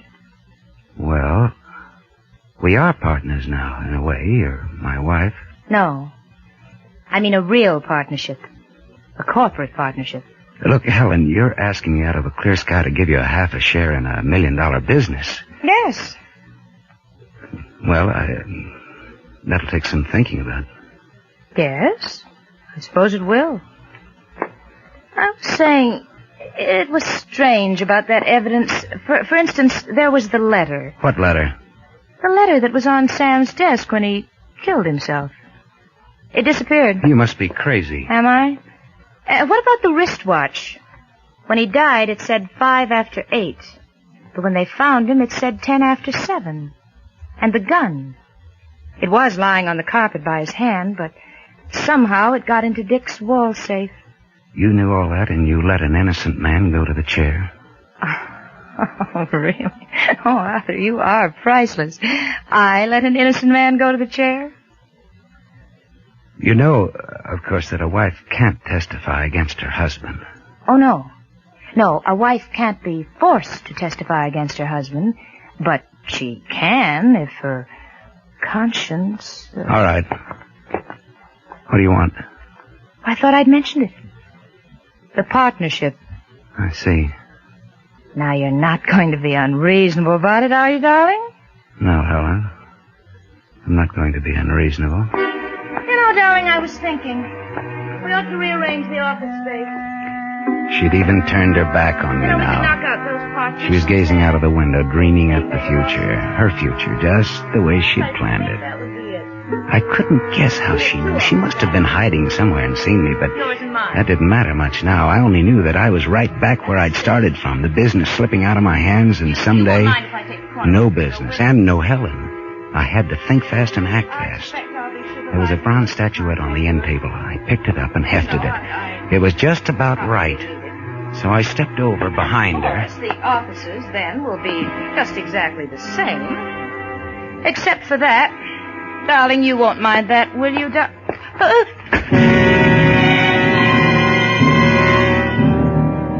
I hit her hard, but not too hard, because this was one suicide that was going to come off right. I carried her out to the kitchen and propped her up in a chair in front of the kitchen table. And then I went into the bathroom and got some towels. That wouldn't leave any marks. And I tied her hands and feet and gagged her, so that even if she did come to in a few minutes, it wouldn't matter.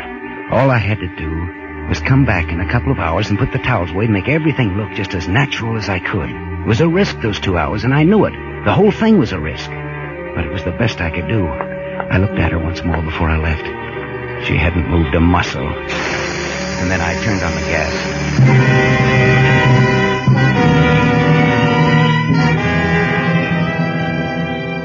By the time I got back to my apartment, I was shaking all over. This time I had really killed somebody.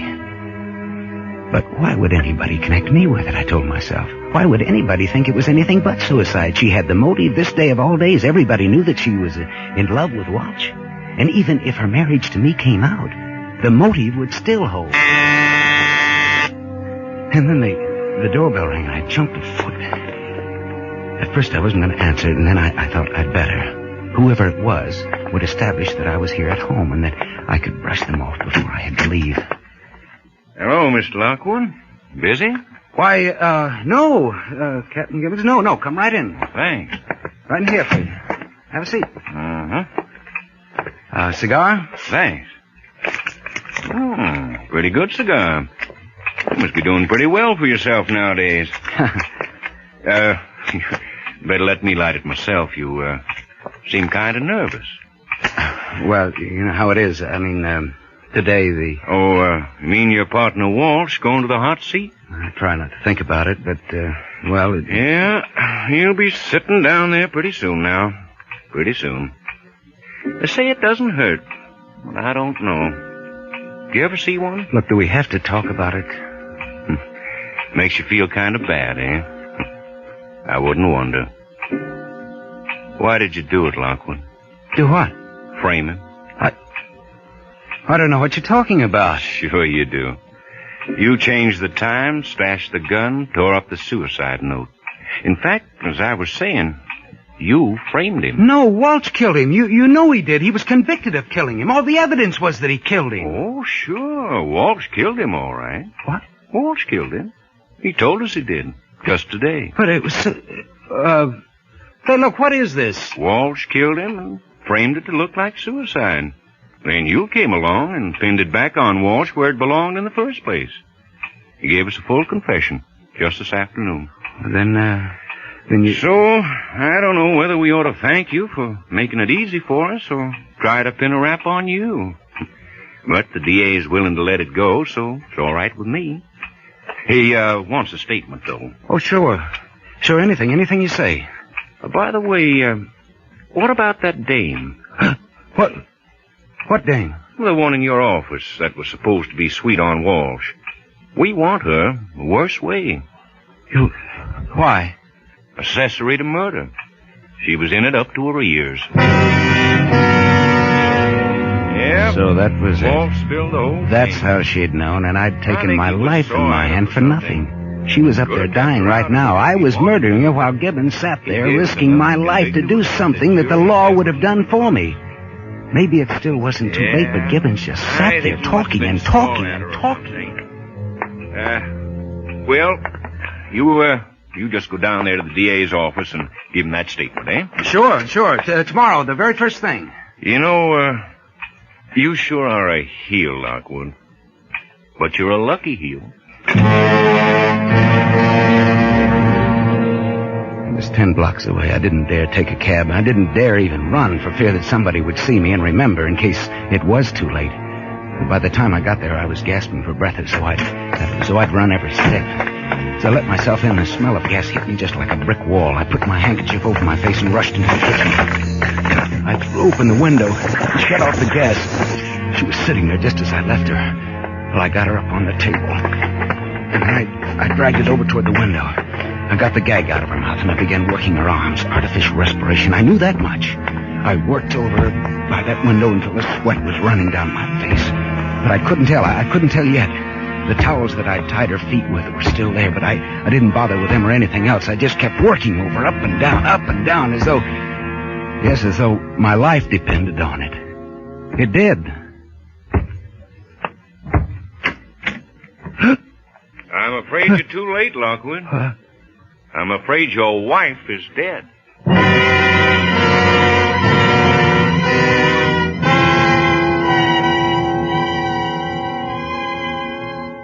He was a smart cop, that Gibbons. He knew a lot. He says now he's pretty sure it doesn't hurt. The electric chair, I mean. Well, tonight I'm going to find out.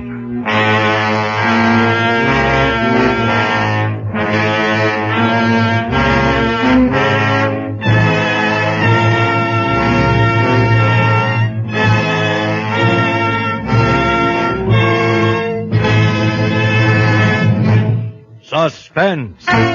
Presented by Roma Wines, R-O-M-A, Roma, America's favorite wine.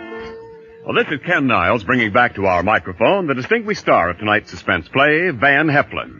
Van, you played the part of a publisher tonight. How about publishing a few tips on Roma wines? Well, with wine like Roma, Ken, all you need to do is publish the facts. Well, fact number one is that Roma, America's greatest vintner, has asked me to present you with this basket of Roma wines for your wonderful performance tonight. Well, that's a very good beginning, Ken. My thanks to you and to Roma. Fact number two, Van, is that your friends will enjoy the Roma California Sherry in your gift basket.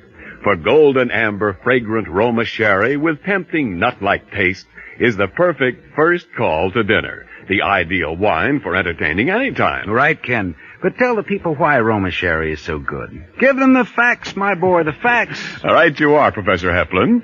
Fact number three. Roma Sherry, like all Roma wines, begins with California's choicest grapes. Then Roma vintners, with America's finest winemaking resources, guide these select grapes unhurriedly to tempting taste perfection and place them with Roma wines of years before. Later, Roma selects from this vast taste treasure the world's greatest wine reserves for your pleasure. Ken, you're hired. Thank you, and good night. Van Heflin may currently be seen in Metro-Goldwyn-Mayer's Technicolor musical Till the Clouds Roll By with Van Johnson, Judy Garland, and Frank Sinatra. Tonight's suspense play was written by Kenneth Pettis and Robert Richards. Next Thursday, same time, you will hear Mr. Glenn Ford as star of Suspense. Produced and directed by William Spear for the Roma Wine Company of Fresno, California. This is CBS, the Columbia Broadcasting System.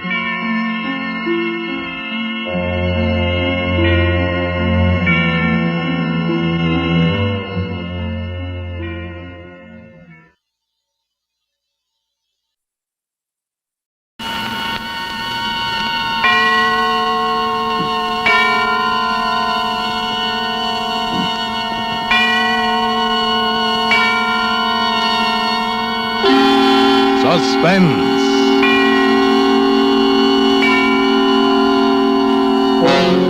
Autolite and its 96,000 dealers present Mr. Van Johnson in The Defense Rests, a suspense play produced and edited by William Spear.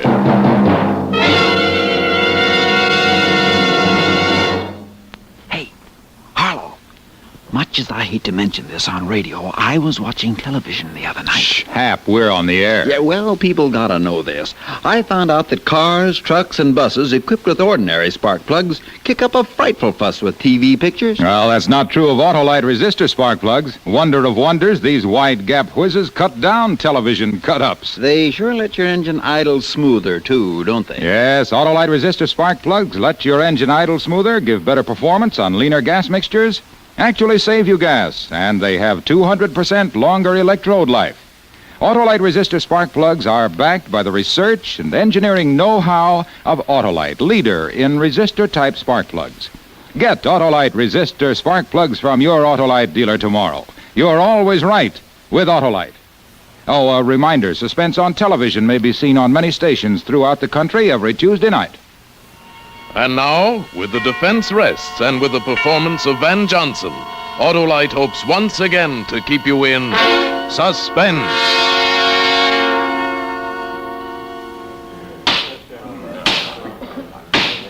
A People versus Robert Tasker.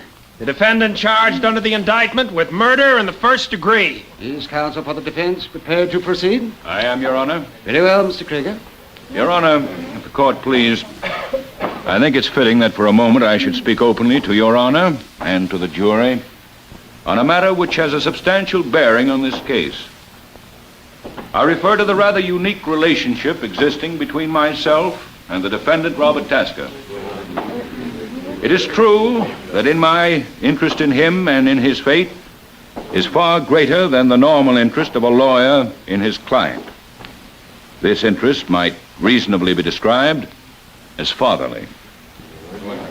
And yet I ask Your Honor and the gentlemen of the jury to think of me in all fairness and without bias, simply as a lawyer defending his client.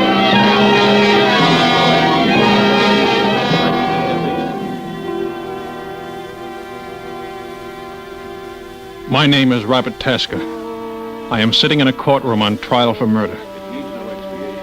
As Mr. Krieger, my lawyer, stands there now telling the judge and the jury about me and about him, I can't help thinking that if it weren't for him, I wouldn't be here today. And thinking what an irony it is, too, because Mr. Krieger is the only friend I've ever had in the world. I'm an ex-con. My sentence was for 10 years. After I'd been there about a year, I began to write. Just short stories, little things. I had lots of time. Finally, I sent one to a magazine, and they published it. Mr. Krieger happened to read it. He wrote to me. Then he came to see me. He remembered my case. He said he'd try to help me. Then one day I was called to the warden's office. Hello, Robert. Hello, Mr. Krieger. Robert, I've got some good news for you. I've got your parole. You're free. Well, you happy?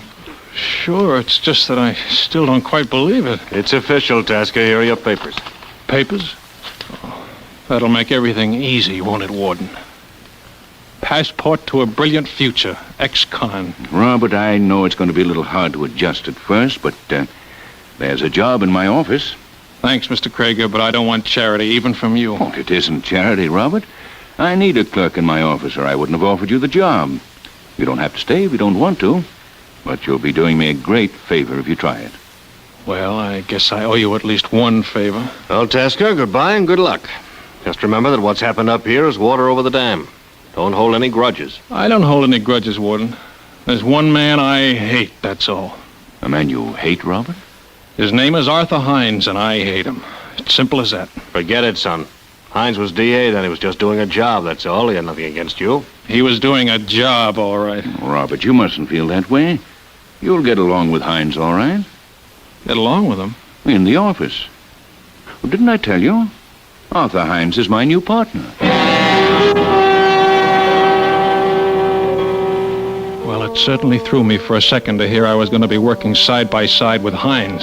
But, well, I made up my mind to play ball. The work wasn't hard, and I was able to do some writing on the side. Mr. Krieger always encouraged me in that, and Peggy helped me a lot, too. She helped me to believe in myself.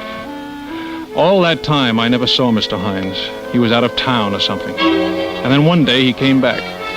I was nervous at the idea of seeing him. He was in his office with someone. He'd come in the private entrance. Mr. Krieger was in that day, too, in his own office. I was out in the anteroom with Peggy by the switchboard. Krieger and Hines. I'm sorry Mr. Hines is in conference now. Can you call back later? About half an hour. Thank you. But what's he really like, Peggy? I've never seen him except that time in court. He's all right, I guess. How do you mean all right? How do I know what he's like? I just work here. I'm not married to the man. Okay. I'm sorry, Robert. I guess I'm kind of jumpy today. Well, what's the matter, Peggy? It isn't anything. Nerves.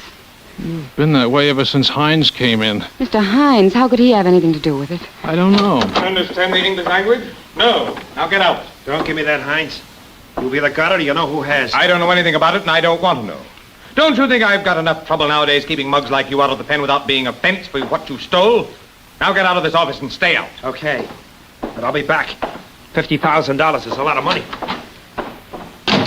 Well, what do you want? Why, Robert works here, Mr. Hines. My name's Robert Tasker. Didn't Mr. Krieger... I knew I'd seen you before. You're that punk kid I sent up to San Quentin. It was for 10 years. What do you mean you're working here?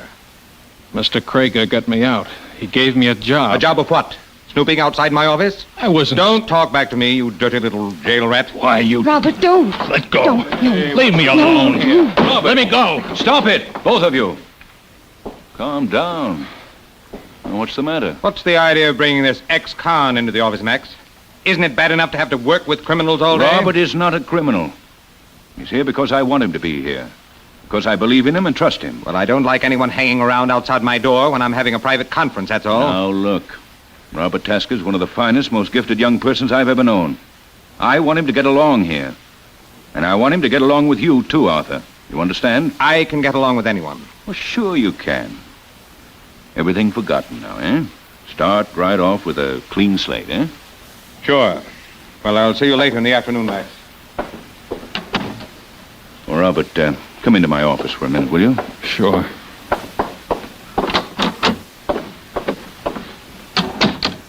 All right, boy, I'm terribly sorry. I don't know how to begin to apologize. Why should you apologize? I just don't like him. He doesn't like me. No, Robert, you're wrong there.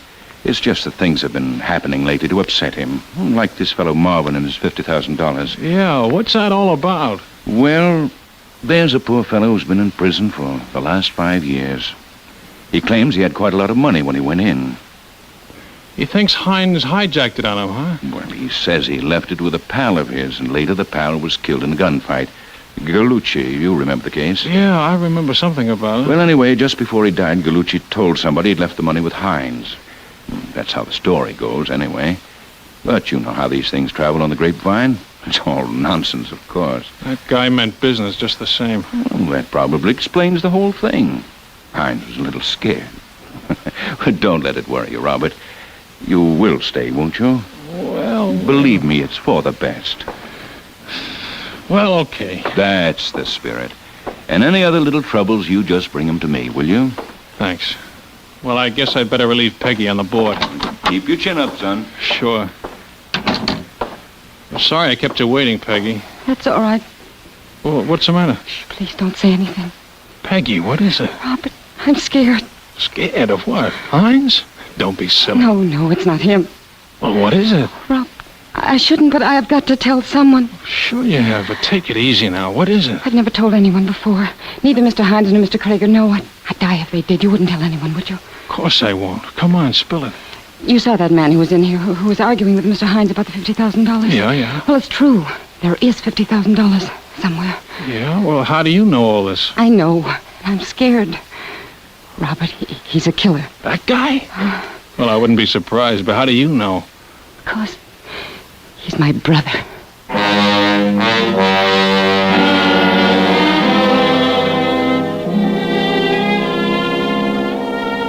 I had a hunch to lam out of there right then. I knew something was going to happen.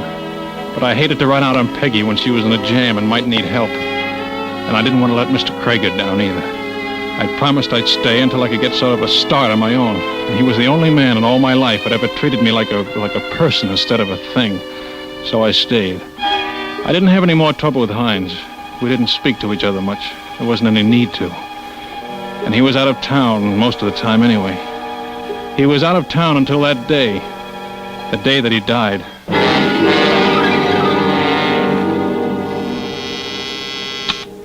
Krieger and Hines, I'm sorry he's out of town. You might try later this afternoon. Yes, I'll tell Mr. Hines. Say, Peggy. Uh-huh. Do you know when Mr. Krieger will be in? Well, he didn't say. He's still over in... Harry. Where is he? Who? You know who? Hines. Oh, Harry, I told you not to come. I begged you not to. Sure. Always a little pal. Always a little...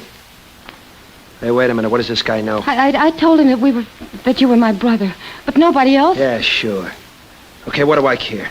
I only care about one thing. Harry, you promised me you wouldn't come up here. Where's Hines? I don't know. He's out. And I'll wait till he comes back. Harry, you mustn't. I'm staying. I'll get it out of him. Harry, your sister says you should leave. You keep out of this, punk. I don't like that word, pal. Robert, listen, will you watch the board for a few minutes? Sure. It's lunchtime anyway. Harry, I've got some things I want to talk over with you privately. What things? About Hines and, you know. Come on, we'll go downstairs to the grill in the lobby. You wouldn't be trying to ease me out of here, would you? No, honest, I've got to talk to you, Harry. Come on. Okay. Now, you listen, pal. Yeah? If Mr. Hines comes in, you tell him I was here. And you tell him he better come across. Or else. Is that all? That's enough, isn't it? He'll know what I mean. Sure.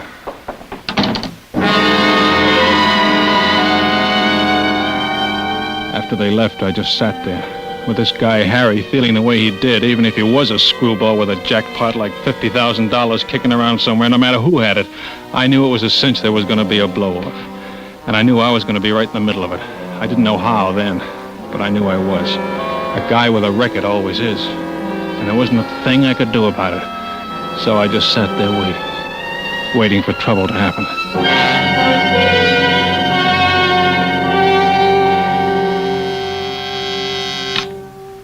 Krieger and Hines. Hello, Robert. This is Max Krieger. Oh, yes, Mr. Krieger. You there alone? Peggy out to lunch? Yes, she is. Oh, well, it can't be helped. I'm in a hurry. I'll tell you what I want you to do. Yes, sir. I'm across the street in the courthouse, Judge Andrews' court, the Ellsworth case. There are some notes I've got to have over here right away. They're in my own handwriting, pencil, and clearly marked Ellsworth. Yes, sir. You'll find them in Mr. Hines' office, the pages all clipped together. I don't know exactly where in his office, but keep looking until you find them. All right, sir. Then bring them over to me right away. Got it? Yes, sir. I'll be waiting for you. I left the switchboard and went into Mr. Hines' office. I started looking around for the notes. I looked everywhere. I looked on top of the desk first, and then I looked in all the drawers. Then I looked in the filing cabinet. I even tried to look in the safe, but it was locked. Then I stopped and sort of looked around the room to see if there was anything I'd missed. And I noticed some yellow papers on top of the bookcase. I reached up and took them down. I was standing there with my back to the private entrance, looking the papers over to be sure they were the right ones. What are you doing in here? Mr. Krieger wanted some papers, Mr. Hines. I thought I told you to stay away from my office. What are you snooping around here for? Mr. Krieger told me to look in here for the... Yeah, there's something mighty funny going on around this office. There's nothing funny. Mr. Krieger told me... I say there is. What's the switchboard girl doing sneaking around the lobby with Harry Marvin? They tried to avoid me, but I saw them. First, the switchboard girl turns out to have a crazy ex-convict for a boyfriend, and now... That's a lie. He's her brother. Her brother? Oh, so that's it. Oh, I shouldn't have said that, Mr. Hines. I don't know anything about it. Oh, you don't? Well, I do. I get it now. I knew there was something, and all of a sudden, I get it. Mr. Hines, there's nothing to get. So the girl and her brother go down to the lobby and set themselves an alibi because they know I'll suspect them and get you to do their dirty work for a nice fat cut. Please, Mr. Hines, don't talk that way. Well, you didn't find it, did you? And you won't. Now you get out of here, you little punk. I said don't talk that way. You dirty, thieving little butt.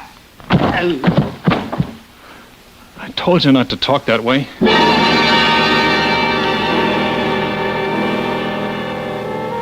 fell and just lay there. For a minute, I didn't know what to do. Then I knew I'd have to tell Mr. Krieger. I knew I was all washed up there anyway. I couldn't very well expect even a man like Mr. Krieger to choose between his law partner and me. And I couldn't stay in the same office with Mr. Hines after what had happened. Somehow, I wanted to tell Mr. Krieger myself before anyone else did. I went out to the switchboard and dialed the courthouse number.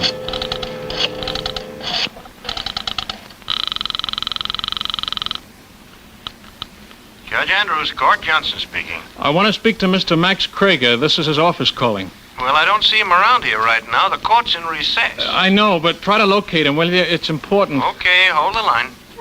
I sat there waiting for them to find Mr. Krieger. And all of a sudden, I remembered the papers he wanted. I cut off the call on the switchboard. I went back to Mr. Hines' office. He was just lying there, just as I'd left him. And yet there was something different. I went over and looked at him more closely. His face was a terrible gray color. I touched his wrist, feeling for his pulse.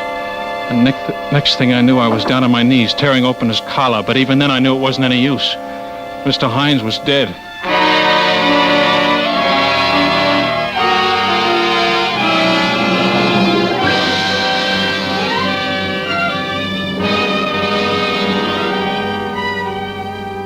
Autolite is bringing you Mr. Van Johnson in The Defense Rests.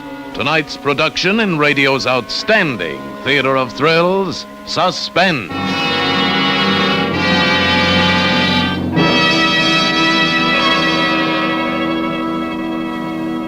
Hey, Hap, did I tell you about my hobby? Hobby? Yeah, I collect old-fashioned narrow-gap spark plugs that have been replaced with smooth-firing wide-gap Autolite resistor spark plugs. You got many of the old-fashioned plugs? Many. I've got millions. That's because millions of Autolite resistor spark plugs are in use today. And that means millions of masterful motorists are enjoying the bountiful benefits of these wide-gap wonders. Did you say benefits, Harlow? Yes, sir, Hap. The new wide-gap Autolite resistor spark plugs have 200% longer electrode life.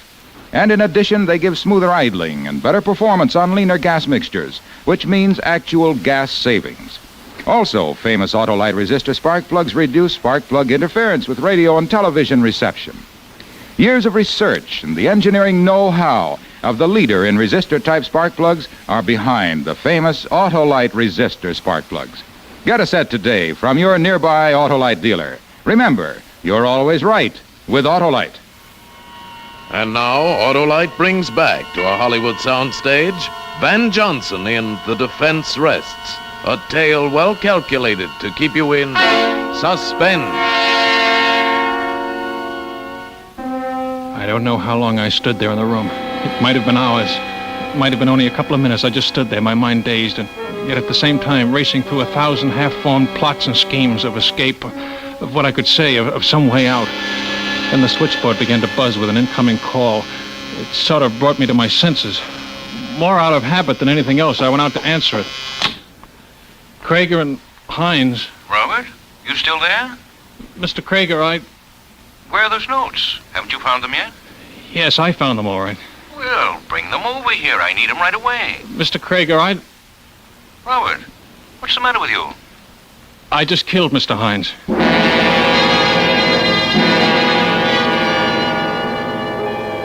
Pretty soon the police came. I called them myself. Mr. Krieger said it was the only thing to do, and I knew he was right.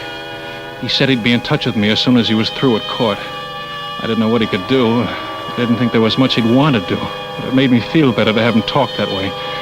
The police took me across town in a squad car. I knew what I was in for. The police don't like ex-convicts, particularly one that they think has been mixed up with murder. Yeah, you're just making it hard for yourself, Tasker. I've told you what happened. In a pig's eye you have. I don't have to talk if I don't want to. No? I'm waiting for Mr. Krieger. I told you that. Krieger? What do you think he's going to do for you? I don't know, but he told me he'd come down. Oh, sure, of course he'll come down to give evidence against you. Ah, now listen, Tasker. If you give a full confession, we may be able to get a break for you. Captain, Mr. Krieger's outside. He wants to see you. Oh, yeah? Okay, send him in. Okay, Mr. Krieger. Hi, boys. Hi. Hello, Robert. Hello, Mr. Krieger. They've been treating you all right? Pretty good. Fine. I don't like to have people get rough with my clients. You're what? You heard me, Captain. While you're at it, you might as well take those handcuffs off him, because from this moment he's out on bond, released in my custody. I got the papers right here. Say, are you crazy? Certainly not. I simply don't believe the boy did it, that's all. Look, Krieger, why try to kid us? It's an open and shut case. Tasker's the only person who had the opportunity. The only one who had a motive. Well? Not to speak ill of the dead captain, and although Arthur Hines was my law partner, it's unfortunately true that quite a number of people at least thought they had a motive. Oh, sure. So maybe this other ex-con, Harry Marvin, had a motive. Maybe even the dame on the switchboard had a motive, for all I know. But they couldn't have done it. 50 people saw them together downstairs in the lobby of the building at the time the murder was committed. Oh, you've talked to them, have you? Listen, this kid admits he had a quarrel with Hines. He always hated him anyway. He admits he hit him. So he picks the paperweight off the desk, smashes him over the head. Wait a minute. You didn't say anything about that, Robert. Oh, I didn't even know about it before. I didn't hit him with any paperweight. Oh, stop it, will you? The back of the man's head was bashed in with that paperweight, and this kid's fingerprints were all over it. Well, what's so funny? This is murder, mister. I'm sorry. But you'll find out if you ever try to bring this boy to trial for killing Arthur Hines with a paperweight. Listen, Krieger, you're not going to make a chump out of me.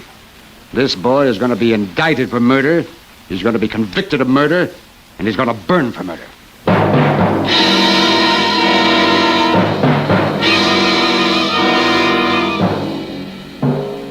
Indicted, convicted, burned. 3 promises. And the first one's already happened. The second one? Well, even I can see we don't stand much chance. And the third one, I just try not to think about. But there is Mr. Krieger up before that jury, acting as though it was an absolute certainty that I'd be cleared. Pleading for me as though I were the only guy in the world because, well, that's the kind of a guy he is.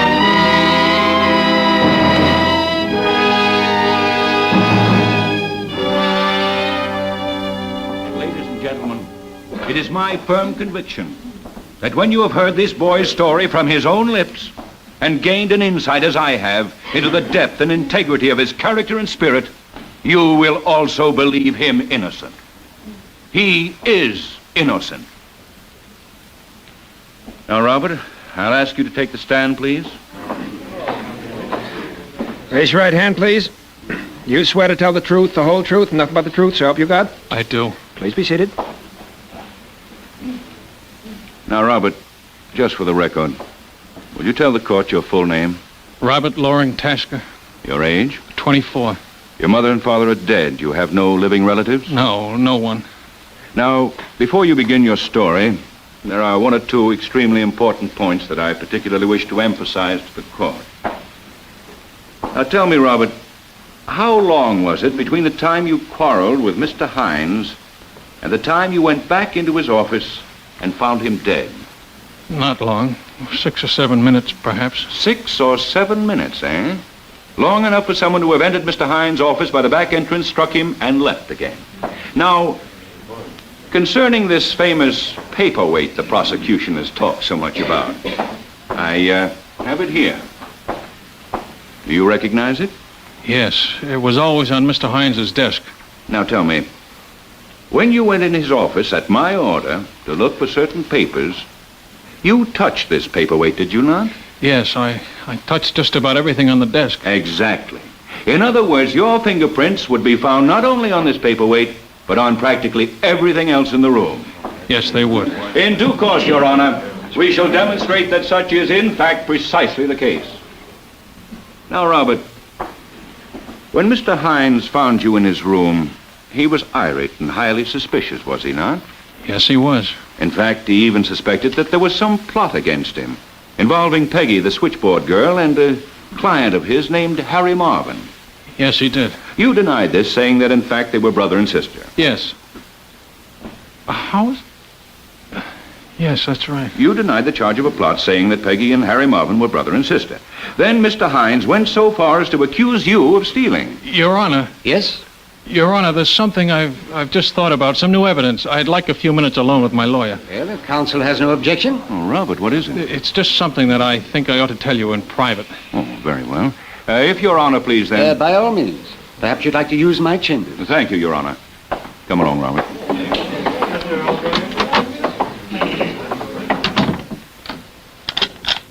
Well, you didn't have to lock the door, Robert.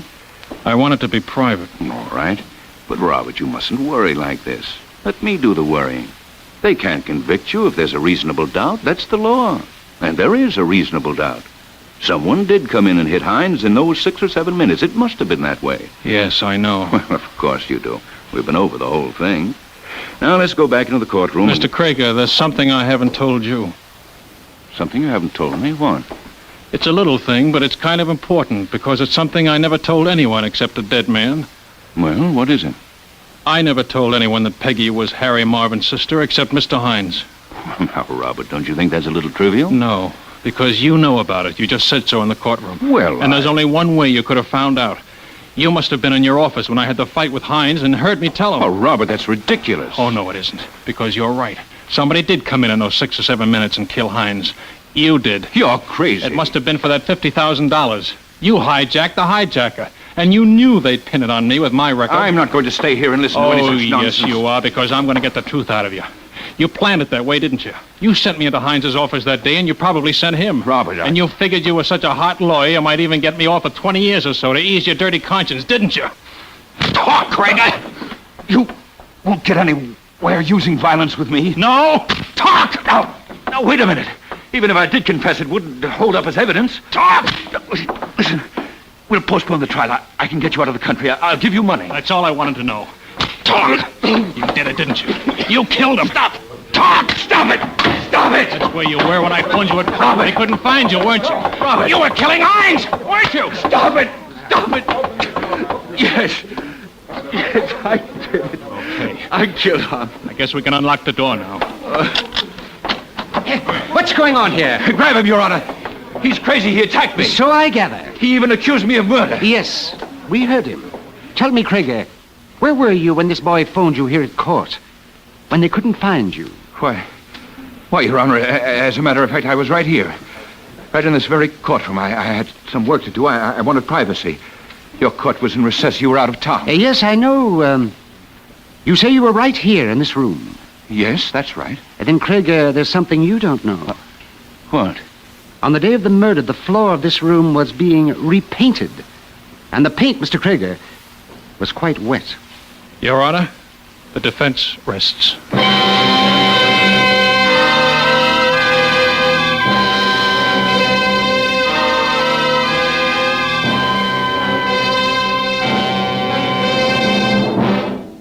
Suspense, presented by Autolite. Tonight's star, Van Johnson. Ever do crossword puzzles, Harlow? Sure. Hap, need a word? Yes, a 5-letter one meaning smooth firing. Why, that's easy. A-L-R-S-P. A-L-R-S-P? That's no word. Pronounce it. I can't. But ALRSP Autolite resistor spark plugs are the newest sensation built for your car. They let your engine idle smoother, run better on leaner gas mixtures, actually save you gas. Autolite resistor spark plugs are just one of more than 400 products made by Autolite for cars, trucks, planes, and boats in 28 Autolite plants coast to coast. Autolite also makes complete electrical systems for many of America's finest cars. Spark plugs, batteries, coils, generators, starting motors, distributors. All engineered to fit together perfectly, work together perfectly, because they're a perfect team. So, folks, don't accept electrical parts that are supposed to be as good. Ask for and insist on Autolite original factory parts at your neighborhood service station, car dealer, garage, or repair shop. Remember, you're always right with Autolite.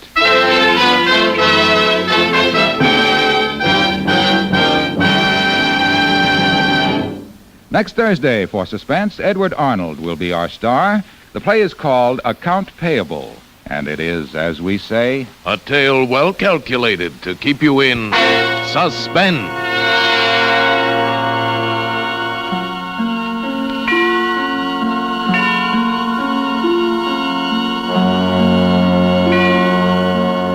Tonight's Suspense play was produced and edited by William Spear and directed by Norman MacDonald. Music for Suspense is composed by Lucian Morawek and conducted by Lud Bluskin. The Defense Rests was written by Roland Brown, adapted for radio by Robert L. Richards. Van Johnson appeared by arrangement with Metro-Goldwyn-Mayer, producers of The Red Danube, starring Walter Pidgeon, Ethel Barrymore, and Peter Lawford. Don't forget, next Thursday, same time, Autolite will present Suspense, starring Edward Arnold.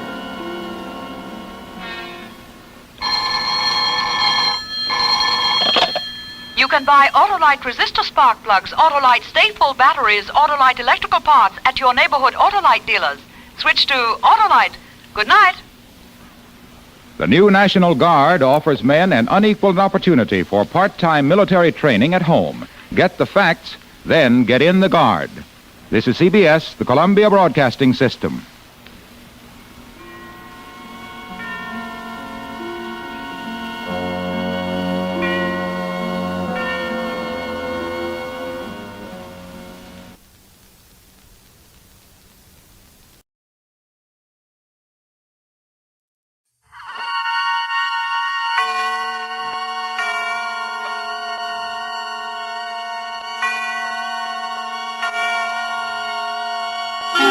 Suspense.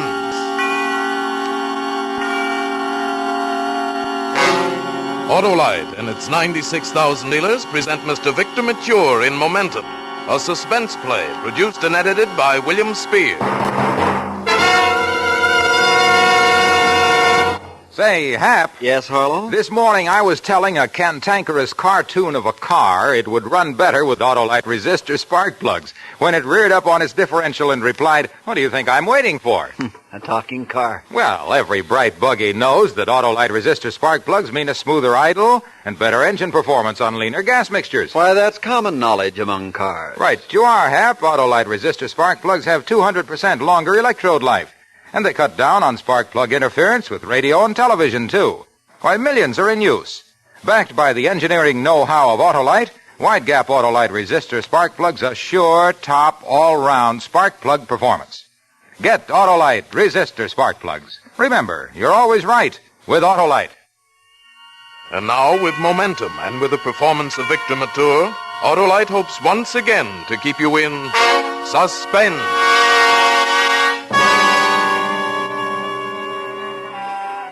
I look just like any other guy standing on a platform waiting for a train at night. The other people walking up and down here waiting for their train, they might look and they might not. Just a guy waiting for a train, waiting to say goodbye to New York.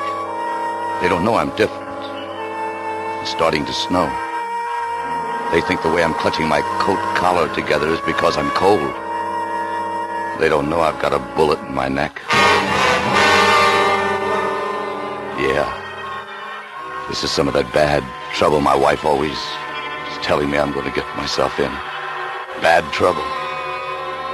All those people dying on account of it.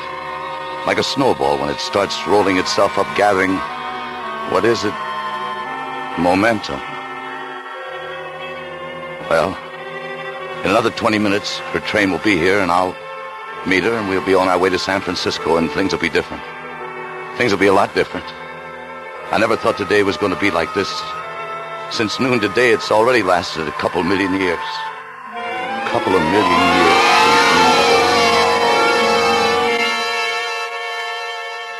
Dick, get up. What's the idea? Oh, Dick, get up. It's noon. 12 o'clock and you haven't even gotten out of bed yet. What? 12 noon? Hey, you're going to be late for work. I'm home on my lunch hour. I thought you'd do something like this. Sleeping all day. I was up late last night. Shooting pool. All right. A guy's got to have some relaxation. I've been relaxing for 6 months. You haven't even tried to get a job. Oh, nuts. Nobody's out of work these days. Look, I told you, it's got to be the right thing, that's all. I don't want to take the first stinking job that comes along. Or do you want me to go on supporting you? You didn't have to say that. Well, everybody's saying. The people downstairs, the landlord, everybody. I didn't have my little job. How could we eat? So everybody's saying you're supporting me, is that it? Well, isn't it? I'll show 'em. I'll show 'em all. Who are they with their cheap little ideas and two-bit jobs? You don't have to work like a slave to make a living. Oh, Dick. When you talk like... Sometimes I'm afraid you're going to get in trouble. The guy's a little down on his luck, and all of a sudden, little wifey's a martyr. She has to go out and work. Dick, please. That's it, isn't it? You're a martyr. No, darling, I didn't say that at all. Oh, yes, you did. Yes, you did. Dick, when I get home from work tonight, we're going to have to find a place to live. Now, this place isn't good enough for you, huh? No, darling. This is our last day. We're being evicted. Says who? The landlord stopped me this morning. We owe him 3 months' rent. I simply haven't got it. Well, we have until tomorrow morning. Well, listen, nobody throws Dick Payne out of his own place. I'll try to get home early. Find a hotel, maybe. Wait a minute. Don't bother. I'll get some dough. I know just where. Mr. Burroughs. Oh, Dick, you're not going to Mr. Burroughs. Why not? He owes it to me. He's making money out of my invention, isn't he? Dick, you know that when you worked for Mr. Burroughs, you were paid for everything you did. Yeah, if you call a couple of bucks a week pay. Burroughs is making a lot of dough in that stinking shop just because of my invention. But he's not that way. I worked for him, too, remember? Then you ought to know how he cheated me. Yeah, that's what he did. He cheated me. You know Mr. Burroughs isn't that kind of man. The firm isn't run that way. If you had anything Go ahead. That's right. Stick up for that shyster who robbed your own husband. I'm going over and see him today for a showdown. Oh, Dick, please don't go over there. Don't make any trouble. We need dough, don't we? We're being evicted, aren't we? Well, I'm going to show you a little action. I'm going out and get us some dough. You know Mr. Burroughs won't listen to anything so foolish. He'll listen to me, and he'll pay, too, plenty. Oh, darling, no. What are you crying about? Look, when I get that dough, you won't have to support me anymore. Cut it out. Go on back to work. I'm going to lie here a couple of minutes and figure this out. Go on.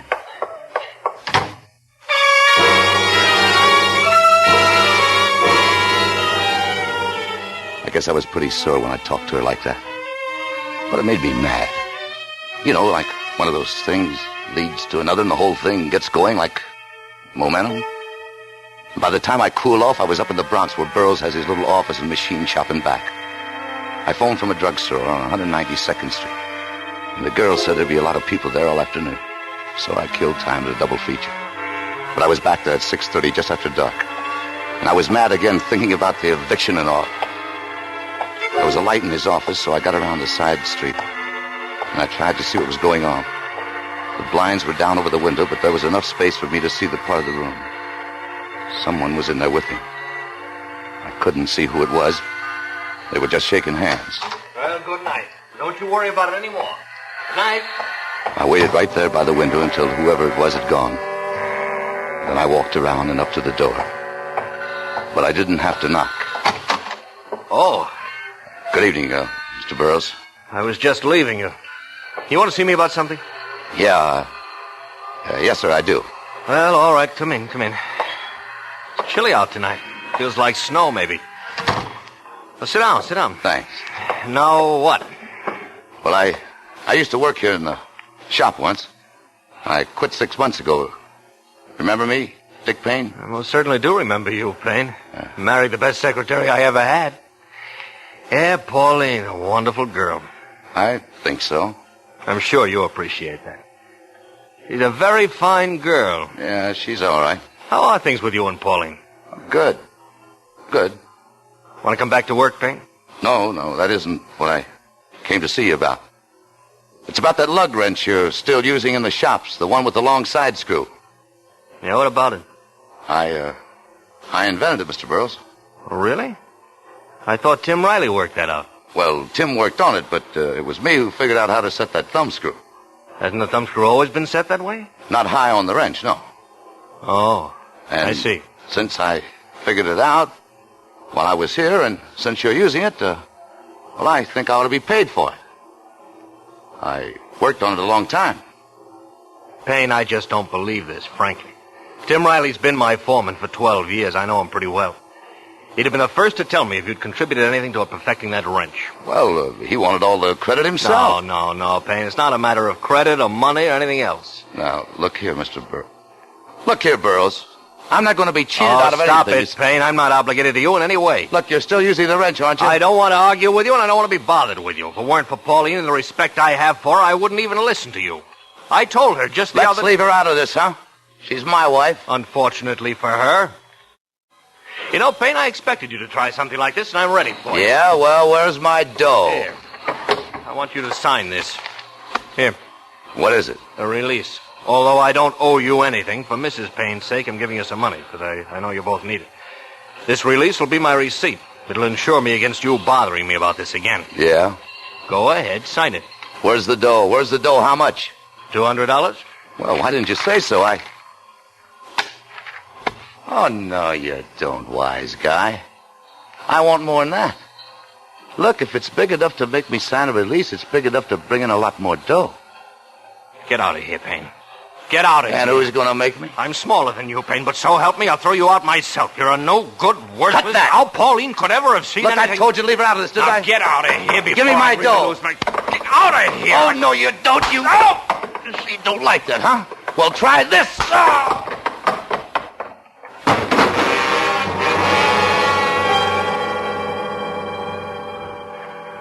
All right, now, Mr. Burroughs. Come on, Mr. Burroughs. I didn't mean to...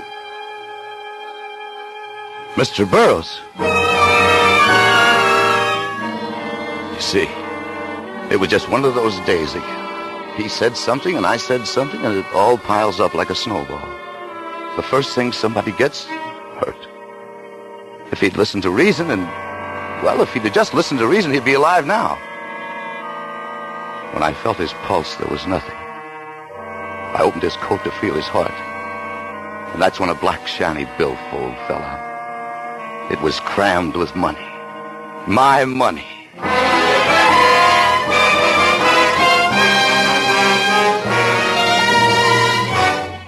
Autolite is bringing you Mr. Victor Mature in Momentum, tonight's production in radio's outstanding theater of thrills, Suspense.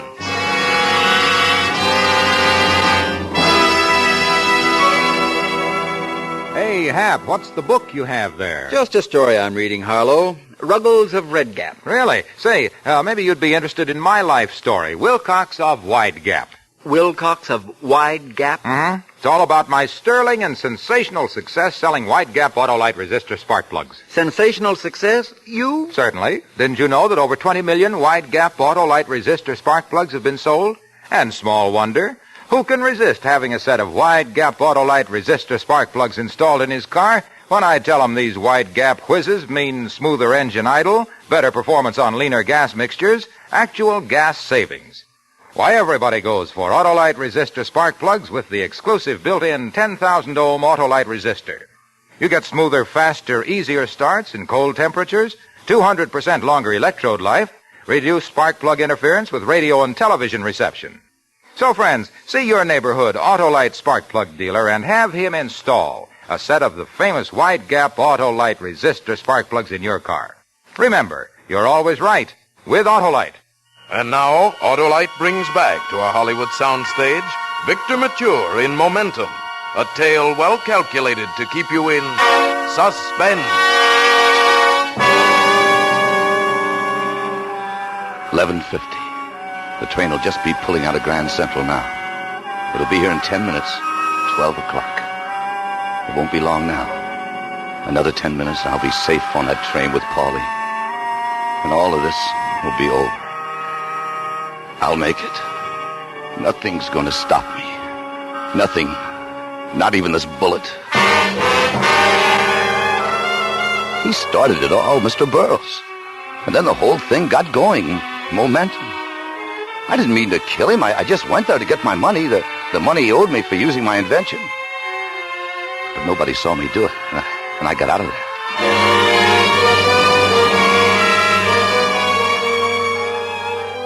All I wanted to do was get home to Pauline. But first I had to stop somewhere and get a drink.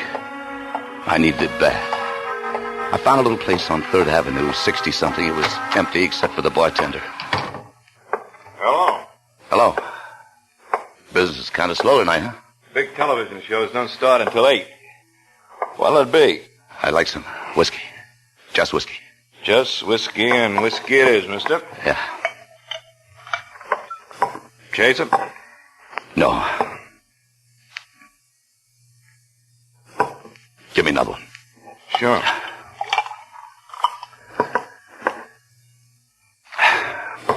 Kind of dry, huh? Yeah. Another one? No. That's enough, thanks. That's $1.20.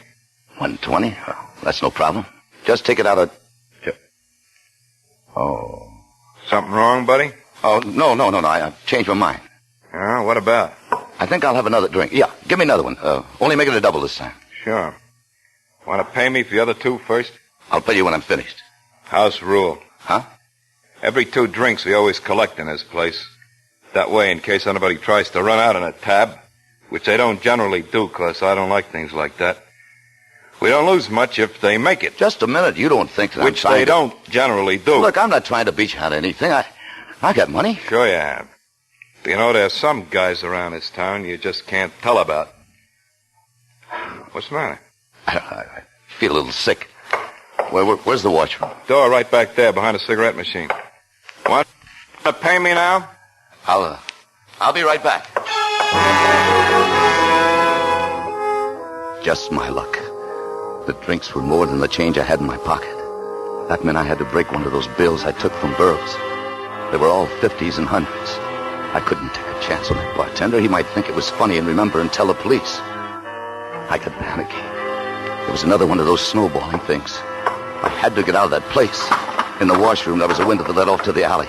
I just raised it and it was climbing up on the sill when the bartender walked in. He was carrying a gun. All right, wise guy. I thought you'd try something like this. Come on, get off of that ledge. Look, I was only opening the window to get some air in here. Yeah, sure. Tell it to the cops. I'll pay you. Look, I'll pay you anything you want. Deadbeat. I spotted you the minute you walked in the joint. I can spot him a mile off. Now, come on, get moving. No. Let go of my arm, you crazy fool. Tell me. Exploded, you might get scared. You. Let go of me.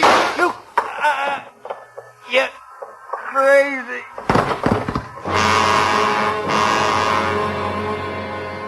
I stood there with the gun in my hand. I didn't mean to hurt him either. But he tried to turn me over to the police for nothing. I hit him in the leg, but he was out cold. I didn't know what to do. I didn't dare leave the gun. I just didn't know what to do. Finally, I thought I heard somebody coming in the front. I found a back door and ran until I was out of breath. I went up the stairs of our apartment house 2 at a time, and by the time I got inside my door, I thought my knees were going to buckle. But I had the safe feeling that a guy's own place gives him, no matter how stinking it is. Pauline was cooking supper. Dick? Oh, Dick, hello. Liver and onions again? I heard you come in, Dick. I'm glad you're home. Liver and onions. Well, I know it isn't one of your favorites, but liver was on sale. Turn it off. All right, but I'm going to eat it. No, you're not. Neither one of us are. Dick, what is it now? You've been drinking. 2 drinks and I'm drunk, huh? I didn't say that. But when you drink, it means something's happened. What is it this time? I made up my mind. Oh, you mean you're going to take a job? Yeah. Oh, darling. Well, you haven't heard it all yet. I don't need to hear anymore. Listen, I know I haven't been a model American husband. Oh, Dick. Nobody ever voted me the guy most likely to become a millionaire, but, honey, well, I didn't always get the breaks, No, of course not. You need to get a certain amount of momentum to... Why kid anybody? It's been my fault. No, it hasn't, darling. Mm-mm. You've tried in your own way. Don't keep it up. Everybody thinks I'm a sponge or a deadbeat. You told me they did. They don't know you like I do. Nobody believes in me. There's no reason why they should. I believe in you. Do you really? Yes, darling. Yes. Say it again. I believe in you. How much? As much as anybody could. More. Would you believe in me in Chicago, in Milwaukee, or in San Francisco? Anywhere. Anywhere in the world. All right, then we're going. Going? Where? San Francisco. My From job. now on, I'm doing the work for this family. Well, how can we Look, pick I've right got the up- money here. Look at it. Dick! How much is this you have? Where'd you get this? Never mind. Look, I got it, and it belongs to me. Take half of it. Go ahead, take it. Well, all right, but I Now, look, already... go down to Grand Well- Central and buy 2 Pullman tickets to San Francisco on the 9 o'clock train. Well, I'll have to pack. Did you rob a bank? Don't bother. Buy what you need downtown. It'll give you something to do. From now on, we forget this stinking place and start over from the bottom up. New clothes, new landlords, jobs, new friends, and new enemies. Dick Payne will show them. Yeah, I'll show them all what I can do. Well, why do you want me to go alone to the station? Why aren't you coming? I got business to do first. And I'm going to pay off all my debts, everybody I owe. How do you like that? Oh, it's wonderful, Dick, but... Honestly, now, where did you get that Skip the money? questions. It's my dough. I work for it. Satisfy you? Well, Now listen. You get reservations at Grand Central and get on the train. It stops at 125th Street. I'll be busy uptown, so I'll get on at 125th. You got it? 125th Street Station. Right. Yeah. And when that train pulls out of that station, the guy sitting next to you is going to be me. Oh. And we'll be heading for a new life, baby. A new life.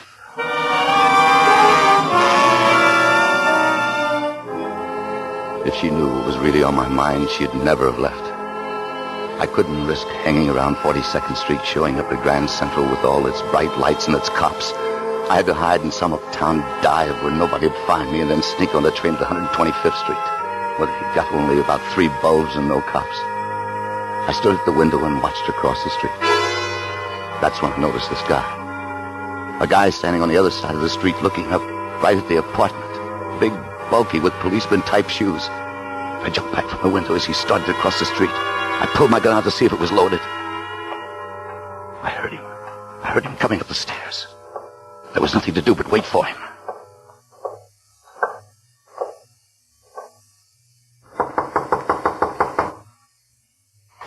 What do you want? You're Richard Payne? No, Anderson's my name. Isn't this apartment 12? Yeah, it is. I moved in this morning. Pay moved out yesterday. Oh, now, wait a minute. You fit the description I got until I find out better you're the man I want. Look, I tell you we that got a little business, you and I don't know. I reached out and I jerked him off his feet into the room. I knew they'd find me, but I didn't think it would be this quick. He was big and he knew how to handle himself, but I swung the butt of my gun against the side of his head and he went limp. I held him up against the door. I didn't want to touch him, but I thought maybe I could find something in his pockets that would tell me how they knew about me. He didn't have a gun or a badge, only a piece of paper. He was a bailiff from the city hall. He's come to evict us. Evict us, and I'd killed him. I wasn't a killer. It was this momentum.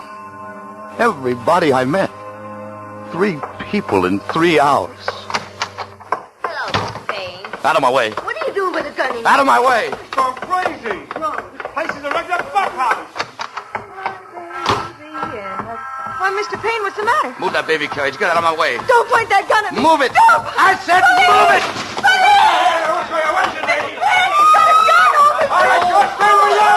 Oh, no, you don't, copper.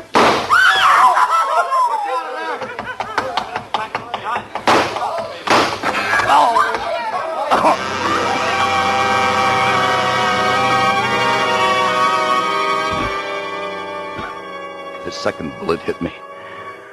Hit me somewhere in my back, up high. I don't know where exactly. The pain was everywhere at once, and for a moment everything stopped working. I grabbed the edge of a building and saw a long alley wavering in front of my eyes. It was a long, dark alley. There was a light at the other end. I got my breath and started towards that bright spot. I knew the whole neighborhood would be after me. Besides everything else, now I'd been shooting at cops. The light at the other end turned out to be a milk truck without a driver. All of a sudden, nobody had to tell me what to do. I got in and I drove off.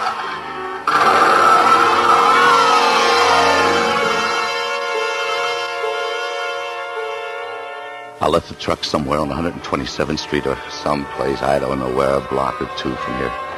The toughest thing of all was climbing the stairs to get up here to the station.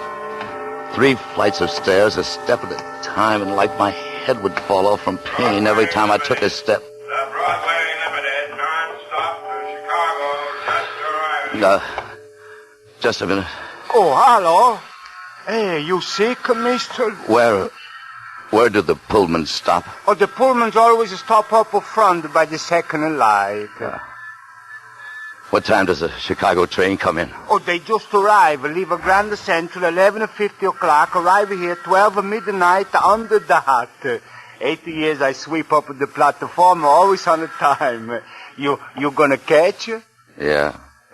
Where's your bags? My wife got on at Grand Central with the luggage. I'm meeting her. We're going places, boy. Oh, that's nice. So where you going? Chicago, Kansas City? As far as it'll take me, west. Oh, San Francisco. That's a nice town. When you get there, what are you going to do? I got a job there. That's good. Well, maybe someday I take a train to San Francisco. Now I got a job here, sweeping. Hey, listen. She just come out of the tunnel. It's on the time. Good. That's a pretty, huh? Good. Except when the train comes at night. When I work, it's always quiet up here. I just brush the dirt off of the side. Down she goes, 45 feet down to the street where the dots belong. Mister, please move the foot so I sweep where you stand. Sure. Thanks a lot. I sweep just... Hey, what's this? Huh? Your nose don't bleed, but there's a fresh blood drip on the platform. Hey, what's your name? None of your business. Just a minute. More blood. I don't like this. Now I know why you don't tell me your name. You shame. Maybe you the same fellow shoot a policeman tonight. All right, turn around. Oh, you gotta go. Turn around, I said. Mister, what are you gonna do? Don't you worry. What do you think?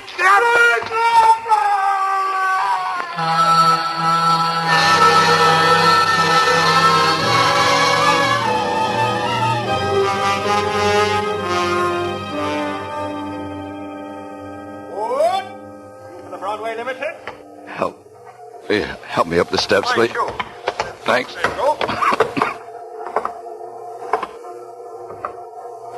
What's the matter with that fella? He looks so funny. Dick? Oh, here I am. You were going right past me. Pauline, the lights were flickering. I couldn't see. Dick, what's wrong? Just tired, terribly tired. I kept my word and met you, but I'm so tired. Dick, you're hurt. Take care of me, Pauline. Don't let them get to me. Don't let... Who? What is it, dearest? Who are they? Hold me. Hold me, Pauline. Oh, darling. What did you do? It wasn't my fault. I went to get the money from Burroughs. The money he owed me, I killed him. Oh, no. And everything went wrong. Everything. All those people, but I had to get that money. I had to get that money for us. Oh, Dick, no. I had to. What? I got off work early and went to see Mr. Burroughs. He gave me $200. He said when you came by, he'd have you sign a release for it. Pauline. Oh, Dick! Oh, Dick!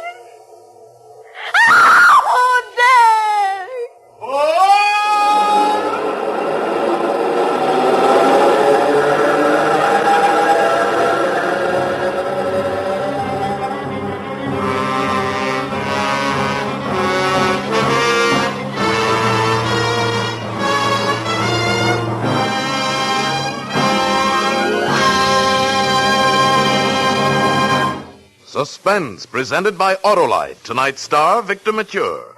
Mr. Mature, that was a top performance. Well, thanks a lot.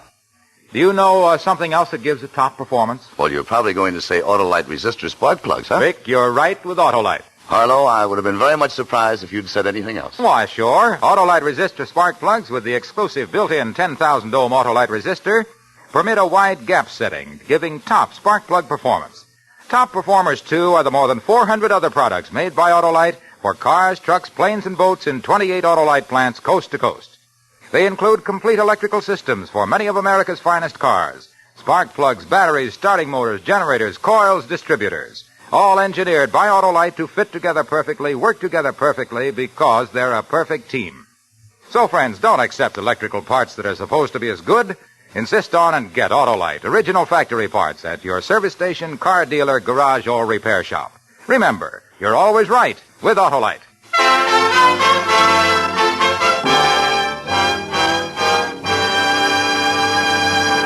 Next Thursday for Suspense, Red Skelton will be our star. The play is called The Search for Isabel, and it is, as we say, A tale well calculated to keep you in suspense.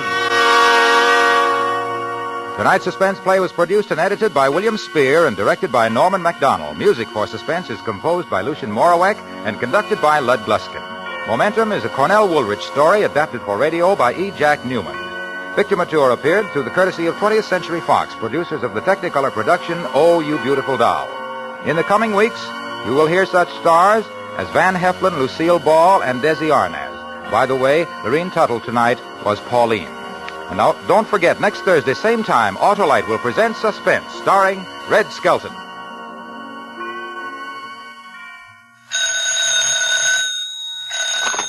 You can buy Autolite resistor spark plugs, Autolite stay-full batteries, Autolite electrical parts at your neighborhood Autolite dealers. Switch to Autolite. Good night. This is National Safety Congress Week. The Electric Autolite Company, which received the National Safety Council's Public Interest Award this year, urges you to do your part to promote safety on the highway, in the home, and on the job. Drive slowly. Death and danger travel in fast company. And remember to be careful wherever you are. The life you save may be your own. This is CBS, the Columbia Broadcasting System.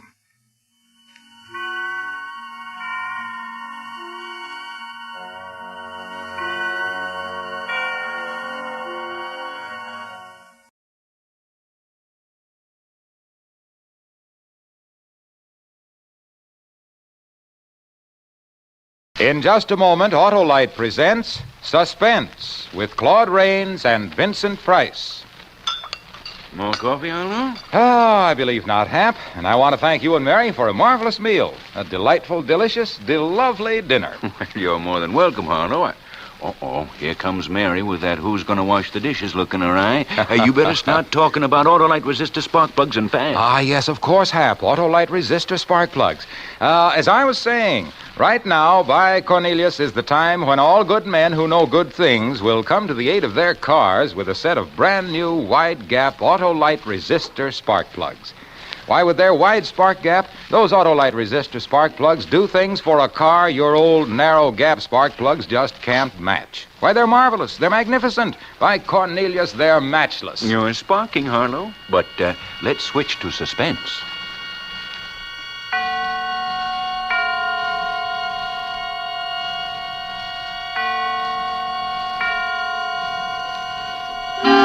Suspense.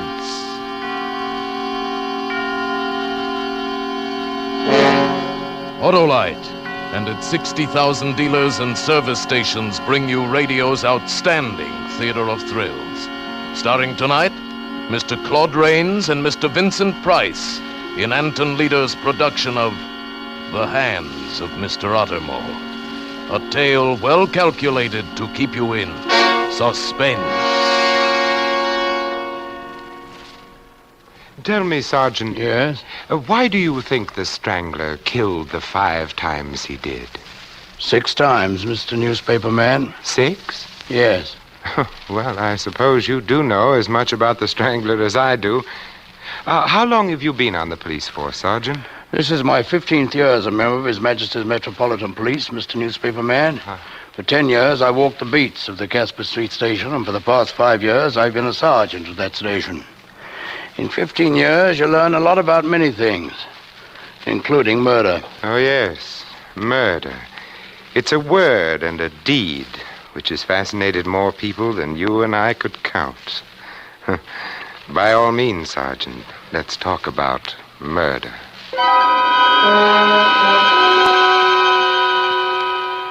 You'd think there'd be little murder in such a district, wouldn't you, Mr. Newspaper Man? Murder for a bit of henning, cup of tea. There's nothing there to take except lives. And it was there that the Strangler came to practice his grim trade. Already it struck twice. Once on Lagos Street, once on Breen Street. His strong, white hands reaching for an unexpected throat. Then he'd vanished into the darkness, leaving behind something that once had been a living, breathing human. What was his gain? Perhaps no more than the satisfaction of a job well done. Perhaps he felt he'd done some poor devil a favor, that a sympathetic force led him to his victims the same as a cyclone picks one corner and misses another. I was thinking about that the night I first met you, Mr. Newspaper Man. I was walking down Malin End when I saw you, standing in the shadows. Good evening, officer. Stand where you are. Who are you? From the Daily Herald, officer. Oh, newspaper man, eh? Yes. What you doing here? Oh, looking for a story. Are you expecting to catch the Strangler, officer? What would you know about the Strangler, Mr. Newspaper Man? Only that he likes your district and that you have no idea who he is. That's right. He could be anybody who's about in this district at night. Perhaps even a newspaper man. Oh, you suspect that I might be making my news before I write it? And I shall keep that in mind for dull days. Good night, sir. All right. I watched you, Mr. Newspaper Man, as you walked away.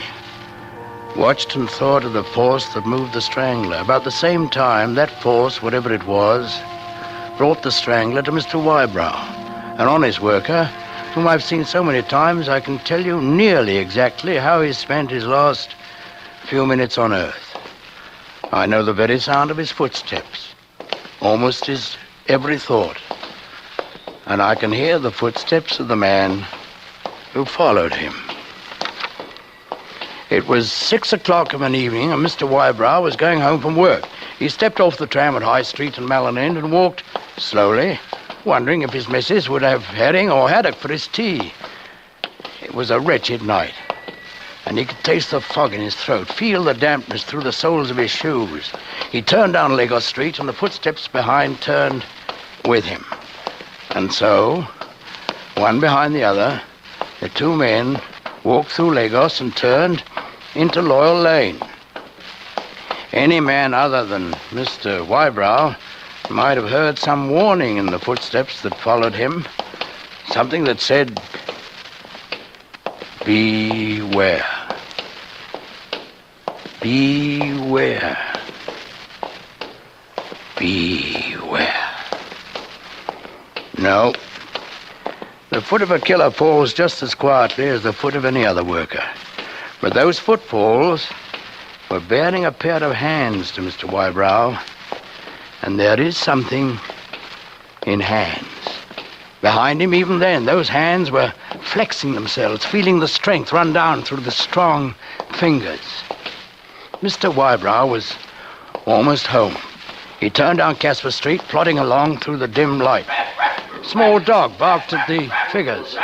Voices drifted out from the shabby houses, but Mr. Wybrow paid no attention to them or to the steps which followed him.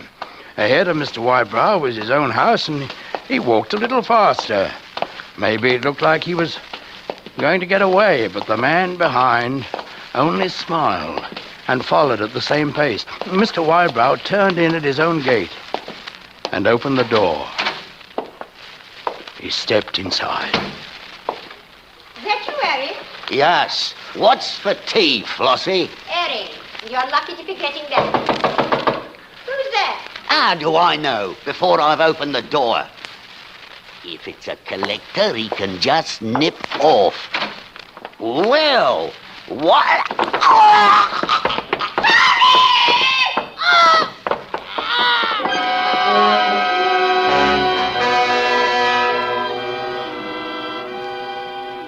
And that is how Mr. and Mrs. Wybrow became the third and fourth, but not the last, victims of the strangling horror.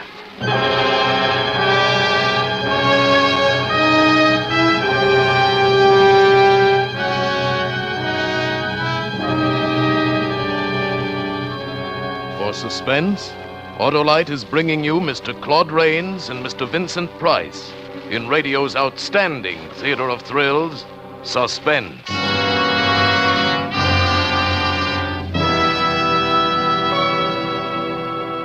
Say, Hap, let me tell you about a foolish fellow who got the outside of his car all dolled up with doodads, trinkets, foxtails, and whatnots. All right. And then, by Cornelius, he comes chug-a-lugging up the avenue with misfiring spark plugs and his engine sounding like a stuttering teapot. Hey, friend, I yelled at him, why don't you switch to a set of those smooth-firing Autolite resistor spark plugs and make that bus of yours sound as fancy as it looks? And what did he answer? This guy said to me, plugs is plugs. Well, Autolite resistor spark plugs, I corrected him, are different. They've got a 10,000-ohm resistor, ignition engineered right into the spark plug that permits the Autolite resistor spark plug to maintain a much wider spark gap setting. This extra wide gap, friend, lets your car idle smoother, gives you better luck with lean gas mixtures, actually saves gas. What's more, Autolite resistor spark plugs cut down spark plug interference with radio and television reception. Pipe that. That's telling him. Wow, he says. Can you back up all that sales talk? Ah, listen, pal, I told him. These are just a few fine and fancy facts. And what's more, those wide-gap Autolite resistor spark plugs are one of over 400 automotive, aviation, and marine products world famous for their Autolite-engineered dependability. Then what, Harlow? I'll tell you the rest after Suspense, Hap. And now, Autolite brings back to a Hollywood soundstage Mr. Claude Rains and Mr. Vincent Price in The Hands of Mr. Ottermole, a tale well calculated to keep you in suspense. Sergeant, did you ever stop to wonder at the pranks of fate? Mr. Whybrow died at the one moment when there was no one around to witness his death. That's true. A few minutes earlier, perhaps a few minutes later, there were people on the street. Think how different it might have been if you had arrived there earlier than you did. Perhaps, Mr. Newspaper Man, but I'd finished my evening tea and was walking through Casper Street to the station. Mr. Whybrow was still lying on the door of his house, his wife on the floor, a little beyond him. Both were dead. I blew my whistle, and the constable came on the run. He searched the house, then talked to the neighbors on either side. Nobody had heard anything except Mrs. Wybrow's scream, and they thought that just a family fight. There's no sign of anything but brutal murder. While we waited for the ambulance, I suddenly remembered something. Smithers. Yes, sir? Just before I found them, I saw you standing at the end of the lane. What were you up to there? I thought I saw a suspicious character mucking about there, sir, and I was keeping an eye on him. Suspicious character, but blasted. You don't want to look for suspicious characters. You want to look for murderers. Yes, sir. Think we'll get him, sir? Well, just between you and me, Smithers, I have my doubts. With a man who kills to get a few bob, you know he's going to keep on because as soon as he's broke, he'll slosh another one. But a man like this, you don't know when he'll strike again. Or if he'll strike again.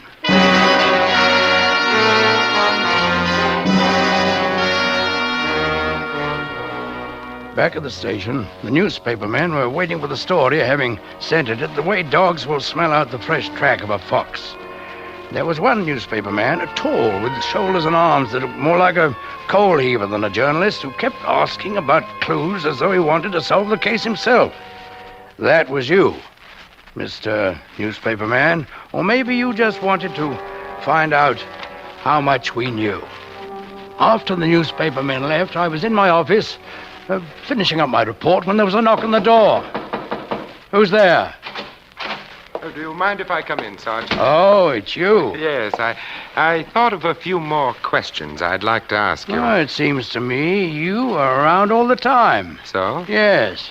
And now you want to ask more questions. I'm afraid we can't give out any more information than you already have. Half a minute, Sergeant. All the papers are going to do a regular story on the strangling monster. I thought I'd like to do something different, more of a mood piece. Now, you look like an intelligent man, Sergeant. Thanks. Well, I thought you might help. Well, maybe I can, maybe I can't. What do you want to know? What sort of a man do you think the killer is? You really think he's a monster who can slip through the night without being seen? No, I think he's probably a very ordinary man. Everyone, even our own constables, is looking for the monster instead of the man standing next to them. No, this man can move about and no one sees him because he's an ordinary man, and it's ordinary for him to be around. He might be a bootblack, the man who makes deliveries, or even a policeman. Or a journalist. Why do you say that? I don't think I meant anything personal, Mr. Newspaper Man. I meant that he is merely someone you look at and never think that maybe he might strangle someone. Well, your theory is very interesting, Sergeant. And do you also think that you'll catch him?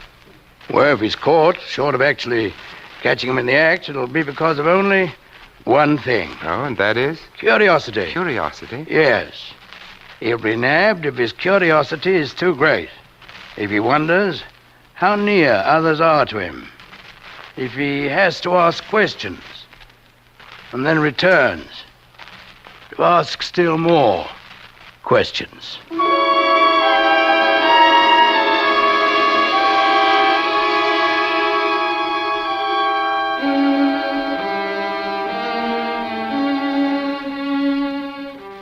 Later that evening, I went out into the district, visiting beat after beat. The presence of the killer, the strangling horror, was in the air. The entire district was given over, not to panic, for London never yields to that, but to fear of the unknown. And while the community still gasped over the deaths of Mr. and Mrs. Whybrow, while fear was moving into every tenement, the killer made his next move. Conscious of the horror caused by his hands and as hungry for more as any giddy girl at her first performance in the music hall, his hands reached out again. Well, I was cutting through Clemming Street when I saw you again, Mr. Newspaper Man. You slipped along the street, peering into alleys. Even then I had a hunch to stop you, Yet I felt I had no real reason to suspect you, so I walked on. Peterson and Joyner were patrolling Joiningham Road. It was just 9:32 when I met Joyner near the middle of the street. I spoke to him and went on. At 9:33, I met Peterson coming back from the other end of the street. I answered his greeting and passed, intending to go to the end of the beat and cut over to Logan Passage. Then, during the few seconds that everyone's back was turned towards the spot where he stood, the killer struck again.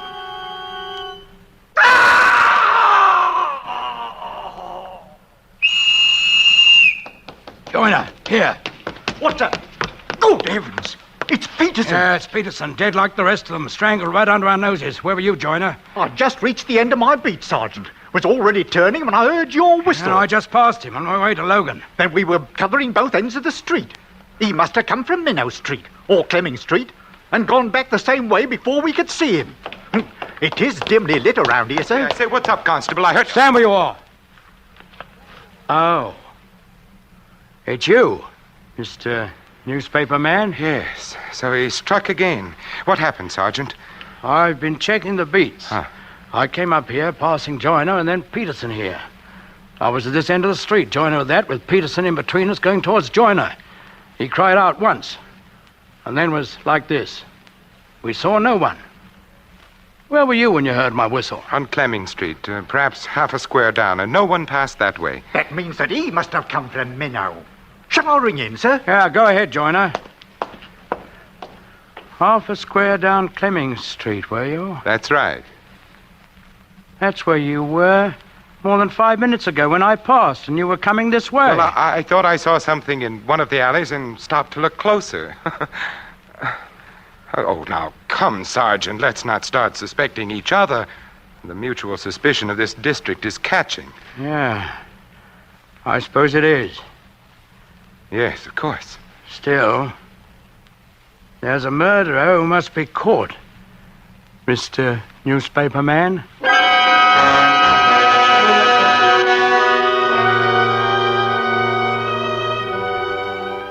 The following day, I was back on duty early. You know, the sight of a uniformed sergeant somehow gave the people a bit more confidence than that of the constables. You know, Bobbies are well enough in their way, but you know, your average Londoner likes to see more important officials around when things are a bit rough. The talk in the pubs and on the streets was all cut from the same cloth. And the pattern was fear. I say the strangler's some posh who's off his beam. Thinks as though we ain't squeezed dry enough. So he nips over, squeezes a little more, and pops back to the West End. Oh, you're balmy. He's a leg. Didn't he get a peeler last night, and don't that prove it? He's a bleeding Jack the Ripper, that's what he is. And he'll bloody well kill a lot of us without a single bloody flick to stop him. He got a bobby, didn't he? And with bobbies crawling all over the place and not one to lay a hand on him. And who's to stop him? That's what I want to know.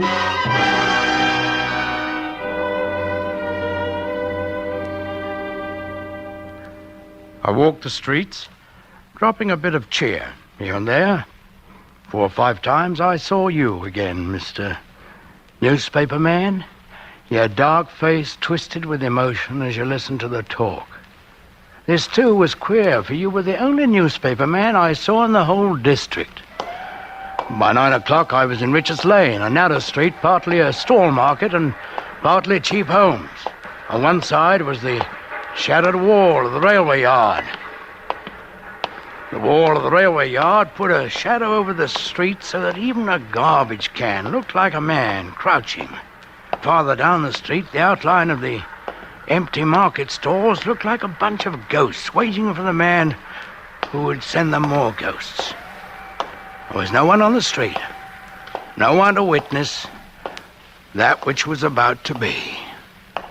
Then, suddenly, in the time between one footfall and another, the wall of silence was broken. Help! He's here!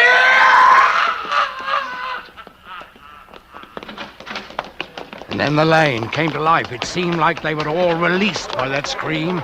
All along the street, doors opened and people poured into the street, muttering as the stored-up anger began to overcome their fear. They milled around, uncertain which way to turn. Then the whistle pointed the direction to them.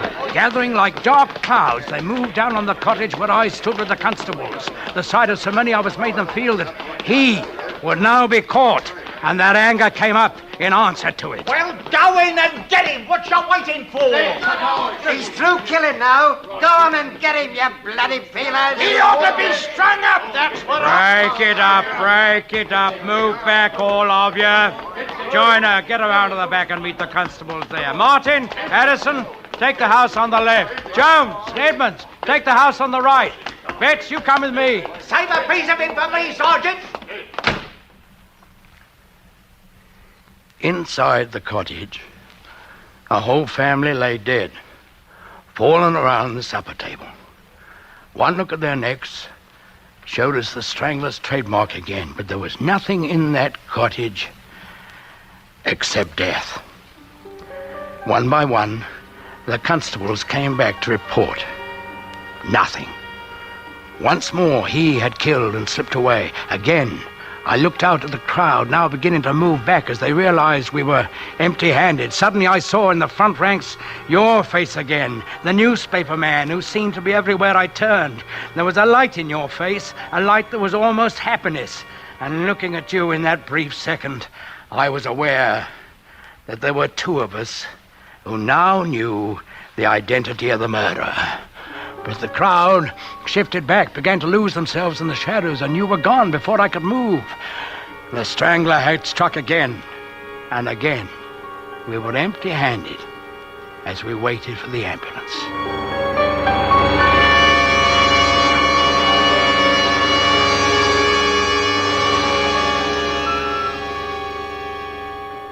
You may have been empty-handed, Sergeant, but I'm sure there were enough thoughts in your head to make up for the lack of something to put your hands on.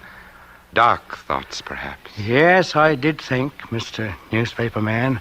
I tried to imagine what you were doing during the next hour. I thought perhaps that you went to the nearest pub and sat alone at the bar, attended by a frightened barmaid. I think you dismissed the strangling horror from your mind and thought only of the glass of stout and the sandwich, for even such men as you must rebuild their strength. I think you looked at the sandwich, noticing that it was skimpy, as bar sandwiches usually are, and you may have thought idly of the inventor of the sandwich, the Earl of Sandwich, then of George the Fourth, then of all the Georges, as any good Englishman might, and so to that George who wondered how the apple got into the apple dumpling. It was while thinking of that, and how the ham got into the ham sandwich, that your mind came back to the people who had been murdered. Maybe it was then that you thought of the simplest fact of all, that the murderer could escape by either running away or by standing still. It was then, I think, that you got up from the bar without finishing your sandwich. It was perhaps 20 minutes later that you walked down the street and met the man you were looking for. Well, seen anything of the murderer, Sergeant? Oh, it's you again. Yes. No, nor is anybody else. And I doubt if they ever will. Oh, I don't know. He's already struck 5 times. I've been thinking about it, and I've got an idea. So? Yes. Came to me all of a sudden. And I felt that we'd all been blind. It's been staring us in the face. Oh? Has it now? Well, if you're so sure, why not give us the benefit of it? I'm going to. Yes, it seems quite simple now. But there's still one more point I don't quite understand. I mean the motive. Now, as man to man, tell me, Sergeant Otto Mole, just why did you kill those inoffensive people? Well, to tell the truth, Mr. Newspaper Man, I don't know. But I've got an idea, just like you. Everybody knows we can't control the workings of our mind. Ideas come into our heads without being asked. But everybody's supposed to be able to control his body. Why? We get our minds from heaven knows where, from people who were dead years before we were born, some say. Maybe we get our bodies the same way. Our faces, our legs, our hands. They aren't completely ours.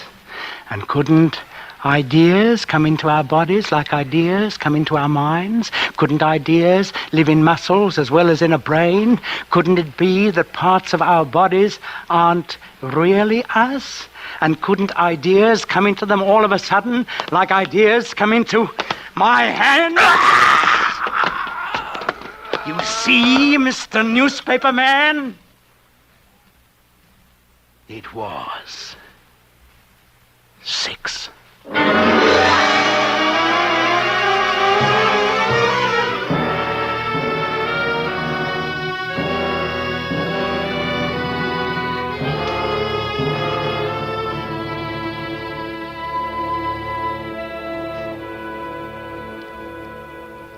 One other thing the newspaper man did while he was in that pub. He'd called his newspaper and told them his idea and said he was coming to meet me. And so they're hanging me, killing me for something which my hands did. I had nothing to do with it. You can see that. But what hurts me the most is what the judge said when he sentenced me. It's not true. It's not true, I tell you, that if I lived, someday these hands, my hands, they say, might reach out for you.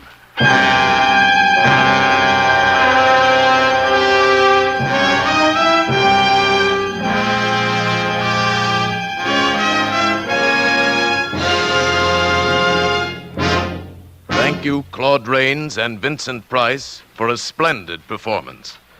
Mr. Rains and Mr. Price will return in just a moment.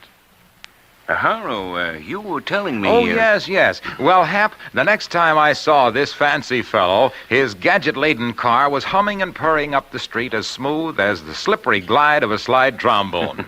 I got my Autolite resistor spark plugs, he yelled to me as he whirled by, and they're terrific. Well, by Cornelius, this fellow had the right dope. Because, friends, when you replace your old narrow-gap spark plugs with the wide-gap Autolite resistor spark plugs, you can really tell the difference in your car. So if you don't already have a set of Autolite resistor spark plugs, drive down tomorrow to your nearest Autolite dealer and treat your car right. Switch to Autolite. And, friends, remember, too, Autolite means spark plugs. Ignition-engineered resistor spark plug.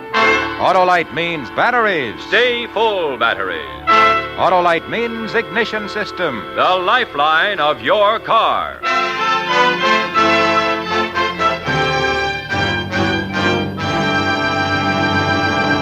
And now here again is Mr. Claude Rains. The Hands of Mr. Ottermole has always been one of my favorite mystery stories, and so it was a great pleasure to be able to play it on Suspense, one of my favorite radio programs. What about you, Vincent? Well, I agree with you on both counts, Claude.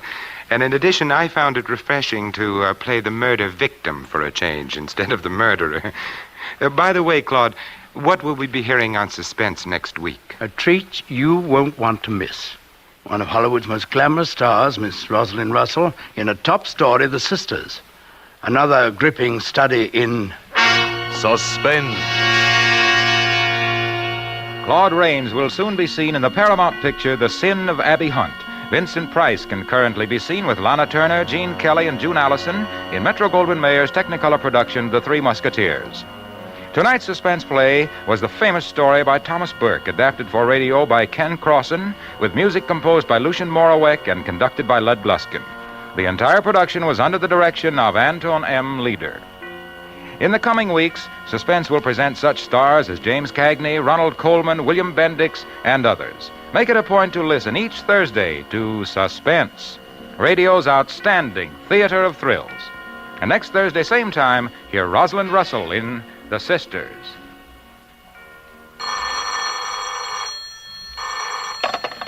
This is the Autolite Suspense Show. Turn in your scrap steel to your local scrap dealer. The more scrap, the more steel. Good night. Switch to Autolite. This is CBS, the Columbia Broadcasting System.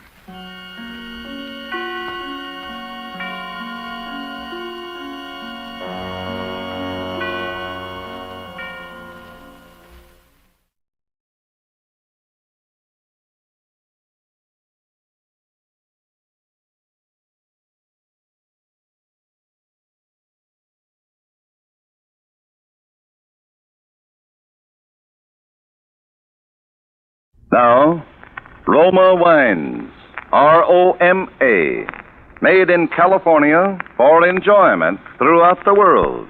Roma Wines present Suspense. Tonight, Roma Wines bring you Miss Nancy Kelly and Miss Kathy Lewis in Dark Journey, a suspense play produced, edited, and directed for Roma Wines by William Spear. Suspense, radio's outstanding theater of thrills, is presented for your enjoyment by Roma Wines. That's R-O-M-A, Roma Wines. Those excellent California wines that can add so much pleasantness to the way you live, to your happiness in entertaining guests, to your enjoyment of everyday meals. Yes, right now a glassful would be very pleasant, as Roma Wines bring you Nancy Kelly and Kathy Lewis in the premiere of Lucille Fletcher's radio play for two actresses, Dark Journey. Tonight's study in Suspense.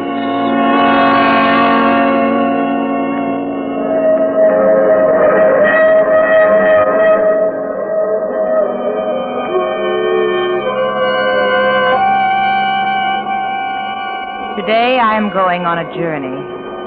I am going to see Anne Brodie again after 15 years. When the news came yesterday, terrible as it was as though a shadow had lifted from my life. A secret horror that I could never quite forget. I have been afraid of Anne Brodie now for 15 years, but there is no need to be afraid of her anymore.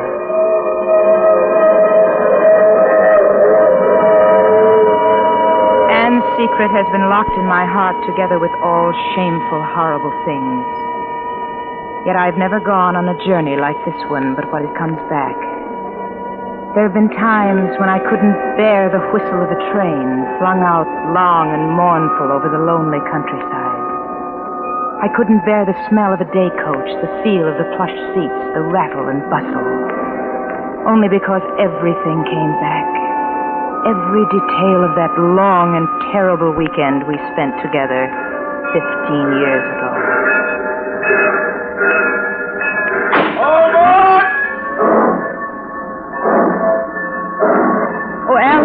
Alice, we're all. Thank goodness. I don't think anybody saw us, do you? No.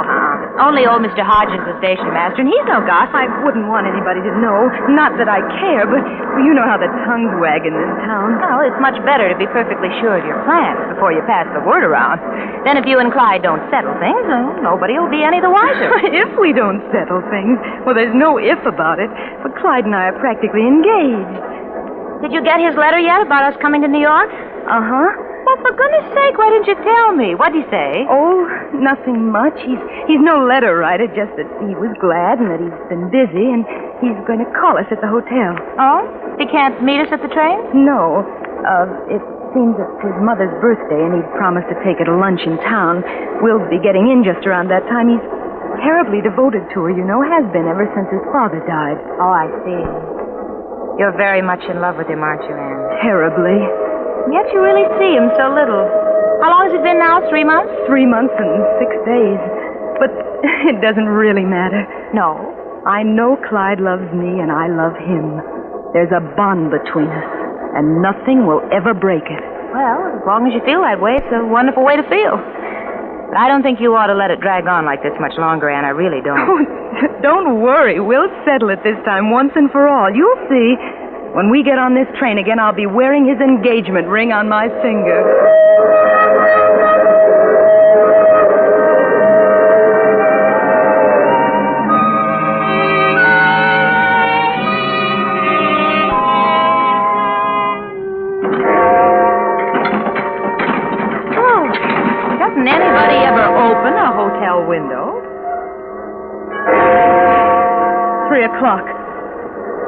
Thought he'd have called me by now. Oh, he's probably tied up with his mother. Come on, let's go down to the drugstore and have a sandwich. Aren't you just starved? No, I don't feel hungry. You go, though.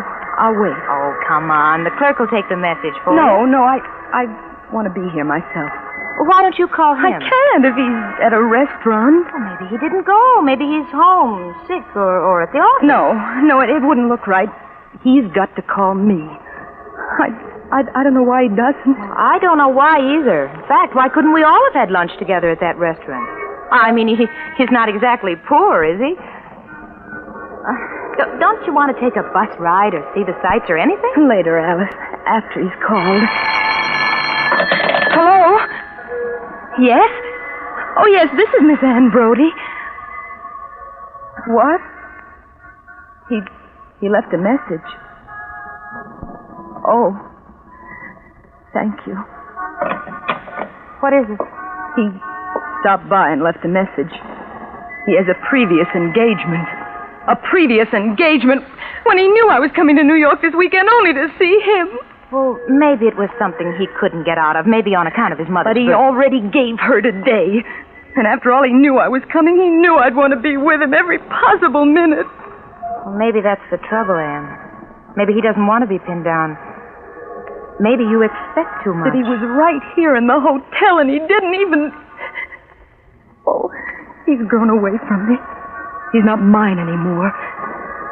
Alice, you know what Clyde has meant to me these 3 years, how I've lived for him and worshipped him. It's just as though my world had been cut away.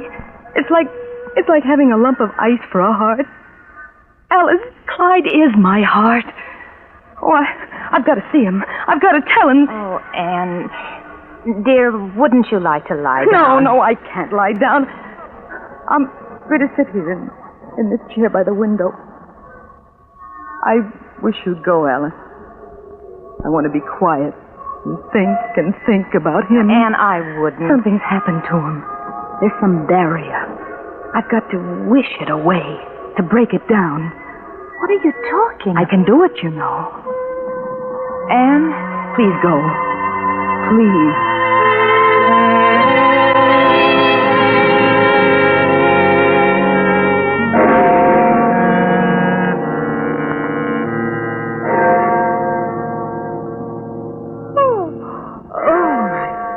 Don't tell me it's 9 o'clock. I didn't mean to sleep so late. We better get up and get breakfast. Alice, what am I going to do? What am I going to do? He hasn't called me. I haven't slept. Why don't you call him, Anne? Call him and have it out with him once and for all. No, I couldn't. Well, maybe there's something bothering him. Maybe it's some family situation. After all, his mother didn't have lunch with you yesterday. Maybe there was a reason. What reason could there be except that she didn't want to meet me? She doesn't want him to marry anybody. She wants him all to herself. Well, isn't that enough to upset any fellow? Oh, come on. We'll get to the bottom of this thing. What's his number? I'll get it for you. I haven't his number. I never called him at home.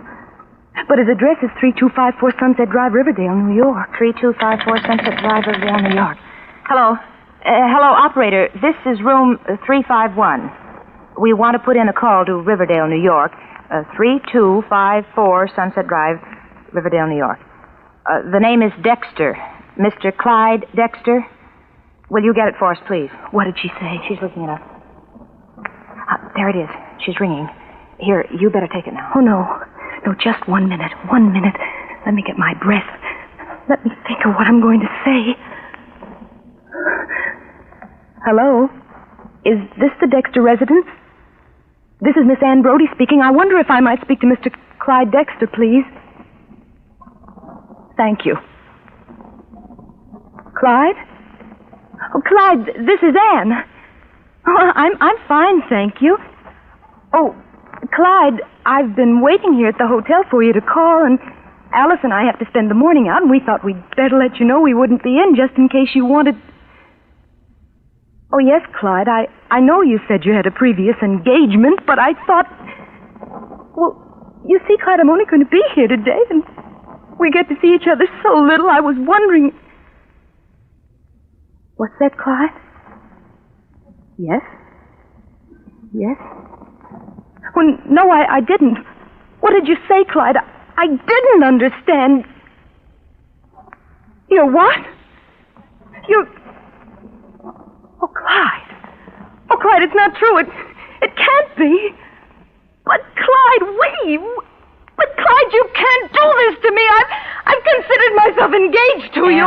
Anne, give me that phone. No. Oh, no. I just want to say goodbye to him, please. No. Anne, don't look that way. What did he say? He told me he's engaged to marry a New York girl this September. Oh, Anne. Well, he just isn't worthy of you. He couldn't have been if he treats you like this now. I love him. I'll love him till the day I die. Anne, I'm sorry. I'm... Please, Alice, please, don't talk. Don't come near me or go away, will you, just for a little while? Oh, no, I won't leave you. I can't leave you when you look like that. Go away, I said.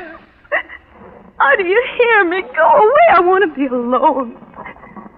I want you to go away. I have work to do. Work to do? I'm going to will him to come back to me. I'm going to make him come to this hotel through heaven and hell, and they're dragging him away from me. Oh, Anne. I can do it. I've done it before.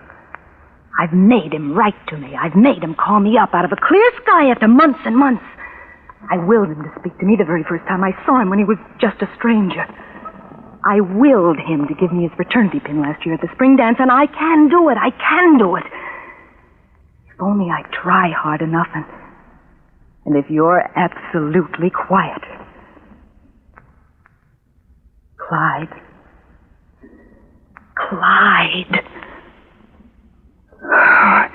It's no use. He's too far away. I'll have to come closer to him. We're going out. Going out? Where to? To Riverdale. Riverdale? I want to look at his house to see where he lives. There's something there. Someone who's holding him back.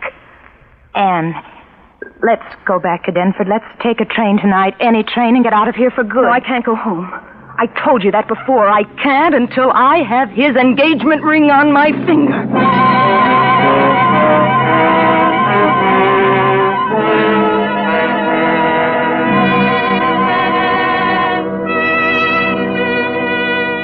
For Suspense, Roma Wines are bringing you Nancy Kelly and Kathy Lewis in Dark Journey by Lucille Fletcher. Roma Wines' presentation tonight in radio's outstanding theater of thrills, Suspense.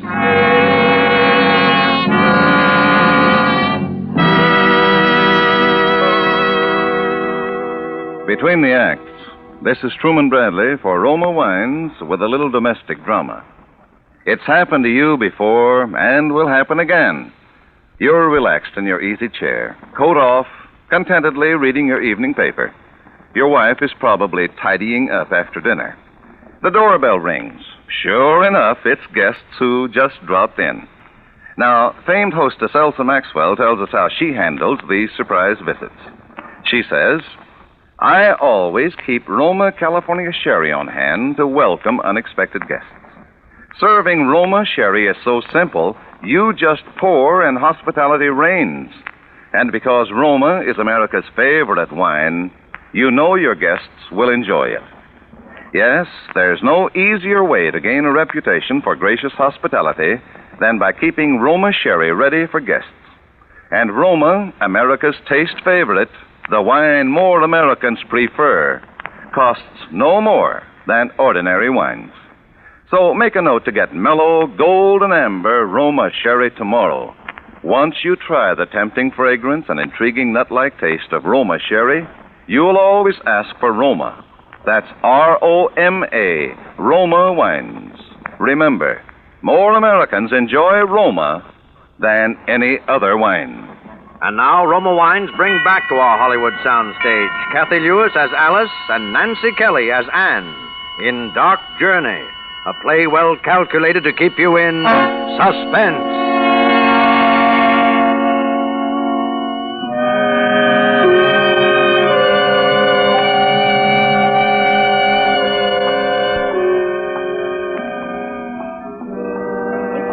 Dark. I don't think we ought to be wandering around here like this. There might be strange men. Here's the street, Sunset Drive, and there's the house.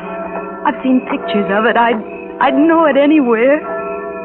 Anywhere. Oh, Anne, please. This is doing you no good. Oh, hush. I've dreamed about that house, dreamed of myself and him living in it together.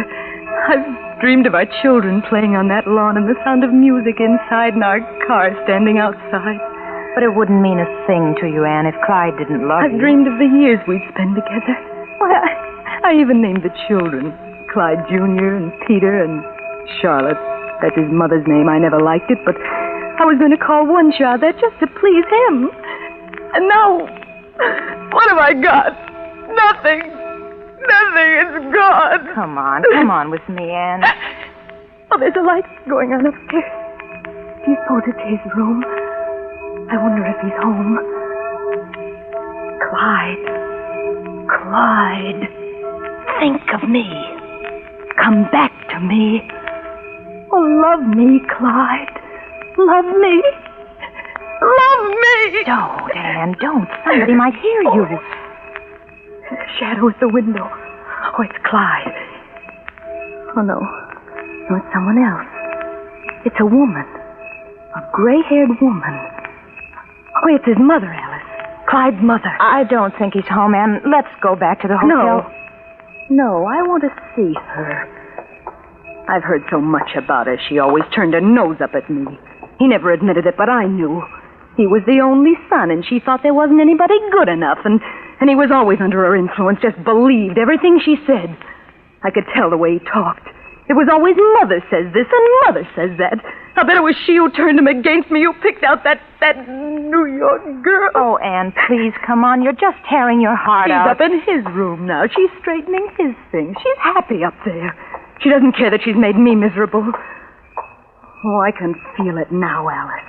I can feel the barrier in my heart. Shh, somebody's coming. Let's go. We're doing no harm. We can stare, can't we, if we wish? Come on.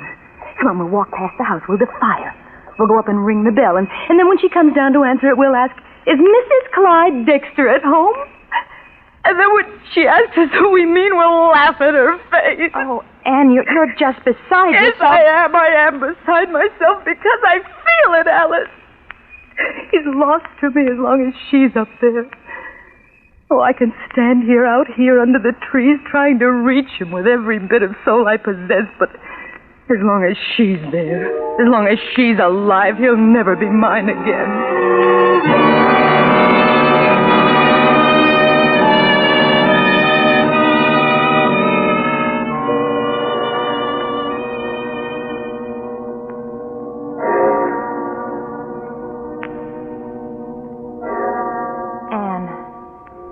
Anne, this is terrible. You've got to pull yourself together and get some rest. You've been sitting in that chair now for 3 hours. Please, don't talk. Just let me alone. You're working on that willpower thing still, aren't you, Anne? And it makes me awfully nervous. Be quiet. It's coming. Something's coming. Something's going to happen. I feel it all around me. I'm going to get a doctor if you don't stop. I feel it. I feel something. You're just as white as a sheet. You're shaking all over. I absolutely refuse to let this go on. Do you hear? Now, you get into bed. No. Let me take off your shoes. No, leave me alone. It's as though there were a big lump being moved off my heart. As though the ice inside me were going. As though I could cry at last. Oh, it's happened. Oh, thank you, God. Thank you. All right. I'll lie down now. I'll go to sleep. If you could sleep, you'd feel better. If you just relax. I've done it, Alice. You'll see. He'll be here in the morning. You lie down now. There he is. Didn't I tell you? There's Clyde now. Hello? Yes. Yes, this is room 351. Yes, this is Anne Brody speaking. Yes. It's Riverdale calling. Riverdale. Clyde? She didn't say. Oh. Hello? Yes? Yes, I'm Anne Brody. Why, yes, I'm a friend of Mr. Clyde Dexter. Who did you say this is, please? The police. The police? Oh, something hasn't happened to Mr. Dexter, has it? Oh. What? Yes. Yes, my friend and I were out to the house late this afternoon, around 6 o'clock. Well, yes, I did wear a white hat and a green dress, and she... Oh, but we took the subway, the White Plains Express, on the Interborough line from our hotel. We came back around 7. We just walked past the house 2 or 3 times, but... Well, what's the matter? Why are you asking me these questions? No, I haven't seen them. What? Give me the phone, Anne. Let me speak to them. You're in no condition to... Keep away. You know what they're saying, do you? That Clyde's mother has been murdered. What? Oh, no. No, I haven't. Yes? No. No, we didn't. We just came right home. We didn't even ring the bell. Is Mr. Destiger there with you? I see. Well, I'd like to speak to him, please, when he gets through. Will you ask him to call me? Yes. We'll stay here in the room. Oh, Anne. It was a hammer. At 8 o'clock tonight. She was struck from behind by an unknown assailant. Oh, how awful. Well, why did the police call us? What have we got to do with it? Clyde was home when we walked by the house. He saw us standing there. I'm going to tell him, Alice. I'm going to tell him the truth. Truth? What truth? There's always been that power inside me. I've known I had it, and sometimes it frightened me. Things have happened. I've been afraid sometimes to use it, afraid it would turn against me. And tonight it did turn against me. Anne, what do you mean? By an unknown assailant. Murdered by an unknown assailant. You know who that assailant was? It was me. Anne, are you crazy? You were up here in the room every minute. I was up here in the room, but I was wishing she were dead. I was willing him to come to me. I was trying to destroy the barrier. Surely you can't believe that, Anne. It was only a coincidence, a terrible coincidence. I was trying to bring him back, to touch his heart, but the power didn't touch his heart. His heart's like steel against me. It struck his heart and glanced off and struck her, dead. Anne, please, you're talking like a lunatic. But you don't understand. People like you can understand. People like you... But there's violence to will. To store it up takes years. To send it out of yourself is like sending a powerful hand with fingers. Will can't kill somebody, Anne. Not pure will. The body is one thing, the mind's another. Mrs. Dexter is physically dead. Her heart stopped beating. There was a blow. Somebody real, somebody human did that. She was struck from behind. She was alone in the house. They said the doors were locked. She had no enemies. It came out of nothing, and it went away again. Oh, I never dreamed. I didn't want it to happen that way, but it's getting beyond me. It's assuming forms and accomplishing ends I don't plan. It's turning against me, Alice. Turning against me. Do you think a police court will believe you? You'll only confuse the testimony. You'll only hurt Clyde. Oh, Will, you talk about the power of your will. Did you have any real power these last 2 days? Did it bring Clyde to this hotel? Did it make him love you or even call you up? Yes. Don't you touch him. I won't let you speak to him. Get away from that phone, Alice. Do you want to get us in trouble? Do you want us to go to jail and spend weeks in court? He'd put you there. He wouldn't care. Get away from that phone, Alice. I don't believe you, do you hear? I think you're mad. You're mad as a hatter. Get away from that phone. No! Anne, you'll ruin your life. You'll fall into suspicion, and people will always think you had something really to do with it. You'll end up in an asylum. The whole world will know he jilted you. What are you going to say to him? He must be half beside himself as it is. He'll never believe you. What? All right. Thank you, Alice. You see? It is there, isn't it? I made you do what I wanted. And I could make anyone. Hello? Hello, Clyde.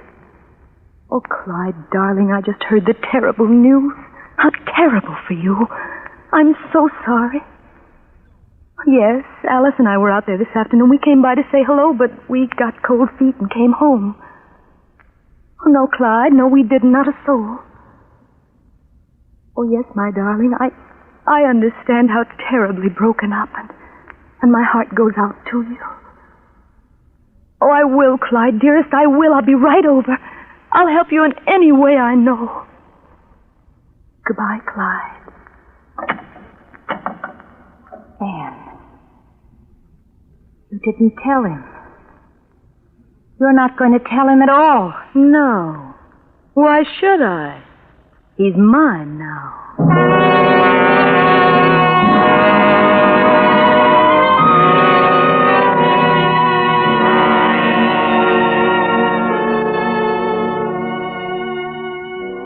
And so Anne Brody walked out of my life.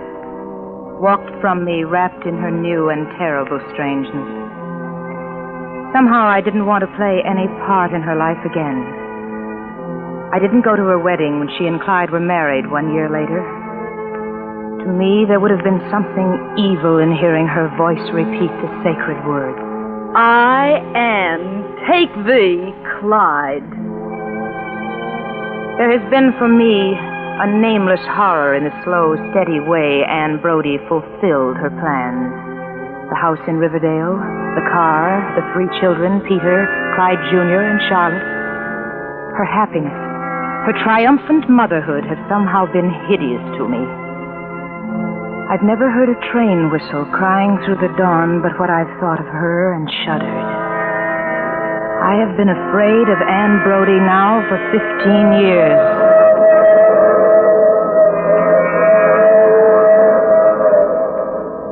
Today, I know I've been a fool.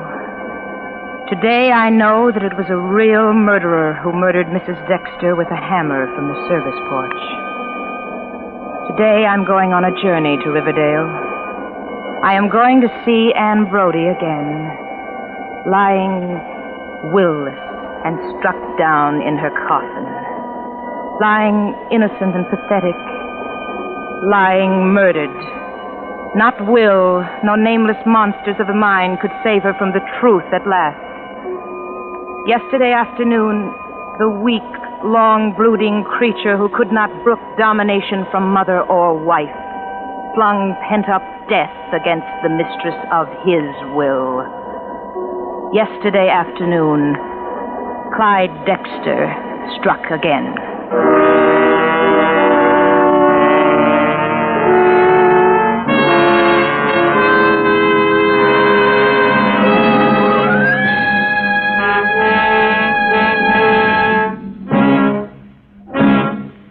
Suspense. Presented by Roma Wines, R-O-M-A, made in California for enjoyment throughout the world. This is Truman Bradley for Roma Wines with a tip on how to win praise and increase dining pleasure. Today, millions of clever homemakers are enjoying dinner table compliments by giving everyday dishes tempting new meal appeal. Here's the secret. A glass of red Roma California Burgundy at each place. Try it yourself. Serve robust Roma Burgundy with tomorrow night's piping hot savory pot roast, tender juicy steak, or baked fish. Roma Burgundy brings out tasty new flavorfulness from every morsel, wins grateful compliments for your cooking. And notice how the warm, glowing redness of Roma Burgundy adds richness and beauty to your table. Yet, the gracious custom of serving Roma, America's favorite wine, is as inexpensive as it is delightful. Enjoy exciting new dining pleasure tomorrow with delicious Roma Burgundy. Insist on Roma, R-O-M-A, Roma Wines, made in California for enjoyment throughout the world. This is Nancy Kelly. I'm sure you want to hear next Thursday's Suspense when Joseph Cotton will star as a famous New York criminal lawyer in one of the best-known suspense stories of our time, Ben Hecht's Crime Without Passion. Thank you. Nancy Kelly will soon be seen in the Paramount picture Follow That Woman. Next Thursday, same time, Roma Wines will bring you Joseph Cotton as star of Suspense, radio's outstanding theater of thrills. Produced by William Spear for the Roma Wine Company of Fresno, California. Next week, part of the country goes on daylight saving time. If your area remains on standard time, tune in Suspense 1 hour earlier. This is CBS, the Columbia Broadcasting System.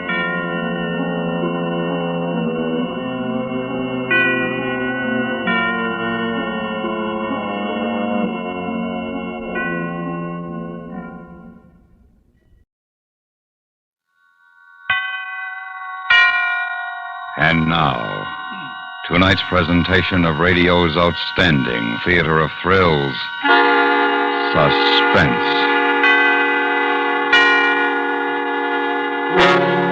Tonight, we bring you a story of death and 11 roses. We call it The 12th Rose. So now, starring Paula Winslow, here is tonight's suspense play, The 12th Rose.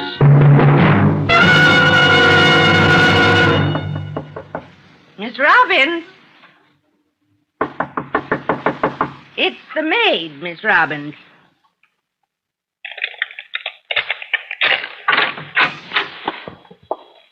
I got some clean towels for...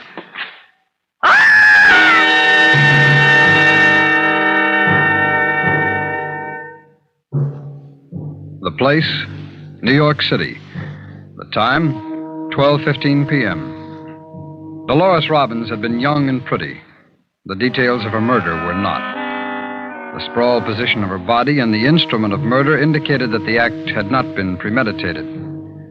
A dozen roses were in the apartment, 11 of them in a large vase near the body. Running around and up the length of each stem to give the blossom support was a single strand of green wire. The killer had circled the girl's neck with a long stem of the 12th rose and then twisted. And although the stem itself had broken, the wire had not. 55 minutes after the maid discovered the girl's body, 2 detectives from the homicide division began questioning her. Mrs. Williams, how often did you clean in here? Every day but Sunday. She wasn't due for service but twice a week, but she always gave me a little something extra. Then you were in here yesterday? Yes, sir. Yesterday afternoon. Were these roses here then? No, sir. You're sure? Yes, sir. Do you have any idea where they might have come from? No, sir. But no girl looking like she looked is going to have to buy them for herself. And what about the box or wrapping paper they came in? Do you know where it might be? Well, if Miss Robbins threw it in the trash before 8 this morning, it'd already be burned up. If she put it in after 8... She didn't.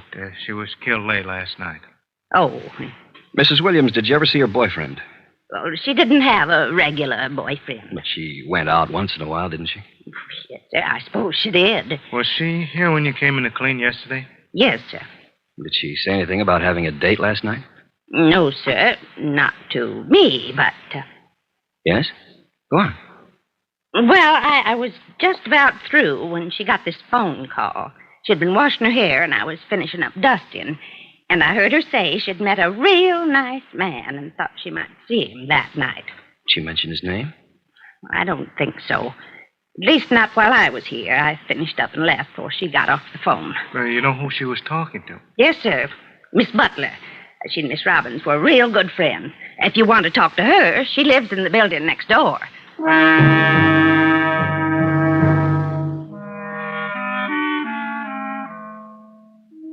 Mildred Butler confirmed the maid's statements. She remembered the telephone conversation that she had had with the Robbins girl. She remembered the victim telling her about a man she had met the night before. Miss Robbins had not said where or under what circumstances they had met, but she had indicated that she would see him later that evening. When asked if she'd been told the man's name, the Butler girl replied that she had. It was Carl Owens. The 2 detectives returned to the victim's apartment. Pete, you ever buy roses for your wife? 2 girls in high school? Are you kidding? You know anything about them? Sure. Some are red and some are yellow. When I was a kid, Pete, my folks had a greenhouse. They used to raise them. All kinds. These are just average. How can you tell? Well, look at the stems. They're wired to keep them from drooping. Now, a good rose, you don't have to wire the stems. They'll stand up straight for days. Well, what do you call these, you know? Yeah, happiness. What are you, a detective? You really think we got a chance of getting them, Lou? If we're lucky, and if Owens is his right name. Lab boys didn't find any good prints. We might not need them. Huh? We'll just locate every Carl Owens between 20 and 40 who works or lives here in this area. Some of them will be eliminated automatically. Those that aren't, we'll consider possible suspects. And then, Pete, if we're still lucky, we'll get someone to identify the killer. Yeah, but nobody saw him. Ah, you're wrong, Pete. Somebody did. Yeah? Who? The florist that sold him these roses. Suppose the florist doesn't remember. Well, the way the papers are going to play this one up, he'll remember. There's just one thing. Yeah? Suppose the killer is thinking like we are. How do you mean? Suppose the killer remembers the florist.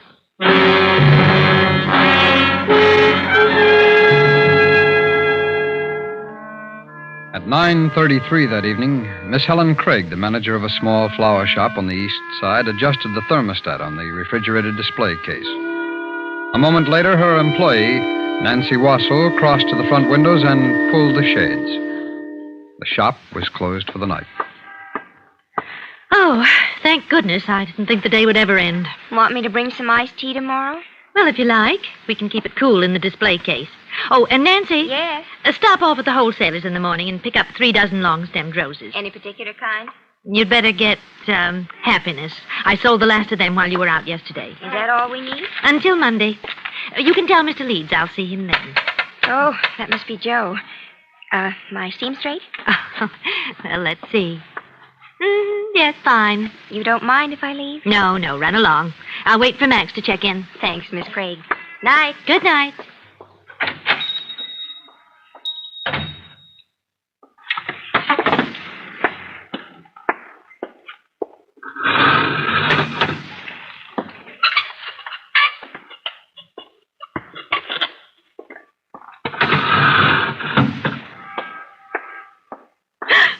Good evening. Oh, my. You gave me a fright. I didn't hear you come in. You had your head in that showcase. Why, aren't you the gentleman I waited on yesterday afternoon? That selected the roses? Oh, you do remember me then? Oh, yes. Yes, of course. I wasn't sure you would. Oh, well, it'd be hard to forget it. Yes? Go on. Well, you're tall and... Oh, please. Now you're embarrassing me. I'm sorry. I didn't mean to. You all alone here? Why, yes, I was just getting ready to leave. Why? Just curious. Were you going right home? Or was someone coming to meet you here? Well, really, Mr. Johnson. Bill Johnson, Miss Craig. Oh, you know my name? Well, how does that happen? It was printed on the receipt you gave me. Helen Craig, manager. You're too attractive to be a manager. Oh, please. No, really. I think you are. Now, Mr. Johnson, it's taken me a good many years to get used to this face. And now that I am, I resent anyone insulting my intelligence by trying to flatter me. Oh, you've got a temper, too. Well, I'm sorry. No, don't apologize. I like a woman to have a little fighting. Makes her much more interesting. Oh, and how often do you fight? Oh, dear. Excuse me. What is it? The delivery man. I have to let him in. Miss Craig. Yes? I suppose you know by now I didn't come here to buy flowers. Oh? I just stopped by to deliver a message from my mother. Your Yes. She wanted you to know how much she liked the roses.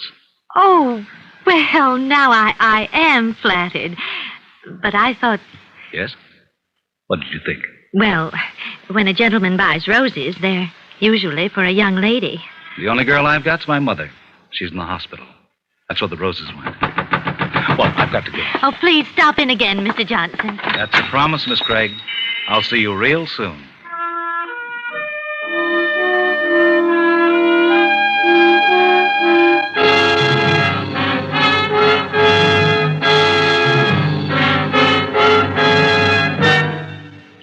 You are listening to The 12th Rose, tonight's presentation in radio's outstanding theater of thrills, Suspense.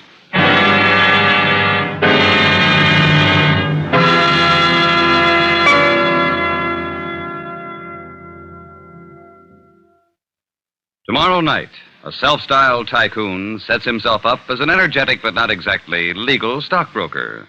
For a while, business booms. But once the FBI in peace and war get on his trail, the shady operator discovers that the bottom has fallen out of his market. Don't miss a thrill. Don't miss a moment of the next exciting episode of the FBI in peace and war over most of these same stations tomorrow night. And now we bring back to our Hollywood soundstage Miss Paula Winslow, starring in tonight's production, The 12th Rose, a tale well calculated to keep you in suspense.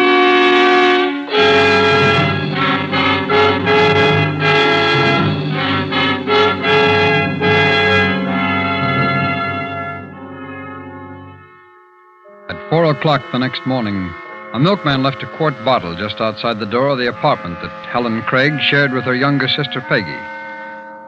3.5 hours later, Helen opened the door, letting Napoleon, their cat, into the kitchen. At the same time, she picked up the quart of milk. She didn't notice that someone had tampered with the protective cap on the bottle, not even when she poured some of the milk into a dish for the cat. There you are, nappy boy. Hi. Well, what got you up so early on a Saturday, Peg? I decided to go to the beach for the weekend. Oh? You didn't say anything about it last night. I hadn't made up my mind. Besides, I was asleep long before you got to bed. Well, sit down. I'll pour the coffee. How are you going? On the train. I've got to hurry. It leaves at 8:15. Now, Nappy, be quiet and drink your milk. Who are you going with, Peg? Betty Mills and another girl from the office. They've rented a cottage for their vacation. I'll be home late Sunday. Hey. Well, what's the matter? You. What have you done to yourself? Oh, well, nothing much. I just used a little rinse on my hair and sort of combed it over on the side. So that's what you were doing last night. It looks awful, doesn't it? Oh, no. Oh, I like it, Helen. Really. Who is he? Who do you mean? You know who I mean. The man you've met. The one that's fixing up bits for. What's his name? How'd you meet him? Well, his name is Johnson. He came into the shop for the first time day before yesterday to buy some roses. And then last night he came back to tell me how much his mother liked them. Oh, that's a likely story. When are you going to see him again? Well, I don't know for sure, but when he left last night, he said it would be soon. Oh, I hope. Napoleon, for heaven's... Oh, and something's wrong with him. What? Nappy! He's sick. Well, he was all right a minute ago. Well, he's not now. Look at him. Oh, get a blanket, Peg, and call a cab. I'll take him to the vet's.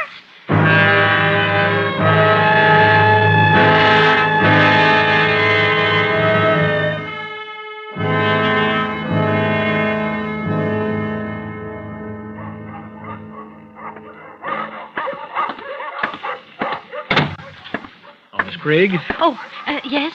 Thank you for waiting. I'm Dr. Michaels. Oh, yes, Doctor. How is Nap, my cat? Well, I'm afraid I have bad news for you, Miss Craig. She's dead. Oh, no. I'm sorry. You see, there was very little we could do. Oh, but what caused it? Well, now, we can't be sure without a laboratory examination, so well, what do you think it was? Poison, Miss Craig. I think someone may have poisoned him.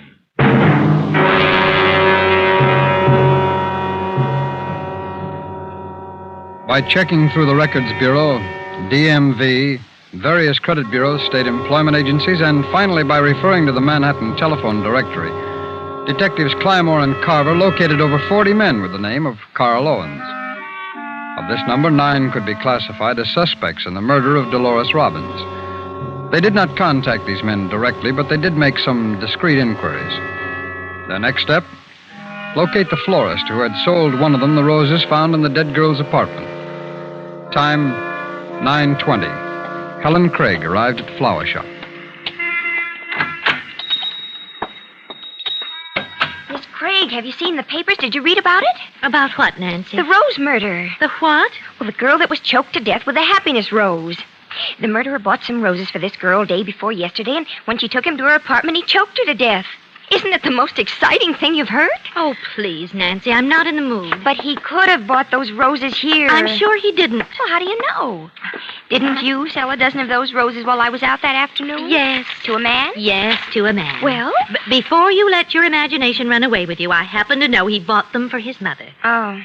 Has anyone called me this morning? Only Max. He'll be a few minutes late. Something wrong with the truck. Oh, and I got the roses. They're in the display case. Oh, thank you. I'll be out to wire them in a minute. The roses the murderer bought were wired. Does everyone wire the stems the same way? Nancy, please.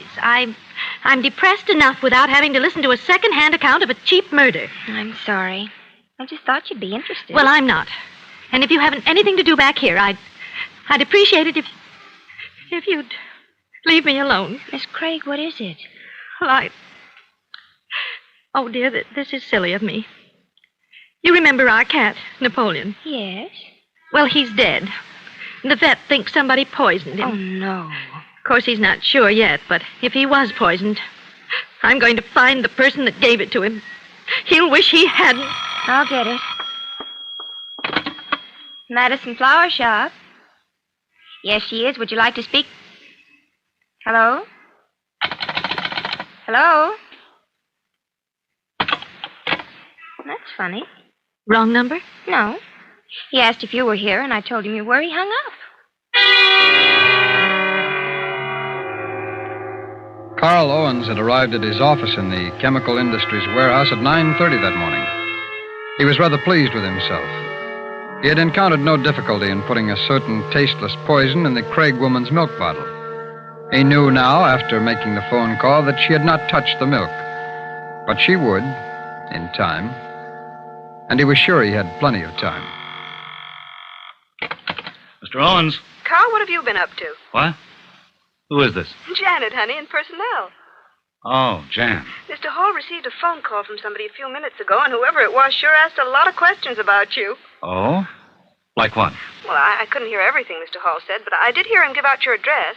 My address? Mm-hmm. What'd you do, honey? Apply for credit somewhere? Carl? Oh, yeah, I was going to get something on time, but I've changed my mind.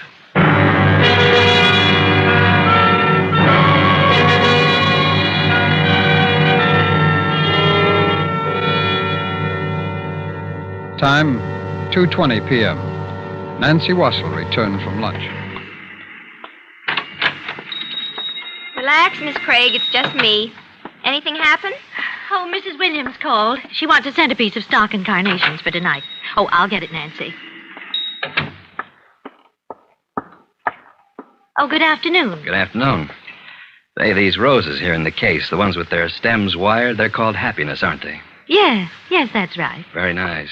And these here are marguerites, huh? I haven't seen any of those in several years. Well, would you care to... No, I'm here on business. My name's Carver, police. Here's my identification. Oh, yes, Lieutenant. Is there anyone else working here who sells the flowers? Only my assistant, Miss Wassell. Would you call her, please? Why, surely. Oh, Nancy, would you come out here, please? Coming. This won't take very long, miss. Just a couple of questions. Nancy, this is Lieutenant Carver from the police. Good afternoon. Oh, I'll bet you hear about that murder. Yes, that's right. I read about it in the papers. She's done a good job of filling me in on the gory details, Lieutenant. Good. That saves us both time. Now, do either of you remember selling a dozen of the happiness roses to a man day before yesterday, probably in the afternoon? I didn't sell any that day, but Miss Craig did. Oh? Do you have a record of that transaction, Miss Craig? Well, I know it was cash. Could you identify the man if necessary? Yes, but I know he isn't the one you're looking for. Oh, what makes you so certain? Is he a regular customer? Well, no, he's not. Well, does he have an account here? No. Do you happen to know his address? Well, no, but those roses were for his mother. She's in the hospital. I see. You had them delivered, I suppose? No, Mr. Johnson took them himself. Johnson? Yes, that's his name, Bill Johnson. Well, that ends that. For a minute there, I thought we had something. Now, no one else bought any that afternoon. No. Now, be very sure. Your life may depend on it. Why do you say that, Lieutenant?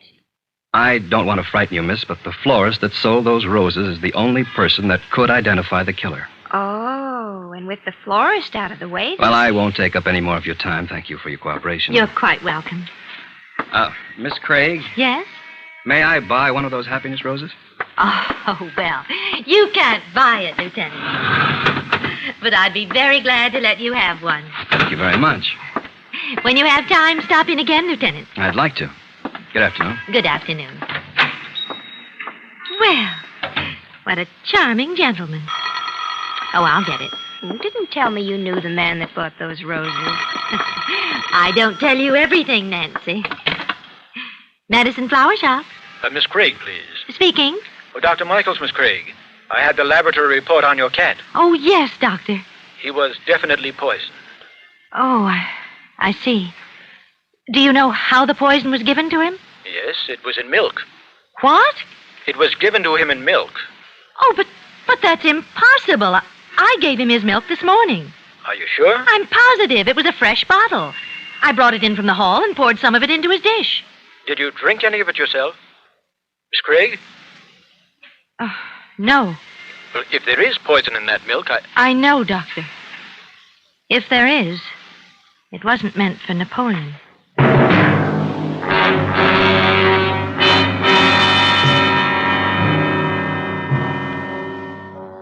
Time, 6 p.m.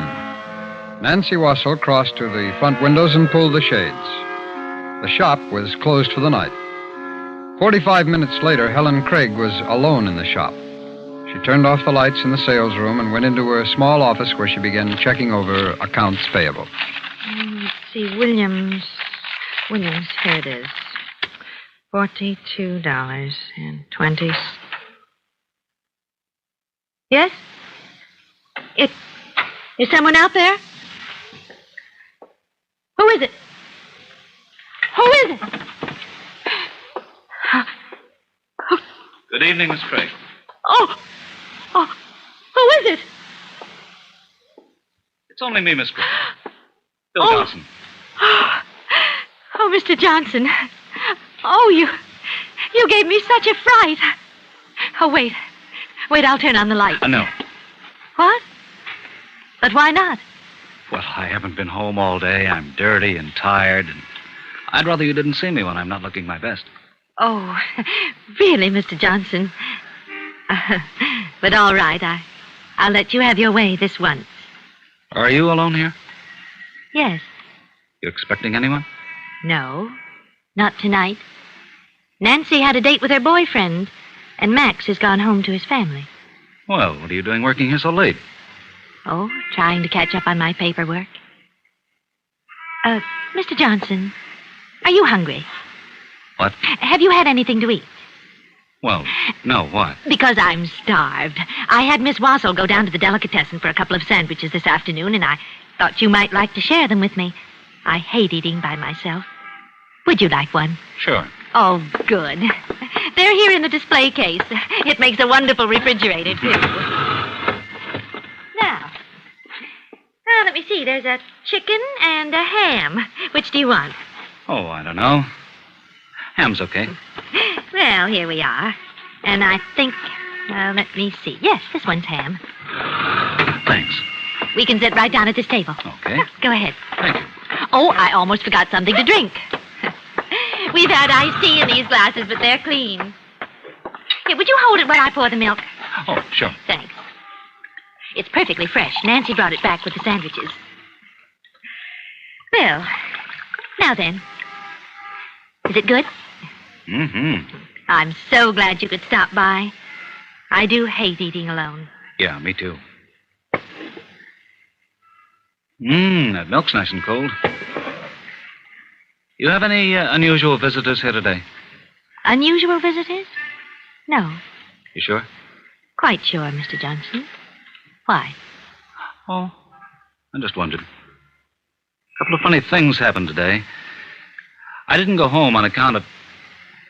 Well, what's the matter, Mr. Johnson? I thought you were hungry. Why, I am. You're not eating. Oh, I will. It's just that, well, it isn't often that I get to eat with a gentleman. I enjoy watching you. You lead a pretty dull life here, don't you? Oh, I suppose, by some standards. Seems to me you really don't have much to live for. Well, I wouldn't go so far as to say that. Oh. Mr. Johnson, are you all right? Yeah. Just a little cramp. Well, you're probably eating too fast. You see, a person goes a while without eating, and then they gulp their food down. It isn't good for you. It isn't from... Oh, you poor man. Here, take another swallow of milk. I can't. Mr. Johnson, what is it? I don't know. Don't you? Well, I do. What? I lied to you. The milk is fresh, but it didn't come from the delicatessen. What are you talking about? It came from my apartment. It was the milk that was delivered this morning. No.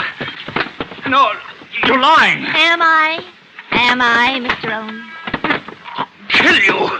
I'll kill you.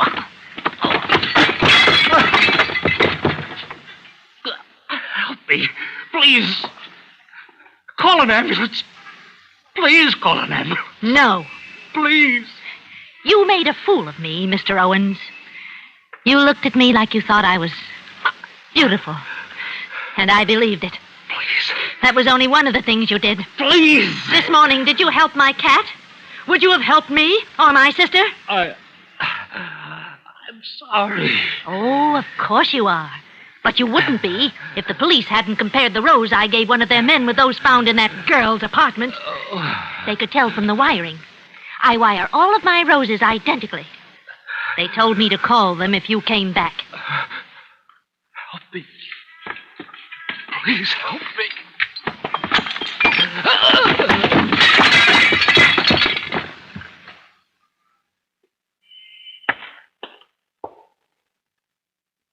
Mr. Owens? Mr. Owens?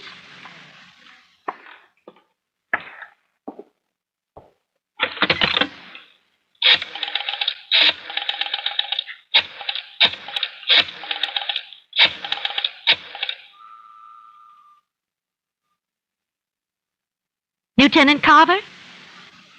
Lieutenant, this is Miss Craig at the flower shop.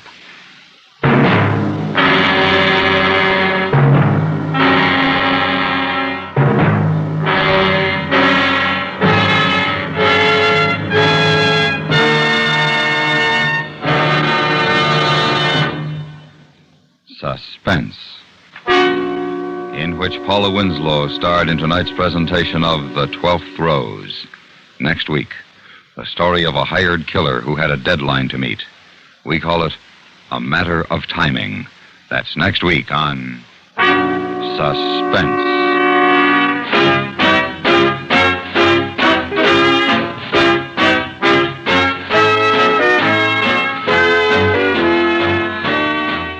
Suspense is produced and directed in Hollywood by Anthony Ellis.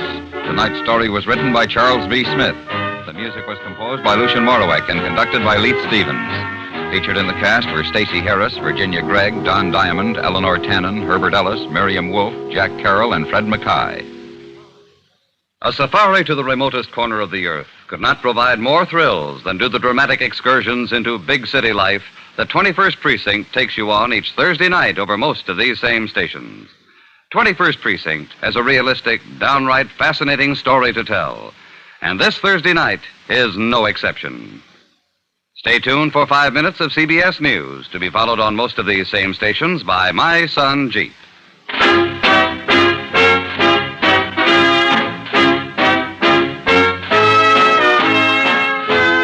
America listens most to the CBS Radio Network.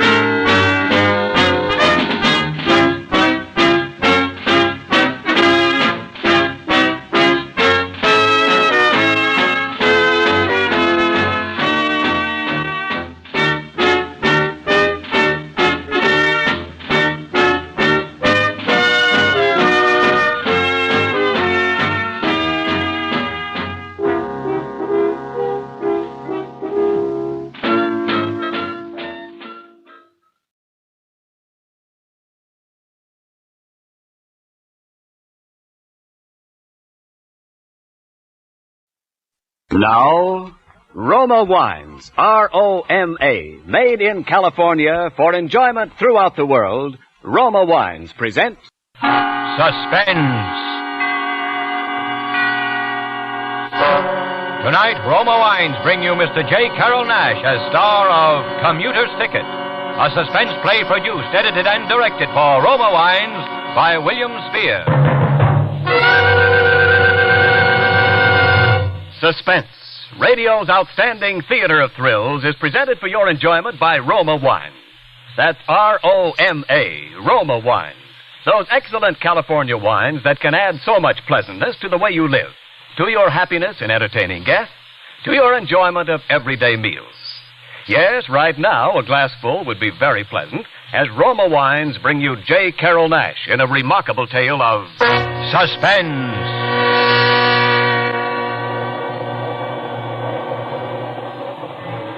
Ever ride a commuting train? If you have, you probably don't think anything of it. Not if you're one of the regulars. Commuters are just people coming from one place and on their way to going someplace else. What happens in between doesn't mean a thing. They don't remember it afterwards. They don't see the scenery. They look right at faces beside them and don't see them. I know. I used to ride the 8:15 into the city to work every morning and the 5:45 home in the evenings. Yeah, I used to ride the train.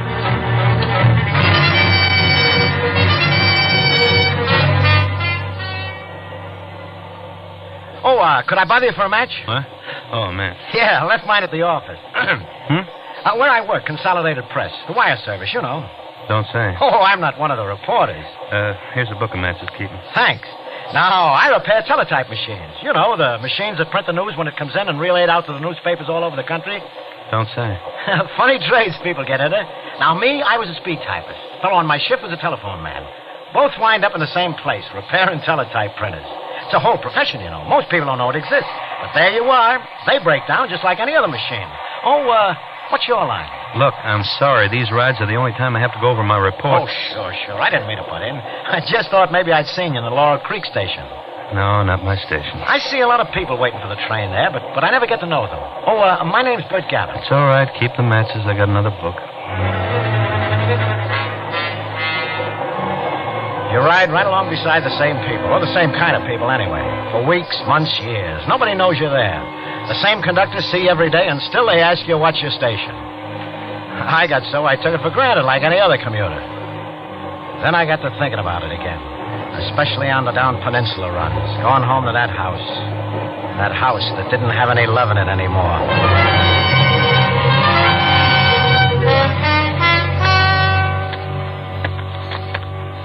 I said I lived in Laurel Creek. Well, that was my station. Only where I lived was on the wrong side of the tracks. The house was so close to the tracks we couldn't have a backyard for the rails. Every time a train would go by, it'd shake the whole house. The walls would shake, the windows would rattle, the ground would shake under the foundations. It was like living on the edge of a volcano. As I walked into the house that night, the Bayside Limited was just coming through. Alva! Hey, Alva! Who is it? That you, Bert?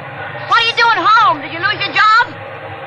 Wait till it gets past. I can't hear you. What? What's that you say? Oh, I said shut up.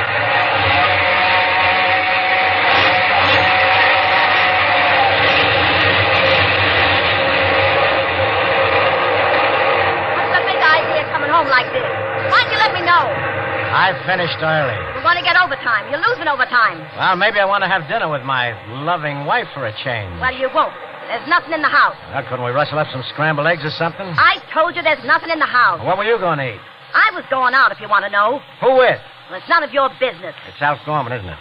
You've been seeing him again, haven't you? Well, what if I have? I don't want you to see him. You're my wife. Pity you didn't think of that when you moved me out here to the sticks. Well, your boyfriends don't seem to have any trouble locating you. You rented a house on the railroad tracks deliberately, just to punish me. Well, you don't have to stay in it. No, I don't, but you do.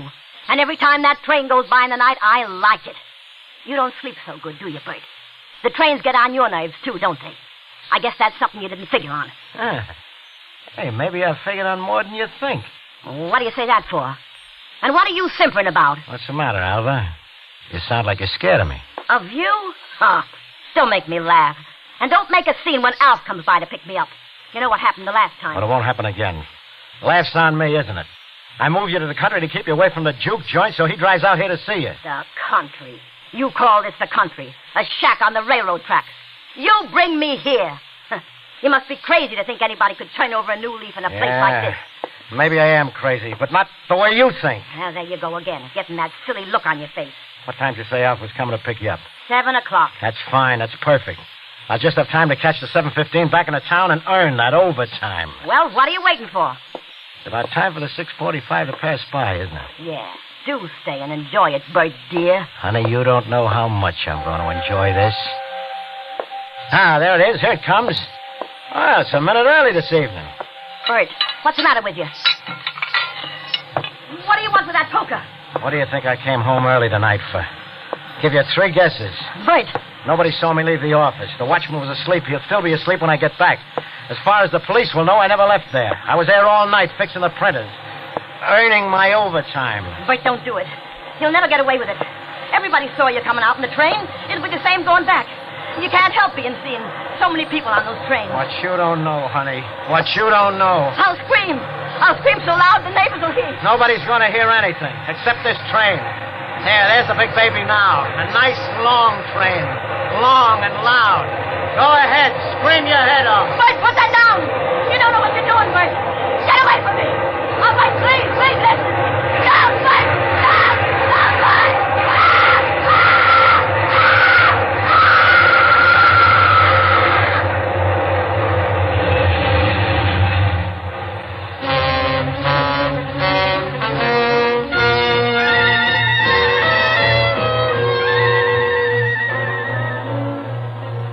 For Suspense, Roma Wines are bringing you J. Carroll Nash in Commuter's Ticket, a radio play by Roy Grandy and Robert Tallman. Roma Wines' presentation tonight in radio's outstanding theater of thrills, Suspense.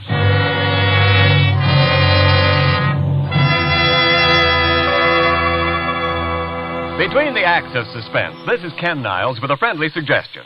If the heat has you worn to a frazzle, soothe that ruffled disposition and those hot weather nerves. Take it easy. Cool off with the refreshing Roma Wine and Soda Ice. Yes, Roma Wine and Soda, America's smartest, coolest summer refresher. For there's nothing so cool to come home to as the thirst-quenching refreshment of Roma Wine and Soda. Long a summer favorite here in Hollywood, Roma Wine and Soda is now enjoyed by millions everywhere for cooling comfort and taste-tempting luxury. To prepare, just half-fill tall glasses with Roma California Sauterne or Burgundy or any other Roma wine type you prefer. Then simply add ice and sparkling water. That's all there is to it. Your Roma Wine and Soda is ready to enjoy. So good and cool. And remember, Roma wine is selected for you from the world's greatest wine reserves. That's why a refresher made with Roma is better tasting every time. So for luxurious, low-cost refreshment, insist on Roma. R-O-M-A. Roma wine. Enjoyed by more Americans than any other wine. And now, Roma Wines bring back to our Hollywood soundstage J. Carroll Nash as Bert Gavin in Commuter's Ticket, a tale well calculated to keep you in suspense.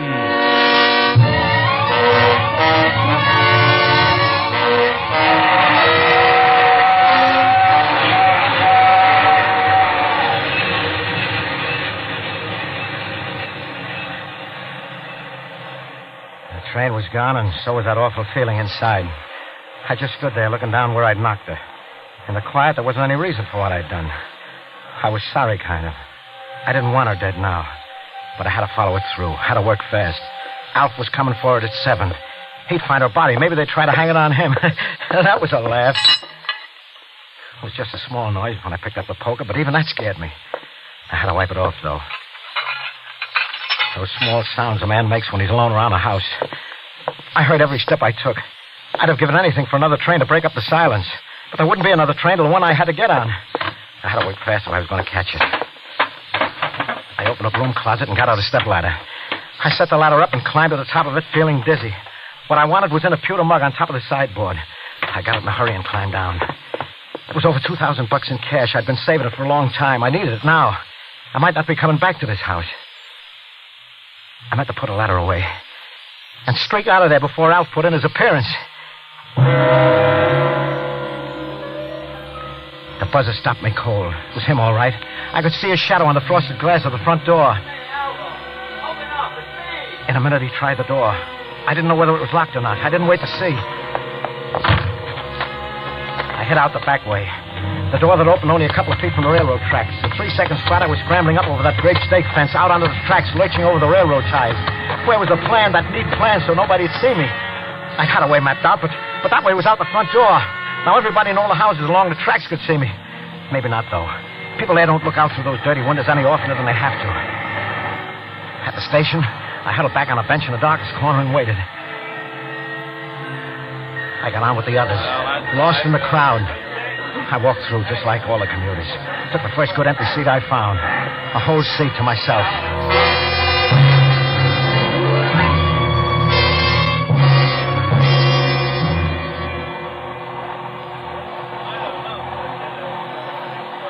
Mind if I sit here? What? Oh, no.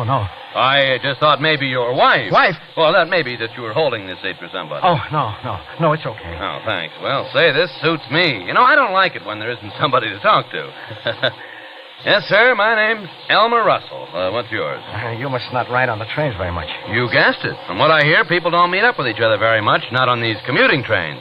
I only use them since I'm working nights. I used to drive in. What was your name now? Hey, what'd you do to your hand? My hand, what? Well, you must have cut yourself. Look, it's all covered. Oh, yeah.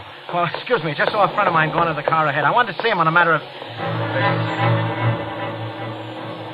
I rushed on out of the car, my heart pounding. I went in and washed my hands. Out of all the passengers on that train, I had to get beside somebody who didn't have the commuter's habit. And blood on my hands. Well, what was the difference? Nobody ever questioned him about me. The train lurched as I started down the aisle of the next smoker. Hey, watch it. What's the big idea? Sorry. Train give a lurch. Sorry. Well, you don't have to cry about it. Just watch it. Yeah. Hey, wait. What? Help me pick up these dominoes. Oh, go on. Chase yourself. Hey, come back here. What's the big idea? Gee, I should have helped him pick them up. He'd remember that my being rude. Maybe not, though. Commuters are used to rudeness. I hurried on to the next car. I shut the door behind me and leaned back against it, feeling weak and dizzy.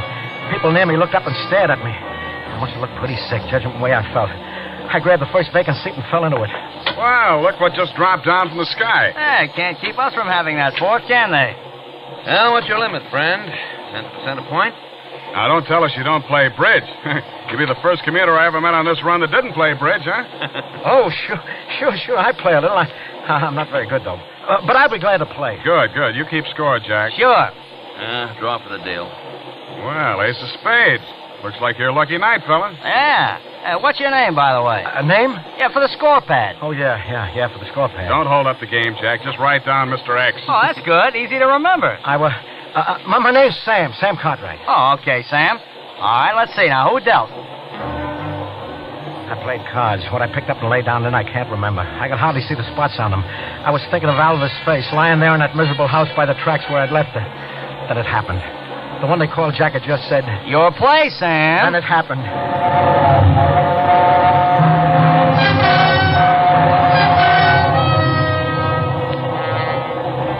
It was only the train going through the tunnel, but it brought it all back. A scream and the train roaring by, the whole house shaking.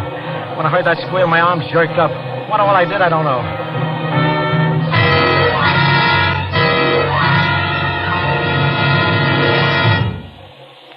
Well, what's the matter, Sam? Oh, nothing. Well, play. We won't finish your rubber at this rate. Play, yeah.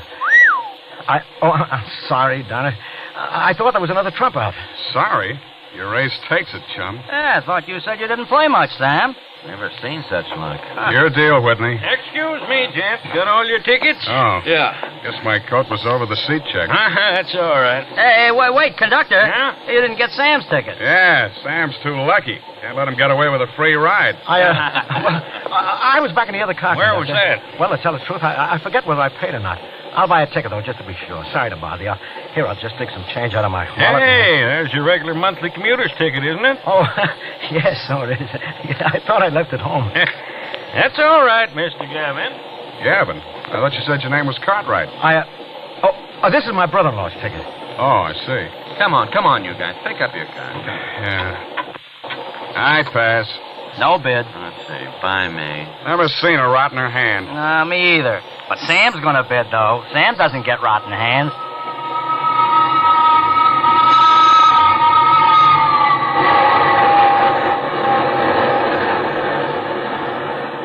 Sam. How about it? Oh, no. No. Hey, what's the matter with you anyway? You look sick. What's the matter with you? Oh, I'm all right. Leave me alone, will you? Well, if you're gonna bid, go on and bid. All right. Just wait till the train gets by. The noise, I can't concentrate. It wasn't a passing train, not this time. It was the cards in my hand. I saw them all at once. It was a hand Culbertson might have written a book about. It was more than just a grand slam. I had every face card in the deck, but I wasn't going to be noticed on that train. I didn't even want to be remembered, no. And here I had a 7-note trump hand.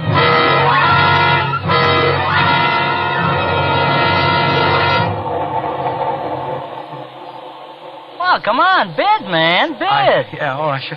I guess we better have a redeal. Where are the good cards? Somebody's got to have them. Say, the train's getting crowded. Sure is, mister. Oh, I'm sorry, madam. Here, please, take my seat. Well, thank you, dearie. What's the idea? Cards all over the place. Hey, where you going? Sorry, next is my station. So long.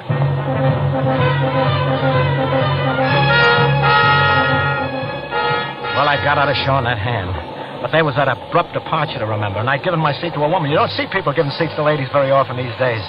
And the next car, I stopped on the aisle and stood wedged in tight by the crowd. I was shaking, so it must have attracted attention. Then a conductor came through. Ticket. Didn't get your ticket. Oh, you punched my ticket. It was in the other car. I was playing cards, remember? Remember? Let me think now. No, it's all right. Here. I have my commuter's ticket. You can punch it again. Oh, here, it must be in my other pocket. Gee, where'd I put it? I couldn't have lost it. Well, never mind this time. But after this, take your seat check along when you move from car to car. Makes a lot of trouble for us when you don't. Then you do remember? Well, never mind about that. Tell me, do you remember punching my ticket? Do you remember me?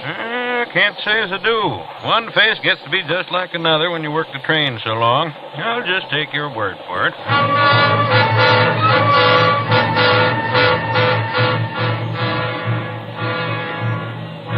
I breathed easier from then on. If that conductor didn't take any notice of me, then nobody would. Once I stopped jittering, people stopped staring at me, or maybe I just imagined they were staring at me. Nobody watching for me at the station in San Francisco. I lost myself in the crowd and was back at the building where I worked before 8 o'clock. The watchman was asleep the way I'd figured he'd be, the way I'd planned it. I'd gone into the locker room before I left there and put a slug of sleeping medicine into his coffee thermos that'd have put a horse to sleep.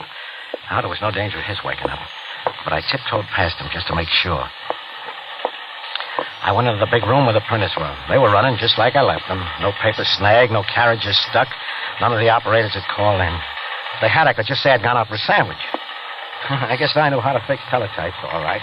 To keep them running or to stop them running.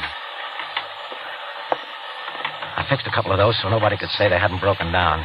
Of course, the papers had kicked plenty about losing all that news. My office had kicked plenty, yeah. Kicked me right into the proof of where I'd been all night.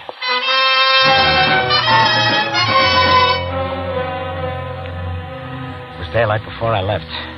On the way out, I tripped over the night watchman. I wanted him to see me leave, but he didn't stir. I shook him a couple of times, but he didn't wake up. So I stamped my card myself and went on my way. He'd give the right testimony in any case. He wouldn't dare admit he'd been asleep on the job. Well, I bought a newspaper and started for the depot, feeling pretty good. Wasn't anything in the paper about what I'd done to Alva. I was sure there wouldn't be. I had one eye on the city news ticker all night. Maybe Alf didn't go in. Maybe they hadn't found her body yet. That's what I kept telling myself, yeah. Yeah, that's what I kept telling myself. Mr. Gavin? Yeah, I'm Bert Gavin. My name's Daniels. Detective Inspector Daniels. I'd like to ask you a few questions. Why, certainly, Inspector. What is it? Well, first, I think you'd better give an account of your movements last evening and last night. Oh, well, that's easy enough. I spent the whole night at Consolidated News where I work. A couple of machines broke down, and I had to stay there and repair them. Fixing the teletype printers, that's my job. Yeah, I know. You're under arrest, Mr. Gavin, on suspicion of murder. Oh, now, wait a minute. You're making a big mistake, Inspector. I don't know what happened here, but I've been there the whole night, and I can prove it. I've got my time card and the night watchman as a witness. Well, you picked a mighty poor witness, Mr. Gavin. Oh, what do you mean? That night watchman's dead, and you know it because you killed him, didn't you, Gavin? Oh, now, listen. I don't get it. I told you the truth. He was alive at 6 o'clock this morning. He stamped my time card. I think we'd better go somewhere private where we can take down your statement. Okay, but... Listen, Inspector, you're on the wrong track. Honestly, why did I take such pains to prove I was there last night if I was the guilty party? Well, I suppose you figured there's no use lying about what we can prove. Your story had to check with your wives. My wife's? Yeah. Oh, we had a little trouble locating her, but she gave us a statement. Where'd you locate her? In the hospital. She had a bad accident, fell off a stepladder and cracked her head on an andiron. Oh. Is she all right? Oh, sure. Luckily, a friend dropped in just after it happened, and they got her to the hospital in time. Well, listen, you've got to take me there. I've got to see her right away. Yeah, sure. After we get your statement and the money. What money? Why, the money you killed the watchman for, a little over $2,000, wasn't it? See, the way we got it figured, you put sleeping stuff in his coffee and then went after the safe. He came to and surprised you, so you let him have it with a wrench. Being dopey and an old guy, it was just too much for his heart. We got you cold, Gavin. Your prints are all over that wrench. Nice, fresh prints. Oh, listen, you got me all wrong. What time did it happen? Oh, around 7:30, the doctor figures. Then I can prove I didn't do it. I was home at 7:15, and I took the 7:15 back to town. My wife will tell you that. Will she? The way she told it to us, you weren't home at any time, and if I'm any judge of people, she'll stick to that story. But I can prove I was on that train. I talked to people. I lost my commuter's ticket. The conductor will remember me. Yeah? Most of those people will be on the train again tonight. They'll remember. I had a 7-0 trump hand at bridge. Oh, they'll remember.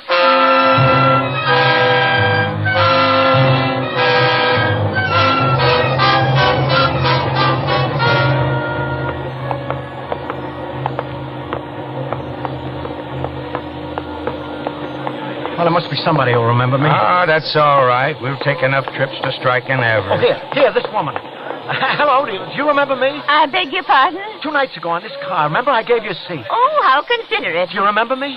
Let me think, dearie. Try to place this face, lady. No, I really couldn't, dearie, but I just wish somebody'd give me a seat now.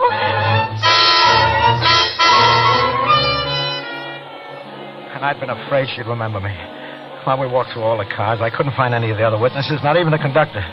But Daniels was understanding. He let me try the 7:15 with him the next night.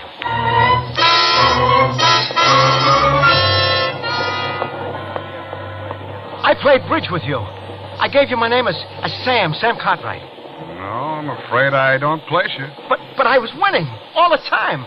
I even had a 7-0 trump hand. Oh, I haven't seen any hands like that in years. You must have mistaken us for somebody else.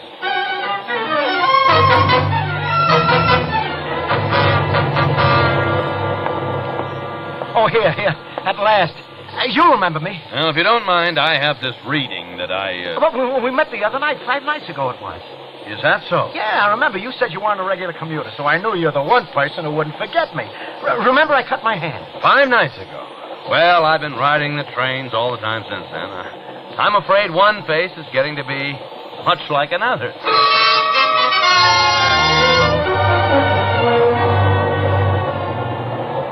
Well, that does it, Gavin. Come clean now. But I did take the 7:15 that night. I'm telling the truth.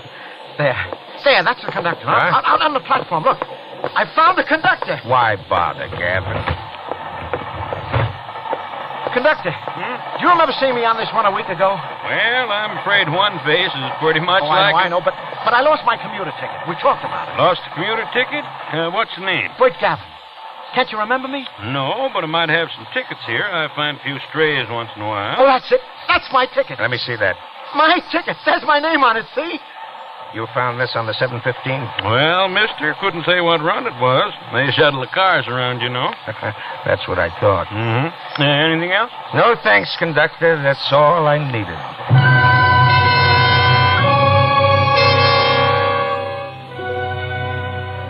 They had me cold. For a murder I didn't commit. That was the funny part of it. Daniels was the right guy, though. He gave me one last chance to establish my alibi. At the hospital, Alva refused to see me, but Daniels agreed to see her himself and question her about my story, that I was home at the time of the murder. I waited in the corridor outside Alva's room. He was in there almost an hour.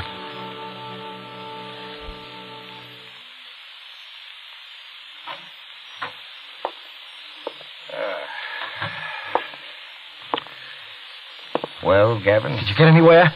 Did she tell you anything? Yeah. Yeah, she told me plenty. She told you I was home? I couldn't have murdered the watchman? She signed a detailed statement to that effect. Then my alibi's good. Oh, sure, I couldn't have killed the watchman. Oh, your alibi for the watchman will stick all right, Gavin. But, I'm afraid we'll still have to hold you for murder. You see, Your wife just made a news statement telling us what actually happened when you came home. Well, yeah, sure. We had a quarrel. I'm sorry.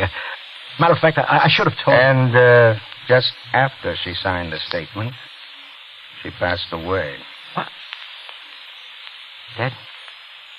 She's dead? Are you sure? Oh, there's no doubt about it, Gavin. Well, it's getting late. I gotta check in. You ready to go? Yeah. You think they'll give me an inside cell? I can get you one if you want it. Thanks a lot. I'd like that. Nice and quiet. Away from the train.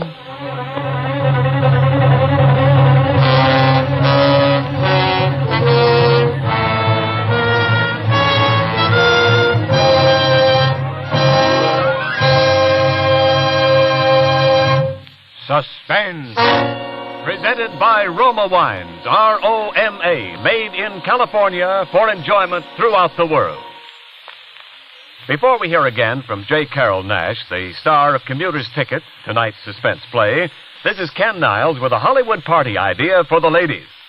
When it's your turn to entertain these hot, sultry afternoons, treat your guests to the thirst-quenching refreshment of Roma Wine Lemonade. So light, so right, so easy to serve. Roma Wine Lemonade, first acclaimed by smart Hollywood hostesses, is now popular with women everywhere. The thirst choice among cold, tall refreshers. And Roma Wine Lemonade is so simple to prepare. Just place ice and the juice of half a lemon in a tall glass, pour 3/4 full with Roma California Burgundy or any other Roma wine type you prefer, add water and sweeten to taste. Quick as a wink, Roma Wine Lemonade is ready with cold, satisfying, low-cost refreshment for all. And because Roma wine is selected for you from the world's greatest wine reserves, refreshers made with Roma are better tasting naturally. So insist on Roma, R-O-M-A, Roma wines, largest selling wine in all history. This is J. Carroll Nash. Mr. Spear has been telling me about next Thursday's suspense show, and I must say he has whetted my appetite for it tremendously. It'll present an all-star cast of Hollywood's finest radio actors, headed by Wally Mayer, in a play which, according to Mr. Spear, contains some of the most powerful ingredients of distilled suspense that he has encountered since the now internationally famous Sorry, Wrong Number. It concerns the converging of death upon a helpless man and the unknowing conspiracy of people all over the city whom he has never even met to bury him alive. So let's all be sure and listen. Thank you. J. Carroll Nash appeared through courtesy of Metro-Goldwyn-Mayer, producers of the Technicolor musical Holiday in Mexico. Next Thursday, same time, Roma Wines will bring you Wally Mayer and an all-star cast of Hollywood's finest radio actors in Suspense, radio's outstanding theater of thrills. Produced by William Spear for the Roma Wine Company of Fresno, California.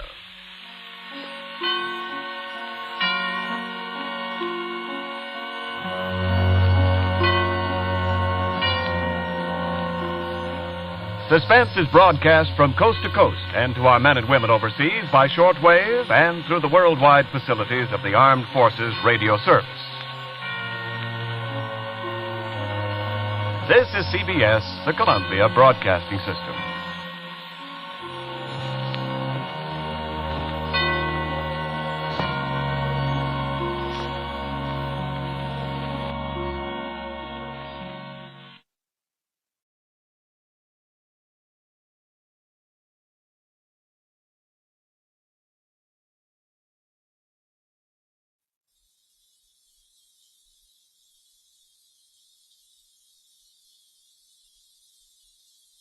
Now, Roma Wines present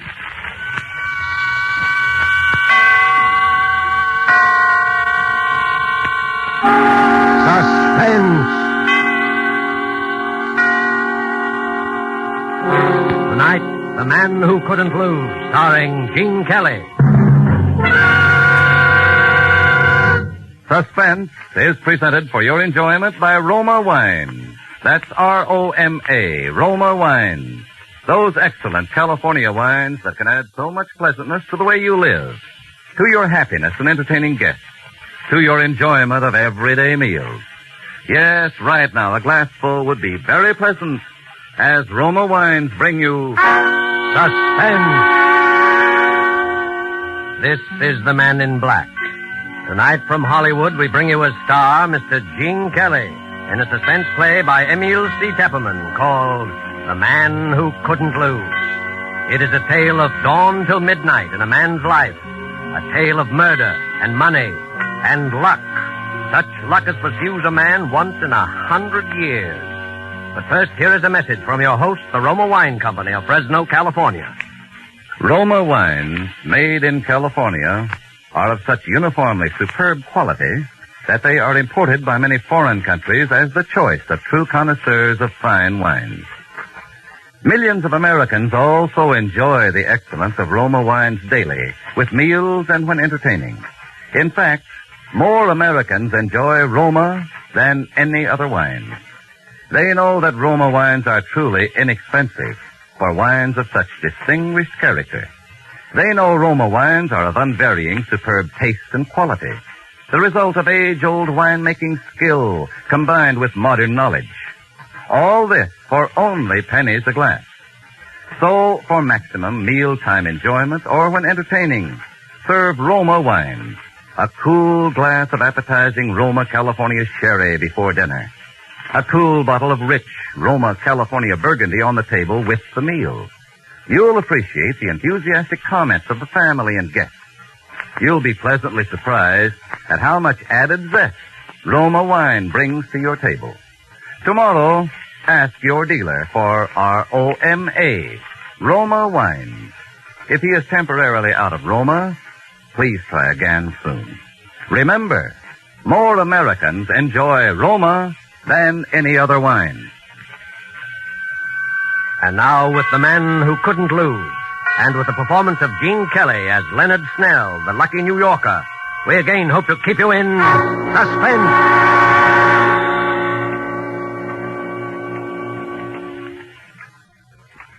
You feeling all right now? Sure, I feel swell. You better not talk any more, though. Oh, why not? I got nothing to worry about. That's what I'm telling you. Something's happened to me. I'm not scared. Just like old man Martley said, it doesn't happen often, but when it does, well, it's happened to me. Something's happened to me that doesn't happen once in 100 years. And it all happened in one day. Yeah, it began this morning.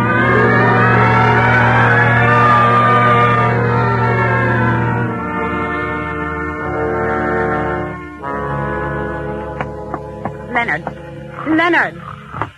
Don't try to kid me. You're not asleep.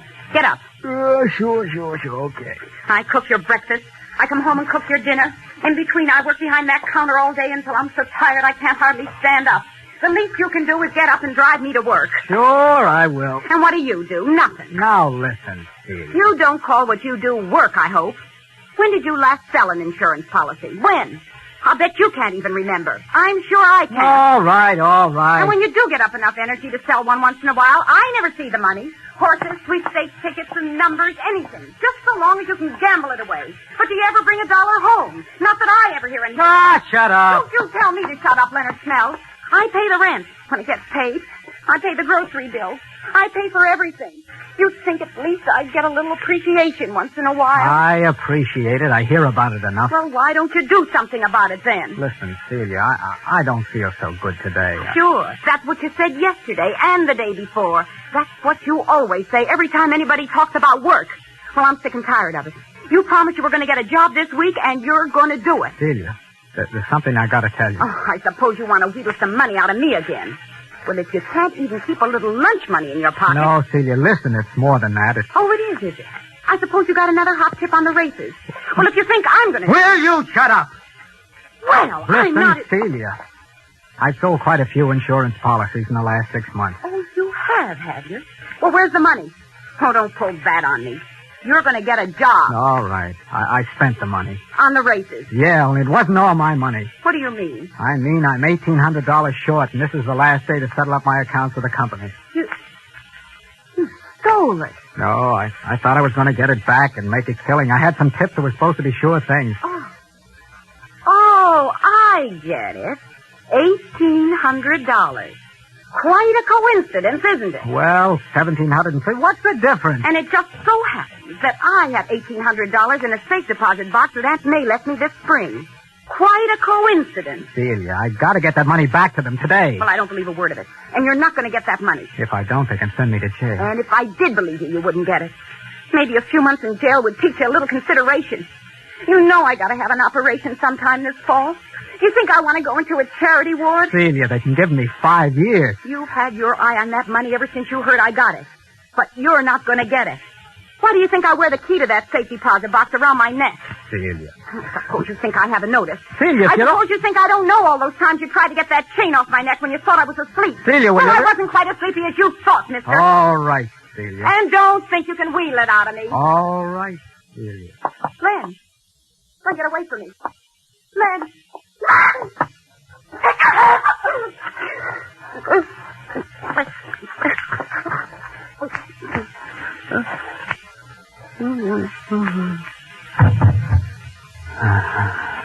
I knew I'd have to do that to you someday.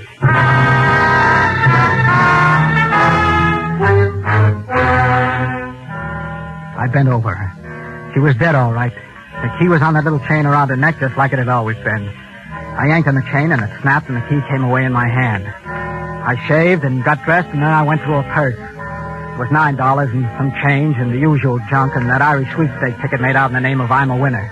I put the money in my pocket and the ticket in my wallet. I was all set to go now, except for writing the letter.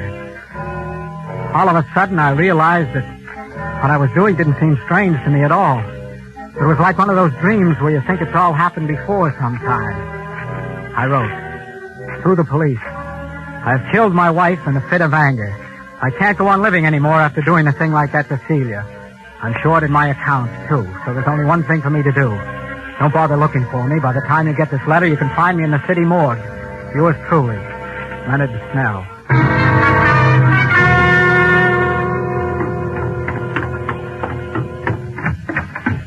Leonard!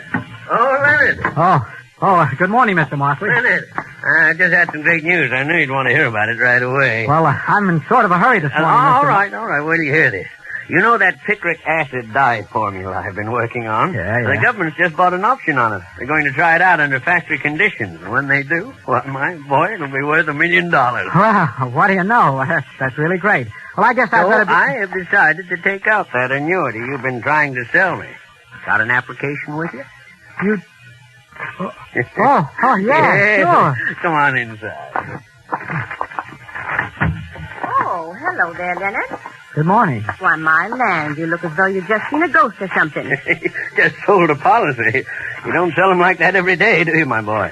What's that first premium? About $3,400, isn't it? Yeah. Well, there's a nice commission in that, Leonard? About $1,800, isn't it? Yeah? Yeah. 18. Well, Leonard certainly deserves it. Oh, yeah. He works very hard. I see him coming home every evening with that briefcase and all those papers under his arm. Most of those papers are the racing forms, aren't they, Leonard? Well, Yes, well, sit down, my boy.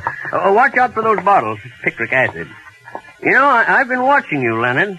You've had a hard time, but you're a gambler. You believe a lot in luck. Well, now, I've got a theory about luck. Yeah. Now, when were you born? March 1st, 1878. Yes, sir, luck is something that can come in big doses sometimes, almost as though fate had planned it out ahead of time. Uh-huh. Who's the beneficiary? Oh, my wife, of course.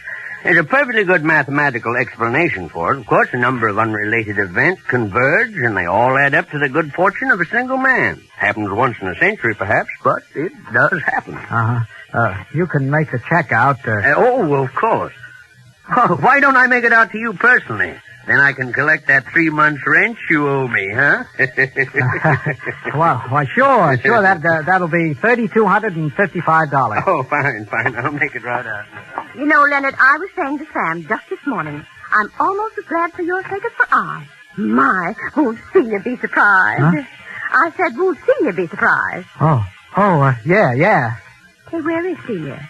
She usually leaves for work long before this.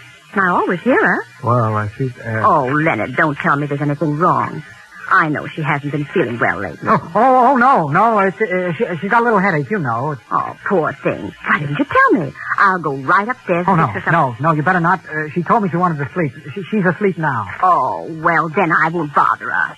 Well, my boy, here's your check. Thanks. Now, don't play that on the races. Don't worry. But you keep playing your luck just the same. Now, luck is a funny thing. You've had a lucky start today.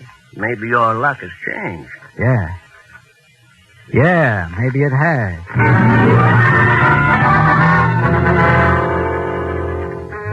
Why couldn't he have signed it yesterday?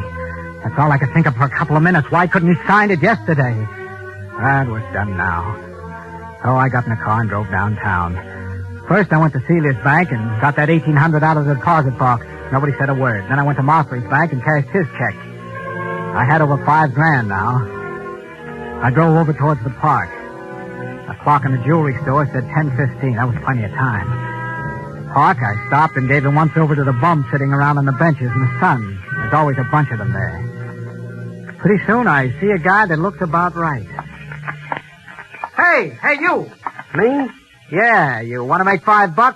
You mean a job? Oh, you won't have to strain yourself. I just hurt my wrist. I can't drive. I got to go uptown to meet a guy. Want to drive me? Oh, okay. You got a license? Yeah, I got a license. Let's see it. Okay. Here. Floyd Eustace. Omaha, Nebraska. You're kind of a long ways from home, aren't you? Yeah. But it's okay to drive within this state if you got a licensed driver with you. Okay, Floyd Eustace. You'll do.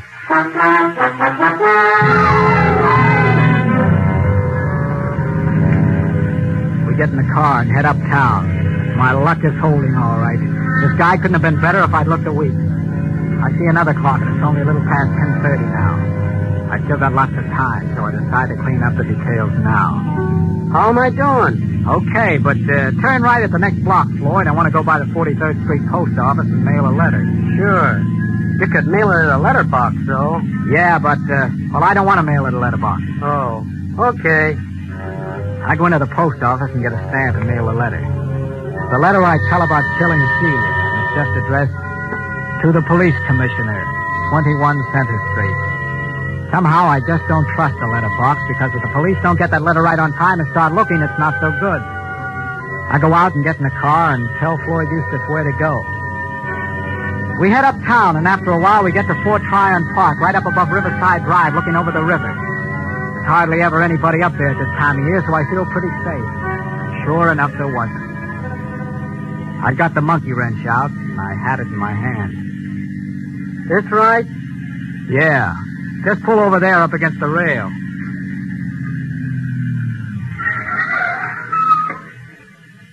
Gee, I never been up here.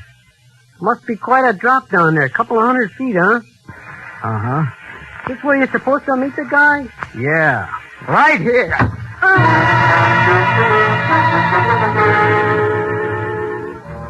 I dragged him into the back seat and took off all his clothes, and then all mine. I changed clothes with him right down to the underwear and socks. I put all my papers in his pocket. My license, old man Mosley's application, my wallet, the works. Then I dragged him up front again behind the wheel. Then there was something else I had to do that I didn't like much either, but I couldn't take any chances. I held his head back against the seat and raised the monkey wrench again. I hit him in the face.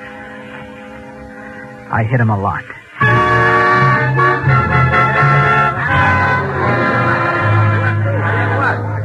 Stand back now, stand back. I tell you, officer, it didn't land more than 3 feet from me. Not more than 3 feet. What happened? This car just rolled off the Palisades up there somehow and landed smack in the middle of the street. Gee, look at his face. He must have gone right through the windshield. Poor fella.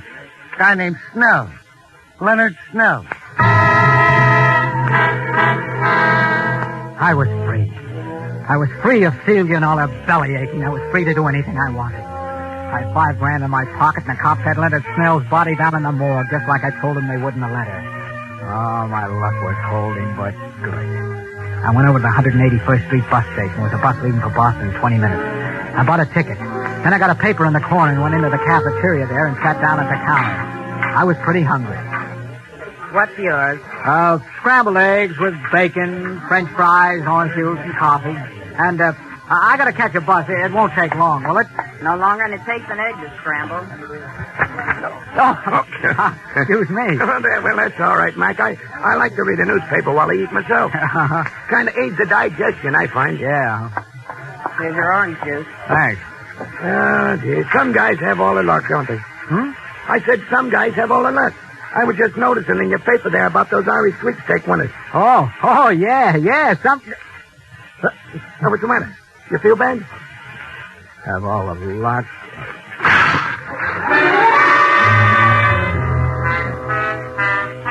When I came to, somebody was swabbing my head with water. I paid my check and got out of there somehow and looked at the paper again. That's what it said, all right. I'm a winner, draws favorite in Irish sweeps. Buy ticket. And I went on to say how it was worth at least $40,000 and maybe $150,000 if the horse won. And all of a sudden, I was standing there cursing and swearing at Celia, right out loud, just as though she was alive. Well, I saw people were staring at me, and I stopped. Oh, if it hadn't have been for her, I'd have $40,000. $40,000. Now that $40,000 was just a one-way ticket to the hot seat. Because that $40,000 belonged to Leonard Snell, and that Irish sweep ticket was in Leonard Snell's wallet. And Leonard Snell's wallet was in the pocket of that bum that was supposed to be me. Why, now the cops would have it along with the rest of Leonard Snell's stuff down at headquarters after they put the body in the morgue. Well, I still had my $5,000 and a bus ticket to Boston. You can't get all the breaks all the time, was what I figured then. So I got in the bus. Plenty of seats in the rear. This seat taken? No, not at all. Sit right down.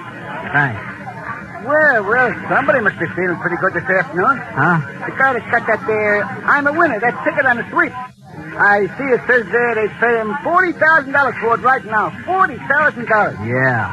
I'd sure like to be in his shoes, wouldn't you? Yeah. And I see it says... Yeah, do you want to read it? Well, you don't need it, just so. Skip it. Holy... What? All what? Hey, stop! Hey, let me out. I gotta get out of here. Will you make up your mind? I don't have to make up my mind, brother. I don't have to make up my mind. It was right then that I got the idea what was happening. It was just like old man Mosley said. It may only happen once in 100 years, but it was happening to me. Oh, my luck was riding high. And when your luck is like that, you just can't lose. Because there it was, right in the paper again on page 3. Freak explosion in Brooklyn kills 3, and it was my house. And the people killed were Mosley and his wife and Celia. They thought it was caused by old Mosley's chemicals or something. I didn't know. I didn't care. All I knew was they thought Celia had been killed by the explosion and the fire, and I was in the clear. I could walk into the police station, get my sweepstakes ticket, collect that $40,000, be set for life. Oh, I knew just what I was going to tell them. It was a lead-pipe cinch. I was walking on air all the way to the police station. I was going up the steps, then I stopped. Because I just remembered something terrible, and if I'd remembered it 10 seconds later, I'd have walked right into the electric chair. I remembered the letter. I was late. My morning, the cops had had that letter, telling how I killed Celia. That letter that I'd taken all the trouble to mail at the 43rd Street post office so I'd be sure to get off all right. Felt even worse this time than I had before because it seemed like I'd almost had that money right in my hand. I was pretty shaken. I went into a bar to get a drink. Yes, sir, what would it be? A double rye. All right, sir. Like a little chaser on the side, huh? No. Well, that'll be... Just leave the bottle. Oh, yes, sir.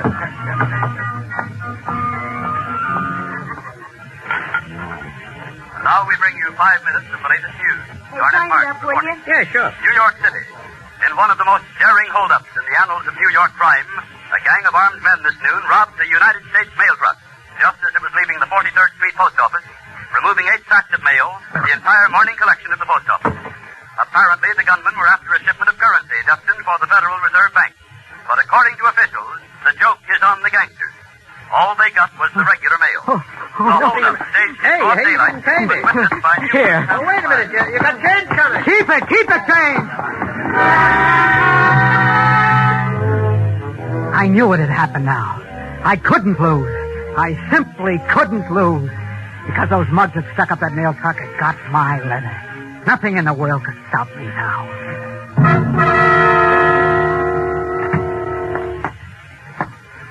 Officer, I've just been held up. Held up, huh? Yeah. Well, what happened? Well, I picked up a guy who asked me for a lift about 225th Street and Broadway. I was driving along by Van Cortlandt Park when suddenly grabbed me. Then he hit me with something. That's all I remember until I woke up lying in the park. My car was gone, and then I found out he'd taken my wallet, my money, well, everything. I see. What's your name? Leonard Snell. Leonard Snell? Yeah, that's right. Oh. Say, Lieutenant. Huh? This gentleman is Mr. Leonard Snell. He was held up this morning and his car was stolen. Oh. Just step in here, will you, Mr. Snell? Why? Sure. Sit down. Thanks. I got some news for you, Mr. Snell. Did you find my car? Well, yes, but, Well, you haven't seen the papers today? not since this morning. I got some good news and some bad news for you, Mr. Snell. Maybe I'd better tell you the bad news first. Pretty bad. Go ahead. Your wife was killed this morning, Mr. Snell, in a fire at your home. My wife? Killed? And this probably won't interest you much under the circumstances, Mr. Snell, but you've drawn a ticket worth $40,000 in the Irish sweepstakes. Win the Irish sweepstakes and then lose your wife the same day. Some people sure have all the hard luck in the world.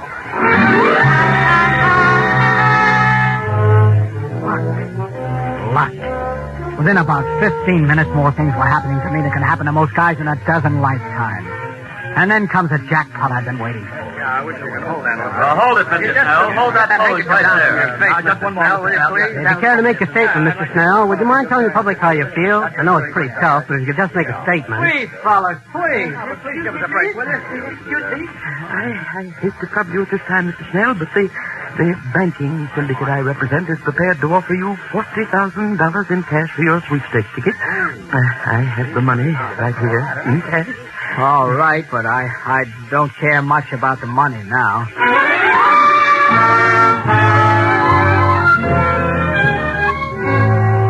That was at 4:30. By 6, I have $45,000 in my pocket. Cash. And I'm registered at the Waldorf and sitting down to dinner. I'll take the plank steak, please. Medium. Yes, sir. I'll have you ordered very shortly. Hello, pal. Mind if I sit down? Oh, you a reporter? Not exactly. I'm sort of a collector. You owe me 40 grand, pal, and I come to collect. Now. 40? Why, I don't know. Oh, yes, you do, pal. Remember that little letter you wrote to the police commissioner this morning that you mailed at the 43rd Street post office? Remember that? Some friends of mine found it. They figure it's worth just about 40 grand. You're one of the guys that suck at that milk. You want to make something of it?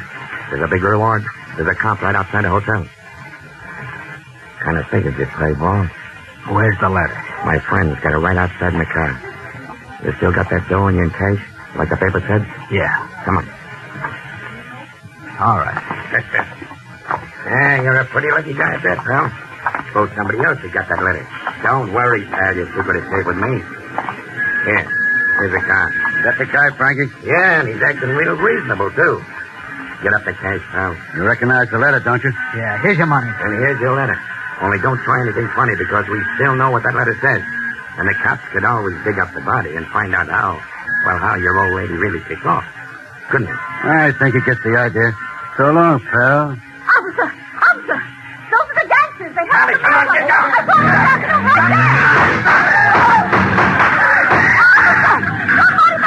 Poor man, he's been shot. The poor fellow looks like he's paralyzed or something. You. Yeah? You go call an ambulance. I'll stand by this man here. Okay. What's up, Jerry? We just had a little shooting match with those mail robbers. The other boys got him down the street, but this poor man was shot when they fired back. Hey, what's this letter here in the street? Addressed to the police commissioner. The fellow that shot had it in his hand before he fell. You better open it. It might be evidence. All right. No. What? No. Leonard Snell again. Better put a guard on Snell at the hospital, Jerry. From the looks of this letter, he's going to stand trial for murder.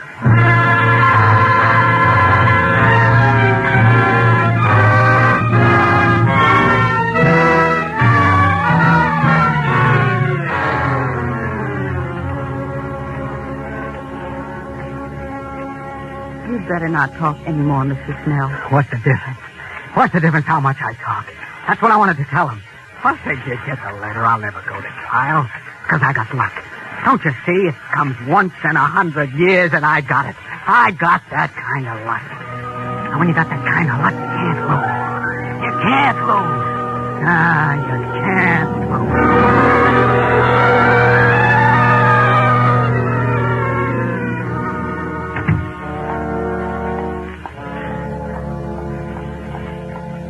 Hello, you still here? Yeah, I gotta guard that fellow Snell as long as he's here in the hospital. But did you ever see the like of it? I don't suppose one man ever had so much luck in one day in the whole wide world. Well, I guess his luck is played out now, all right, though. It's funny. He said, you can't lose. Well, he's wrong there, because that ladder's going to fly. Just as sure as my name is Jerry Malone. No, you're wrong, Jerry. His luck is still good. What? He's dead.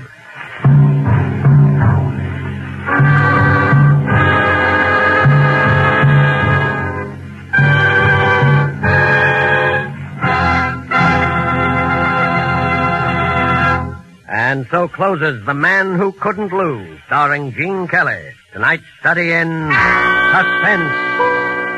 Suspense is produced and directed by William Spears. Have you discovered, as so many thousands of Americans have, how much Roma wines add to the enjoyment of your meals? How their superb taste makes special occasion feasts out of everyday meals? Find out for yourself what a marvel worker Roma wine can be in giving any meal new compliment-rousing zest. Start off the meal with an appetizer, Roma California Sherry. Then place on the table a cool bottle of Roma California Burgundy. You'll be amazed at the tremendous difference Roma wine makes in the enjoyment of your foods. Don't overlook this easy way to add extra enjoyment to everyday living at a cost of only pennies a glass. Take a tip from the millions who enjoy Roma wines at meals when entertaining. Ask for R-O-M-A, Roma wines. Remember, more Americans enjoy Roma than any other wine. Gene Kelly appeared through the courtesy of Metro-Goldwyn-Mayer, producers of the Technicolor production Kismet. Next Thursday, same time, you will hear Mr. John Hodiak as star of Suspense. Presented by Roma Wines. R-O-M-A. Made in California for enjoyment throughout the world.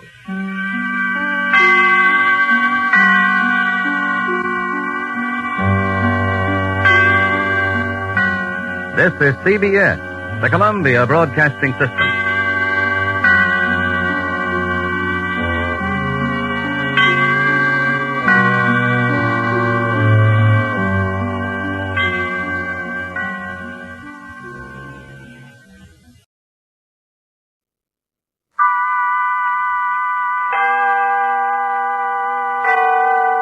Autolite and its 98,000 dealers bring you Mr. Fred McMurray in tonight's presentation of Suspense.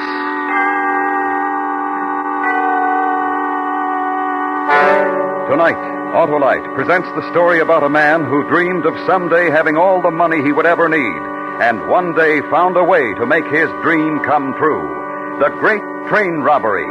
Our star, Mr. Fred McMurray.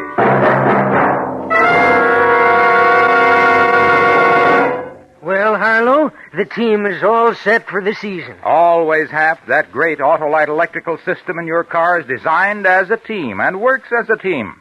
That's because every unit, like the coil, distributor, spark plugs, battery, generator, and starting motor, are all related by Autolite engineering design and manufacturing skill to give you the smoothest performance money can buy. Harlow, I mean our ball team. And the electrical system really has to be on the ball. It goes into action the instant you press the starter, and it continues every second the engine runs. And it works every time you blow the horn or turn on lights, radio heater, or electric windshield wiper. Harlow, I know it's important. It sure is, Hap, and that's why it pays to treat the electrical system of your car to a periodic checkup. See your car dealer or your authorized Autolite service station. You can quickly locate your nearest authorized Autolite service station in the classified section of your phone book under Automobile Electrical Service. Or call Western Union by number and ask for Operator 25. And remember, from bumper to tail light, you're always right with Autolite. And now, Autolite presents transcribed The Great Train Robbery, starring Mr. Fred McMurray, hoping once again to keep you in suspense.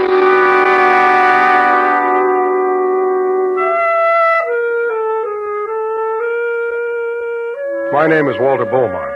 I'm 42 years old. I have no prominent marks or features that would distinguish me from any other plain, ordinary citizen. I live with my wife, Bess, in Oakland. If you saw me walking down the street, you wouldn't give me a second glance. The details of my appearance are very important.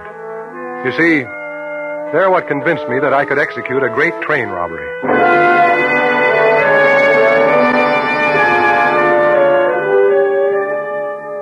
Bess and I have been married for 16 long and uneventful years. The year before we were married, I went to work for a toy manufacturing firm. I've been down there ever since and am now making $62 a week. 16 years ago, I had a lot of dreams and some ambition. But the necessities and responsibilities of our everyday living have cost me most of those dreams and what little ambition I had. Walter, did you remember to pay the rent? Yes, Bess. Installment on the washing machine? Uh-huh. What about the payment on the car and the box spring and mattress? Those two, Bess. Oh, wished we had a little money left over. At least enough to buy you a new white shirt. I've already turned the collars on the only 3 you own. Well, maybe we can get you one next month, if we're lucky. If we're lucky. For 16 years, it's been the same thing, over and over again. A new white shirt if we're lucky. A new pair of hose if we're lucky. The same thing, it never changes. Each night at 5:30, I drive up and park in front of a tarnished white stucco house where we've lived for the last 8 years, and I know that nothing has changed. But tonight when I got home, there was a change. A happy change. Some relief. A new face. The face of a visiting long-lost relative. Cousin Eugene. Yes, sirree, Cousin Bess. That's just about the best meal I've had in a long, long time. Well, I'm glad you like it, Eugene. One of these days we'll have you over for a real feast, Eugene. As soon as Walter's ship comes in. Oh, I'm a plain man. The simple things in life are good enough for me. Not for Walter. He's got ideas high and mighty. No, not anymore. He's got a dream world all his own. Well, Cousin Bess, we all do a little dreaming now and then. Cigar, Cousin Walter? Oh, yes, thanks. Thanks, Eugene. Here's a light. That tastes good. Yeah. There's nothing like a cigar after dinner, say I. It's the finishing touch. Do you have any definite plans for the future, Eugene? Well, Walter, I think I'm just about ready to settle down. Oh, well, that's good to hear. I'd like to buy me a farm somewheres and maybe raise some chickens. Always did like chickens. You know, I think I would have done something like that one day if... Go ahead, Walter. Say it. If you'd ever had the money. Well, that's my problem, folks. Money. You gotta have money to buy a farm, and right now I don't have any. Well, that's a shame. Say, speaking of money, you ever been up to Reno, Nevada, Walter? No, I've never been there. We don't get to go to too many places, Eugene. Seems like we always have something else more important to do with Walter's vacation money. Well, you've never seen so much money in all your life as there is in Reno. I'll bet it's an exciting town, all right? Oh, it is. Just about one of the most exciting towns I've ever been in. Yes, sirree. Lots of excitement. Lots of money. I guess our type of people would never get up to a city like Reno. Oh, I wouldn't say that, Cousin Walter. They get all types of people up in a city like Reno, all types. You see, people figure there's money to be had there, and money attracts all kinds of people. I often wondered what Walter'd do if he had a lot of money. He'd be an interesting man to watch. Him and all his dreams. Yeah, they have all types up there. Rich man, poor man, beggar man, thief. What did you say, Eugene? I said rich man, poor man, beggar man, thief. Yeah. Yes, that's what I thought you said.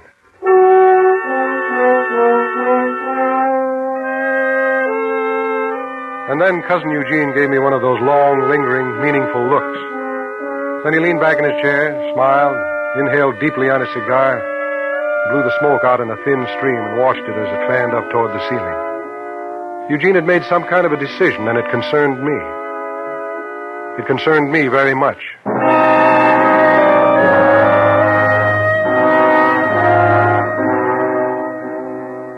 The following morning, about 11:30, Eugene called me at the office. He told me he wanted to see me on my lunch hour. He said he had something very important that he wanted to talk over with me, and could I meet him? I met him at 5 minutes after 12 in front of the ferry terminal. It's not too long a ferry boat ride over to Richmond, and I figured I could be back to work on time. I'll just eat my lunch while you go ahead and talk, Eugene. Is that all right? Oh, sure. Sure, go right ahead, Cousin Walter. Best fix your lunch every day? Oh, yeah. Every day, as far back as I can remember. You'd be surprised how much money it saves. Mm-hmm. Walter, what would you do if I gave you one half of, say, $25,000? Excuse me, for a minute I thought you said $25,000. I did? What are you talking about, Eugene? Well, you're a dreamer, so am I. There's only one way to make our dreams come true. We have to buy them, Cousin Walter, with money. That's why I've picked you. Picked me? Last night at the dinner table, I said there was a lot of money in Reno, Nevada. That's right, you did. Now, some of this money stays in Reno, and some of it goes elsewhere. Do you follow me? No, not quite. Well, some of it goes to banks, like banks here in Oakland and San Francisco. Oh, I see what you mean. Now, how does it get to these banks? Well, some of it they drive, some of it they fly, and some of it they load on the mail car of a train. You follow me? Go ahead, Eugene. Go ahead. The train they loaded on leaves the city of Reno every Thursday morning at 11 o'clock. It arrives in San Francisco at 4:30 in the afternoon. Do you follow me now? Yes. After the train leaves Reno, it passes through a place called Soda Springs at 10 minutes to 1. Then there follows a stretch of about 20 minutes before it passes a place called Dutch Flat, a stretch of nothing but lonely, dry desert. Go on, Eugene. And go on. If one gentleman was to get on the train in Reno and another gentleman was to drive a car to a deserted junction in between Soda Springs and Dutch Flat... The train could be stopped, the money taken off, and the gentlemen well on their way before the authorities could be warned. Why, Cousin Walter, do you realize what you've just suggested? Yes, Eugene, I've just suggested that we rob a train.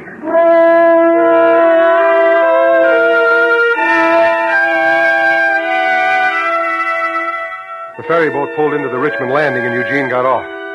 As he stepped down the gangplank, he turned around, smiled, and waved at me and disappeared into the crowd. The following day at work, I had a hard time trying to concentrate on a new shipment of toy atomic tanks we'd gotten in. And right after lunch, the phone on my desk began to ring. I let it ring a couple of times. I was almost afraid to pick it up. Afraid that it might not be Eugene. Hello? Hello, Cousin Walter? Yes. Done much thinking about that matter we discussed? Yes, I have. But, Eugene, I was thinking, how can just the two of us... Oh, it's very simple. I've worked for weeks on this plan, and you must have complete faith in me. Oh, I do, Eugene, I do. But what about Bess? How will I explain it to her? Oh, now you just leave that to me. Yes, but eventually I'm going to... Eventually you can tell her. And, Cousin Walter... Yes? What's more, I know she'll understand.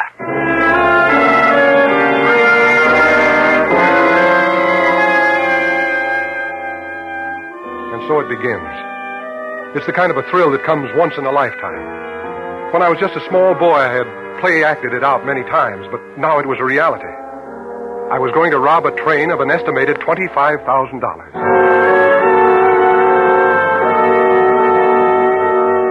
We decided on a date. The robbery would take place 2 weeks from the following Thursday. That would give us ample time to prepare everything.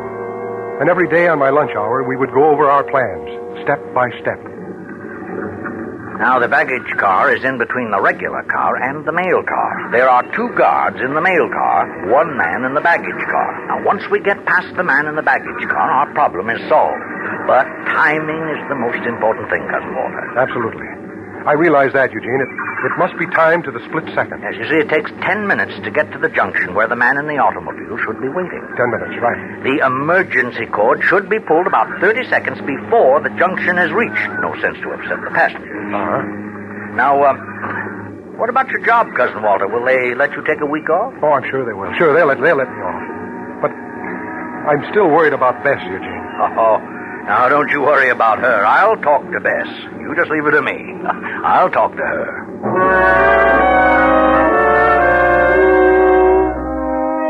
And he did. He wove Bess around his finger as if she'd been putty. By the time he was through with her, she was begging me to take a week off and go somewhere. We'll find the money to pay for the trip somewhere, she said. But when Eugene suggested he'd finance the trip, that was the clincher. He told Bess he was going to take me up to the Hillary Lodge at Lake Tahoe for some fishing. Only he didn't finance the trip, I did. With the $178 I drew out of our savings account at the bank. We needed money for our hotel room in Reno, the train ticket we had to buy, and for the gun we needed. The rest of the week went fast. And then it was Friday night, and we were ready to leave. Eugene was waiting out in my car while I was finishing packing. Oh, Walter. Now, look, Bess, it's only for a week. I know, but... Well, here, Walter. Here are your other 2 shirts. You want to look nice and neat. Here, put them in the suitcase. Fine. There. Well, I guess I'm all set. I better hurry. Walter, you will take care of yourself. Oh, of course I will, Bess. Now, don't you worry. I'll be all right. Well, all set, Eugene. Oh, good. Oh, Eugene. Yes, Cousin Bess? You take care of my Walter. Where'd you say you were staying? The Hillary Lodge. It's near the lake. Oh, Walter. Now, look, Bess. If I don't write, please don't get worried. Promise me? Yes, I promise. Well, goodbye, dear. Goodbye, Walter. Jean, take care, and have a good time. Bye.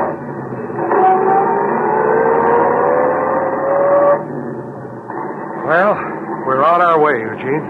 Yep. You know, the next time I drive down this street, I'll be a rich man. Yep. People like Bess are wrong, Eugene. Wrong? Yeah. Who says dreams don't come true?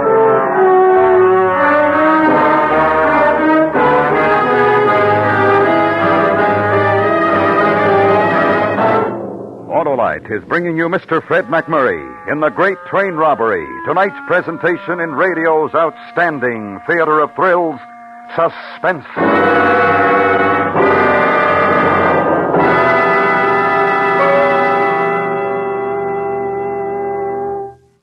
Say, Hap, talking about the first 2-unit 6-volt automotive electrical system used as original equipment. Talking about what? Why, about the forerunner of today's modern and precision-made automotive electrical system. Oh. Why, everyone knows Autolite engineers developed it 42 years ago. Well, let's talk about baseball, Harlow. The season's underway. Just like players on a winning ball team, every unit of the Autolite electrical system has to work with every other unit of the system to give you the smooth, economical performance you just normally expect from a car. That goes for the coil, distributor, starting motor, generator, battery, spark plugs, voltage regulator, and their thousands of component parts. You're talking about teamwork, eh, Harlow? I sure am, Hap, because every unit of the Autolite electrical system is related by Autolite engineering design and manufacturing skill to give you the smoothest performance money can buy. So when your Autolite-equipped car needs replacements, insist on the best Autolite original service parts. And remember, from bumper to tail light, you're always right with Autolite. And now, Autolite brings back to our Hollywood soundstage Mr. Fred McMurray in Elliot Lewis's production of The Great Train Robbery, a tale well calculated to keep you in suspense.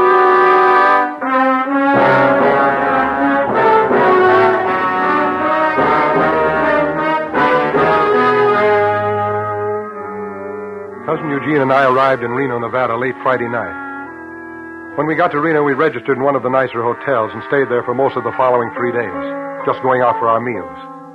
On Monday, we left Reno for a short while and drove to the junction about 13 miles from Soda Springs. Eugene pointed out all the landmarks. This was where the train was to be stopped by pulling the emergency cord. Then on Tuesday, we went down to the train station and bought a ticket for the train leaving Thursday morning. On the way back to our hotel, we stopped in at one of the gambling casinos on the main street, and Eugene started putting nickels in a slot machine.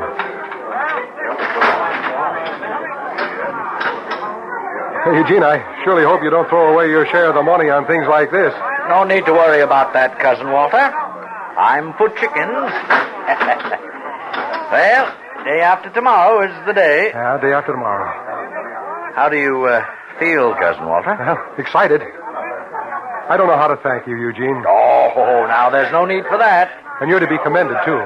Your plan is foolproof. Of course, I've never handled a gun before, but don't worry about that. Did you say gun, Cousin Walter? Well, yes. Oh, I'm afraid you won't be handling the gun. I will. Well, you'll be driving the car. You won't have need for a gun, Eugene. But the positions are just reversed. I'll be on the train, and you'll be in the car. Me in the car? Oh, I'm sorry, Cousin. Wait a minute.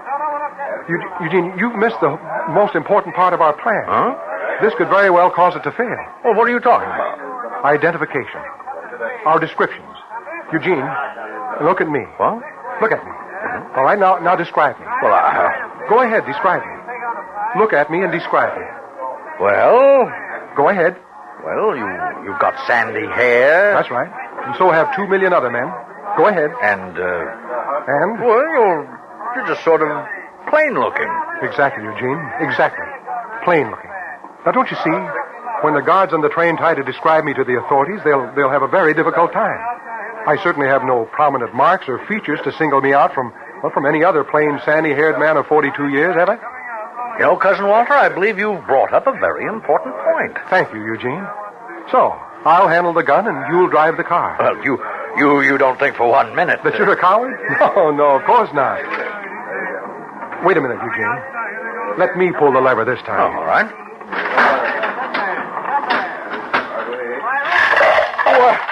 What do you know about that? You see, Cousin Eugene, we hit the jackpot. Our luck's already begun.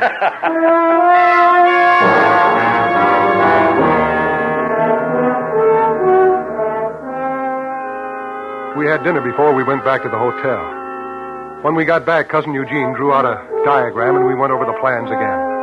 All I was to take from the mail car was one money bag. Eugene figured that each bag ought to contain about $25,000. And with one half of that, he figured he could start a pretty good-sized chicken farm.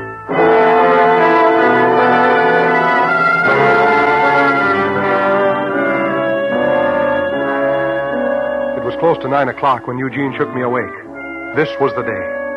My heart was already starting to beat faster. I took a shower and shaved and got dressed. I put on my last clean white shirt.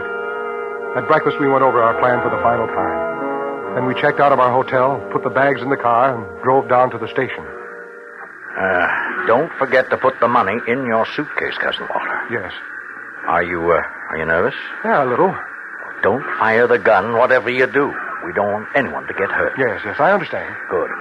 Now, remember, you've only got 10 minutes to get back to the mail car and get the money. 10 minutes, that isn't very long. Be sure and keep your eye on your watch. I will. Keep my eye on my watch. Good. Well, it's time. Yes, it's time. Yes. I'd better get on. Good luck, Cousin Walter. Thank you, Eugene. Thank you.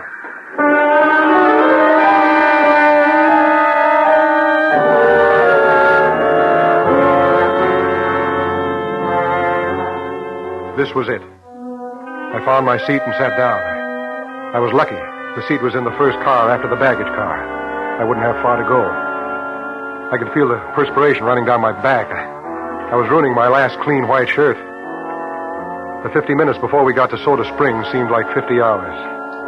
Then we reached Soda Springs and the train slowed down.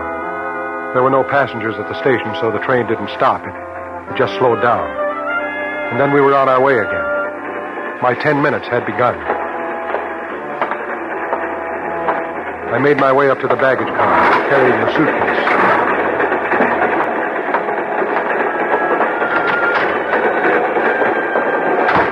The baggage man was reading a newspaper. Yes, sir. What can I do for you? I'd like to check this suitcase. Forgot to at the station, huh? All right, hand it over here. I'll give you a baggage check. Thank you. It feels empty. You sure you wanted a check? I'd appreciate it if you'd put your hands up. What is this? In simple language, a train robbery. Now, let's just start walking that way. That's the mail car, mister. I know. Hey, now look. Now, just do as I tell you and no one will get hurt. Walk in front of me.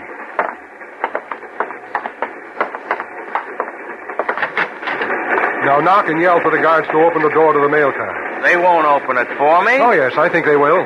Now knock. Okay, mister, it's your funeral. Hey, Red, open up. It's Harold.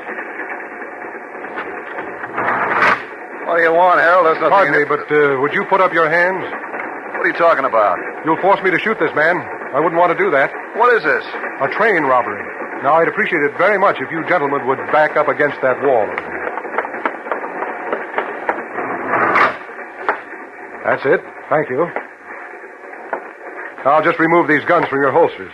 I dislike bloodshed. And I'm afraid you gentlemen might be tempted. There we are. Now, let's see. Oh, yes. Here they are. You're making a big mistake, mister. You sound just like my wife. Now, let's see. Cousin said take just one bag. Now, there's so many. I think I'll take two. One apiece.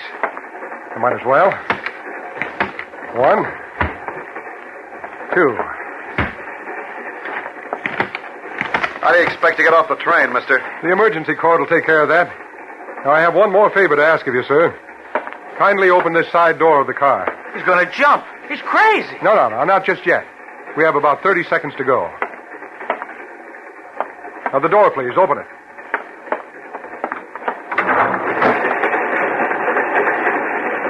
15 seconds. 10 seconds. 5, 4, 3, 2, 1. Now!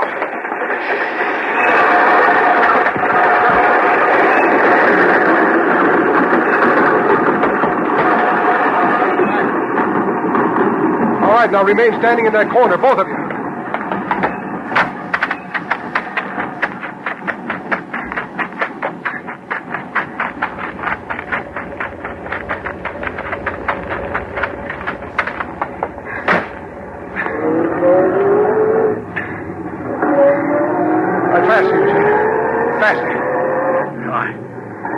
I've got it on the floor now, Cousin Walter. Well, that's good enough. Couldn't possibly read our license numbers from this distance. Doesn't matter, I've got them covered up. Well, how'd it go? Perfect, Eugene, perfect. I will admit I had a few bad moments, I guess, but otherwise it was perfect. Look under these dirty shirts. What? Well, you took 2 bags, but I told you only to take 1. Yeah, I know, but I figured it'd be easier dividing it with 2 bags.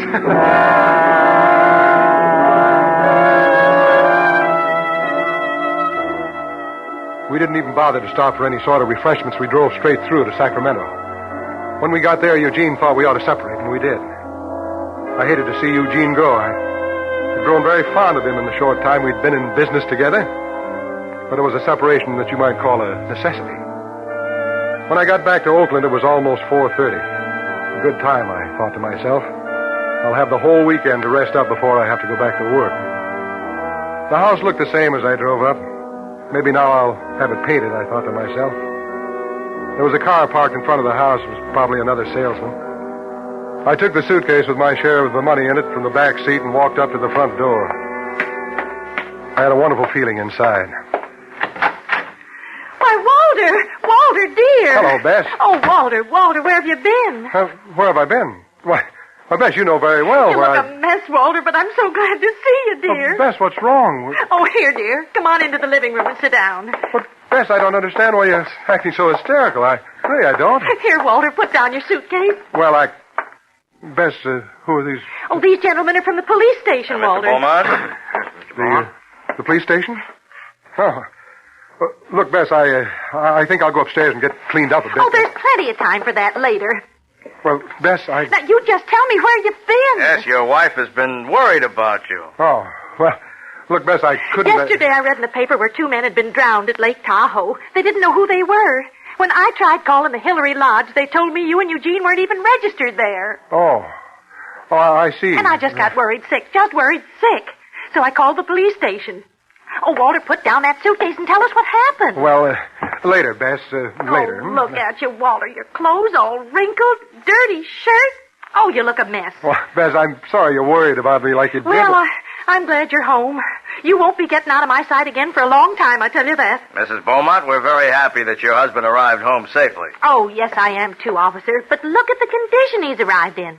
Oh, I'll bet he doesn't even have a clean shirt for work Monday morning. Here, Walter, give me that suitcase. No, wait, Give Bess. it to me. I'll just get your dirty shirts out of this suitcase and get them in the washer. Well, I guess you won't be needing us anymore, Mrs. Beaumont. Bess, please. Please, Bess, don't open the suitcase. Bess, please.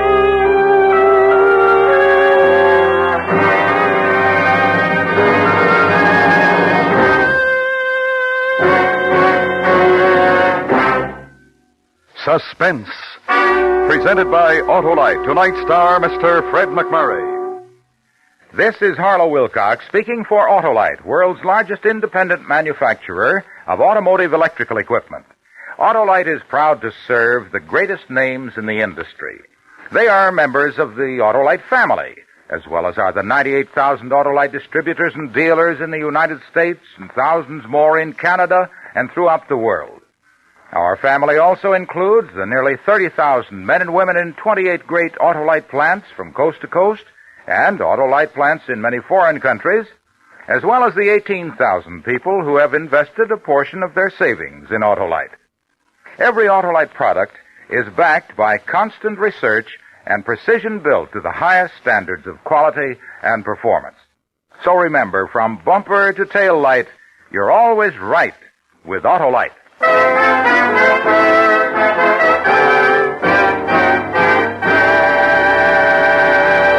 Next week, the story about a man who committed a murder and got away with it for quite a while.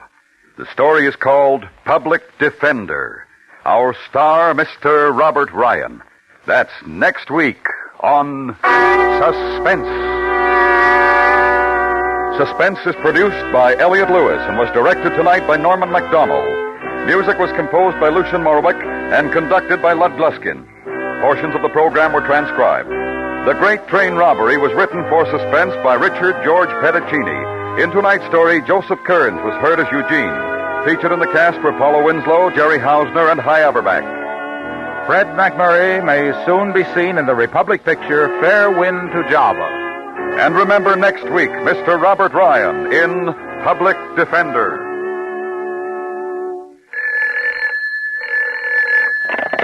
You can buy Autolite electrical parts, Autolite Stay-Full batteries, and Autolite resistor or standard type spark plugs at your neighborhood Autolite dealers. Switch to Autolite. Good night. We thank the readers of Radio and TV Mirror magazine for again voting Suspense their favorite radio mystery program.